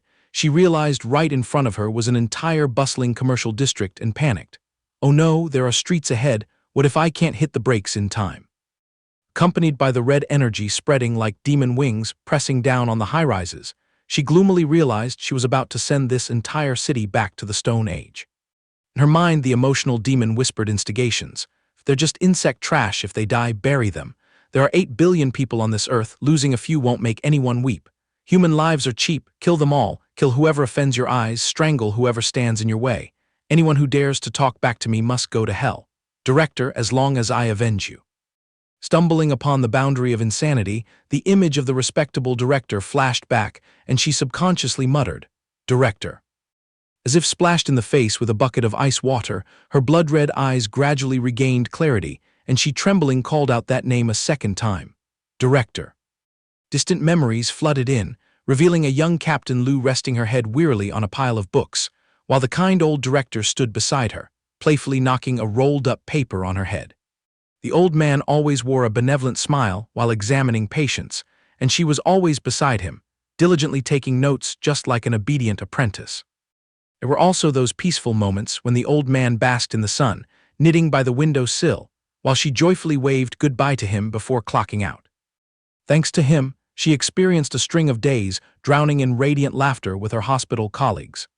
It was him who pumped her with the motivation to gently feed lollipops to the little kids lying in their hospital beds. That tiny handful of candy contained a golden, warm affection that she had once tasted. Torn back to reality, Captain Lou squeezed her eyes shut, gritting her teeth to shake off the evil thoughts. No, the director once taught me that human lives are priceless. I cannot fall back into my old ways. I can't let his teachings go to waste. Using all the might of someone who almost slipped into the dark side, she bit her lip and choked out the crimson energy sword. I have to hit the brakes. In a flash, Captain Lou let out a heart-tearing roar, stop, then manually flushed away every last drop of the energy tank that was boiling up to Cloud 9. Drained of all strength to stand, her legs turned to jelly, and she collapsed onto the freezing cold ground. She collapsed lifelessly onto the floor with a battered look, her hair a mess, panting heavily as if she was running out of breath. Captain Lou buried her face, letting out a sigh of relief, and whispered faintly, "Wow, luckily I'm still sane enough." But then she blankly glanced over to her side, leaving a painfully long, silent void. The price of that clarity was a massive junkyard with shattered apartments, broken bricks, and concrete littering the street. Early the next morning, the camera panned to a magnificent mansion with a fancy subtitle, "The Gathering Hub of the Song Family in Dong Hai City." On the TV, the female news anchor was spitting words rapidly. 2 a.m. news bulletin for today, an explosion swept right through the corner of Don Ket and Lam Suong streets. Luckily, because it happened in the dead of night, right in the commercial district, there were only a few minor injuries. Listening to the news, the pretty brunette girl holding a tablet clicked her tongue and chatted. The cleanup speed over there was scary fast. Who would have thought they smelled trouble and evacuated the civilians so early? Meanwhile, the wire-bearded guy puffed his cigarette and casually remarked, "I bet the moment she showed her face, the big wigs on that side already scrambled to hit the panic button." The girl nodded instantly, "Seems like it." The girl pretended to be curious, shooting a side glance to ask, "Exactly how many world-class masters in Dong Hai City were woken up by this commotion, bro?" Recalling the earth-shattering scandal from last night, the wire-bearded guy rubbed his chin to analyze. Ignoring the guy stationed at the headquarters and the final boss old man of the Jingyi Entertainment conglomerate, all the big shots I know showed their faces. If she had truly snapped that time, that world-class squad would have had more than enough power to send her to heaven, right? Hearing that verdict, the girl widened her eyes in surprise. Is that sister really that scary? Isn't she just a world-class entity like anyone else? The wire-bearded guy blew a puff of smoke, clearing his throat, looking serious. Among those world-class folks, the level of head-to-head combat varies wildly depending on their sovereign emotion type, their energy reserves, and their level of mental insanity. Her flow of power was 100% born solely for slaughter and wiping the map. Intercut with the story was Captain Lou's face with her demonic glowing eyes, enveloped in a blood-red murderous aura more than enough to scare the faint-hearted to death. Back in the lavish living room, the wire-bearded guy shivered and stated bluntly, "If you ever clashed head-on with her even once, you'd understand exactly what absolute terror looks like." The girl took a sip of tea, breaking into a bright, triumphant smile. "Oh, then we really must raise a glass to celebrate. Such an annoying world-class thorn has been uprooted, at least as of right now." In another development, on a windy rooftop, young man Chang Mo and Captain Lou were resting their chins on their hands, blankly gazing at the city view under the clear sky. Captain Lou maintained her traditional stoic face, speaking up. "Chang Mo, is Jia Chi okay?" The young man scratched his head and reported, "She's traumatized. Suddenly seeing both her parents getting taken as hostages was indeed a very heavy blow. Right now, the little girl is in secluded recovery at the headquarters clinic." Unexpectedly, the iron-willed captain suddenly lowered her tone, bowing her head in agonizing remorse. "I ruined everything this time, Chang Mo. I'm 1,000 times sorry. I was the one who knocked over the chessboard." Chang Mo still wore his infinitely stoic mask, forcing out a calm, comforting sentence. "Sister Qingji, don't be like that. It's my fault for being useless and failing to contain your emotions." The two figures stood silently on the rooftop, wrapped in a cheesy, parting atmosphere under the harsh glare of the sun. Captain Lou turned her face away, her melancholic eyes staring intently at the clouds, sighing as she uttered her final words. "Chang Mo, I have to pack my bags and leave now." Pointing at the giant iron dragonfly parked right there with two men in suits looking grim, she explained. "The big bosses have strictly forbidden me from mingling with anyone. They're afraid I'll lose control again." I argued until my tongue fell off just to beg for this last chance to give you some advice. Prick up your ears and listen, then remember to pass it on to Jia Qi and Chen Jun. You three must strictly follow exactly what I say. Captain Lu's expression suddenly turned as sour as squeezed lemon, acting as if she were leaving her dying words. After I leave, you three will be drowning in danger. Yiming will definitely pull out all sorts of dirty tricks to target you guys. The future of you three is truly teetering on the edge of the abyss. Attached to the warning was a vision of a dark man with a pitch-black hand lurking to strangle the trio. She gloomily concluded, "You guys will have to swallow a lot of injustice. You'll also be brutally beaten, maybe even covered in injuries, but only then can you three survive this coming month." Captain Lu placed her hand on Chang Mo's shoulder, staring at him with extremely serious eyes, warning. "Promise me, even if the sky falls, you absolutely must not take half a step out of this Donghai Emotional Entity Management Bureau. You hear me?" As soon as she finished her instructions, she decisively turned her back and stepped onto the rescue helicopter that was whirring loudly, tearing through the sky, leaving Chang Mo standing quietly to watch her go. The silhouette of the helicopter faded behind the clouds. The bespectacled young man mumbled a firm promise. "Don't worry, Sister Qingji." Looking up at the towering skyscraper standing right in the middle of the city, Chang Mo pondered and drew a truth of survival. "I have long seen through how terrifying this seemingly peaceful outside world truly is. Beat me to death, and I still wouldn't drag my body out of the management bureau." Ironically, life is not a dream, and the scene shifts to a stormy, windy night with rain pouring heavily down on a gloomy building. Sitting in his office, the wire-mustached guy crossed his legs and slammed the desk in anger. "Our side can't just sit here and do nothing. I've pulled strings everywhere, and in just a few days, the official investigation order against Chang Mo will be issued." Whole crowd of colleagues murmured and gossiped, some clicking their tongues, "Poor kid. If he hadn't been there in the last incident, the whole lot of us would have been dead meat right then and there." Others were tricky. "Oh wow, since when have you guys been so passionate? Didn't you all give the kid the cold shoulder before? Then someone made excuses. I have to make sure my own neck is safe before sticking it out for him. Besides, that brat Wei Ren is the lord of gossip. A single misstep, and it's a disaster." Finally, the whole group came to a unanimous conclusion. "Anyway, I've decided, no matter what happens, we must testify to protect him. We'll prove that without him, this entire office would be reporting to the King of Hell. Just trust me." Well, I guess I'll reluctantly close my eyes and join the fun too. Just as their morale was soaring, the wire-mustached guy suddenly jolted, his eyes glued to his phone screen with a look of sheer panic. His eyes practically bugged out, pupils twitching continuously as if he had just heard the earth was going to explode tomorrow. He looked up at his dumbfounded friends and tearfully announced the bad news. "Chief just issued an internal notice. That kid Chang Mo has vanished without a trace to dodge prosecution." That statement was like a bolt from the blue, blending with the sound of the night rain lashing heavily against the building's depressing glass windows. In a luxurious room, the esteemed chief was lounging on a leather sofa, smirking triumphantly. The little brat finally collapsed under the pressure. Otherwise, I would have had to spend quite a bit of effort to pull out this thorn. The old fox narrowed his cunning eyes, nudging the pink-haired lackey cowering in front of him. "Zio Chen, has that brat Chang Mo contacted you?" The pink-haired guy smiled gleefully, jumping at the chance to volunteer. "Reporting to the chief, he hasn't made a peep, but I can take the initiative to contact him. Please entrust this mission to me. I absolutely guarantee I won't disappoint you, boss." Unexpectedly, the chief waved his hand in refusal, his sharp gaze brimming with extreme confidence. "Drop it, no need. Here in Donghai, even if he grows wings, he won't be able to escape." Returning to the bitter reality, freezing raindrops relentlessly poured down on the rushing crowds passing by each other on the streets.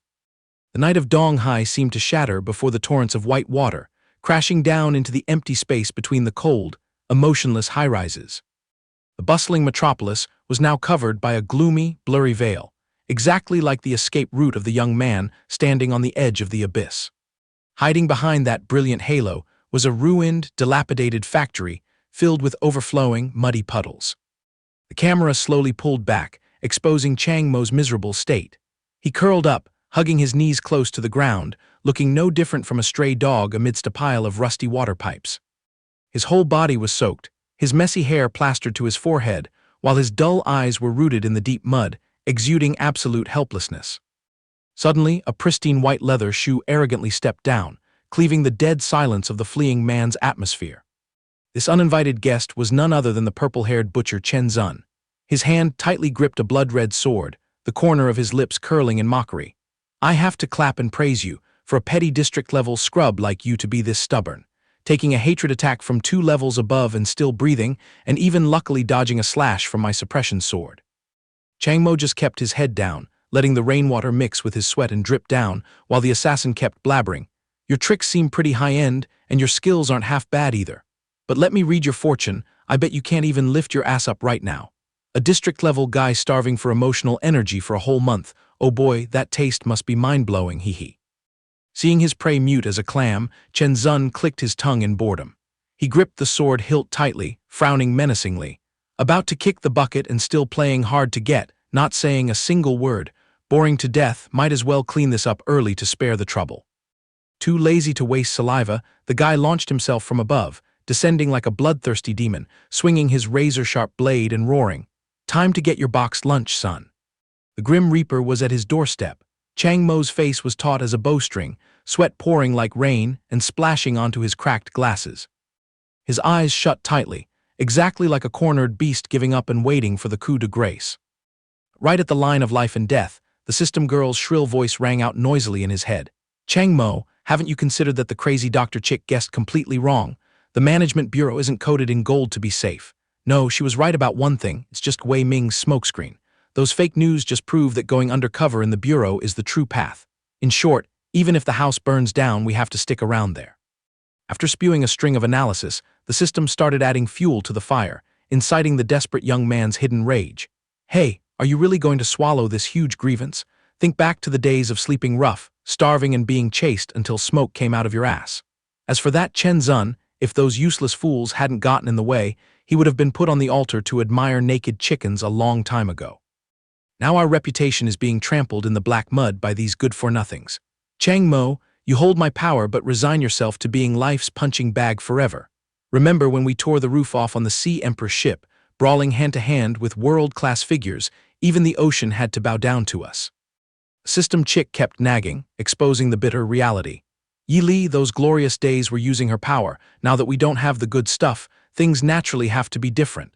Hey Chang Mo, let me gently remind you that for the past month, the gas tank in the chains has been completely empty. We're about to report to the King of Hell from starvation in a moment." Chang Mo clicked his tongue, comforting his own spirit.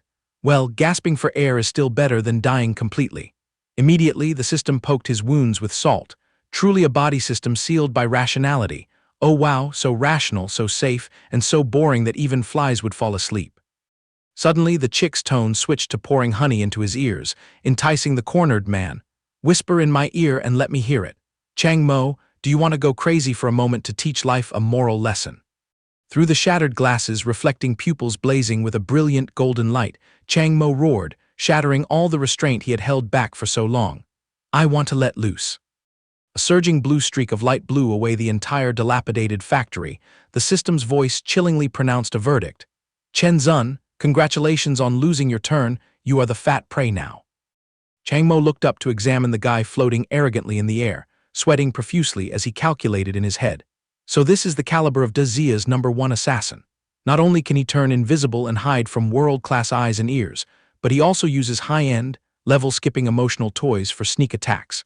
Even provincial or national-level guys would probably end up selling salt against him, let alone a scrubby city-level guy. If he gets his hands on world-class hot weapons, even world-class big shots would probably cry in terror. Gulping down a lump in his throat, he racked his brain and realized the crux of the matter. The most terrifying thing right now is that I have no clue how many overpowered emotional toys are stashed in his pockets. Suddenly, the surrounding atmosphere stalled and then shattered with a clatter, like a smashed mirror. The panicked black-haired girl jumped right onto his shoulder, screaming, "Watch out, he's playing the vanishing act again. I might not be able to prompt you in time." Chang Mo took a defensive stance, replying curtly, "Challenge accepted." In the blink of an eye, Chang Mo shot out a series of blue energy tentacles that wove into a giant cocoon, wrapping himself up so tightly not even a fly could get through. The catch was that the butcher's hands were faster than his brain. Chen Zun loomed out of the void like a ghost, plunging his blood-red sword down to cleave the defensive barrier in half. The guy grinned maniacally, mocking, "Too bad for you, you're still a total noob. These stir-fried noodles of yours can suppress emotional power, but they fall to pieces at the slightest touch. I'm also surprised to see that your energy flow is cut from the same cloth as the suppression sword. Pressing his perverted face close to the blue shield, he continued his dissection and analysis. No wonder back then you were stabbed into a honeycomb and still stubbornly refused to ascend to heaven. It makes sense why people are scrambling to put sky-high bounties on your core. I bet you also have a passive resistance to emotional toys that counters other people's powers, right? But as soon as I put the suppression sword away, I dare you to stop my Grim Reaper's scythe. With that said, the guy pivoted on his heel, tossing his bright purple hair, preparing to unleash his fatal ultimate move. Chang Mo's blue beams of light still stubbornly wove the torn net back together to cling to life. With another blinding flash, Chen Zun somersaulted in midair, swinging his blazing red sword to tear through the wind. His speed was so brutal that it carved out countless afterimages, hacking at the blue sphere from all sides. Without flinching, Chang Mo thrust an arm up, releasing a majestic wave of energy that knocked the enemy far away. However, professionals hit different. Chen Zun immediately looped around to the back door for a sneak attack, stabbing the hilt deep and tearing the sleeve, causing fresh blood to gush out.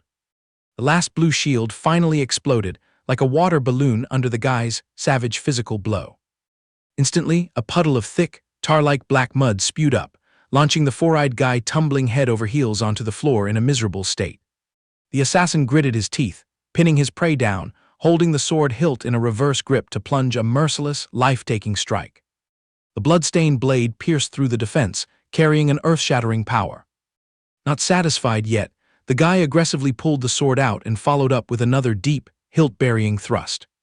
Crimson blood erupted like a burst water pipe, dyeing a whole area of the dark space a deep red. The mottled bloodstains dragged across the cold ground, painting a bone-chilling picture of the fierce deathmatch. Chang Mo was pinned to the stone floor, his entire limp body slamming his skinny back into the freezing puddle of water. The unlucky young man lay sprawled out, limbs spread wide just like a tragic portrait floating in a sea of blood under the thunderstorm.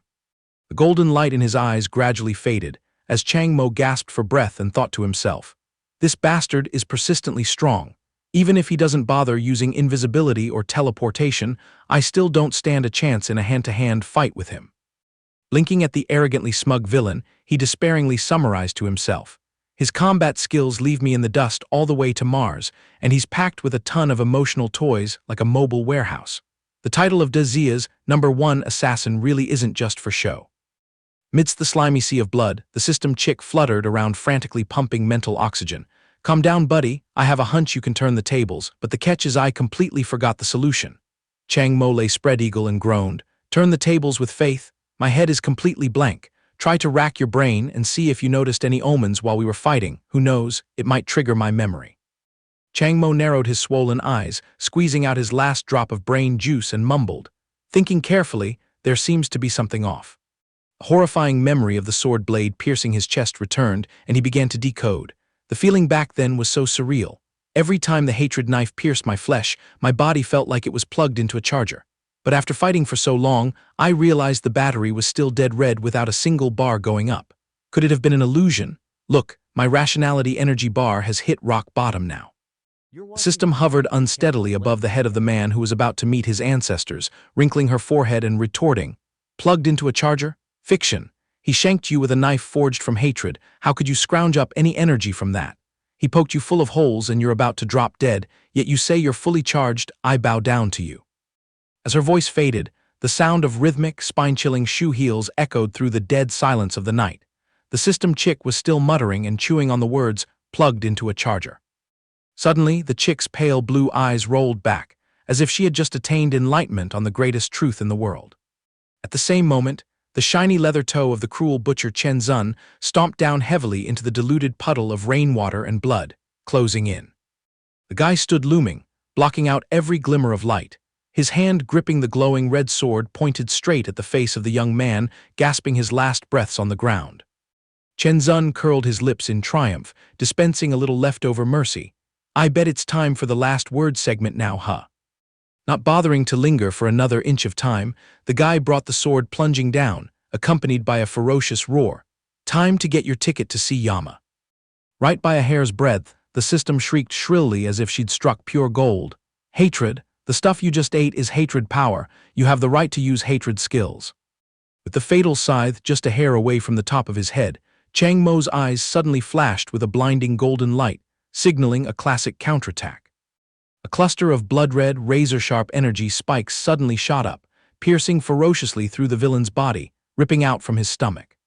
The guy's eyes bulged as if they were going to pop out, blood and pus spilled everywhere, his face went slack from the sheer shock, unable to believe the cruel reality. What kind of devilish script is playing out here? The timeline seemed to freeze, sweeping the assassin's mind back to his ragged past in the impoverished slums. "I once struggled at the bottom of society, but I always told myself that I was a rare masterpiece." Even when he was stripped bare by thugs, hung upside down, and beaten like a rice pounder in front of everyone, he still swallowed his bitter pill and deluded himself. These petty stumbles are nothing. Shivering in the freezing prison cell, ignoring the disdainful, prying eyes, his will remained ironclad. "To hell with the shallow, inferior scum mocking and ridiculing me." Burying his face in his knees, his pupils flashed through the iron prison bars. "I will still cling to that truth." And so the day his life changed arrived. He strode proudly, leaving a trail of cold corpses behind him, spreading his brightly glowing energy wings. Fate finally had to pat me on the shoulder, because I am the chosen one. The path stained with sin continued. He decisively swung his knife to cut the throat and gag an unlucky person from behind. But I knew this was nowhere near enough. So I grinded relentlessly and finally found the calling of my passion. An unforgettable stumble was when his guts were skewered, collapsing molding next to a foul-smelling pile of trash. This profession truly is a forge that compresses and creates talents. Crawling back from Hell's Gate, he grinded his skills to the point where he dodged bullets smoother than an action movie. Even when doing nothing, I honed myself to absolute perfection. Tightening his grip on his blade, he puffed out his chest arrogantly in front of the fireplace mantel, surrounded by the corpses of snobby rich folks. I have to be even more domineering to hoard power by any means necessary. Stroking his purple hair in front of a mirror, reflecting an entire arsenal of deadly weapons pinned to the wall, he smirked in satisfaction. Slow and steady, I finally monopolized everything I ever craved. He stepped into the elite world, enjoying the submissive bows from the big shots. Fame, status, absolute awe and fear. The snobbish laughter of a man who deluded himself into thinking he sat enthroned above 10,000 people burst forth.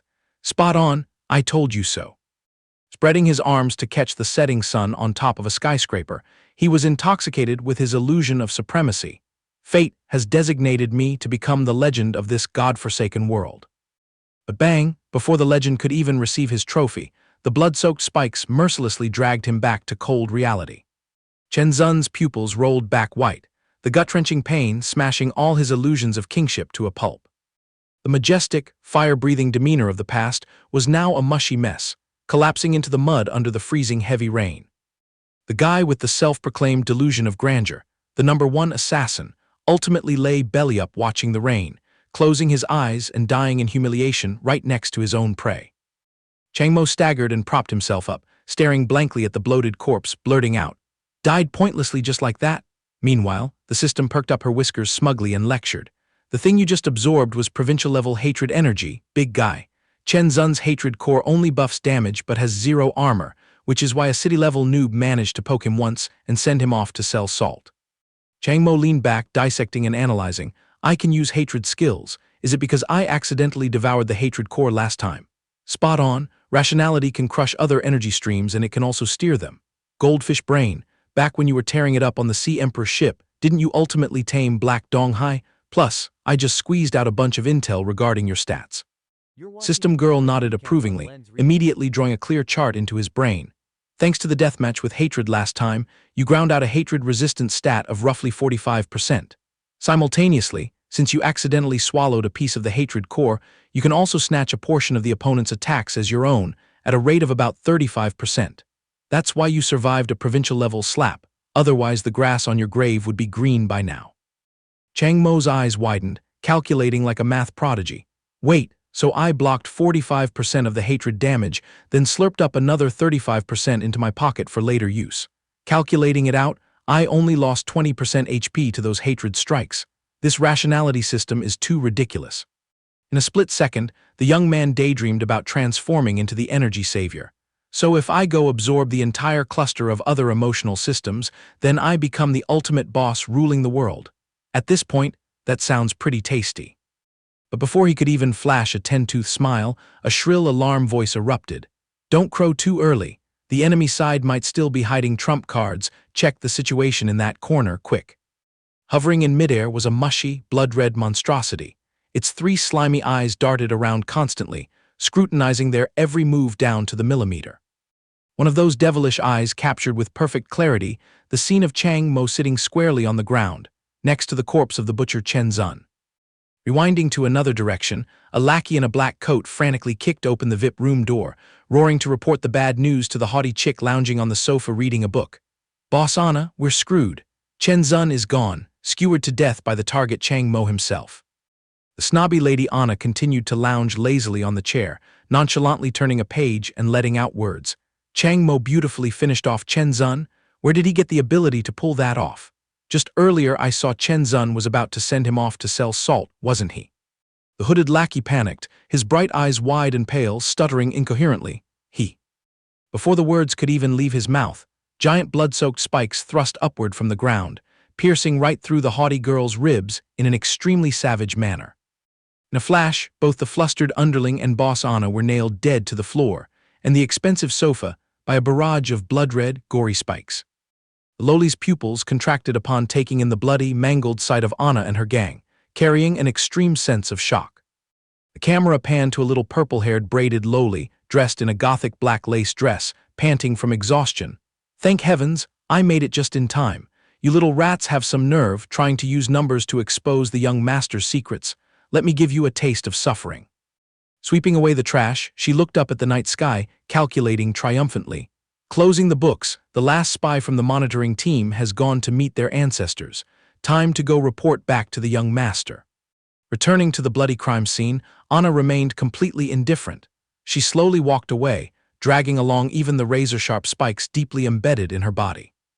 The horror lay in the fact that, despite her body being punctured to shreds, Anna still blandly deduced like she was strolling in a park.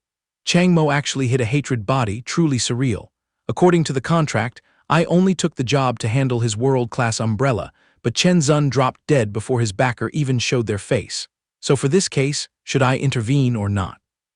After weighing the pros and cons to her heart's content, the chick pushed up her sunglasses and muttered, "But if I let them slip away completely, Sis Song will definitely fly into a rage. At the end of the day, my business gigs in Dazia still rely a lot on her influence." Suddenly, Anna's physical body slowly melted, sinking into a pitch-black puddle of mud right on the seat, and she clicked her tongue to conclude. "Whatever, let it go. At worst we tear up the draft and sign a new contract. If Chang Mo's world-class umbrella shows its face, I'll confidently demand double the price." The puddle of tar swallowed the girl whole without leaving a single hair, leaving behind only an arrogant echo resonating upward. "I bet Sis Song doesn't have the guts to stiff me on my performance fee, eh?" Shifting the scene to another hidden corner, the office area still stood stubbornly against time amidst the bone-chilling cold of the Dong Hai night. Chang Mo was currently pressing his phone to his ear, calling the purple-haired lowly. Her phantom head popped up, squeaking to claim credit. "Young master, my side has cleaned up everything, sweeping so clean there isn't a single black chain cultist left tailing you. How are things on your end?" Chang Mo praised in a calm voice. "A bit heart-stopping, but we turned the tables. You are the most meritorious one in this mission, sneaking right into the tiger's den to fetch the Rationality crystal and even clearing out the outer perimeter of fanatics. Without your support, I definitely would have faded away." Nose swelling as big as a tomato from the praise, the lowly grinned broadly. "You praise me too much, it makes me shy. If you don't have any further instructions, I'll excuse myself to sneak back right now. Staying out too long might make Zhao Yan suspicious, which would be troublesome." Chang Mo suddenly had a flash of doubt and pressed. "By the way, while you were out taking out the trash on the perimeter, did you unluckily bump into any suspicious figures?" The chick answered innocently. "Suspicious? Oh right, there was a guy fully dressed in stark white clothes, but I fed him onions and sent him off to sell salt." All the blood drained from Chang Mo's face, beads of sweat breaking out on his forehead, his mouth murmuring in total panic. A person dressed in white. The danger radar blared wildly. The system chick suddenly popped out of nowhere and screamed at the top of her lungs, tearing his eardrums. "Chang Mo, run for your life now." The moment the alarm sounded, milky white crystal veins suddenly exploded, shooting out zigzagging roots that tightly enveloped the battlefield. Chang Mo whipped around, staring in horror at the stark white thing that was madly extending its roots straight up to the ceiling. The freakish crystal mass twisted and expanded at the speed of light, transforming into an evil cocoon that swallowed even the moonlight reflecting through the window frame. Panning the camera from afar, a sprawling, massive factory zone was now like a toy trapped within the jaws of a giant crystal, piercing the night sky of Donghai. Those razor-sharp fangs growled and locked shut, determined to throw Chang Mo into the permanent stone house. The bespectacled youth slipped and stumbled, sliding down along the slippery, freezing surface of the crystal mass that was surging and choking off all the oxygen.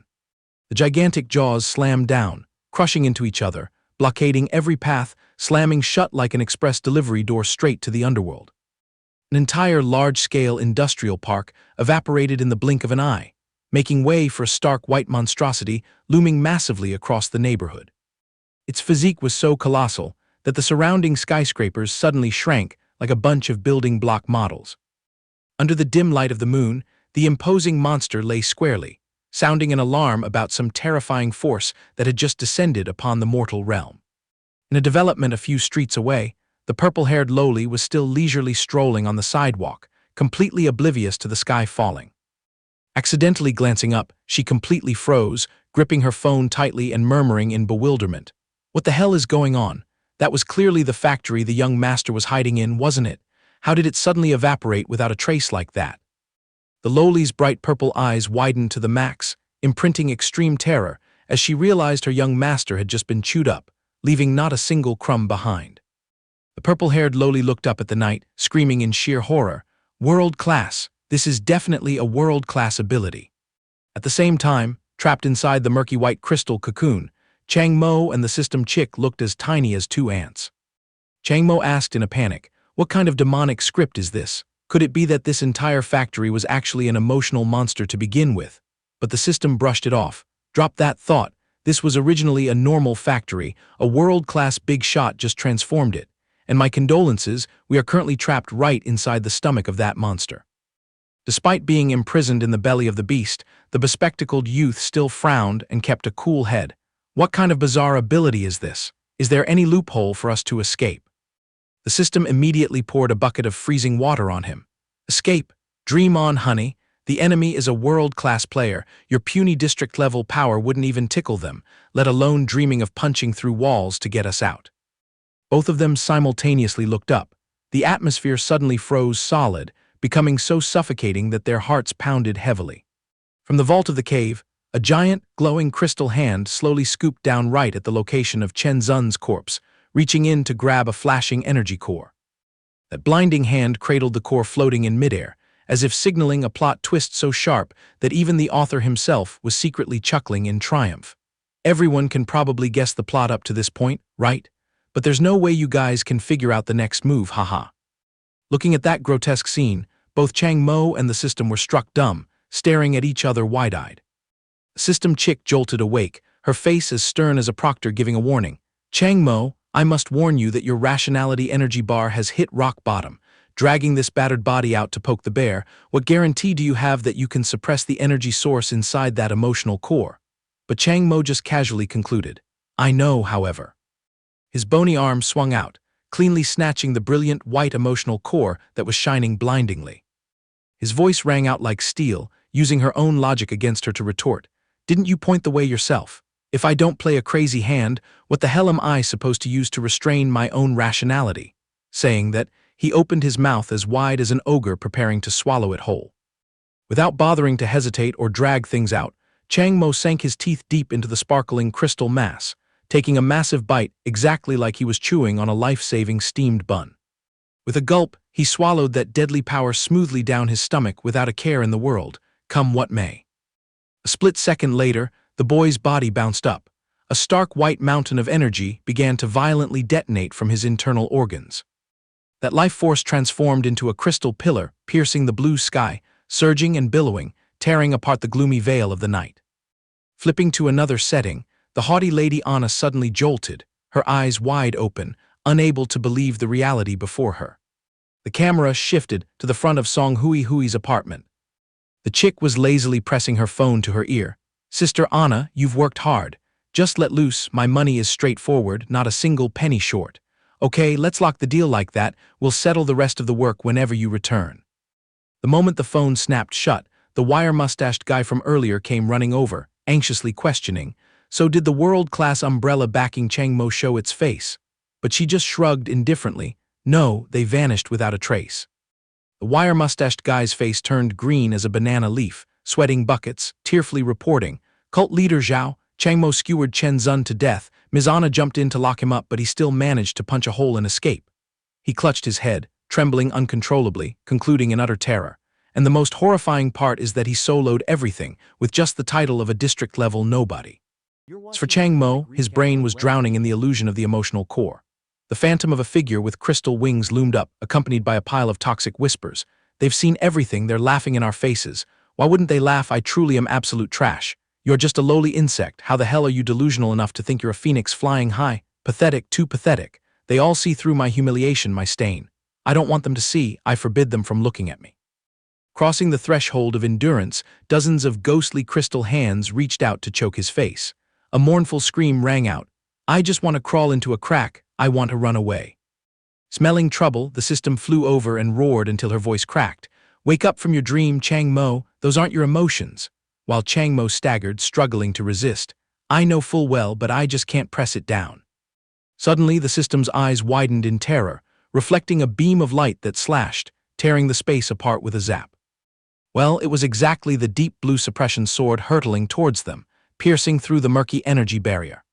The chick frantically waved her arms like a compass pointing the way. "Chang Mo, flex a bit more. The suppression sword is flying right past your left flank." Chang Mo squeezed out his last shred of reason, grinding his teeth as he tore himself away from the demonic manipulation. He desperately reached out into the blindingly foggy void, locking onto the single, fragile blue ray of hope to save his own wretched life. He clenched his jaw, using every ounce of strength he had to reach for it.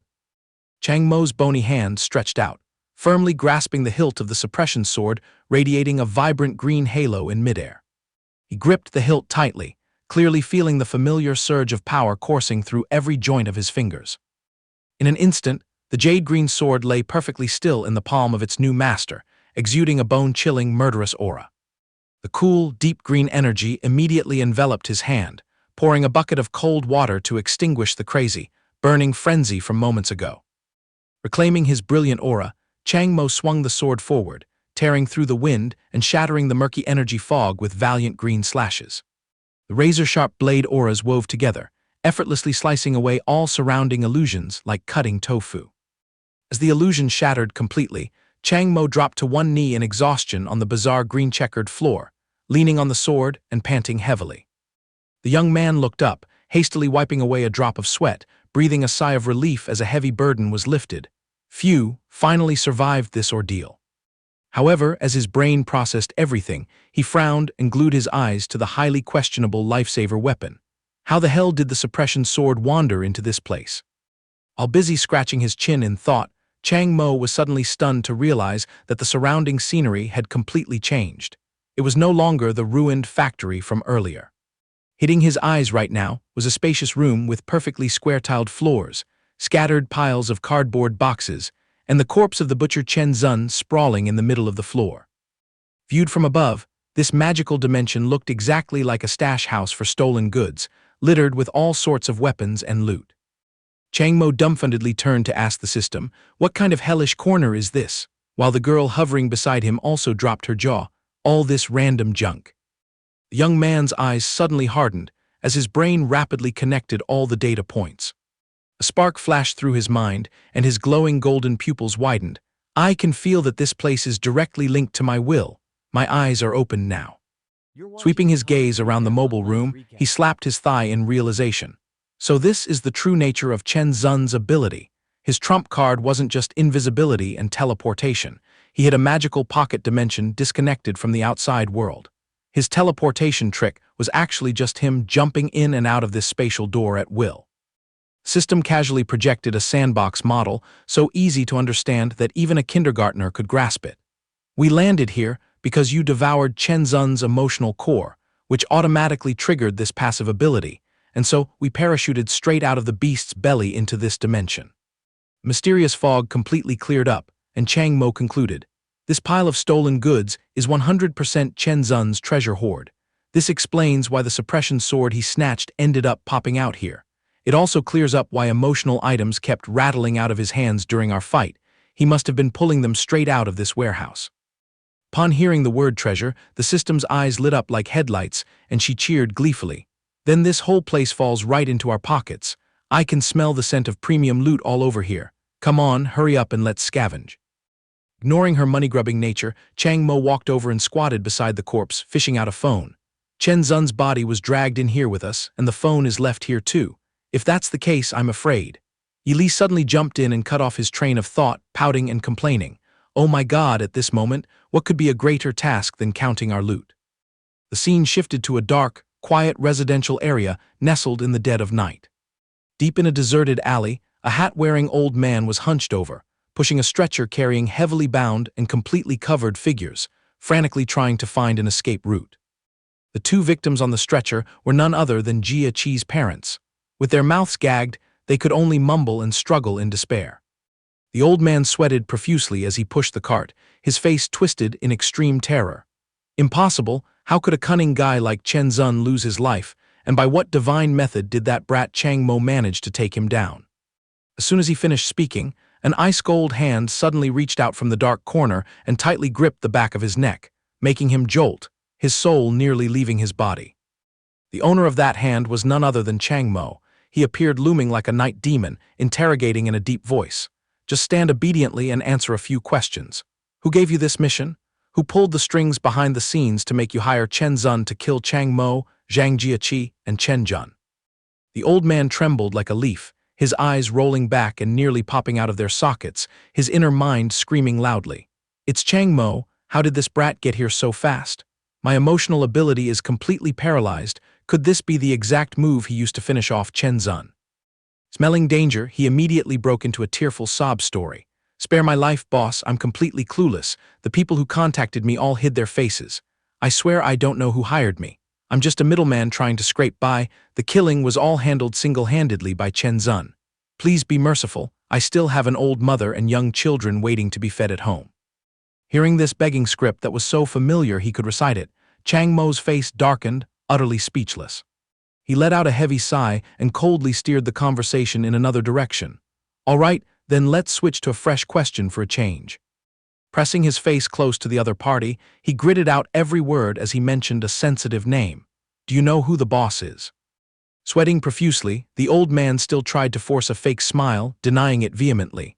"What boss? That name is completely foreign to me. I've never heard it in my entire life." His lying skills were too poor, and Chang Mo's hand didn't hesitate to tighten around his throat.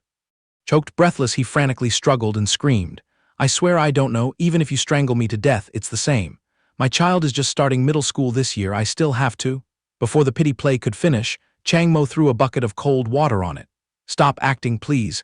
Where would you get kids, and your parents have been resting peacefully in their graves for 8 generations. Determined to expose him completely, Chang Mo laid it all out. Furthermore, the moment I mentioned the boss, the system girl also popped her head out to add a sarcastic remark. "Do you naively think we are all blind and missed your utterly shocked expression just now?" Stripped bare with nothing left to hide behind, the old man's pupils shrank in utter panic. He ground his teeth audibly, his twisted face exuding resentment mixed with fanaticism. Tearing off his cowardly disguise, he threw his head back and roared with laughter like a madman defending his faith. "The boss is leading a holy revolution. Even if you take my life, I will absolutely never." Too lazy to listen to such nonsense, Chang Mo delivered a crisp chop to the back of his neck, sending the old man logging out of the server immediately. Catching the middleman's limp body, Chang Mo dusted off his hands and gave the order. "Job's done, let's go back and count the loot. Drag all 3 of these people into the pocket dimension with us for convenience." The system obediently replied, "Yes, sir, at your command, boss." Under the abyssal black night, the perfectly round moon silently sprinkled silvery streaks of light across the world. 10 minutes passed, and Chang Mo turned back into the pocket dimension. Yi Li immediately fluttered over to inquire, "Is everything settled smoothly?" He gave a firm nod. "I found a safe landing spot outside to hide them." Crossing his arms over his chest, he analyzed the issue. Who would have thought this dimension would boycott living people? If they hadn't passed out, they wouldn't have even made it through the door in the first place. And the moment they open their eyes and wake up, they will immediately be mercilessly kicked out. Yili smugly explained, "This is as normal as can be." Now I can guarantee for sure, Chen Zun is a shame-type emotional entity, and since this is his private space, of course it would reject anyone who is still conscious. Hearing that, he immediately retorted, "Then how did you get in here? And not just that, you're casually strolling around alone in here too." Right on a sore spot, the system flushed red and argued back defensively. "That just proves how tight our bond is. We don't mind exposing our bad habits to each other. I mean, think about it, I watch you go to the bathroom all day long." Chang Mo's face darkened in speechlessness. "What? You feel too disadvantaged, so you plan to demand I watch you go to the bathroom in return?" The system pouted her lips resentfully. "Don't you realize you have zero sense of personal boundaries? You use me, you never complain about limits. Look at my state, after being worn out by you that time, I still haven't finished regenerating my health yet." The young man froze, completely bewildered, causing the sweating girl to hastily steer the topic away.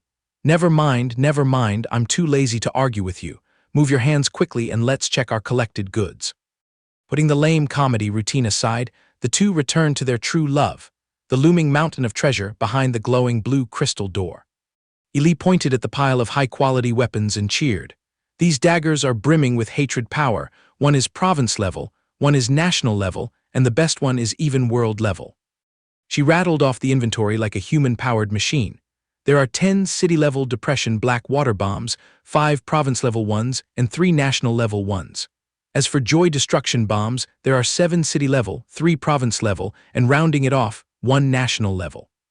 While swimming in amazement, Yili shrieked with joy again as she struck a new gold mine. "Oh my God, there is a whole giant warehouse full of suppression chains here too." Next to it was a pile of firearms and ammunition, all standard toys meant for regular people. And of course, how could there be an absence of a mountain of cash, plus a ton of bank cards, account books, and all sorts of other miscellaneous items? Thrilled to the point of madness, the system girl clung tightly to Chang Mo, dreaming of a life-changing fortune. "We really hit the jackpot this time, brother." Chang Mo maintained his rational mind, posing a question. Why the hell did Chen Zun hide this pile of gear while fighting us? If he had pulled out that world-level hatred weapon, I would have been wiped out in a single note. Yili smacked her lips and explained. "It's obvious he was stingy. World-level goods like this can probably only be used a few times before running out of battery. Burning it on you would be a massive loss. Who could have guessed that you would send him straight to meet his maker in one hit using that exact province-level hatred power? Your fatal weakness ultimately turned into your protective armor. It's quite laughable when you think about it." System enthusiastically dissected the pitch-black bomb. "Do you know something else? I just tested it. These black water bombs are pretty damn excellent as shields against joy power. Whenever they detect joy power creeping within a half-meter radius, they will automatically detonate, completely neutralizing the destructive force of joy. In short, Chen Zun bought enough bulletproof vests against all types of powers that threatened his life. So I dare you to guess why he was completely empty-handed, without a single item to defend against hatred attacks." Chang Mo's eyes flashed, his brain calculating rapidly. So that's it, the Black Tide cult and Chen Zun indeed shook hands for business. This pile of hatred weapons was absolutely funneled to him by Black Tide, and the hatred power is the tightening crown that forced Chen Zun to obey, because this power was more than enough to take his life instantly. As long as they hold province-level hatred in their hands, Chen Zun has no choice but to tuck his tail and follow orders. Therefore, his umbrella of backers would definitely never let him hold any item that could counter hatred. Pondering for a moment, he frowned again. But there's a catch. Chen Zun 100% crossed paths with Little Biscuit, so why didn't she get hit by the silencing summoning technique? The system gave a quick shrug. "Beats me." Ignoring the tangled mess, Yili once again wrapped her arms tightly around Chang Mo's neck from behind, gleefully holding out a piece of loot. "Put that matter aside, we'll figure out the Little Biscuit issue later. I just dug up this insanely sick item." Dangling in the system's hand was a pitch-black severed hand, making Chang Mo grimace in disgust. Half of a human hand? Why does it look like it's still twitching? It looks so gross. Yili was still clinging to his back, her facial expression suddenly becoming strangely tense. Chang Mo softly called her name, Yili. The girl glued her eyes to that bizarre thing, evaluating it without blinking. "This item is highly classed. Although I don't currently know its origins, it's definitely an earth-shattering treasure. I bet gathering all that loot on the ground still wouldn't even be fit to carry the shoes of this severed hand. Chang Mo's eyes narrowed calculatingly. If that's really true, then this hideous thing must be seated at the world-level tier at the very least.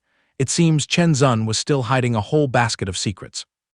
Not looking cool for even 3 seconds, Chang Mo had to struggle to peel off the system's pincer-like arms tightening around his neck, grumbling. "Could you please let go of my neck first?" Yi Li pouted, "Hey, what's wrong? Why are you shunning me like an alien?" The young man grimaced and explained, "It's not that, it's because you're strangling me to the point of suffocation." The system girl smacked her lips in disdain. Truly a dry and boring rational creature. Pushing the affectionate act aside, Chang Mo rolled up his sleeves to survey the terrain. This pocket room is about 10 by 10 square meters, possessing 4 entryways, 1 large door, and 3 small side doors. However, all of them are jammed shut with no way to pry them open. He walked over and placed his hand on the wall, attentively evaluating it. The building material is quite unique, looking like frosted glass, but glancing outside it's just foggy, completely unable to see through anything. Suddenly, Chang Mo stood rooted to the spot, staring intently in one direction. The system hurriedly fluttered over curiously, "Did you discover something?" Tilted his chin towards the largest exit, analyzing clearly. "Don't you smell something suspicious about these tightly shut doors? Chen Zun was the contractor who built this place, right? So why would he have the free time to lock the doors, especially when he was the only one with exclusive access here? Could it be he buried some secret treasure inside? That's too absurd. This land is his, locking the doors is redundant unless..." A bold theory flashed through his mind, and Chang Mo concluded. The thing locked inside was a ticking time bomb to him, but it had a high exploitation value, so he had to bite the bullet and lock it away tightly. Moment the system caught the scent of gold and silver, her eyes blinked and sparkled. If that's really the case, there's a 100% chance some premium goods are hidden away, perhaps even more top tier than that severed hand. There are 4 passages, which means there must be at least 4 treasures. That huge door is bound to hide the most ultimate item. Chang Mo, hurry up and use your brain, brother. You've been promoted to the landlord, there's gotta be a master key to beat these doors. Chang Mo strolled closer. "Let me bust a move and see how it goes." Young man approached the facade of the giant door, gripping the handle tightly and pulling with all his might. But unluckily, despite exerting all his internal strength, the door remained as stubborn as stone and solid as brass. Chang Mo grimaced in surrender, "It's stiff." He muttered in frustration, "So surreal, how the hell is it unpriable?" causing the system girl to stand there stomping her feet and throwing a tantrum like a child. "My premium loot, my gold and silver, I want to scratch this door to pieces." All busy rolling around throwing a tantrum, a light bulb of an idea suddenly flashed in her mind. Li jumped up and plotted, "Why don't you use your rational power to smash this wall to pieces? Rational power naturally crushes all kinds of emotions. Now that you are fully charged with energy, you'll definitely nail it in one strike." Chang Mo remained cautious, tentatively asking back, "Do you reckon that's safe? What if releasing it lets out a monster?" Yi Li waved her hand dismissively, worrying over nothing. If there are items inside, it was just Chen Zun who dragged them in. Think about it, if a guy whose hands are faster than his brain and is as weak as a snail like Chen Zun could haul it in, then a workhorse like you can easily carry it all. Sounding quite reasonable, he nodded. "That sounds plausible." Chang Mo flexed his right arm tightly, the blue flame of reason roaring to life, and he muttered, preparing to go big. "Then I'm getting down to business." A split second later, he delivered a sledgehammer-like punch straight into the glass wall in front of him to test its durability. The terrifying destructive force made the wall crack in a dense spiderweb pattern, yet it stubbornly refused to collapse. The girl Yi Li stood beside him, clicking her tongue in awe. "Wow, high-quality goods are pretty tough, huh?" Chang Mo glanced sideways with a bloodthirsty gaze. "If it's tough, I'll just punch it until it's completely smashed." Just as the two were about to dive in and deliver another blow, they suddenly froze, snapping their heads up as a freezing aura brushed down their spines. Terrifyingly, right at the center of the cracks, a massive, bloody red handprint suddenly pressed through, exactly like a jump scare in a horror movie. In the blink of an eye, the entire glass wall of the room was stamped with hundreds of slimy, bloody hands, creating a scene chilling to the core. But before the two could even drop their jaws in fear, that horrifying pile of bloody hands automatically faded away and evaporated as if they had never existed. Even the gaping cracks from earlier sealed themselves in a ghostly manner, returning the glass surface to its smooth, pristine original state. Chang Mo broke into a cold sweat, his voice trembling as he asked, "Yi Li, what the heck just appeared? Honestly, I'm a little freaked out now. The system stuttered just as much, beats me too. Hey, how about we wait for me to grind a few more levels and then come back to expose this door later, okay?" The young man hastily nodded his head, approved, entirely reasonable. Finalizing the life-preserving plan, both decisively turned on their heels, looking up at the silent night, telling themselves that everything here was settled, time to drag their bodies back to the management bureau. The text the next morning floated across the sunlit dawn sky, casting light onto the imposing and majestic management bureau headquarters. In the main lobby, Chang Mo's rhythmic footsteps echoed as he strode straight to the reception desk, where the secretary girl was on duty. Seeing a figure approaching, the receptionist looked up and glanced at Chang Mo with a professional demeanor, preparing her corporate smile to welcome the guest. But less than a second later, a heavy package flew straight onto the desk with a loud thud, making her jump, her eyes widening like saucers. The gift thrown onto the desk was none other than the bloody severed head of the assassin Chen Zun. His eyes were rolled back white, his mouth gaping in horror, striking straight into the unlucky girl's eyes.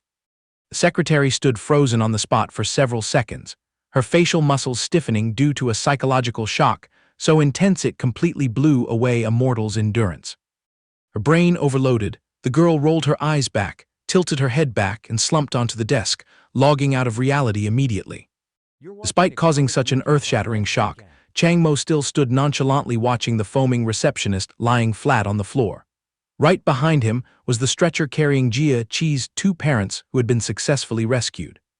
Shifting the camera to a high-level office, a minion sprinted in at full speed to report, interrupting the chat between Director Gui Ming and his pink-haired subordinate.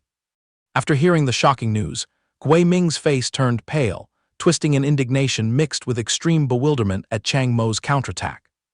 At the same time, at the Donghai Management Bureau's clinic, an agent was standing guard by the bed, chatting quietly with Jia Qi. Her patience depleted, the girl threw off the blanket and bolted up, sprinting like a tornado toward the door. The room door tore open, and the golden sunlight from the hallway flooded in, fully embracing the figure of the petite girl. Jia Qi, tears streaming down her face, threw herself into her parents' trembling arms, painting a tearful reunion picture under Chang Mo's warm, smiling gaze. The four-eyed young man stood thoughtfully in a corner, his lips curving into a rare, gentle smile as he witnessed his friend's safe reunion. Right behind him, the muscular Chen Jun stepped forward, giving Chang Mo's shoulder a solid pat with his burly hand, a touch that replaced 10,000 words of gratitude between men. The doctor standing nearby breathed a sigh of relief, his lips blooming with a bright smile as he waved goodbye to the reunited family. The whole group from Jia Qi, her parents Chen Jun, Chang Mo to the medical staff all happily waved their hands in greeting, marking a fulfilling conclusion to a stormy day. However, over at the Yan Jing Emotional Entity General Management Bureau, that heaven-piercing tower rising in the middle of the capital, a new storm seemed to be brewing, waiting for the day to sweep away everything. Deep underground in the darkness, the sign for basement level 28's lockdown zone peeked out amidst a tangled mess of iron chains woven together like a spiderweb. Residing right at the center of the forbidden ground was Captain Lu Qingji. She was stuffed into a straitjacket from a mental asylum, her eyes blindfolded, and her entire body tied up by a heap of iron chains exactly like heavily guarded contraband. Right then, the General Bureau's Deputy Chief Inspector Li Wei stepped forward with a stack of files tucked under her arm, announcing the sentence in an icy voice. "The verdict from above has fallen. I'm afraid you'll have to rot in this corner forever. Do you have any last words before you go?" The iron door slammed shut, locking the two haughty beauties face to face amidst an iron chain matrix thick with the scent of danger. Lu Qingji tilted her head slightly, throwing her own life to the back of her mind as she anxiously asked, "How's the situation in Donghai? Are Chang Mo and the others down there still safe?" Hearing that, blood rushed to Li Weiwei's brain, and she unloaded on her. "Haven't you grasped your own tragic situation yet? You can't even take care of yourself, yet you're worrying about others. If you break loose and detonate, the mess you create will be 10,000 times more horrific than the Black Donghai incident. The consequences of Black Donghai aren't just contained to that city. Ordinary people all the way here in Yanjing got caught in the crossfire, some have even been infected. Do you know how massive a sin you just committed?" Scolded fiercely with no room to argue back, Lu Qingji hung her head down in deep remorse, muttering softly, "I am at fault." Li Weiwei let out a helpless sigh, clicked her tongue, and turned her back. "Roasting you now won't solve anything anyway. Goodbye, you foolish woman." Having said that, she stretched out her finger and pressed down hard on the button of a compact mini remote. A wave of energy rippled out, blasting away all the iron chains and the bulky protective suit on Lu Qingji's body, revealing a smoking hot beauty wearing nothing but pristine white lingerie. Losing her balance and landing hard on her bottom on the freezing stone floor, Lu Qingji hissed and rubbed her painfully sore shoulder. Ouch. Before her soul could return to her body, the click-clack sounds of a mechanical camera fired like a machine gun, making her frantically cover herself with her hands, screaming, "What's wrong with you?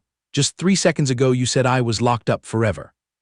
Li Weiwei giggled while panning the camera, capturing perfect focus without missing a beat. "You silly girl, I just scared you once to cure your bad habit. If I didn't do that, you'd still be off in the clouds.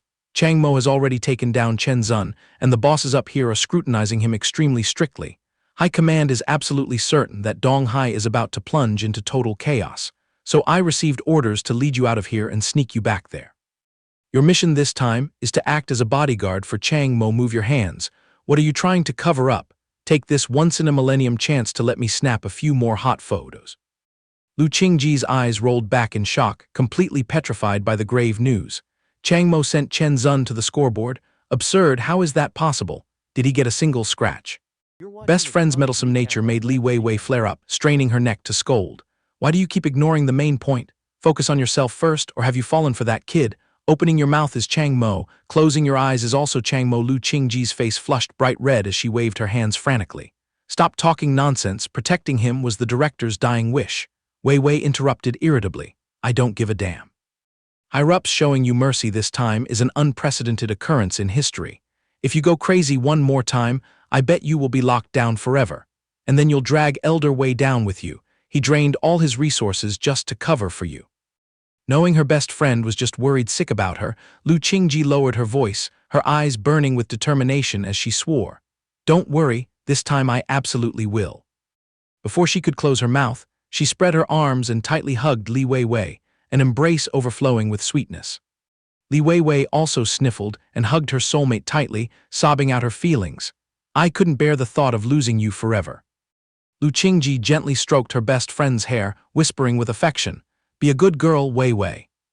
She released a gentle smile to soothe her. "Stop crying, I swear I'll be good this time, I won't lose control again."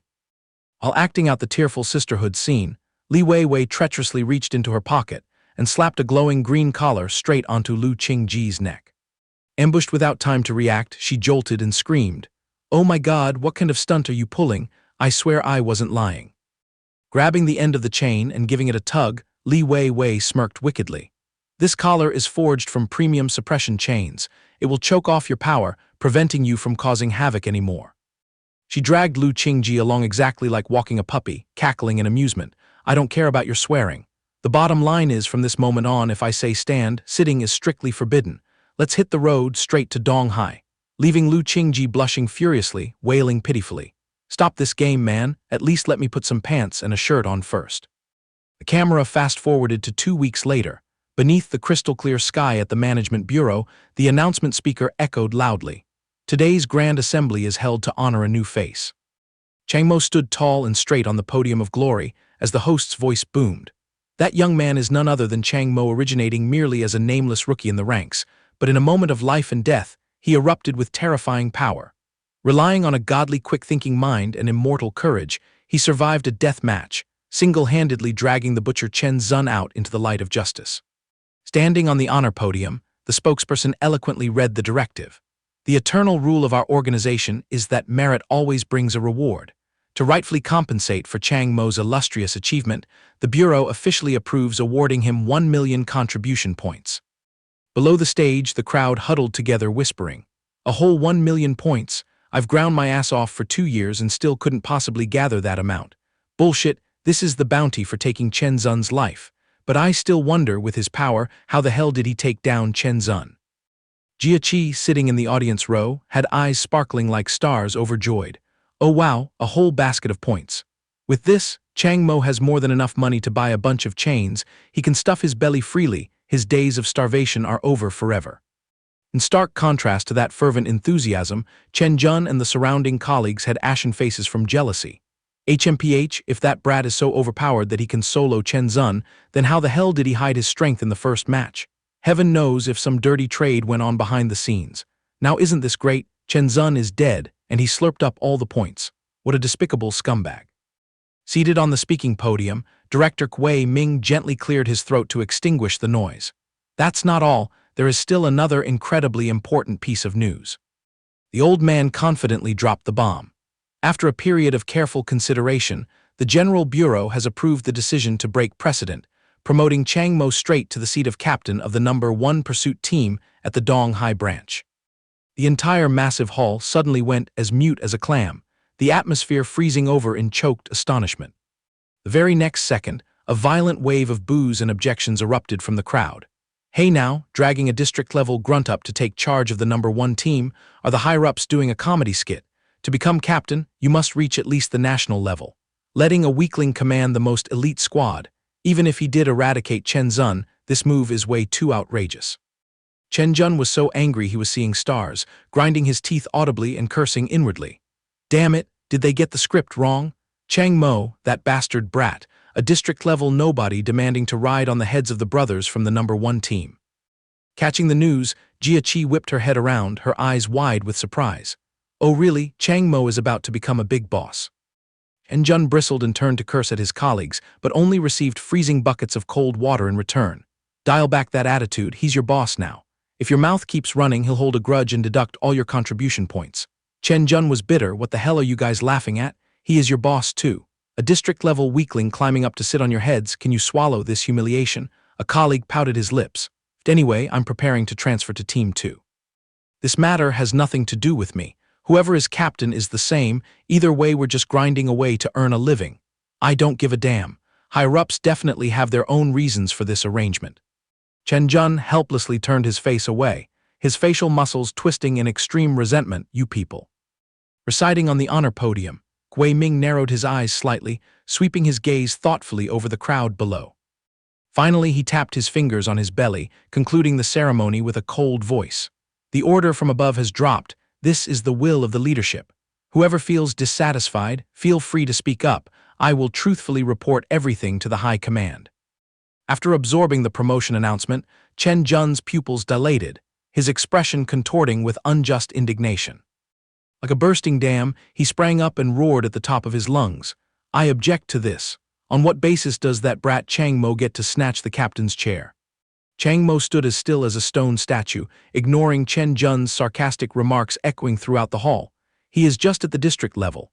I used to go on missions with him. This kind of guy does nothing but drag us down. The guy waved his hands wildly, trying to manipulate public opinion. Use your brains and think, don't you find this extremely bizarre? A district-level nobody claiming to have taken down Chen Zun? Absurd. There must be something shady going on here. His eloquent words made the crowd waver. Huh, that actually makes sense. Yeah, it's really sketchy. Sensing the disadvantageous shift in the crowd, Zhang Jiaqi sat below, biting her nails in anxiety. We're doomed. Everyone is starting to point their fingers at Chang Mo. Caught in the heat of the moment, Chen Jun added a few more fatal, slanderous blows. It's highly likely that Chen Zun is just a disposable pawn. The enemy sacrificed Chen Zun to pave the way for Chang Mo to infiltrate our ranks deeply. His face flushed red as he frantically roared his final conclusion. This bastard is definitely a despicable spy. But before he could finish his curse, a dazzling blue energy ribbon suddenly shot forward, tightening around his throat like a death noose, and dragged him away mercilessly. Right in the middle of his passionate exposure, he fell flat on his face, dragged like a rag by Chang Mo's energy whip, and thrashed around in the air in a pitiful sight. The gossiping crowd below the stage cheered excitedly as if watching a wrestling match. Oh my God, they're really throwing down. Did this brat eat a bear's gall? A district-level grunt actually daring to fight a city-level heavyweight hand-to-hand. Take him down. Chang Mo stood on the podium, calmly lashing the energy whip with one hand over and over, his demeanor as relaxed as if he were just jumping rope. Hoisted midair, Chen Jun flailed and screamed, "What the hell is this? That blue whip? Could this be Chang Mo's skill? He's using his power to pull me closer." Beaten to a pulp and backed into a corner, the assassin gritted his teeth, swallowing his choked-up anger while biding his time.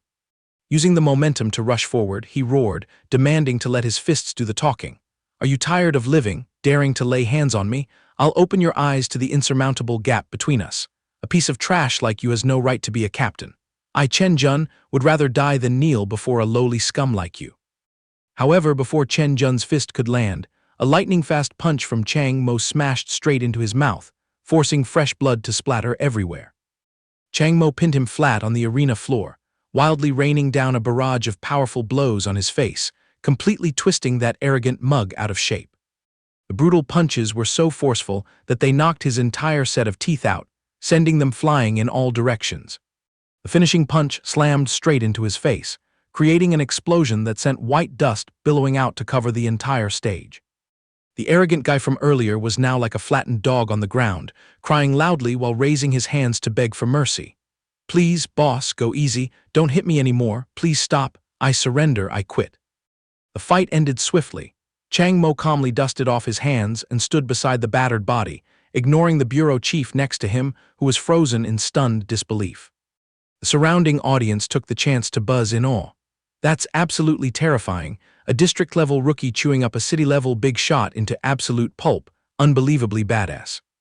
The mustache and muscle duo sitting in the audience seats broke into a cold sweat, their faces completely dumbfounded. Chang Mo is actually pinning Chen Jun down and beating him senseless. If so, does that mean our lives are also?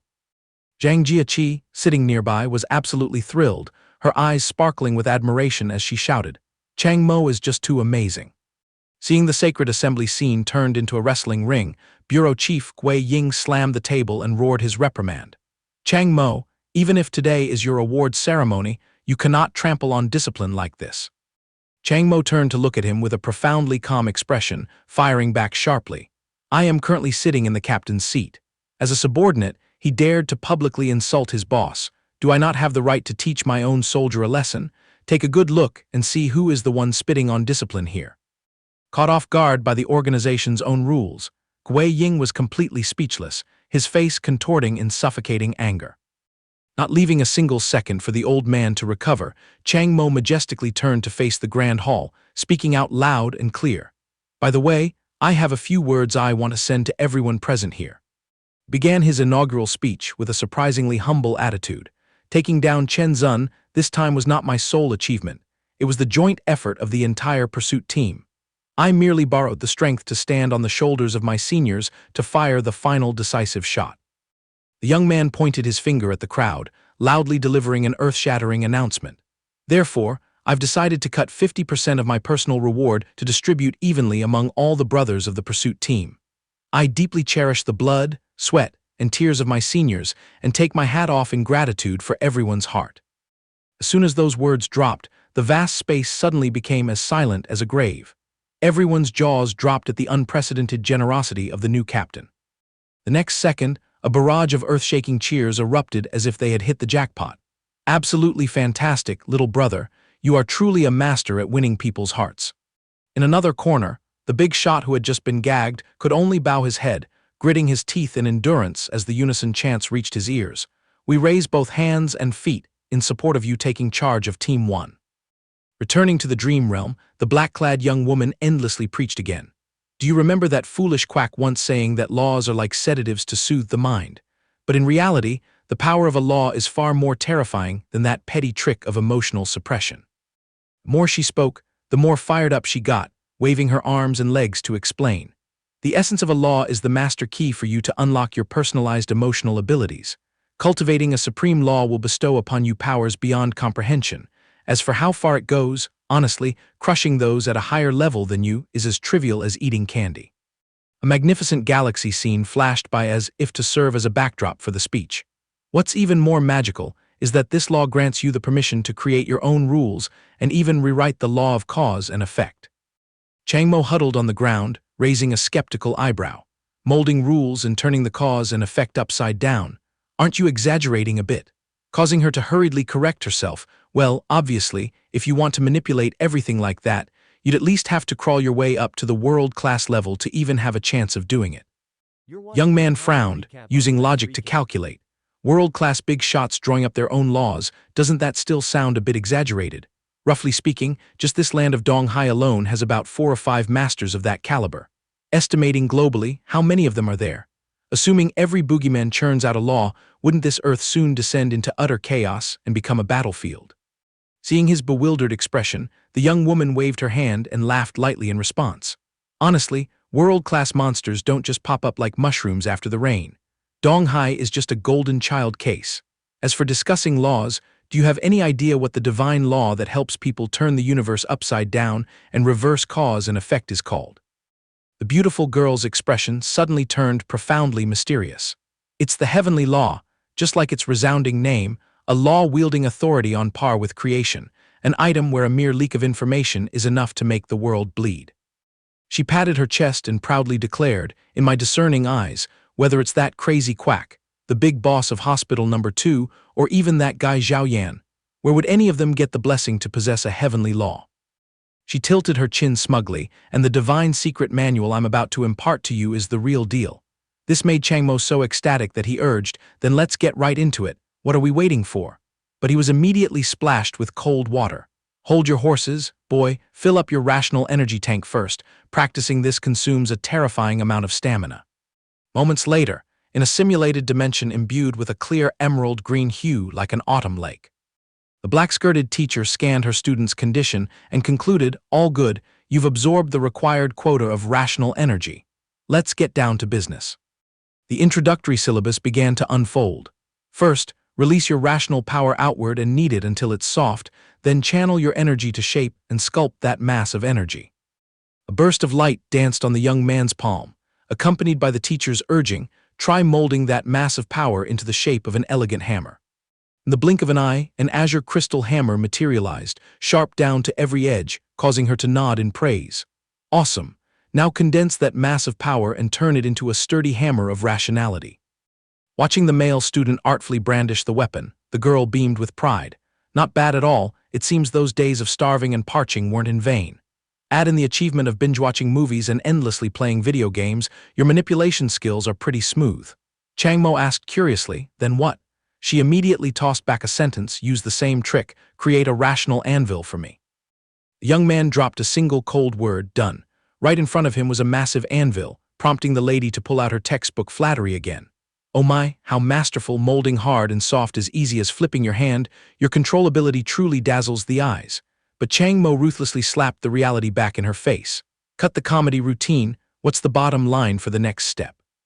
Despite being shunned by her student, the teacher still gently gave instructions. Calm down, now channel all your rational power into your left arm. And then, an assignment heavily imbued with mental terrorism was thrown out. After that, take the rational hammer and anvil and smash your own hand for me. The male protagonist did not hesitate to bring the hammer straight down onto his hand like a self-destruct technique, making a stream of blue light scatter like fireworks. Chang Mo fell to both knees, dizzy and swaying from the clumsy self-harm move, yet the damage pierced through the heavens. The young man's eyes widened, staring blankly into the void exactly like someone who had just been stripped of both soul and body. The tragedy wasn't over. Streams of crimson liquid began to seep out on the boy's deathly pale face.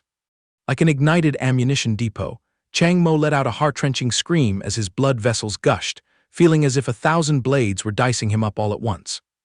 The young man collapsed heavily onto the floor, lying stiffly in a pool of blood side by side with his beloved anvil. Teacher looked at the battered body and doled out a bit of highly theatrical pity. Pierces right to the core, right? You clearly struck your hand, but the aftershock hammered straight into your soul. How could this mortal flesh and blood bear such karma? It feels like you're about to shatter into pieces, doesn't it? However, you have to chew through this self-torture routine for at least 2 hours a day. Stick with it for a light 3 months, and you might just see a tiny bit of comforting results. Chang Mo's eyes rolled to the back of his head, his soul leaving his body instantly, causing her to shrug in defeat. Surreal indeed, passing out without even batting an eye.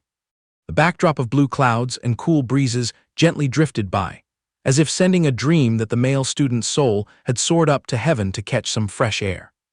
Unfortunately, heaven hadn't blessed him yet.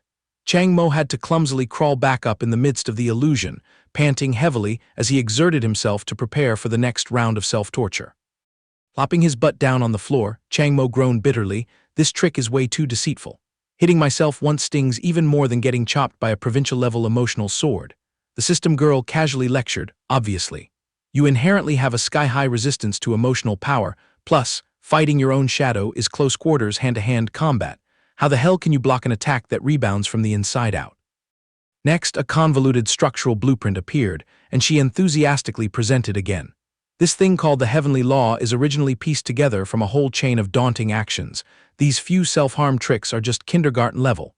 It's all foundational. Later on, you'll have to grit your teeth and overcome countless tribulations to unlock the core faction skills. Right in the middle of her passionate bragging, the young woman suddenly froze and scratched her head. Say, what ultimate moves does this heavenly law actually drop, or even how you're supposed to maneuver in the next step? I've completely forgotten. Chang Mo was utterly helpless, causing the lady to hurriedly cover it up.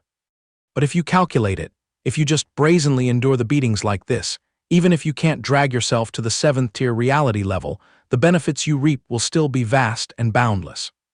Sure enough, Chang Mo's body suddenly radiated a blinding aura after a hefty beating.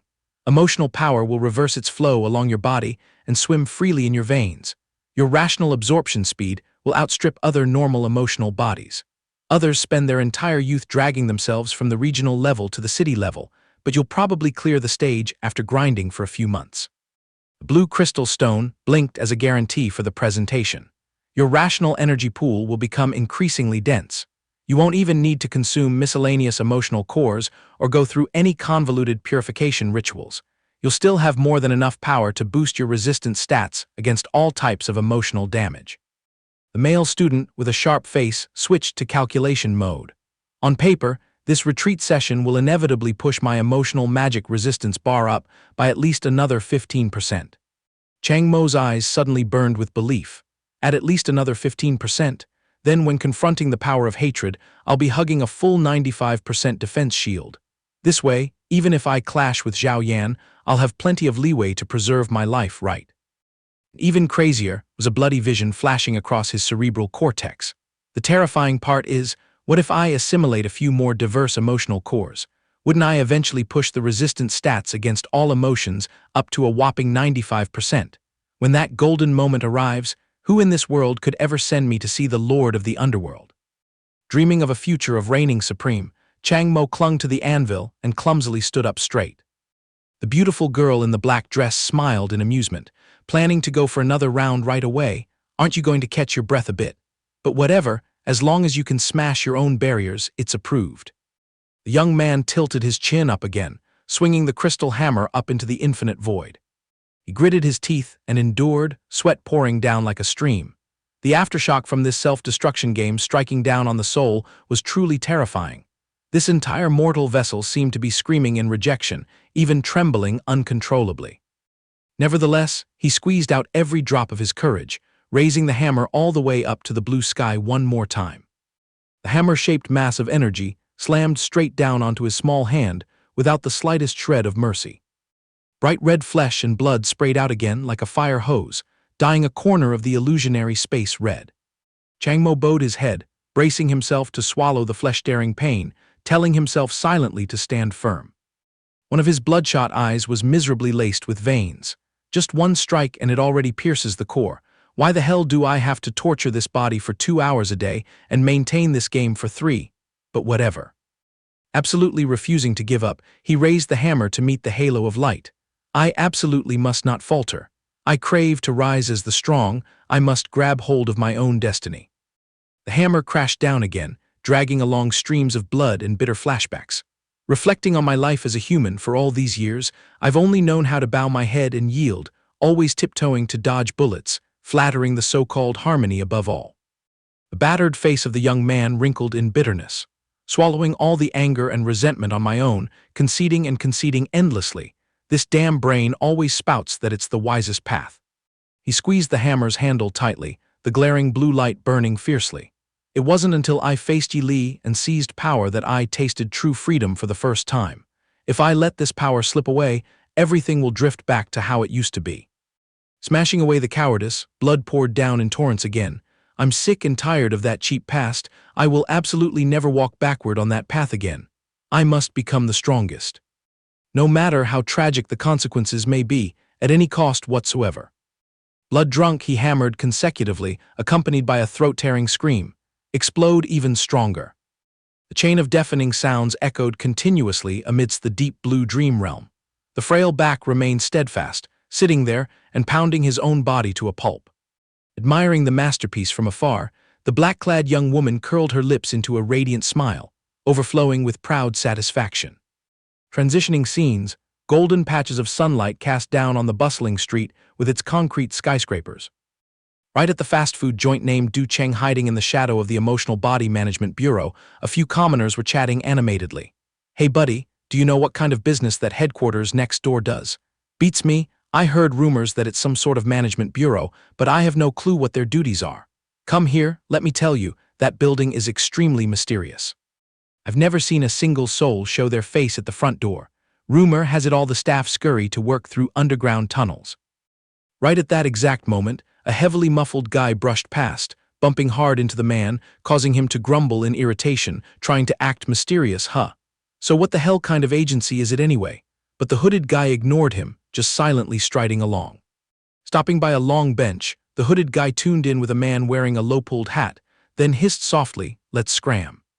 Just as the two lifted their rears, a waiter panicked, rushing out and screaming, "Hey you there, you're dining and dashing without paying the bill." In response, serving as a tip, an earth-shattering explosion instantly leveled the entire street. The guy with the low hat clicked his tongue, sarcastically asking his partner, "Wasn't that a bit overkill?" The hooded guy chuckled with disdain, "Just a bunch of crickets and worms, why bother caring?" Ignoring the chaotic crowd screaming wildly, "Oh my god, what the hell is happening? I didn't know anything," and suddenly boom. The hatted guy deflected to another topic, ignore them and move on, back to business. The staff of that bureau only use underground exits, and with so many nooks and crannies, it's hard for us to ambush the prey. The hooded guy sneered smugly, worrying over nothing. Lately, the High Kai Heretic organization has launched a tracking service on the black market. He held out a gruesome blood-red eye. "I've already paid the fee. Once Chang Mo shows his face, I'll see right through him via this eyeball." The camera shot up high, capturing the entire angle from a murky, suffocating alley wedged between countless buildings. The stream of people rushed back and forth on the street. No one had the spare breath to glance at a guy wrapped tightly in bandages like a mummy, silently crawling into the alley. The mummy clutched his head, muttering in utter despair. "Let it go, I'm out of hope anyway. I'm incompetent and useless, I can't carry this, just give up, scrap it all, just die right here and be done with it." Right at the peak of his breakdown, a wrinkled hand suddenly held out a bag of steaming hot buns close to his face. A kind and warm old lady spoke up to check on him. "Young man, are you all right? I've noticed you wandering aimlessly around here for a few days." However, before she could finish her sentence, the old lady suddenly coughed violently, spraying saliva everywhere in an extremely bizarre manner. The old lady dropped the bag of food onto the street, clutching her chest and coughing hysterically, and then suddenly, ignoring the collapsing victim, the bandaged guy retreated sharply into a hidden corner, hurriedly dialing his phone. "Hello, is this the 115 emergency hotline? Someone is about to ascend to heaven in the alley next to number 36 Wei Wu Street. Dispatch an ambulance immediately." The emergency hotline connected at super speed in a mere 10 seconds. A blink of an eye later, glancing back at the fainted old lady behind him, he turned sharply away with a darkened, introverted gaze. "Chang Mo, I apologize 1,000 times over. I'm done bringing disaster upon others, and I don't want to bite the dust yet either. Therefore, you have to go down to the underworld." The camera panned to a dilapidated garbage dump, desolate beneath a gray sky. The mummy sulked and scurried like a rat in a stinking sewer, cursing nonstop, "Bastards, damn you all." He removed the tangled mess of bandages on his face, glued his eyes to his ruined looks on the tablet screen, and then screamed in pure hatred, "Chang Mo, you bastard." Clutching the device tightly, he hissed with extreme malice, his face terrifyingly flat. "You've robbed me of absolutely everything. I swear I will take it all back, both principal and interest." Snapping back to the Management Bureau headquarters, bathing in bright, dazzling sunlight, Dr. Liu sat anxiously on the sofa, turning to speak to the beautiful Wei Wei. Is this matter really going to go smoothly? The bounty on Chang Mo's head has seriously skyrocketed to an absurd price. And you know what? Ever since that uproar at Hospital Number 2, the High Kai Heretic organization has been tearing the roof off, operating with extreme arrogance. Dr. Liu pushed up her glasses, analyzing the situation with a face as taut as a bowstring. The tracking packages they spit out have seen their prices escalate dizzily lately. This is obviously a campaign to ambush Chang Mo. We are completely in the dark regarding how many underground emotional ability criminals across this land of Dong Hai will jump into this quagmire. Catching those words, Wei Wei nonchalantly continued flipping her book, replying lightly, "Why get twisted up over it? They aren't the only ones monitoring the Bureau's exits. I also have plenty of capacity to stalk him the exact second Chang Mo shows his face. I will tail him like a shadow. The moment anyone makes a move, we'll take action and clean them up. The black-skirted beauty sketched a hair-raising smile, patting her chest confidently. The underground criminal world of this Donghai land is due for a thorough sweep anyway. I'd bet that. Footage of sketchy bounty hunters sneaking through every nook and cranny flashed by as if illustrating her concluding remark. Right at this moment, everyone is just waiting wearily for Chang Mo to drag his face out of the bureau. The words 1 month later floated leisurely across the clear sky like a fast-forward in time. In stark contrast to the stubbornness of the villains, Wei Wei was currently tearing her hair out, yelling noisily. What kind of demon possessed this weirdo? What normal mortal locks themselves up and defends their room to the death for a whole straight month? The entire Donghai city was still bustling and noisy, completely ignoring the withering weight of those on standby to ambush outside the headquarters. She rested her hands on her hips, complaining incessantly. It's been exactly 1 full month, for heaven's sake. That guy just rooted himself in his room, going from binge-watching movies to grinding video games. He's lazying about every single day, and the most maddening part is that the moment his shift ends, he vanishes into his bedroom. Who knows what kind of nonsense he's pulling in there? Dr. Lu smiled, soothing the obedience of her protege. He's just deeply engrossed in persevering with his law. Besides, I strictly instructed him not to show his face outside the bureau until I make my comeback to the underworld. Unable to suppress her frustration, Wei Wei immediately fired back, exposing the young man's true nature. If he were that docile, he wouldn't have recklessly broken the rules to deal with Chen Yang on his own. The big bosses broke protocol to promote him to captain, and more than half the reason was due to his reckless and aggressive temperament. The top brass wanted to use his hands as a disruptor, and then what happened?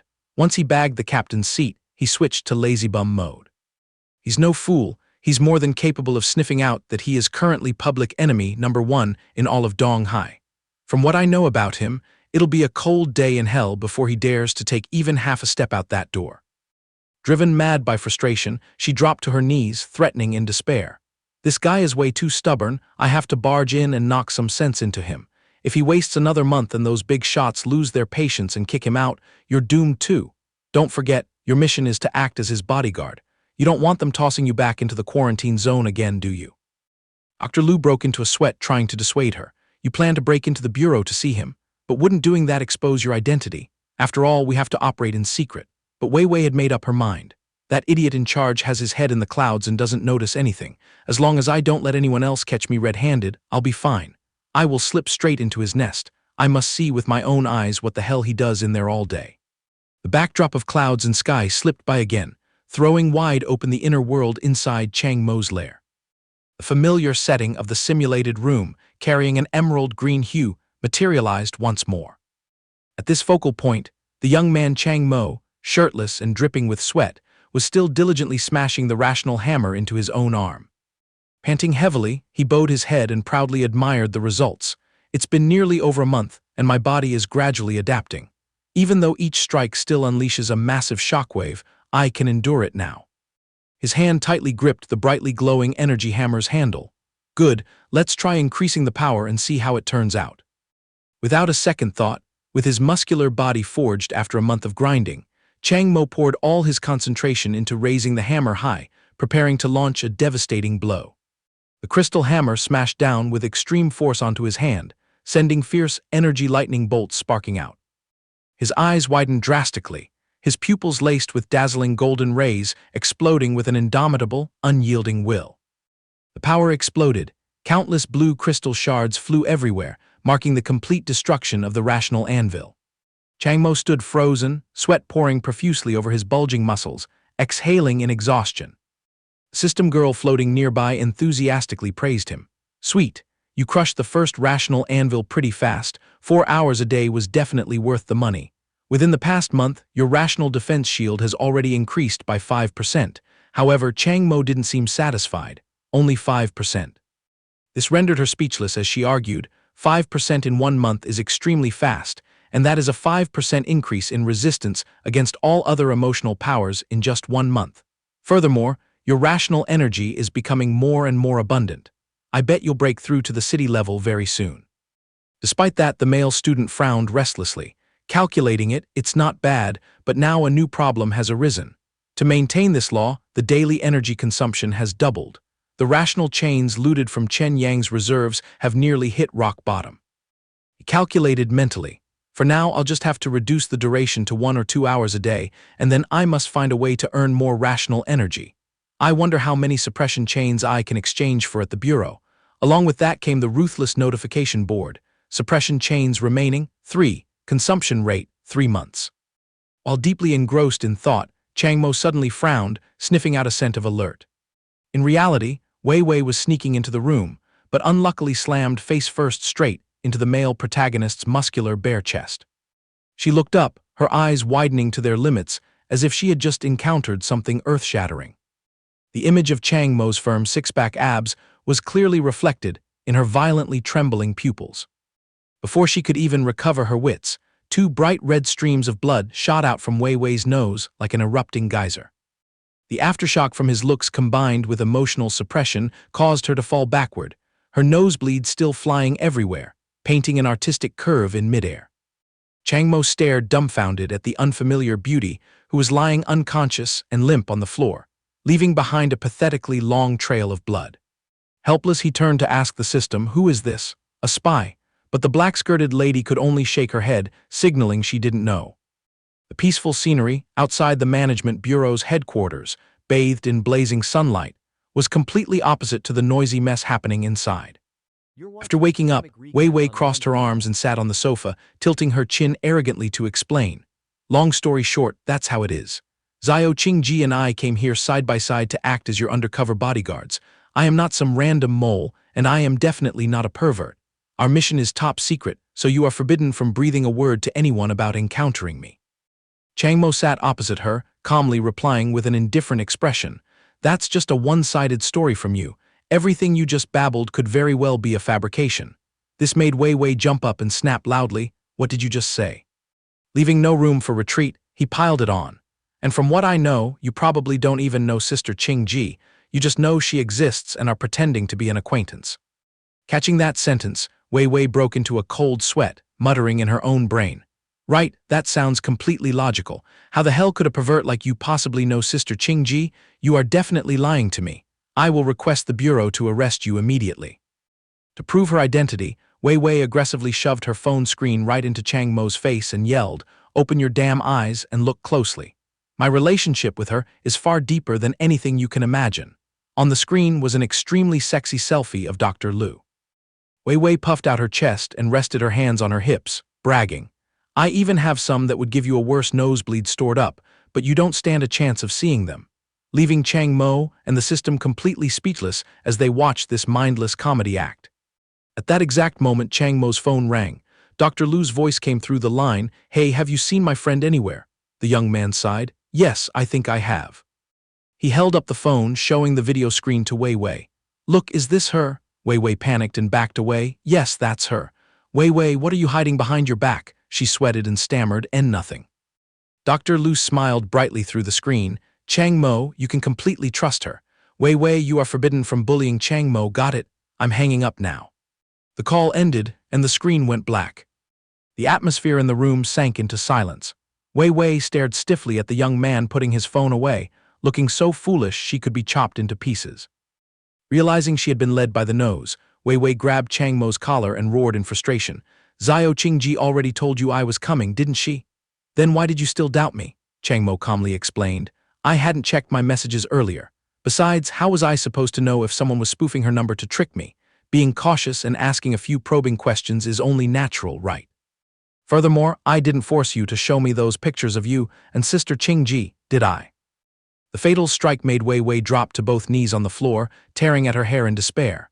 "I'm doomed. I'm totally doomed. If she finds out I secretly took pictures of her like that and even showed them off to others, she might lose control and kill me." Suddenly, the girl sprang up, pointing her index finger straight at Chang Mo's face, threatening him with a desperate look. "You absolutely must not breathe a word about this, or you're dead meat." In response to that intimidation, Chang Mo looked down at her with half-closed eyes and dropped a single, freezing word, "Oh." A blink later, Wei Wei was shoved backward onto the sofa with a look of utter bewilderment. "Ha." Chang Mo leaned close to her face and spoke in a highly threatening tone. So you want me to keep my mouth shut? That depends entirely on how you perform. And at this very moment, Li Weiwei realized she was truly doomed. As a blue cloud drifted by, Chang Mo leisurely crossed his legs and sat down on the chair. All right, let's get back to business. Weiwei stood as straight as a flagpole. Understood. The young man waved his hand and sighed. No need to be so tense. Take a seat, Sister Wei 6. You're acting like I'm a man-eating monster. The girl trembled and replied, You are. Unseated, Weiwei seriously reported the mission. Anyway, your mission, sir, your mission consists of two parts. First, we need to muddy the waters in Donghai City to lure out the hidden criminals. Xiao Qingji and I will handle the rest. We will ensure your safety. Second, you need to use your position in the Management Bureau to investigate Wei Ying. But be careful, Wei Ying himself is not the main target, but rather his backers. We strongly suspect that the looming shadow behind him is far more colossal than we can imagine. Chang Mo listened with an unfazed expression and coldly asked back, So what do I get out of all this? This made Weiwei freeze for 5 seconds. Huh. Girl instantly flared up and yelled, Are you seriously asking me for a bounty at a time like this? Wasn't the merit you gained from killing Chen Yang enough? Chang Mo calmly used logic to counter. Most of the merit from Chen Yang's death has already been divided among my colleagues. Moreover, that's completely different from these two missions. The amount of energy I consume daily is massive, you know. Additionally, if possible, I'd like a little advance payment. Weiwei rolled her eyes and shrieked in helplessness. An advance payment? I can't believe you have the guts to ask for that. How the hell can an obscure city-level guy like you be so arrogant? Regardless, Chang Mo just sat silently watching her comedy act. Seeing his partner's erratic attitude, Chang Mo unleashed his ultimate move, threatening to leave. Forget it, Sister Weiwei, I'm very disappointed with your attitude. I'll just go talk to Sister Qingji about those sneak shots. Caught by her weak point, Weiwei sweated profusely and hurriedly raised the white flag. Wait, an advance is fine, we can negotiate slowly. The young man stated his price. I want 4 suppression chains. As soon as I get them, I'll leave the bureau. She teared up and mocked. Why don't you just go rob someone? Chang Mo concluded. This is obviously much easier than robbing. Weiwei collapsed completely. You monster, you really are a monster. Ignoring Weiwei's complaints, Chang Mo's expression suddenly turned serious. He earnestly probed for information. By the way, Sister Wei 6, do you know anything about the boss? Weiwei stared blankly with a question mark. Who is this the boss? What a conceited title. Recalling past events, Chang Mo narrated, Sister Weiwei, let me tell you what I've experienced recently. The backer of Liu Jia, the guy who attacked me on the Ocean Emperor ship, is the boss. Connecting the events, he analyzed. Later, when I went to Institution Number 2, I heard that Wei Ying immediately went to see the director to demand a promotion for me, and right after the director flatly refused, the Hikai cult launched their attack. That means I was also one of their targets, not just the director. The figures of his enemies flashed through his mind, followed by the assassination of Chen Yang. I've confirmed it. Chen Yang, the Hikai cult, and the boss are all connected. Everything points directly to the boss. Weiwei's brain immediately clicked, adding a crucial piece of information. Moreover, I'm almost certain that the boss is an anger emotion body, because Liu Jia only became an emotion body after being infected by him in the old town a decade ago. She excitedly evaluated this highly valuable intel.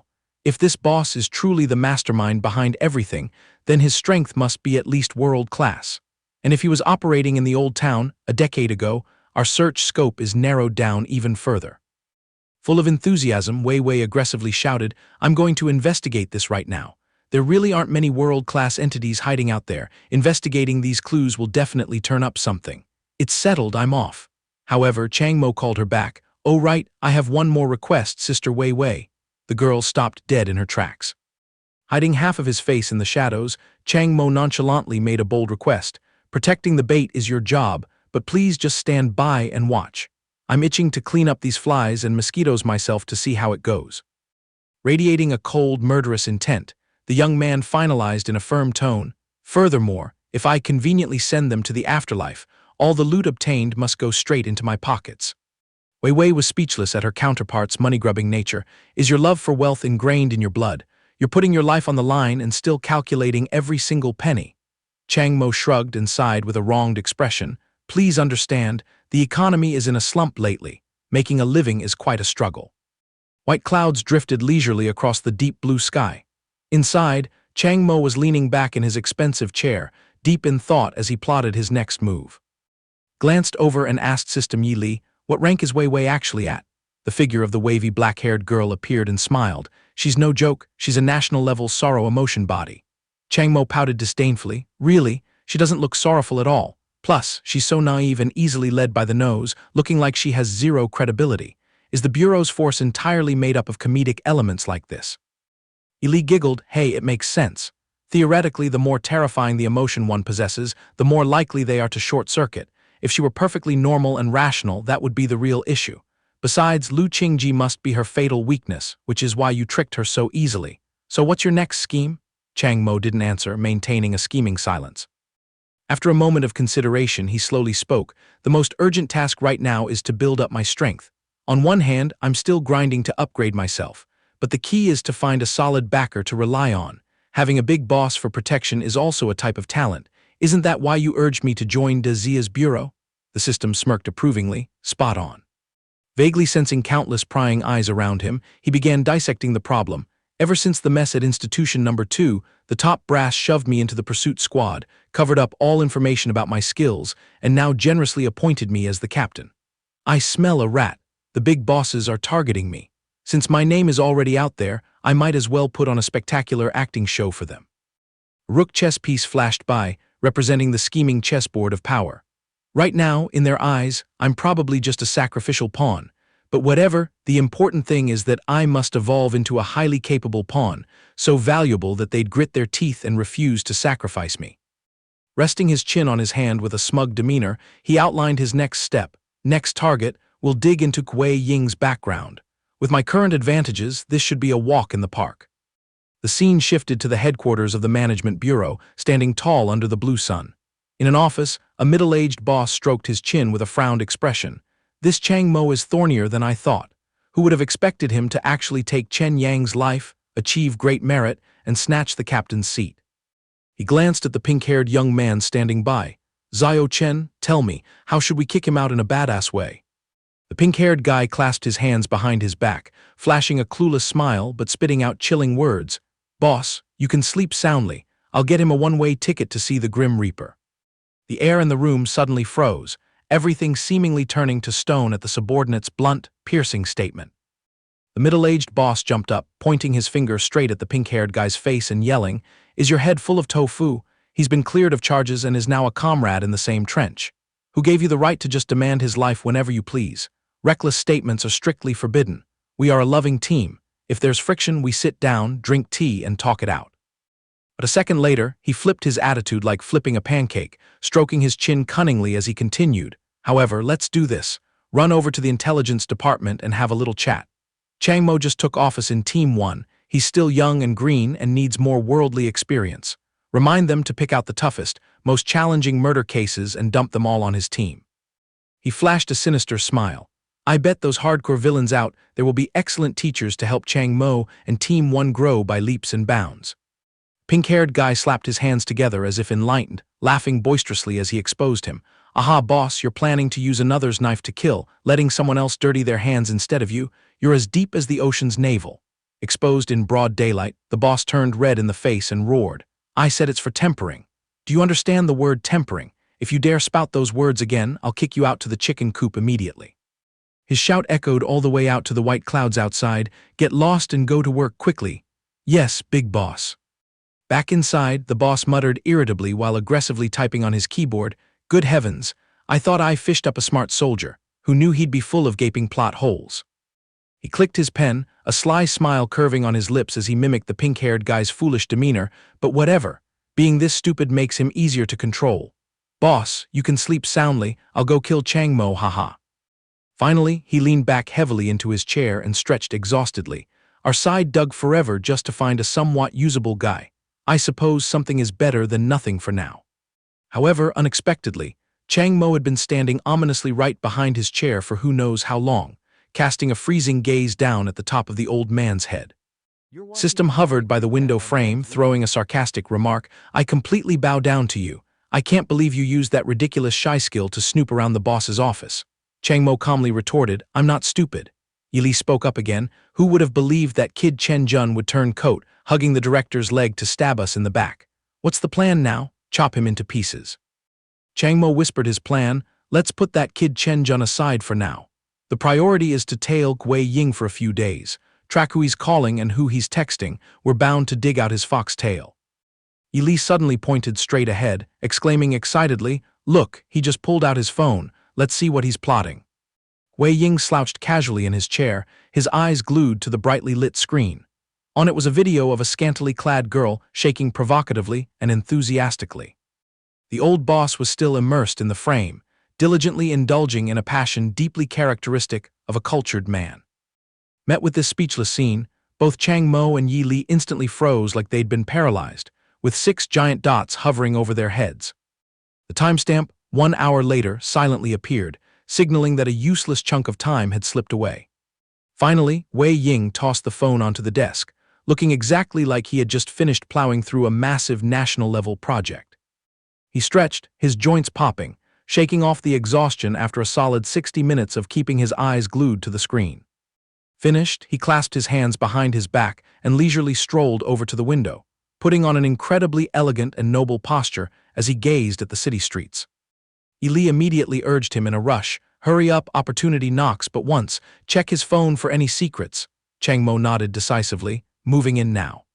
The young man skillfully maneuvered his invisible hand, inching closer and closer to the phone tossed carelessly on the desk. But unluckily, the exact moment his finger brushed against the metal casing, a bolt of energy crackled. Chang Mo's whole body jerked, the invisibility shield glitching and flashing, exposing half of his terrified face. Thank goodness for 70 generations of blessings that Wei Ying was still busy drifting with the clouds and wind outside, completely oblivious to the dramatic scene playing out behind him. The frame shifted back to the jade-colored virtual dimension. Chang Mo collapsed to his knees, one hand on the ground, panting heavily like a dog catching its breath. The system girl hovering nearby frowned and threw stones at him. "Hey Chang Mo, what did you do to almost expose yourself like that? You really are useless. Your endurance is way too weak." Exhausted, he groaned back. "I was just a millimeter away from seeing Wei Ying's messages." He puffed his cheeks and exhaled a mouthful of air, suddenly realizing a truth. "Li, I just discovered a heartbreaking fact. Using Chen Yang's humiliating superpower also consumes energy. I didn't notice before because I had just swallowed his emotional core hole, meaning my shame energy tank was overflowing at the time." The memory of his half-exposed face flashed through his brain, confirming the theory. Maintaining the invisibility mode continuously drains the shame energy bar. My power just hit rock bottom. No wonder I was almost caught red-handed. Only then did the girl Li flinch, slapping her forehead in confession. "Oh crap, I completely threw that rule out the back of my mind." Chang Mo's face scrunched up, glaring at the system with a speechless look. "The bad luck doesn't end there. Every time we pop in and out of this dimension, it takes a bite out of the shame energy." The statement made Li stand dumbfounded like a statue. The young man kneeled helplessly in the middle of the vast room, howling in absolute despair. And the most disastrous part is, my last drop of humiliation energy just evaporated. We might as well set up a permanent museum exhibit in this damn dimension. Receiving the shocking news, Li's emerald eyes widened in astonishment. It seemed the system's brain was in a data-reloading state. The camera panned in for a close-up of the girl's face. A freezing silence enveloped the area as they both faced the prospect of squatting in this place until their next lives. But in the very next second, a dark, flirtatious smile slowly bloomed on her blood-red lips. A chill ran down his spine. Chang Mo sweated buckets, trembling and stuttering. What are you grinning at?" Li leaned forward, her breath close to the young man's face, enticing him with a cultish tone.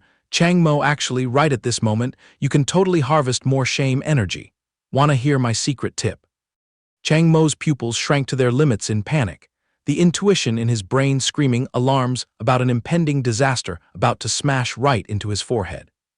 The terrified boy dragged his butt backward, flailing his arms wildly and yelling, "Stay away from me."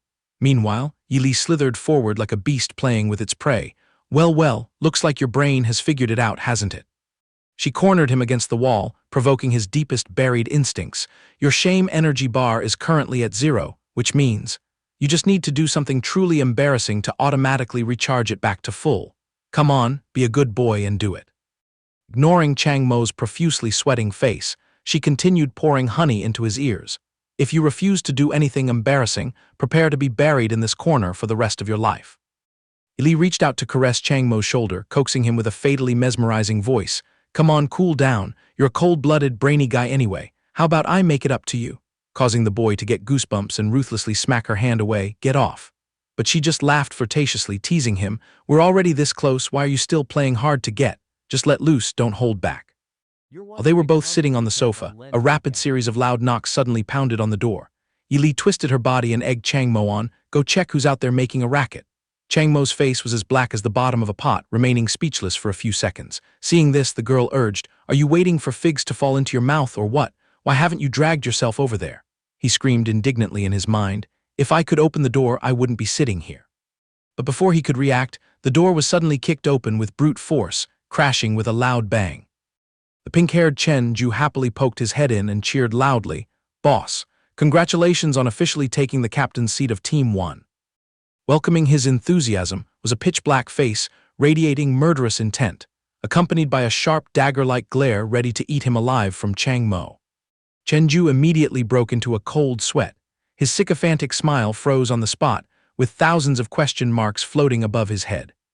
Without uttering a single word, Chang Mo darted forward like a tornado, grabbed the guy by the collar, and dragged him inside the room. The door was then kicked shut with incredible rudeness. Chang Mo gripped his collar tightly and interrogated him. Word is that you've been buddy-buddy with Wei Ying lately, so what are you doing here at my place? Chen Ju turned pale, frantically waving his hands to defend himself. Boss, please see clearly. I swear I never intended to sell you out. I trekked all the way here to offer up classified intel on Wei Ying to you. This confession made the boy pause, raising a sense of suspicion. In the blink of an eye, Chang Mo had gracefully taken a seat back on the sofa, leaving the pink-haired guy sprawled and kneeling pitifully on the floor, looking incredibly pathetic. Chen Ju hastily used his glib tongue to redeem himself. Boss, after a deep investigation, I can bet my head that on the night we hunted Chen Yan, there were absolutely no moles within the squad. The fatal slip-up happened when you called to request the Chen Ye sword. Someone in the logistics department leaked the info to Wei Ying, which is how they caught wind of our plan to ambush Chen Yan. Chang Mo narrowed his eyes in deep thought. That matches 80% of my deductions. Furthermore, the Management Bureau's headquarters is definitely bugged. During the mission, there must have been a malicious gaze trailing us from afar. Unfortunately, because the distance was so great, no one bothered to notice. No wonder they set up a trap waiting for us to dive into. He threw a freezing bucket of water right at the pink-haired guy's face. You think this tiny scrap of clues is enough to wash away your treasonous crimes? Not even close. This made the guy turn pale and scream, Wait, boss, I still have hot intel I haven't revealed yet. Chen Ju leaned forward, whispering with a dangerous vibe, reporting to the boss, I took the liberty of hacking straight into Wei Ying's phone. This detail instantly drew Chang Mo's full attention. He recounted enthusiastically, to make sure I didn't get caught, I only dared to do a quick breach. But the good news is I managed to recover a bunch of deleted messages. There's a character with the alias Miss S on the exact night we jumped Chen Yan. Old received a text saying, target switched to hunting the eagle, and he immediately dialed this Miss S according to my deduction. Miss S is definitely the one pulling Wei Ying's strings behind the scenes. Chen Ju boldly presented his own phone right in front of the big boss. What's more, I also dug up an explicit photo from his phone's trash bin. Catching the eye was an image of Wei Ying clinging affectionately to a glamorous beauty, accompanied by Chen Ju's confident conclusion, I bet this beauty is Miss S. Scrutinizing the photo carefully, Chang Mo inwardly analyzed, sticking together like glue like this, did Wei Ying really fall for a honey trap? It doesn't make sense. Moreover, the aura exuding from this photo smells a bit off. He glanced down at the lackey groveling on the floor, interrogating, Give me one reason to trust you. Obviously, by siding with the director, your rice bowl would be filled with more meat, right? Chen Ju cried and confessed, Big bro choosing to tail you. Honestly, it wasn't my decision to make. The pink-haired guy raised his stupid-looking face and loudly declared, It was the heavens that twisted my fate and forced me to submit to you. Chang Mo was dumbfounded, his face plastered with giant question marks. Chen Ju dug a coin out of his pocket and delivered a passionate presentation. I know you don't believe me, boss. Here, look closely, this is a coin.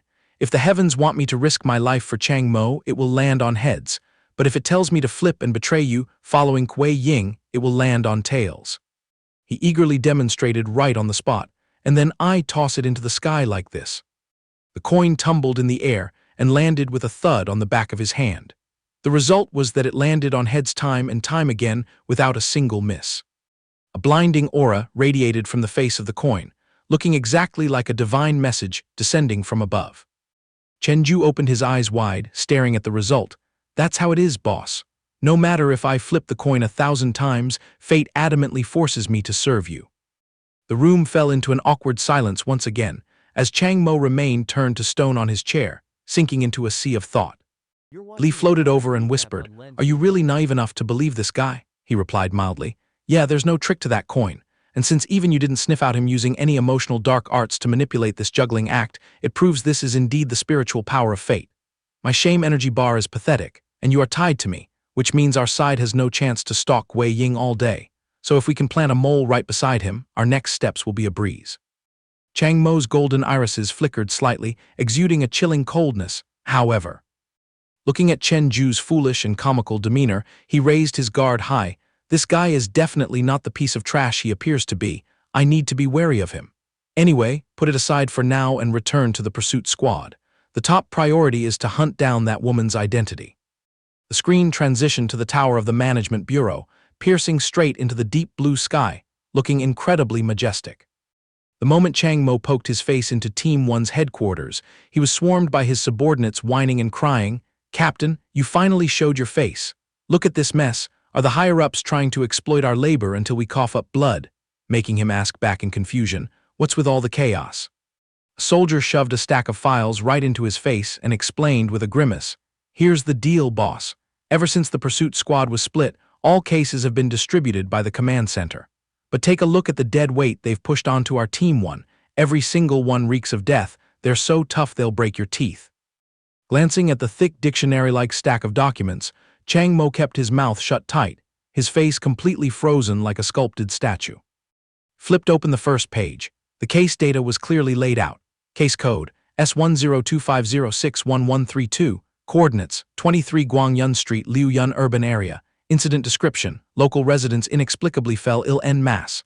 The symptoms were a mixed bag, mostly mild cases, and luckily no one had to be covered with a sheet yet. Handling progress. The medical team practically bleached the area to a pulp, but to no avail. The pursuit squad personally tore through the scene, but still didn't sniff out the strange pathogen.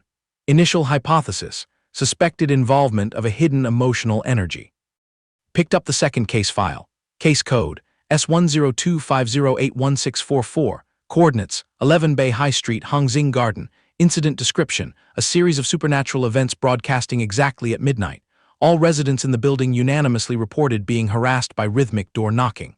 This scenario has repeated relentlessly for 30 days. Intervention, opening the door reveals no one. Police camping overnight confirmed no strangers entered the apartment complex, and the exterior of the doors had no physical scratches. Case report clearly stated, investigation log, police forces laid a trap at dawn but didn't catch a shadow or any mechanical device. The second time, the pursuit squad stepped in and caught a faint trace of a strange emotional power, but the concentration was pitifully below the alert level. Conclusion. It is suspected that this ghostly knocking is activated by emotional abilities. The mastermind is currently missing without a trace.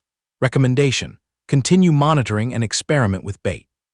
Chang Mo stroked his chin thoughtfully with a face that said he was too tired to complain. What kind of mess is this? Every single case is a major headache, and look at the timestamps. They're just a pile of cold cases gathering dust from a year ago. However, right when he reached the last page of the stack, he suddenly froze and widened his eyes. Hold on, there's a piping hot case right on the back here. The file displayed a bloody murder case. Case code, S1026072212. Coordinates, room 1401 Long Hu Apartment Complex, 23 Zhu Fu Street. Summary, the deceased is Wang Hu, a junior at Donghai University. The body was found sprawling right on his bed. State of the corpse, completely naked. Cause of death, crushed internal organs due to impact from a free fall from the sky. Line spot, there are absolutely no high-rise buildings around the scene. This free fall method defies all laws of physics. The killer is determined to be an emotion body, but it wiped away the energy residue perfectly, making it hopeless to profile its skills. Security camera data around the time of the crime. An unknown female figure was seen loitering around the apartment complex, naturally making her the prime suspect. His eyes suddenly bulged when he got a clear look at the attached photo of the suspect. Good Lord, isn't this beauty the female lead from Wei Ying's photo? He narrowed his eyes calculatingly, waves of suspicion churning in his gut. How could there be such a perfect coincidence in this world? I just dropped a hint about digging into this woman's background, and immediately a case involving her gets tossed right into my lap. This smells exactly like a mousetrap. Could that kid Chen Jun be scheming to lure me in, or is he himself just a sacrificial pawn being manipulated by someone else? Right at that moment, little Jia Qi poked her head out looking toward Chang Mo, cheerfully clapping her hands to alert the group. Everyone, Chang Mo's spirit has returned to the office. With her curious nature, the girl trotted around behind him and peeked at the stack of files. What is he scrutinizing so passionately? But a split second after reading the text, Jia Qi's face turned as white as a sheet of paper, her pupils dilating to their limits, filled with shock. The little girl stumbled backward and fell with a thud, landing pitifully on her butt right in the middle of the room, leaving the crowd gaping, completely clueless about what was going on. Chang Mo turned his head, knitting his brows tightly, revealing a hint of concern. "What's wrong, Jia Qi?" The girl trembled violently, pointing her finger at the file, her voice stammering in panic. I know the dead person in this case." Unable to suppress her agitation, the girl burst into tears and cried out, "Wang Hu is my classmate." During Team 1's emergency meeting, the glib soldier from earlier started playing devil's advocate again. "Captain, this case is a tough nut to crack. These criminals with emotional abilities slip away faster than loaches. The most bitter part is that if their threat level is just average, catching them won't yield many contribution points. The reward won't even cover our medical bills." Chang Mo immediately cut off his complaints. The suspect's face has already been exposed in this case, meaning our chances of winning are extremely bright. Shut your mouth and rack your brain for a way to crack the case. Another member clicked his tongue and reported, "The police already squeezed the neighbors dry for testimonies but got nothing. As for the suspect, she's vanished without a trace, as if she evaporated from the earth. For these trivial cases, the police just do a superficial sweep and then toss them to us to take out the trash." Chang Mo pondered and pressed, "Did the street security camera system salvage anything?" A female colleague hesitated before reporting, "Captain, the camera eyes around the area all coincidentally broke down at the same time and are awaiting maintenance." Hearing that, he tossed out a smirk. What a fierce coincidence. Seeing the boss's conspiracy-filled gaze, the staff member hurriedly did damage control. "Actually, the camera system in Donghai gets vandalized a lot. As soon as we patch it up, the criminals smash it again. They all possess emotional superpowers, so destroying a camera with a snap of their fingers is as easy as eating candy. We can't stop them. The only way is to crawl out and fix it wherever it breaks. In fact, a third of the city's cameras are in a crippled state year-round." Chang Mo nodded slightly. "I understand." Tapping his fingers rhythmically on the desk, he dove deep into analysis. "Since that's the case, our only option is to dig for clues from the victim himself. He was just an ordinary student, and his medical report confirmed he didn't possess any abnormal abilities. When he was alive, he had a bit of anger but not enough to mutate. Overall, a completely clean background. Then why did the killer target him? His skull was still intact, meaning the killer didn't intend to hunt for food like monsters usually do. If not for food, why would a murderer go out of their way to take down a mortal? Killing for fun out of boredom, not to mention that look of absolute terror. Could it be that he faced an emotional monster right before taking his last breath? Jia Qi sprang up, raising her hand to volunteer for the front lines. "I can head back to school and scout out the situation. He had a few close friends, and I'm quite familiar with that group." Before she could finish, Chang Mo's face darkened as he ruthlessly shut her down. "Jia Qi, it's best if you don't step foot outside the bureau," shutting the girl up completely. Afraid his friend would bring disaster upon herself, he took the time to explain clearly, "Even though that guy Chen Yang is in the grave, when he was alive, you were his fat prey. I bet he craved your emotional core. Once you die, the energy inside you will condense into a core. And with the label of a rare, undiscovered emotion body, your core is extremely valuable." The young man slightly adjusted his glasses, letting out a sigh full of concern. "I'm worried that the criminals out there will try everything to slaughter you to steal that core. So to preserve your life, absolutely do not leave the management bureau." Suddenly, System Yi Li appeared, floating lazily right behind his head, whispering provocations. "You really are stubborn. Wouldn't letting little Jia Qi go investigate be killing two birds with one stone?" Forcing Chang Mo to dart his eyes around in high alert. The demonic girl painted a flawless, yet deeply venomous smile on her face. "Use your brain a little. If she's lucky enough to pry information out of her friends' mouths, wouldn't the investigation progress skyrocket like a rocket? And if by bad luck she ends up dead?" She wrapped her arms tightly around Chang Mo's neck from behind, blowing eerie breaths into his ear. Wouldn't that be a perfect opportunity for you to swallow her emotional core whole and snatch that invaluable power for yourself?